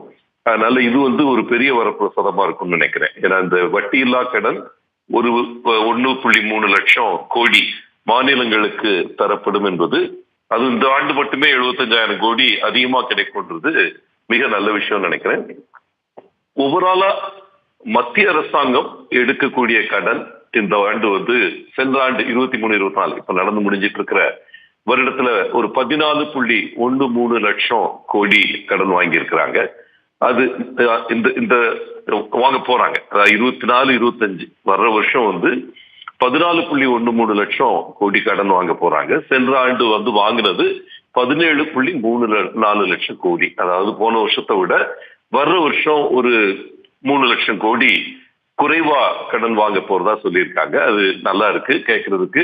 ஆனா சென்ற முறை இதான் சொன்னாங்க, ஆனா அதிகமா 3 லட்சம் கோடி வாங்கிட்டாங்க. அதனால இது ஒரு ஒரு ஒரு ஒரு நம்பிக்கையை கொடுக்கக்கூடிய ஒரு விஷயமா இருக்கு. அது ஆக்சுவலா எவ்வளவு எடுக்கிறாங்கன்றது வந்து நம்ம பார்க்கணும். ஆனா நம்ம கடன் வாங்கக்கூடிய திறன் அதிகரிச்சிருக்கு அப்படின்னு அமைச்சர் சொல்லியிருக்கிறாரு. அது வரவேற்க தகுந்த ஒரு விஷயம் நினைக்கிறேன். என்னை பொறுத்த வரைக்கும் இந்த டாக்ஸ் டிமாண்ட் 25,000 ரூபாய்க்கு கீழே இருக்கிற டாக்ஸ் டிமாண்ட் எல்லாம் 1 கோடி மக்களுக்கு டாக்ஸ் பேயர்ஸுக்கு அது இல்லை அப்படின்னு சொன்னது ஒரு மிக மிக முக்கியமான ஒரு கருத்து. அதே போல அந்த லட்சாதிபதி அக்காக்கள் திட்டம், அதாவது லாக்பதி தீதி அப்படின்னு அங்க சொல்றாங்க. அது ஒரு சுய உதவி குழு பெண்களை லட்சாதிபதிகளாக உருமாற்றக்கூடிய திட்டம். அது ஒரு சக்சஸ்ஃபுல் ஸ்கீம். இப்போ ஒரு 83 லட்சம் சுய உதவி குழுக்கள் இந்தியா முழுக்க இருக்கு. அதுல உங்களுக்கு தெரியும், அதிகமா இருக்கிறது புரட்சி தலைவி அம்மா அவர்கள் துவங்கி வைத்த சுய உதவி குழுக்கள். இந்த இடத்துல தமிழ்நாட்டில் தான் இதுல அதிகமா இருக்கு. அதுல வந்து 2 கோடி பேர் நாங்க வந்து லட்சாதிபதிகளாக உருமாற்றுவோம். ஸ்பெசிபிக் ஸ்கீம்ஸ் மூலமாக தொழில் முனைப்புக்கான கடன்கள் மற்றும் நிதியங்கள் மூலமாக அவங்க வந்து செய்ய போறோம்னு சொல்லியிருந்தாங்க. அந்த 2 கோடின்றது 3 கோடியாக உயர்த்தி இருக்கிறது ஒரு நல்ல விஷயம்னு நினைக்கிறேன். ஏன்னா அது வந்து ஒரு லீக்கேஜ் இல்லாம போய் சேரக்கூடிய ஒரு ஸ்கீம். இதை முறையா பண்ணாங்கன்னா கண்டிப்பாக தமிழ்நாட்டுக்கு இதனால ஒரு பெரிய பெனிஃபிட் இருக்குன்னு நான் நம்புறேன். என்னை பொறுத்த வரைக்கும் இது வந்து ஒரு எலெக்ஷன் முன்னால வரக்கூடிய இடைக்கால பட்ஜெட்னால இது வரைக்கும் சில இடங்கள்ல 10 ஆண்டுகள் செஞ்ச விஷயங்களை ஒரு அறிக்கையா கொடுத்த மாதிரிதான் இது படுது. அது அந்த பஞ்சாமிர்த குறிக்கோள்கள் அப்படின்னு போட்டு அதை பேக்கேஜ் பண்ணி இருக்கிறாங்க. அதாவது அமிர்த் கால், இது வந்து நம்ம அமிர்த காலம் 2047க்குள்ள ஒரு முன்னேறிய நாடாக இந்தியா உருவெடுக்க வேண்டும் என்ற எண்ணத்துடன் அமிர்த காலம் என்று அறிவிக்கப்பட்டு, அந்த அமிர்த காலம் நோக்கி நாம் பயணப்பட்டு கொண்டிருக்கும் பொழுது 5 பஞ்சாமிர்த குறிக்கோள்கள் அப்படின்னு போட்டு அது எல்லாத்துக்குமே ஒரு தொடர்ச்சியுடன் செஞ்சிருக்கிறாங்க. அது அதே தொடர்ச்சி தான் அந்த வாட்டி இருக்க போது. புதிய திட்டங்கள் அப்படின்னு பாத்தீங்கன்னா 1-2 தான் நான் வந்து புது திட்டங்களா பாக்குறேன். குறிப்பா வந்து இப்ப இந்த கிஃப்ட் ஐஎஃப்எஸ்சின்னு சொல்லக்கூடியது, கிஃப்ட்ன்றது மோடி அவர்கள் உருவாக்கிய ஒரு ஃபின்டெக் நகரம். ஃபின்டெக் நகரம்னா நிதி நகரம் அப்படின்னு அகமதாபாத் பக்கத்துல உருவாக்கி இருக்கிறாங்க. அந்த கிஃப்ட் சிட்டி மூலமா இன்னைக்கு வந்து இங்க இருக்கிற அன்லிஸ்டட் கம்பெனிஸ், நிறுவனங்கள், இப்ப நம்ம வந்து ஸ்டாக் எக்ஸ்சேஞ்ச் மூலம் கொண்டு போய் நம்ம ஸ்டாக் ஷேர் மார்க்கெட்டுக்கு கொண்டு போறோம். அது இல்லாம உலக ஷேர் மார்க்கெட் எல்லாத்துக்குமே வந்து கிஃப்ட் மூலம் போகலான்னு சொல்லி இருக்கிறது ஒரு முக்கியமான ஒரு ஸ்கீம் நினைக்கிறேன். தொழில் முனைவோர்களுக்கு இது மிக மிக பெரிய வரப்பிரசாதமா இருக்கும். அது ஐஎஃப்எஸ்சி சொல்றாங்க. பொருளாதாரத்தை உற்று கவனிக்கிறவர் அப்படிங்கிற ஒரு தொனியில நீங்க ஏற்கனவே சொல்லும் போது வாங்குகின்ற கடன் அளவை வந்து இந்தியா குறைச்சிக்க போகுதுன்னு சொல்றது ஆரோக்கியமான விஷயம் தான். ஆனா அதை செய்யணும். சொன்ன மாதிரியே கடனை குறைத்து வாங்கினால் அது நாட்டுக்கு நலம் அப்படின்னு சொல்லியிருந்தீங்க. அதே சமயத்துல நாம கடன் வாங்குற சக்தி அதிகரிச்சிருக்குன்னு சொல்றதை நீங்க எப்படி பாக்குறீங்க சார்? அது உண்மைதானா? நீங்க எப்படி புரியுங்க? அது உண்மைதாங்க. இந்தியாவோட வளர்ச்சி என்பது பிரமிக்க தகுந்த வகையில் இருக்கின்றதுல எந்த மாற்று கருத்து கிடையாது. நம்ம இப்ப உலகத்தின் 5வது பெரிய பொருளாதார சக்தியாக உருவாக்கி இருக்கோம். 9வது இடத்துல இருந்து 5வது இடத்துக்கு வந்திருக்கிறோம். இது வரும் பொழுது அது கேபிட்டல் எக்ஸ்பெண்டிச்சர், அதாவது நம்ம வந்து முதலீட்டு செலவினங்கள் என்பது அதிகரிச்சிருக்கு. இந்த பட்ஜெட்லயும் சரி, கடந்த 10 ஆண்டுகளாக சிறுக சிறுக அது அதிகரிக்கப்பட்டிருக்கிறது. நம்ம ஜிடிபி, நம்ம பொருளாதார குறியீட்டுல வந்து கிட்டத்தட்ட 3.3 விழுக்காடு கேபிட்டல் எக்ஸ்பெண்டிச்சரா இந்த வரும் பட்ஜெட்ல செலவு பண்ண போறோம்னு சொல்லி இருக்காங்க. இதெல்லாம் ஓரளவுக்கு செஞ்சதுனாலதான் இப்ப இந்த பஞ்சாமிர்த குறிக்கோள்கள்னு சொல்லக்கூடிய 5 குறிக்கோள்களுமே, குறிப்பா நம்ம போர்ட் நல்லா இயங்குறது, நம்ம ஏர்போர்ட்ஸ் அதிகமானது, நம்ம ரோட் செக்டர் நல்லா வந்திருக்கிறது, ட்ரெயின் நல்லா, இந்த உட்கட்டமைப்பு சார்ந்த இந்த பஞ்சாமிர்த குறிக்கோள்கள் எல்லாமே வந்து ஓரளவுக்கு நல்லா இருக்கிறதுனாலதான் இன்னைக்கு நம்மளை நம்பி கடன் கொடுக்கறதுக்கு கடன் வாங்கிடலாம் எல்லாரும். ஆனா வந்து என்ன இன்ட்ரெஸ்ட் ரேட்ல கடன் வாங்குறோம் அப்படின்றது முக்கியங்க. இன்னைக்கு உலக வங்கியும் மற்ற multilateral agencies, Asian development bank, எல்லா பேங்க்குமே வந்து இன்னைக்கு நமக்கு பலமா தான் இருக்குன்றதை நம்ம வந்து மறுக்க முடியாதுன்னு சொல்லி இணைப்புல இருங்க சார். நம்ம பார்க்கலாம். ஒரு அண்மை செய்தி ஒன்று வந்திருக்கிறது, பார்க்கலாம்.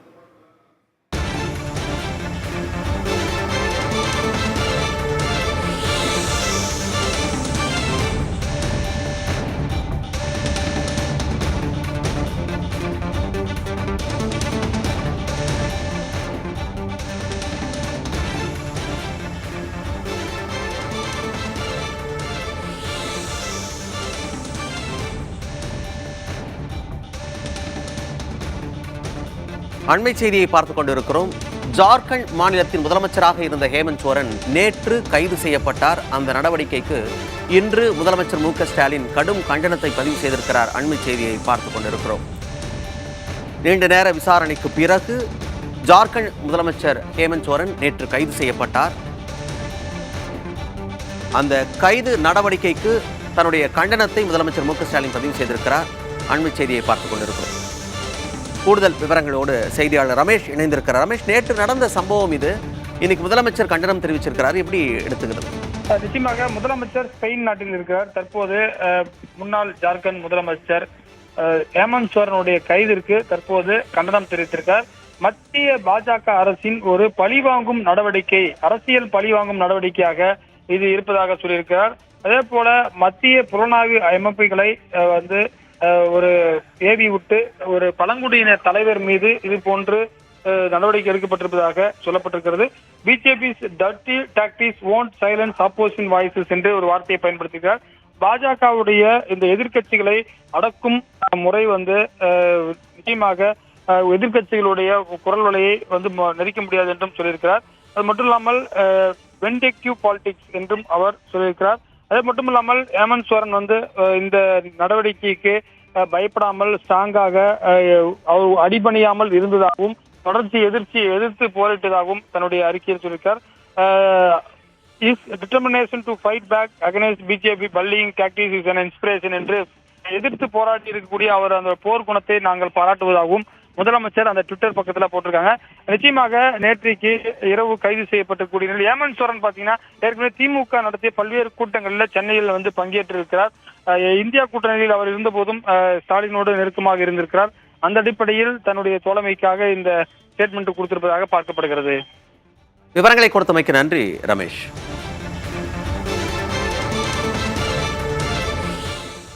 இன்று தாக்கல் செய்யப்பட்டிருக்கும் மத்திய அரசின் இடைக்கால நிதிநிலை அறிக்கை குறித்து முன்னாள் அமைச்சர் மாஃபாய் பாண்டியராஜனுடன் நாம் பேசி வருகிறோம். தொடர்ந்து பேசலாம் இடைவெளிக்கு பிறகு.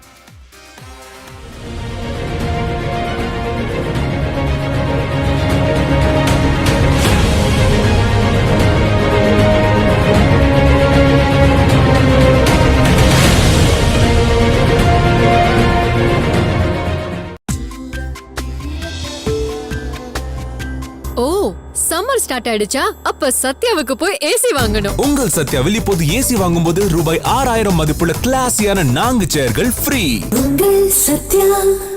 ஜெயிக்கிறதுக்கு தேவை அதிர்ஷ்டமோ ஆர்ப்பாட்டமோ இல்ல, நம்பிக்கை. என் மேல எனக்கு இருக்க நம்பிக்கை இப்போ 2 மடங்கா அதிகமா இருக்கு. அதுக்கு ஒரே காரணம் Intra. Tata Intra V30 pickup, India's fastest selling pickup. இதுல இருக்கு வலிமையான என்ஜின், பெரிய லோடிங் கெபாசிட்டி, அதிக மைலேஜ் மற்றும் அதிக லாபம். டாடா இன்ட்ரா V30 பிக்கப் எதையும் தாங்கும், என்றும் வெல்லும். ஓகே அம்மாக்கு ஹெல்த் இஷ்யூஸ். நல்ல ஹாஸ்பிட்டலா கன்சல்ட் பண்றா. எல்லா ஸ்பெஷலிஸ்டும் இருக்காங்களா, செக் பண்ணிக்கோ. SRM ஹாஸ்பிட்டல் கோவிட்க்கு வேக்சின் கண்டுபிடிக்கும் போது இந்தியால இருந்து பார்ட்டிசிபேட் பண்ண ஒரே private hospital. Of course, it's also a research university. Super ஸ்பெஷாலிட்டிஸோட SRM குளோபல் ஹாஸ்பிட்டல் லான்ச் பண்ணிருக்காங்க. நீ நேரா SRM குளோபல் ஹாஸ்பிட்டல் போயிடு. எல்லா டெஸ்டும் ஒரே இடத்துல, கன்சல்டேஷனும் அதே நாள்ல. லீவ் கேக்குற டென்ஷனே இல்லடா. துரிதமான மருத்துவம் உலக தரத்தில் உங்கள் அருகில். SRM global hospital, Kattankulathur. மண்டபம் பார்த்தாச்சா? எல்லாரையும் கூப்பிட்டாச்சா? மாப்பிளைக்கு சீப்பாங்கச்சா? மாப்பிளையே கல்யாண வேலை ஆரம்பிங்க. tamilshadi.com guarantee. இப்போவே ரெஜிஸ்டர் பண்ணுங்க. ஷிங்கல்ஸ் வலியை, அதாவது ஊசி குத்துவது போன்ற உணர்வை தாங்கிக் கொண்டு அல்லது தாங்க முடியாத எரிச்சல் போன்ற உணர்வை ஒவ்வொரு நொடியும் அனுபவிக்க வேண்டி இருக்கிறதா? 50 வயது மற்றும் அதற்கும் மேற்பட்டவர்களில் 90%க்கு ஷிங்கிள்ஸ் வைரஸ் முதலில் இருந்தே உடலில் காணப்படும். தடுப்பூசி மூலம் ஷிங்கிள்ஸில் இருந்து பாதுகாத்துக் கொள்வது மிகவும் சுலபம். ஷிங்கல்ஸ் பற்றி அறியவும் அதிலிருந்து தப்பவும் இன்று உங்கள் மருத்துவரை அணுகுங்கள். இந்திய வரலாற்றிலேயே முதன்முறையாக சென்னை தீவுத்திடலில் 48வது சுற்றுலா பொருட்காட்சியில் மரணக்கிணறு மற்றும் விமானம் தாங்கிய கப்பல் அறிமுகப்படுத்தப்பட்டுள்ளது. விடுமுறை நாட்களில் காலை 10 மணி முதல் இரவு 10 மணி வரை, மற்ற நாட்களில் மாலை 3 மணி முதல் இரவு 10 மணி வரை. மிஸ் பண்ணாதீங்க, அப்புறம் வருத்தப்படுவீங்க.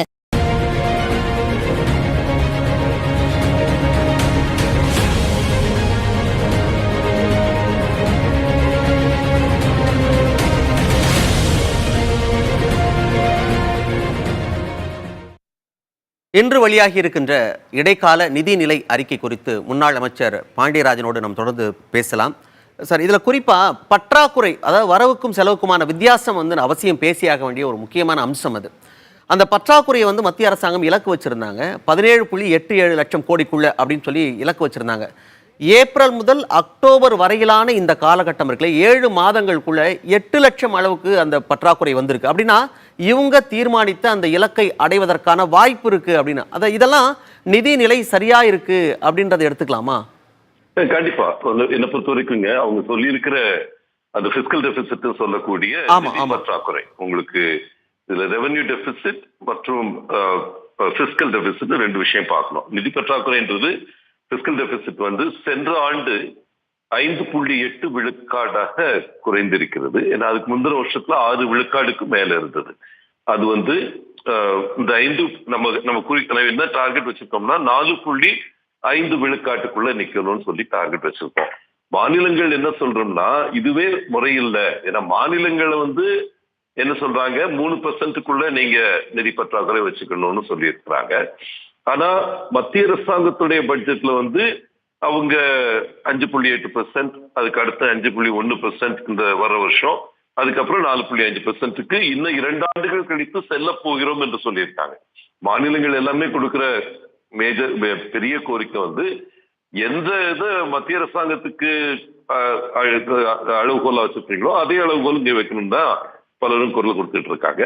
ஆனா என்னை பொறுத்த வரைக்கும் நீங்க ஓரளவுக்கு நிதிநிலை ஸ்டேபிளா இருக்குன்றதுக்கு எடுத்துக்காட்டு வந்து நீங்க வாங்க போற கடன் அளவை குறைப்போம் என்று சொல்லி இருக்கிறது நல்ல விஷயம். ஆனா சென்ற ஆண்டு நீங்க வந்து எவ்வளவு எடுக்கணும்னு சொன்னீங்களோ அதை விட அதிகமா எடுத்திருக்கிறீங்க.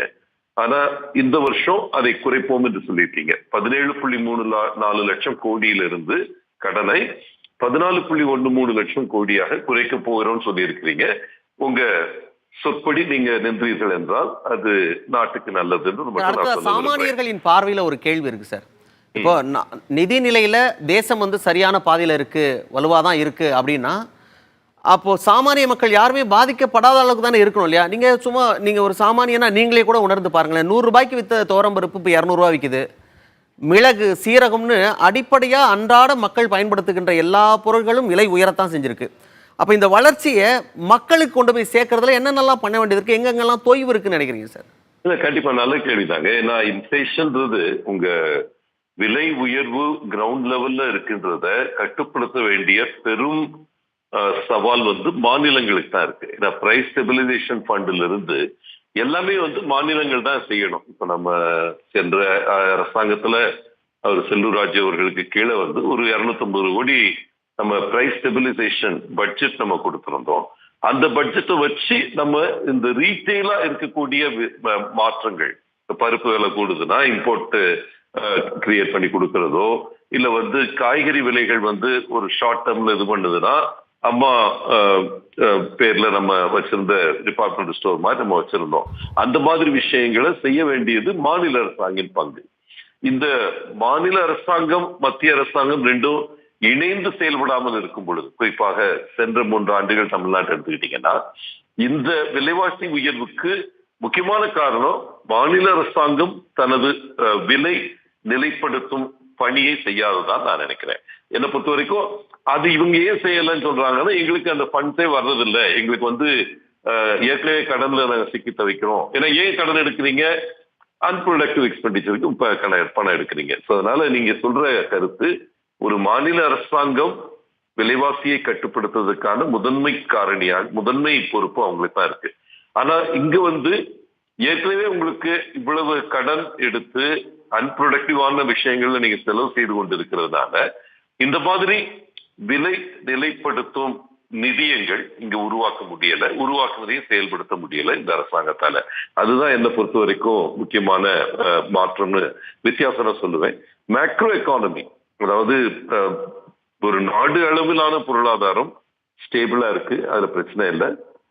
ஆத்ம நிர்பார் அந்த ஒரு மாடல் கொரோனா டயத்துல இந்த அரசாங்கம் கொண்டு வந்தது.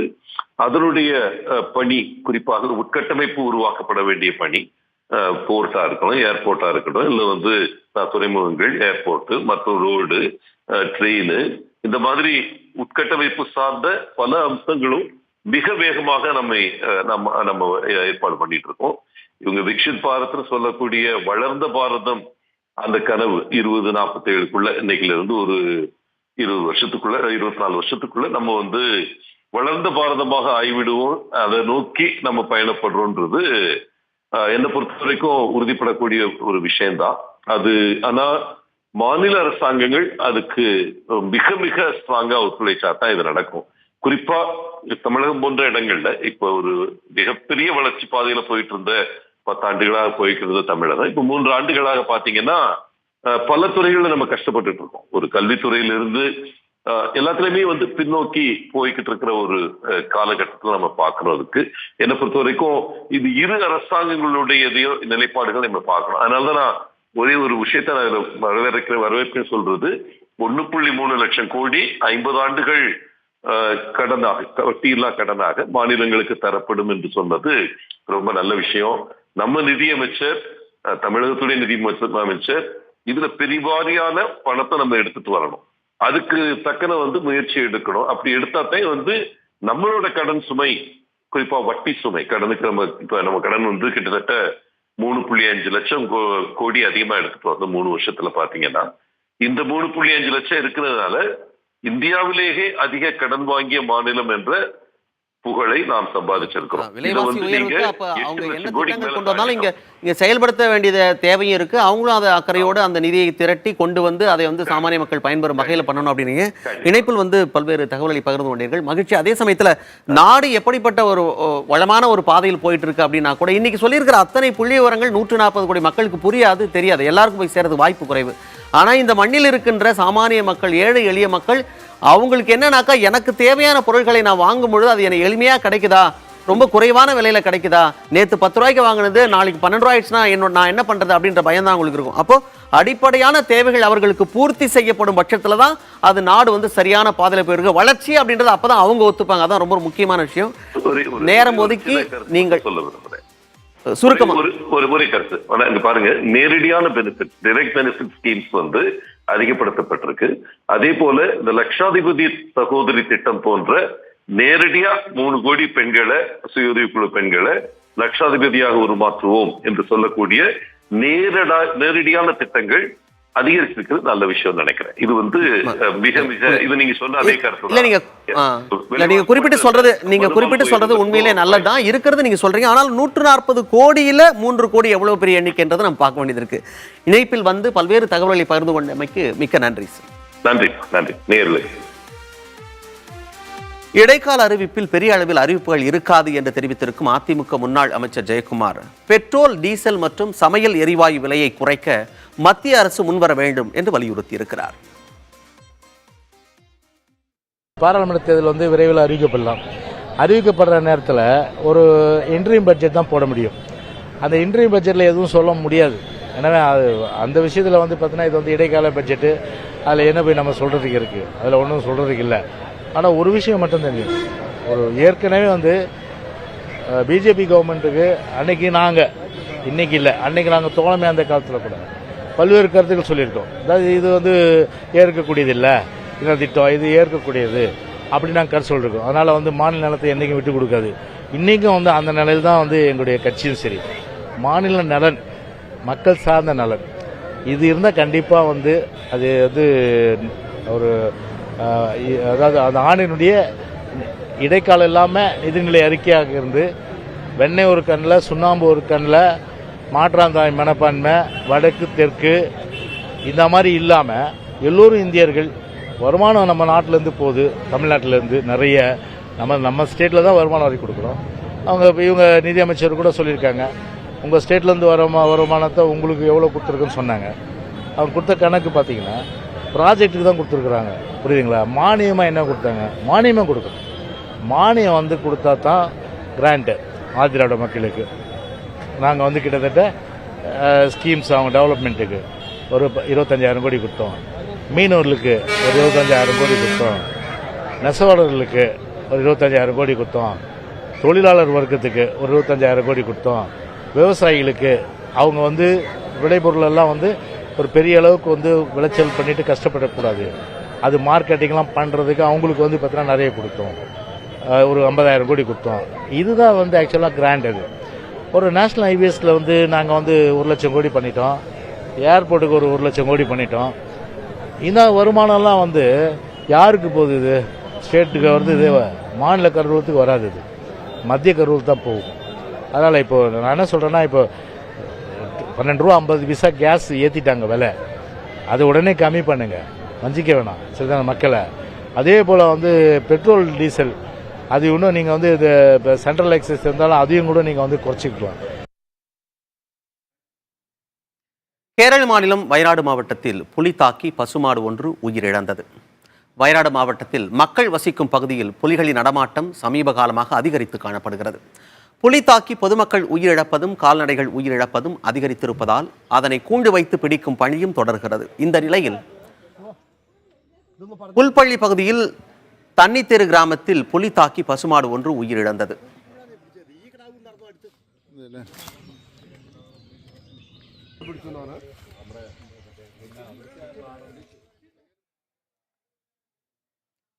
அண்மை செய்திகளுக்கு தொடர்ந்து பாருங்கள் புதிய தலைமுறை.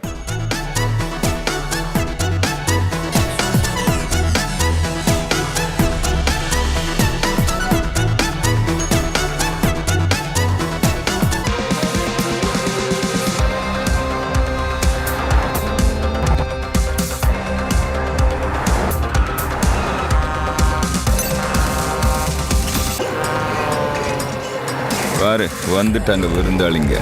ஸ்விட்ச் இப்போ அவங்களை கவனிக்கணும்ல.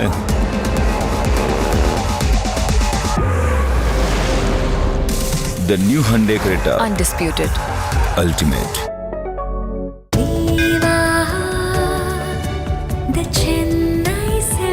நினைவில் நிற்கும் திருமணப்பட்டு Vivaha the Chennai silks. Shave பண்றியா ஒழுங்கு காட்டுறியா இல்லனா வெட்டிடும் இல்ல? அப்ப சாதாரண ரேசரை விடு, ஜில்லட் கார்டு பிடி. இதன் ஃபிளெக்சிபிள் ஹெட் அனாயாசமா ஷேவ் தரும், மேலும் பிளாட்டினம் கோட்டட் பிளேட் அதிக நாள் வரும். ஆகவே இப்ப தாடியை ஷேவ் பண்ணு. வாயே இல்ல. Gillette card. மண்டபம் பார்த்தாச்சா? எல்லாரையும் கூப்பிட்டாச்சா? மாப்பிளைக்கு சீப்பாங்கச்சா? மாப்பிளையே கல்யாண வேலை ஆரம்பிங்க. tamilshadi.com guarantee. இப்பவே ரெஜிஸ்டர் பண்ணுங்க. கொஞ்சம் இருங்க. ட்ரேடிங் அக்கவுண்ட் ஃபார்ம்ல கையெழுத்து போடுறதுக்கு முன்னாடி படிச்சு பாருங்க. இந்த அக்கவுண்ட் ஓபனிங் ஃபார்ம்ல சில ஆவணங்கள் இருக்கு, அதுல தான் கையெழுத்து தேவைப்படும்.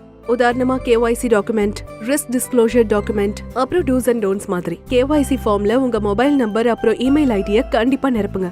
இப்ப எனக்கு எல்லாம் புரிஞ்சிருச்சு. நிதி சந்தையில ட்ரேடிங் பண்றதுக்கு முன்னாடி எல்லா ஆவணங்களையும் படிச்சு புரிஞ்சுக்கிட்டதுக்கு அப்புறம் தான் கையெழுத்து போடணும். இனிமே நீங்க நரைமுடிக்கு கஷ்டப்பட்டு டை அடிக்க வேண்டாம். உச்சி முதல் பாதம் வரை நரைமுடிய கலர் பண்ணலாம். VIP hair colour shampoo. இனி உங்க பர்சனாலிட்டி பக்கா. எல்லா பிரச்சனைக்கும் கூடவே நின்னு எல்லா வெற்றிக்கும் முதல் காரணமா இருக்கும் என்னோட நண்பன் இன்ட்ரா. புதிய டாடா இன்ட்ரா V50 பிக்கப்ல இருக்கு பெரிய லோடிங் ஏரியா, தரமான என்ஜின் பவர், அதிக கிரவுண்ட் கிளியரன்ஸ், வேற லெவல் டிரைவிங் கம்ஃபர்ட். அது மட்டும் இல்ல, பல வருஷங்கள் கழிச்சும் கிடைக்கும் அதிக resale value. Tata Intra V50 pickup எதையும் தாங்கும், என்றும் வெல்லும்.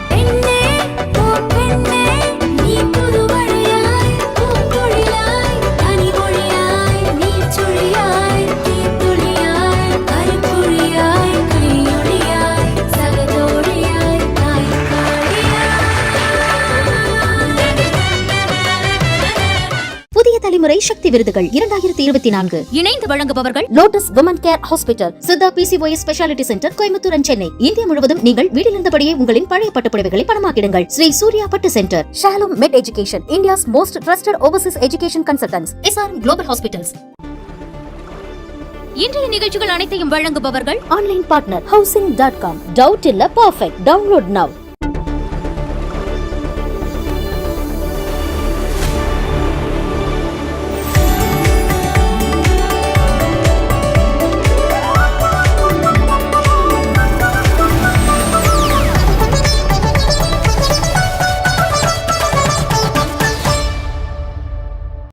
நிமிட செய்திகள் powered by Godrej Fab bright whites and colours.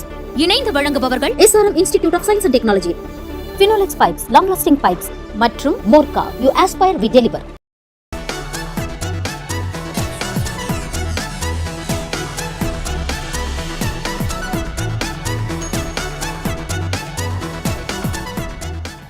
வணக்கம். செய்திகளை விரிவாக பார்ப்பதற்கு முன்பாக தலைப்புச் செய்திகளை முதலில் பார்க்கலாம். எளிய மக்கள் பெண்களுக்கான பட்ஜெட் என்று பிரதமர் மோடி பெருமிதம். வளர்ச்சிக்கான நிதிநிலை அறிக்கை என்றும் கருத்து.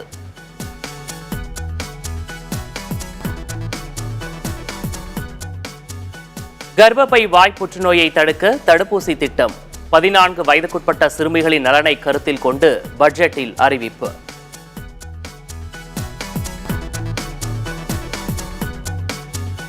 சீர்திருத்தம், செயலாக்கம், மாற்றம் ஆகியவையே பிரதமர் மோடி அரசின் தாரக மந்திரம். ஆராய்ச்சி மற்றும் புத்தாக்க திட்டங்களை உருவாக்க 1 லட்சம் கோடி ரூபாய் நிதி வழங்கப்படும் எனவும் அறிவிப்பு.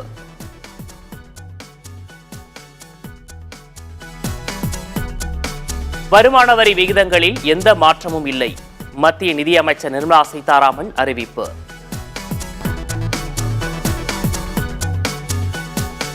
$78 லட்சம் சாலையோர வியாபாரிகளுக்கு 2.3 லட்சம் கோடி ரூபாய் கடன் வழங்கப்பட்டுள்ளதாக நிதியமைச்சர் தகவல். திறன் மேம்பாட்டு திட்டத்தின் கீழ் 1.4 கோடி இளைஞர்களுக்கு வேலைவாய்ப்பு பயிற்சி.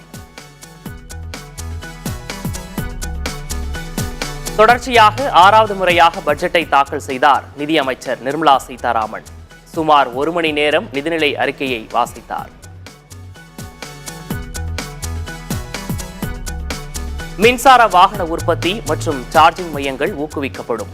40,000 ரயில் பெட்டிகள் வந்தே பாரத் ரயிலின் தரத்திற்கு உயர்த்தப்படும் என அறிவிப்பு.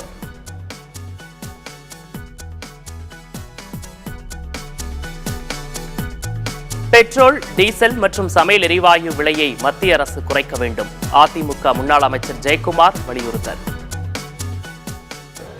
12 ரூபா 50 பைசா கேஸ் ஏற்றிட்டாங்க விலை. அது உடனே கம்மி பண்ணுங்க, வஞ்சிக்க வேணாம் சரிதான மக்களை. அதே போல் பெட்ரோல், டீசல் அது இன்னும் நீங்கள் இது சென்ட்ரல் எக்ஸைஸ் இருந்தாலும் அதையும் கூட நீங்கள் குறைச்சிக்கலாம். முதன்மை சுற்றுலா தலமாக லட்சத்தீவுகள் மேம்படுத்தப்படும் என நிதியமைச்சர் அறிவிப்பு. ஆன்மீக சுற்றுலாவும் மேம்படுத்தப்படும் என்றும் தகவல்.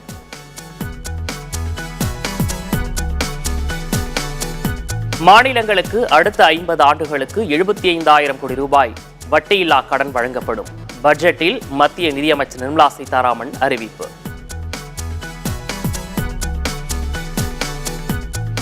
ஹேமந்த் சோரன் கைது நடவடிக்கை பழிவாங்கும் செயல் என முதலமைச்சர் மு.க. ஸ்டாலின் கண்டனம். புலனாய்வு அமைப்புகளை பயன்படுத்தி பழங்குடியின தலைவரை துன்புறுத்துவது தரம் தாழ்ந்தது என பதிவு.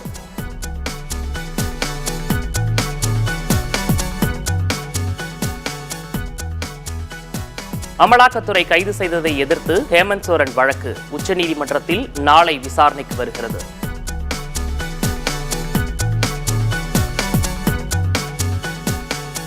நாடாளுமன்ற தேர்தலில் கூட்டணி அமைத்து போட்டியிட பாமக முடிவு. சென்னையில் நடைபெற்ற பொதுக்குழு கூட்டத்தில் தீர்மானம் நிறைவேற்றும்.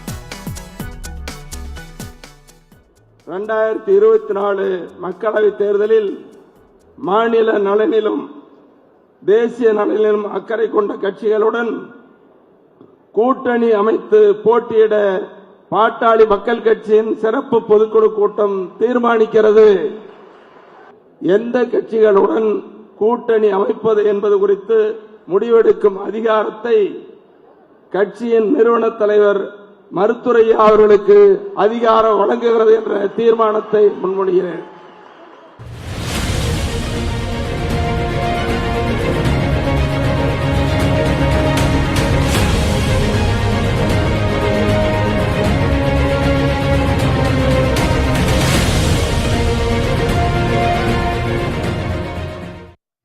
நாடாளுமன்றத்தில் இடைக்கால பட்ஜெட் தாக்கல் செய்யப்பட்டுள்ள நிலையில் இதுகுறித்து விவாதிப்பதற்காக பாஜகவின் அர்ஜுனமூர்த்தி மற்றும் காங்கிரஸைச் சேர்ந்த கோபண்ணா ஆகியோர் இணைந்திருக்கிறார்கள். இவர்களோடு உரையாடுவதற்காக அரசியல் பிரிவு ஆசிரியர் கார்த்தியன் இணைந்திருக்கிறார். கார்த்தியன், இனி நீங்கள் தொடரலாம். நன்றி விக்னேஷ். 2024-25 நிதியாண்டுக்கான இடைக்கால பட்ஜெட் தாக்கல் செய்யப்பட்டிருக்கிறது.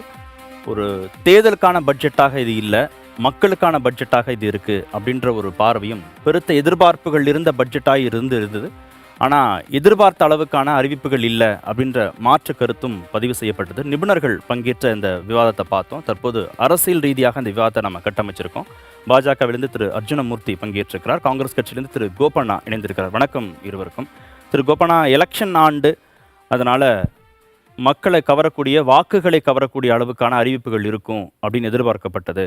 ஆனால் ரொம்ப கான்ஃபிடெண்ட்டாக அவங்க எந்த விதமான அறிவிப்புகளையும் சொல்லாமல் எலெக்ஷனை சந்திக்க முடியும் இந்த அறிவிப்புகள் இல்லாமலேயே அப்படின்ற நம்பிக்கையோடு இந்த பட்ஜெட்டை தாக்கல் செய்திருக்கிறார்கள் அப்படின்னு சில விருந்தினர்கள் வந்தவங்க பதிவு செஞ்சாங்க. நம்பிக்கை இருக்கோ, மீண்டும் நம்ம வந்துடுவோம், அப்போ பார்த்துக்கலாம் அப்படின்ற நம்பிக்கை இருக்கு அந்த அரசாங்கத்திற்கு? மைக்கில் பாஜகவை பொறுத்தவரை நிதிநிலை அறிக்கையில் வந்து இடைக்கால நிதிநிலை அறிக்கை, இன்டீரியம் பட்ஜெட், இதில் பொதுவாக பெரிய திட்டங்களோ நிதி ஒதுக்கீடுகளோ தேர்தலுக்கு முன்பாக அறிவிக்கப்படுவதில்லை. ஆனால் கடந்த 2019 அன்றைக்கி ஒன்றிய பாஜக அரசின் சார்பாக பிரைம் மினிஸ்டர் கிசான் ஸ்கீம் அந்த இடைக்கால பட்ஜெட்டில் தான் அறிவித்தாங்க. பொதுவாக அத்தகைய மரபுகளை பாஜக அரசு பின்பற்றப்படுவதில்லை. கடந்த 10 ஆண்டு கால பாஜக அரசினுடைய இந்த பொருளாதார நடவடிக்கைகளை பார்க்குறப்போ இவர்களுக்கு எந்த இலக்கோ குறிக்கோளோ இல்லை என்பதை எம்மாலே புரிந்து கொள்ள முடிகிறது. 1991 96 வரைக்கும் நிதியமைச்சராக இருந்த மன்மோகன் சிங், 96 98 நிதியமைச்சராக இருந்த ப. சிதம்பரம், 2004 2014 வரை பிரதமராகவும் நிதியமைச்சராகவும் பிரதமராக இருந்த மன்மோகன் சிங், நிதியமைச்சராக இருந்த ப. சிதம்பரம், அந்த ஆட்சி காலத்தில் ஸ்ட்ரக்சரல் ரிஃபார்ம்ஸ், பொருளாதார சீர்திருத்த நடவடிக்கைகள் நிறைய எடுத்தோம். வரி விகிதம் குறைக்கப்பட்டது, கஸ்டம்ஸ் ரேட், எக்ஸைஸ் ரேட், தாராளமயமாக்கல் கொள்கை என்ற அடிப்படையில் தொழில் முதலீடுகள் வரவேற்க, அந்நிய முதலீடை வரவேற்க நிறைய அடிப்படை பொருளாதார சீர்திருத்தங்கள் நடந்தது.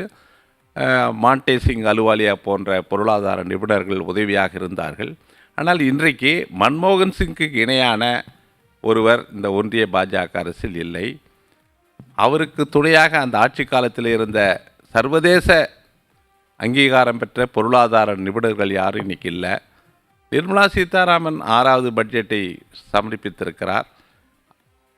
இந்த நிதியமைச்சராக வருவதற்கு முன்பு அவருக்கு பொருளாதார நிபுணத்துவம் இருந்தது என்று யாரும் சொல்லிவிட முடியாது. திடீரென நிதியமைச்சராக வந்தார். அதுக்கு முன்பு பாதுகாப்புத்துறை அமைச்சராக இருந்தார். இந்த 6 ஆண்டு காலமாக அவர் பட்ஜெட்டை சமர்ப்பிக்கிறார். அதனால இது டைரக்ஷன்ல போதாமை இல்லாத ஒரு பட்ஜெட் இல்லை. இலக்கோ குறிக்கோளோ போதாமையோ எங்கே இல்லைன்னு பார்க்குறீங்க? இல்லை, எங்கன்னா இப்போ 25 கோடி பேர் வறுமையிலிருந்து மீண்டதாக சொல்கிறாங்க.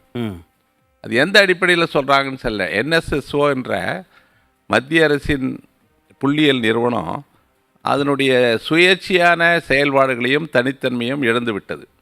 இந்த மோடி ஆட்சியில் அதனுடைய புள்ளி விவரங்களுடைய அணுகுமுறை அளவுகோல் மாற்றப்பட்டு, அந்த பேசியர் மாற்றப்பட்டு, ஐக்கிய முற்போக்கு கூட்டணி ஆட்சியின் உலகம் ஏற்றுக்கொண்ட சாதனைகளை திரிப்பதற்கு அதற்கு மாறாக புதிய பேசியரை கொண்டு வந்து புதிய சீரீஸை நீங்கள் இன்ட்ரடியூஸ் பண்ணி அதனுடைய நம்பகத்தன்மை அது எழுந்து விட்டது. அரசு விவரங்கள் டேட்டா அரசு கணக்குப்படி 25 கோடி பேர் ஏழைகளாக இல்லாமல் உலக பசி குறியீட்டின்படி 2023 அந்த அறிவிப்பின்படி இந்தியா உலக நாடுகளில் 111வது இடத்துல இருக்குது. போன ஆண்டு 107 இருந்தோம். மோடி ஆட்சியினுடைய சாதனையில் 111வது இடத்துக்கு வந்திருக்கிறோம். அதுதான் சாதனை. வறுமை ஒழியலை. வறுமை ஒழிஞ்சிருந்தால் இந்த 80 கோடி பேருக்கு நீங்கள் உணவு தானியங்களை மறுபடியும் 5 ஆண்டுகளுக்கு நீட்டிப்போம் என்ற அந்த அறிவிப்பு அவசியம் இல்லை. இந்த ஆட்சியில் ஏழை எளியோருக்கு பயனில்லை.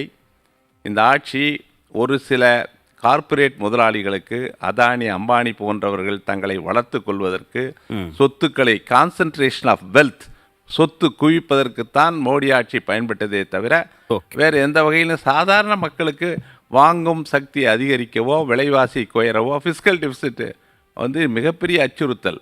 அதைவிட இந்த அரசினுடைய கடன் 165 கோடி, 165 லட்சம் கோடி இன்றைக்கு இருக்குது. இது வேர்ல்டு பேங்க் என்ன சொல்கிறான், இப்போ மொத்த ஜிடிபியில் 80% வந்துடுது கடன் சுமை. இது இப்படியே அனுமதிச்சிங்கன்னா 2027 மொத்த உள்நாட்டு உற்பத்தி எவ்வளவோ அதற்கு இணையான கடனை நீங்கள் சந்திக்க வேண்டி வரும் என்று எச்சரிக்கிறாங்க. பொருளாதாரத்தில் எந்த அடிப்படை தன்மைகள் எதுவுமே இப்போ நமக்கு ஒரு ஆரோக்கியமாக இல்லை. திரு அர்ஜுனமூர்த்தி, இதற்கு முன்பு நீங்கள் இருவரும் வருவதற்கு முன்பாக ஒரு பேனல் டிஸ்கஷன் நாங்கள் வச்சுருந்தோம். பொருளாதார நிபுணர்கள், அக்ரி டிபார்ட்மெண்ட்டை சேர்ந்தவங்க, பேங்கிங் செக்டார்லேருந்து, இது மாதிரி எம்எஸ்எம்இ செக்டார்லேருந்துலாம் வந்து பேசுனாங்க. அதில் 2 பேர் தவிர மற்றவர்கள் சொன்னது, ஒரு லாங் டேர்ம் இன்வெஸ்ட்மெண்ட்டில், ஒரு உள்கட்டமைப்பு மேம்பாட்டில் அரசாங்கம் கவனம் செலுத்துதே தவிர சமூக நலத்திட்டங்களுக்கு ரொம்ப முக்கியத்துவம் கொடுக்கறதே இல்லை. இந்த மாதிரி உள்கட்டமைப்பு வசதிகளை மேம்படுத்தி சமூக நலத்திட்டங்களாக அதை மாறுவதற்கு பல ஆண்டுகள் காத்திருக்க வேண்டியது இருக்கும். இப்போது இருக்கிற பசி, அவங்களுக்கு தேவையான அடிப்படை வாழ்வாதாரம் நிறைவேற்றப்படாதுன்னாங்க. அதைத்தான் திரு கோபண்ணாவும் சொல்கிறார். இதில் நான் சைனாக்குலாம் போயிட்டு வந்ததுனால எனக்கு சில விஷயங்கள்லாம் தெரியும். அந்த உள்கட்டமைப்பு அமைச்ச பிறகு தான் சைனா ஒரு மிகப்பெரிய தன்னிறைவு அடைஞ்சது. நான் ராமையான்னு ஒரு காமர்ஸ் மினிஸ்டர் இருக்கும்போது அவரோட யூஎன் ஏற்பாடு பண்ண ப்ரோக்ராமில் நானும் அவரோட போயிருந்தேன். அப்போ தான் தியாஜினில் ஸ்பெஷல் எக்கானமி ஒன்று உருவாக்குனாங்க. எங்களுக்கெல்லாம் ரொம்ப சர்ப்ரைஸாக இருந்தது. ஒரு கம்யூனிசம் கண்ட்ரியில் ஒரு கேபிட்டலிசத்துக்கான ஒரு அமைப்பாக அது அமைஞ்சிருந்தது. அதனால தான் இன்றைக்கி அமெரிக்காவில் இருக்க எல்லா கம்பெனியுமே, டெக்னாலஜி கம்பெனியும் அங்கே போய் ப்ரொடக்ஷன் உற்பத்தி பண்ணக்கூடிய நிலைமை வந்ததுனால தான் அங்கே தனிப்பட்ட வருமானம் அதிகமாக இருக்குது. இன்றைக்கி வேர்ல்ட்லேயே ஒருவரோட தனிப்பட்ட வருமானம் அதிகமாக இருக்கிறது சைனாவில் தான் இருக்குது. இப்போ பாஜக அரசும் ப்ரோ கார்பரேட்டுங்கிறத ஒத்துக்கிறீங்க? இல்லை, இதில் ப்ரோ கார்பரேட் இல்லை, வளர்ச்சி. இதில் கார்பரேட்டுங்கிற மாடலே நீங்கள் யோசிக்கக்கூடாது, வளர்ச்சி. யாருக்கான வளர்ச்சி? கார்பரேட் வளர்ச்சி. இந்த பாருங்க, நீங்கள் ஜிடிபியோட கான்ட்ரிபியூஷன் எங்கேருந்து வரும்? நீங்கள் ஒன்று மட்டும் மனசில் வச்சுங்க, இண்டஸ்ட்ரியலைசேஷன் ஆகி க்ரோத் ஆனால் தான் அங்கேருந்து தான் எம்ப்ளாய்மெண்ட்டு ஜென்ரேட் பண்ண முடியும். எம்ப்ளாய்மெண்ட்டு ஜென்ரேட் பண்ணால் தான் வாழ்வாதாரத்தை சிறப்படிக்க முடியும். இந்த மாதிரி ஆங்கிளில் தான் நீங்கள் பார்க்கலாம். எதாக இருந்தாலும் இந்த கார்ப்பரேட்டு இப்படி டிஸ்டிங்விஷ்டாக நீங்கள் ஒரு வெக்காபுலரி யூஸ் பண்ண வேண்டாம். இனிமேல் பொருளாதார வளர்ச்சிங்கிறது எல்லாரும் சேர்ந்து வளரக்கூடாது. இன்றைக்கி மோடிஜி மட்டும்தான் 360 டிகிரியில் செயல்படக்கூடிய ஒரு பாரத பிரதமராக இருந்திருக்காரு இந்த 10 ஆண்டுகளாக. நீங்கள் நேரு காலமாக எடுத்துக்கோங்க, இந்திரா காந்தி காலமாக எடுத்துக்கோங்க, நரசிம்மராவ் காலமாக எடுத்துக்கோங்க, ஈவன் இவர் நம்ம தேவகோடாவாக இருக்கட்டும், குஜராலாக இருக்கட்டும், மொராஜி தேசாயாக இருக்கட்டும், இவங்கெல்லாம் 360 டிகிரியில் செயல்பட்டதே கிடையாது. இவர் மட்டும்தான் 360 டிகிரியில் செயல்படுறார். எப்படின்னா அக்ரிகல்ச்சராக இருக்கட்டும், சோஷியல் ரிஃபார்மாக இருக்கட்டும், பெண் நலனாக இருக்கட்டும், மெடிக்கல் சைடு ஹெல்த்தாக இருக்கட்டும். இப்போ கூட பாருங்கள், இந்த கேன்சருக்கு இப்போ வேக்சினேஷன் கொண்டு வந்திருக்காரு. இந்த மாதிரி ஒவ்வொரு விஷயங்களையும் ஆராய்ஞ்சு தொலைநோக்கோட இந்தியா எந்த அளவுக்கு சமநிலைக்கு வந்தால் பொருளாதார வளர்ச்சி மட்டும் இல்லாமல் மக்களுக்கு அடுத்த கட்டத்துக்கு மக்களை எடுத்துட்டு போகணும். ஏன்னா எங்களோட அமிர்தகால ஸ்கேலிங் கரெக்டாக இருக்கா? 25 கோடி பேரை வறுமையிலிருந்து மீட்டாச்சு. அதற்கான அளவுகோல் சரியானதாக இருக்கா? வாங்கும் திறன் கூடல் என்றாங்க. 80 அப்படியெல்லாம் சொல்கிறதுக்கே இல்லைங்க. அப்புறம் எதுக்கு இங்கே இவ்வளோ ஜிடிபி இவ்வளோ க்ரோத் இருந்திருக்கணும்? ஹையஸ்ட் பெர்ஃபார்முங்க. இப்போ 7.2% நம்ம தாண்டி போயிட்டுருக்கோம். நம்ம $7 ட்ரில்லியன் நாடாக்கிறதுக்கு முயற்சி பண்ணுறோம். $3 ட்ரில்லியன் ஆல்ரெடி ரீச் பண்ணியிருக்கோம். இதெல்லாம் சார் சொல்கிறதுல ஒரு லாஜிக் கேள்வி. நேற்று குடியரசுத் தலைவர் பேசும்போதும் சொல்கிறாங்க, ஜிஎஸ்டி கலெக்ஷன் ஆகிறது அதிகமாக இருக்குது.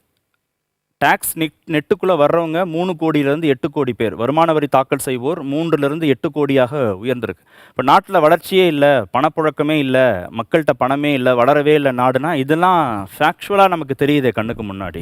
இல்லை, இந்த பாஜக அரசு இந்த ஜிஎஸ்டி 1,72,000 கோடி வருமானம் வந்திருக்கு, இவ்வளோ டைரக்ட் டேக்ஸில் இவ்வளோ வருது, இதெல்லாம் சாதாரண மக்களுக்கு எந்த பாதிப்பும் ஏற்படுத்தலை. ஜிஎஸ்டி எம்எஸ்எம்இ சிறு குறு நடுத்தர தொழில்களை கடுமையாக பாதித்திருக்கு. இப்போ நாங்கள் அறிமுகம் செய்த ஜிஎஸ்டி வேறு, இவர்கள் ஜிஎஸ்டி வர்த்தகர்களையும் தொழில் செய்வோரையும் கடுமையாக பாதித்திருக்கிறது தான் இன்றைக்கி இருக்கிற கலா நிலவரம். குறிப்பாக அன்ஆர்கனைஸ்டு செக்டார் இன்றைக்கி ஐயா சொன்னாங்க, வேலைவாய்ப்பு பெருகும், கார்ப்பரேட்டுகள் வளர்ச்சி அப்படிலாம் சொன்னாங்க. ஆர்கனைஸ்டு செக்டார் மூலமாக வேலைவாய்ப்பு பெரிய அளவில் வளரலை. அன்ஆர்கனைஸ்டு செக்டாருக்கு நீங்கள் எந்த விதமான ஊக்கமும் இந்த பட்ஜெட்டில் இல்லை, கடந்த காலத்தில் இல்லை. கிராமப்புற தொழிலாளர்கள் இப்போ நிறைய இருக்குது, 100 நாள் வேலை திட்டம், நிறைய டிமாண்ட் இருக்குது. ஆனால் நிதி ஒதுக்குறதுல அதிகரிக்கலை.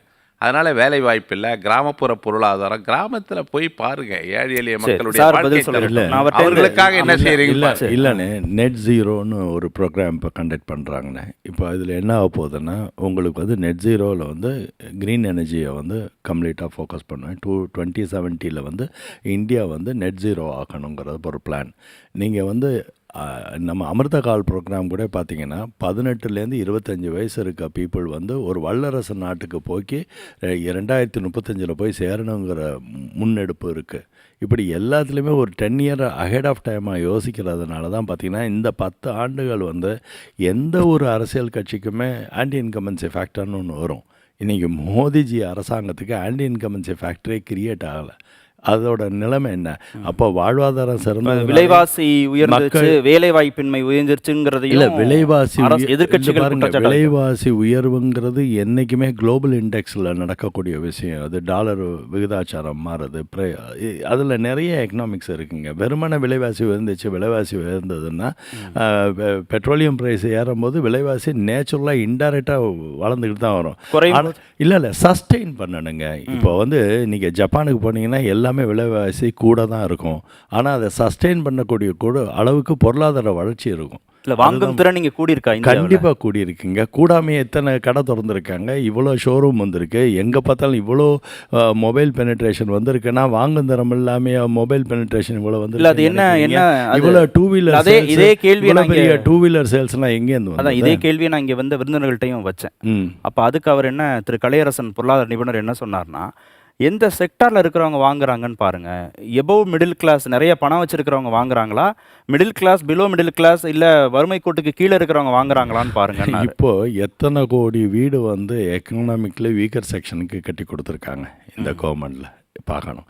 80 கோடி மக்களுக்கு வந்து உணவு பிரச்சனையை தீர்த்து கொடுத்துருக்காங்கன்னு இந்த தடவை பட்ஜெட்டில் இன்ட்ரீம் பட்ஜெட்டில் கூட அதை மென்ஷன் பண்ணியிருக்காங்க. இதுக்கெல்லாம் எங்கே இந்த சோர்ஸ் ஆஃப் ஃபண்டிங் இருக்குதுன்னு நீங்கள் நினைக்கிறீங்க? இது முழுக்கவே பொருளாதார வளர்ச்சியிலேருந்து வர ஈல்டு தானே. இந்த அவ்வளோ பணமும் எங்கேருந்து நமக்கு வருதுன்னா ஈல்டுலேருந்து ரெக்கவர் ஆகி வர்றது தானே. இப்போ இன்கம் டேக்ஸோட க்ரோத் என்ன? காங்கிரஸ் கவர்மெண்ட் இருக்கும்போது இன்கம் டேக்ஸ் பேயரோட டோட்டல் அமௌண்ட் என்ன? இன்றைக்கி 8 கோடி மக்களுக்கு மேலே இன்கம் டேக்ஸ் பேயர் வந்திருக்காங்க. இந்த 10 வருஷத்தில் எவ்வளோ பெரிய எக்ஸாபிடன்ட் இன்கம் டேக்ஸ் பேயரே கிரியேட் ஆகிருக்கு. அது இல்லாமல் டிரான்ஸ்பரண்ட் எக்கானமி. சார் சொன்னதில் முக்கியமான செய்தி, இந்த அரசு மீது எந்த விதமான அதிருப்தியுமே இல்லை. அந்த நம்பிக்கையோடு அவங்க எலெக்ஷனை சந்திக்க போகிறாங்க. நம்ம பேசலாம். ஒரு சிறு இடைவேளைக்கு பிறகு சிறப்பு வாதம் தொடரும்.